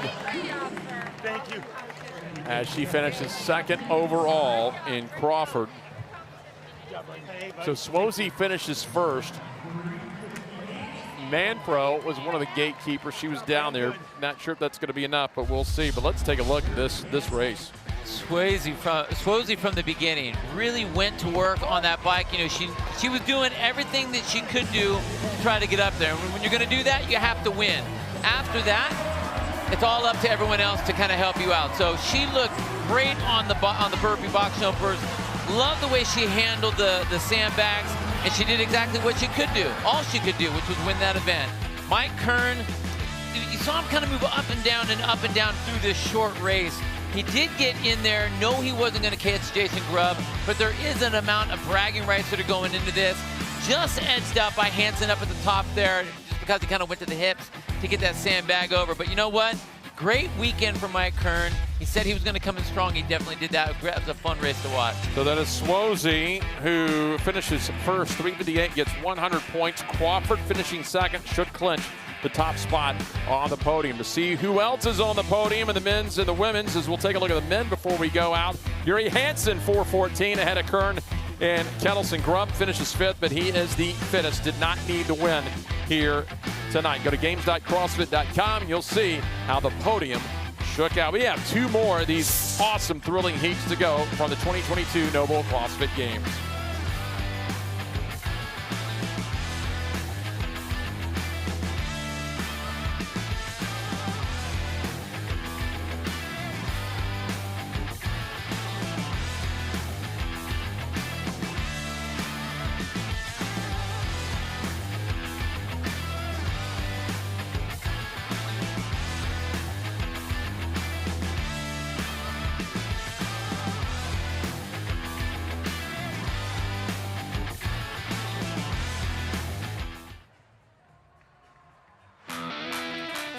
Alliant Energy Center, we're in the Coliseum in Madison, Wisconsin in the 2022 Noble CrossFit Games. The finals of the age groups here.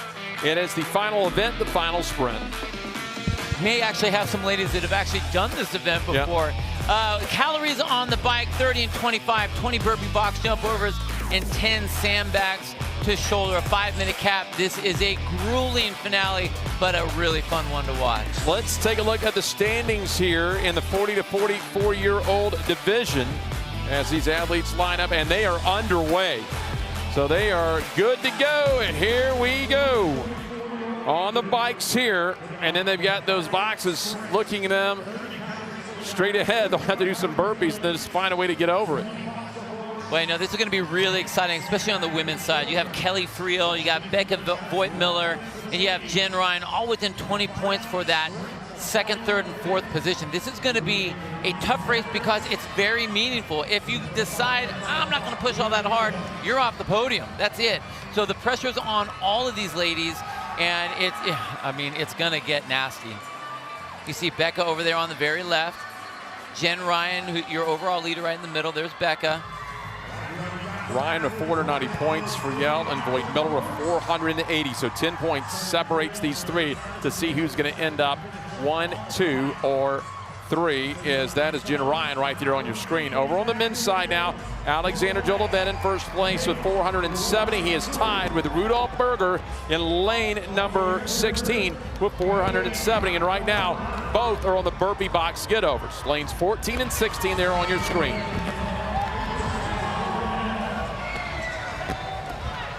Well, lanes 5 and 6, that's going to be Ryan and Voigt-Miller on the left side. Lane 6 coming to you on the box skid over. That's going to be Friel. Now Friel, lane 5 going over to the far side. That's Ryan. Left side of your screen is Voigt-Miller. Here's a good look at it here. Lanes 4, 5, and 6. That's the race for first.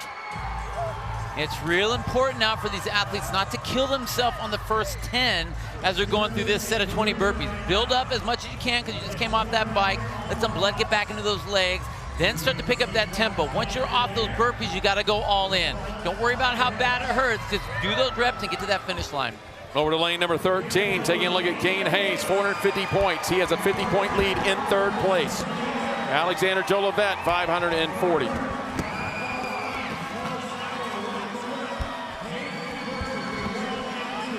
Hand is up in lane 13. This may be the final rep here for Hayes. Now 2 more reps. Now the last rep. That's huge. Kane really using his height to his advantage to get up over that box.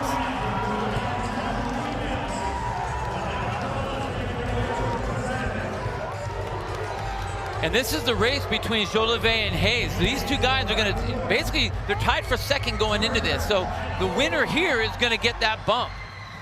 Lane number 6 down on the women's side. Now they are off, and here comes a sandbag sprint for the men and the women. Right there on your screen, that's Friel. She's currently in second. Here comes Ryan behind her. Voigt Miller in the background, still on the burpee box get-overs. So it's going to come down to a two-person race. Friel on the forefront on the left side of your screen. Behind her, right now holding first place is Ryan.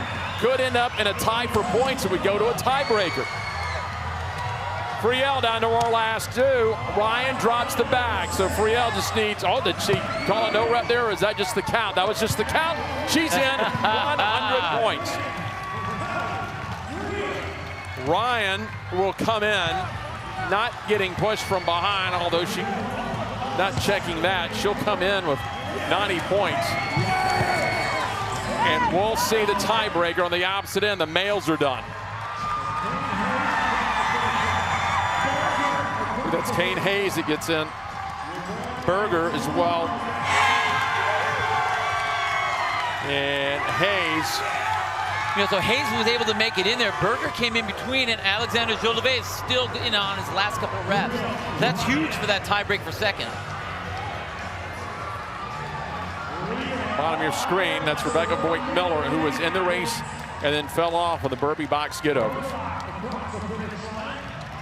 And for Voigt Miller, with 480 points, had an 80-point lead for third place.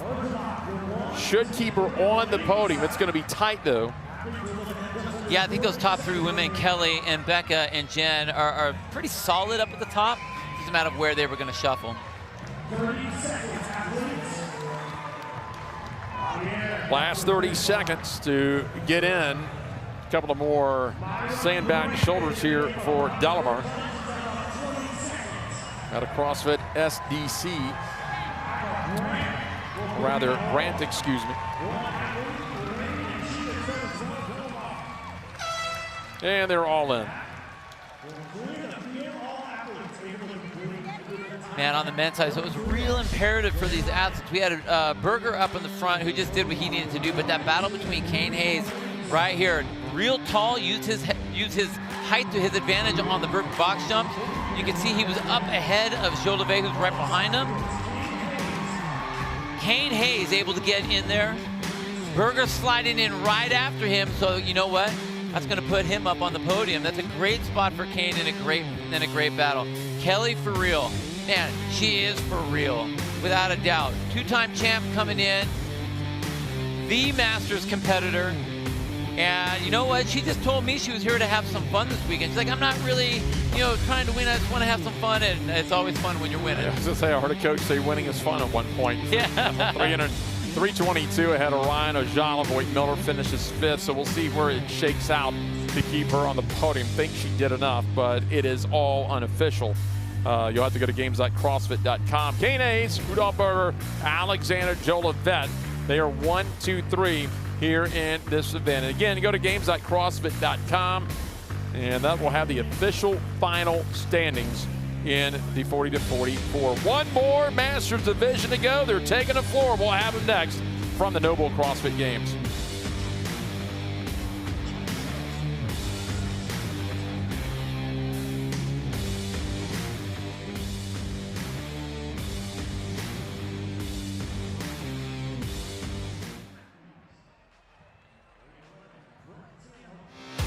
Final event overall for the Masters in the adaptive 35 to 39-year-olds from the Alliant Energy Center in Madison, Wisconsin. 2022 Noble CrossFit Games. I'm Jeff Brightwell, alongside Bill Grunder. On the competition floor is Derek Forrest. It is the final event, the final sprint. 30 and 25 calories on that Echo bike, ugly. 20 burpee box jumpers on those high box jumps, more ugly. And 10 sandbags to shoulder, very ugly for a very ugly 5-minute time cap. This is been so fun to watch. I cannot wait to watch these baby masters get after it. It's a battle for the top of the podium. Emilia Lappinen, 570 points. China Cho, Annetta Tucker, 530. That's just going to be the battle there. Here is the men's division. Wong with 550 points, 60-point lead. But the battle, second, third, fourth, that is going to be a race.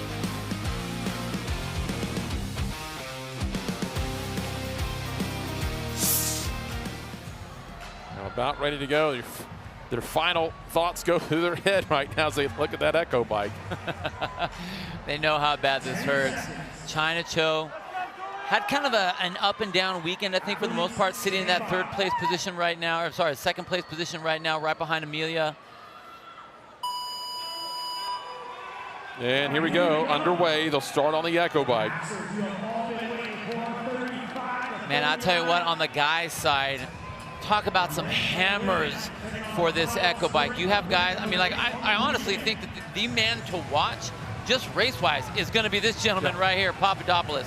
If you're talking about power, you're talking about strength, you're talking about size in this event, this has his name written all over it. So I'm waiting to see his hand go up with his 30 cal. Look at that. We haven't even hit 30 seconds yet, and we got those. Oh, my gosh.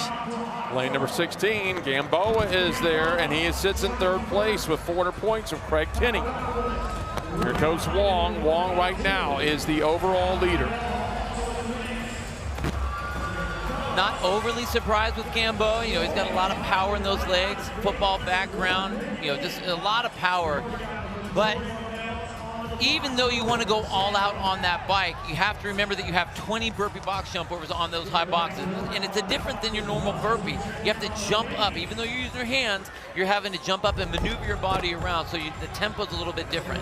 First female on her way to the burpee box get over is going to be Anita Pravati in lane number 9. Lane number 6, here we go. That is Tucker. Tucker in second place. She'll be joined by China Cho in lane number 5, but in lane number 9, that was the first Pravati to get on the burpee box over. Carly Matthews in the background. And I think if you can look at the way Tucker's moving right in the middle of your screen with the pink shoes.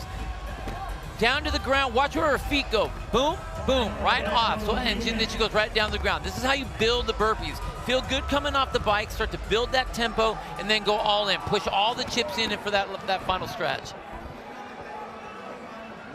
They have 20 of these. Once you see the hands go up, 5 reps or fewer. Big no rep down on the other end of the floor. In these events, we've seen it before the regionals here tonight. The no rep's going to cost you. Oh, they're so costly. I mean, it's not just, doesn't just slow you down. It slows everything down and it basically takes you right out of the race. Couple hands go up down on the men's side. Lane 11, that's Brett Stanhope. Coming down to lane number 15, just off to the left, camo shorts, black top, that's Wong. He is in first place overall. Here comes Gamboa. Gamboa curling in third with 400 points, the first of the sandbags. We're going to have 4, 5, and 6. We're going to have Tucker and Lebanon here, and Cho. Boy, they're going to be bunched up. Look at the way Gamboa is moving that sandbag. And it looks so light, 150 pounds. It doesn't look like it to me the way he's moving that. Wow. First of the bag on the women's side, left side, that's going to be Tucker. Tucker currently in second place. Cho right behind her in the all camo. Black shorts to the right side, that is Lebanon, currently the leader. Gonna have to outrace Tucker. 2 left for Gamboa on the right side. Lane number 9 for the women. Anita Pravati was the first to get the box get-overs. Gamboa is good for the men. Can Pravati mess up the leaderboard? And then Kenny, he was like the 6th person to come off the bike, and he's already in that number 2 position. Pravati 100 points, and here comes Tucker, I believe, got in. Tucker was ahead of Lebanon. Here comes Cho. Cho just to the left of the all camo. Ooh, it's going to be close over the women's side. You got Pravati that got in ahead of everyone. Now the points start to fall. Such a mix-up on the leaderboard. Just things are getting tossed all over the place. And that's what's so great about this event. It forces all these athletes to go all in no matter what. And who has whatever left, you know, I mean, it's been a long weekend for these athletes. I believe in lane 3 down here, that's Mallory Berger in the white top, the black pants. She's got 3 left to get in the next 45 seconds. Down in lane 19, top of your screen, that's Justin Ahrens. Here's Berger. 2 more to go. She's got 35 seconds.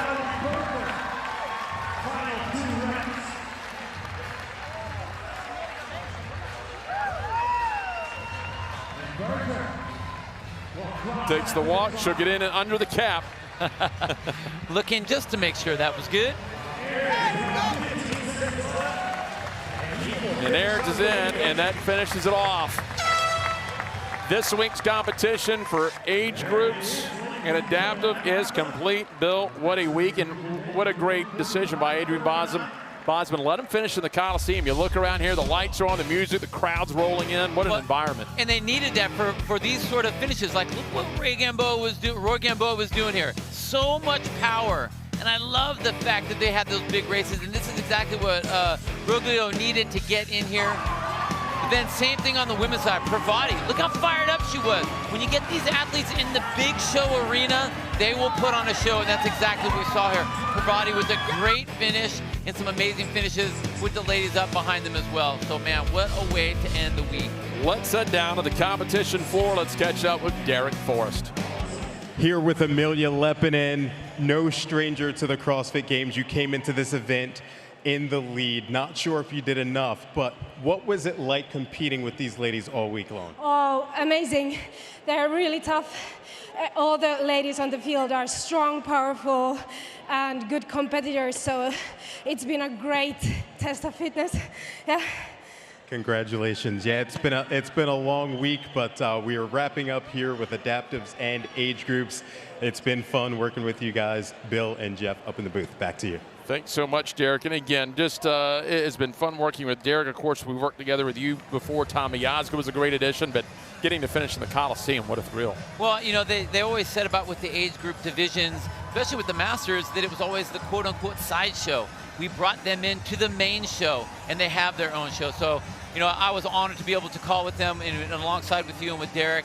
Man, what a blast of a weekend we had. Take a look at the results here for the final heat, the 35 to 39-year-olds. The women, it's going to be Pravati, 4 seconds ahead of Anita Tucker. Lepinen was in there, Cho in 5th place. You'll need to go to games.crossfit.com just to see how this is all going to flip and play out on the leaderboard. But what a fun race. Over on the men's side here in the 35 to 39 year, it is Rogelio Gamboa, Roy Gamboa. You remember him from back in the day at the StubHub Center. Gets himself 100 points with Craig Kinney, another veteran. So it's Gamboa and Kinney, the vets, that finished 1-2. And again, go to games.crossfit.com for all the official and final standings. That's going to wrap things up for Masters competition and adaptive competition this week. Still a day to go for teams and individuals tomorrow, so we hope you tune in. So for our entire crew, that includes Derek Forrest, Tom Miazga, my broadcast partner, Bill Grunner, the entire staff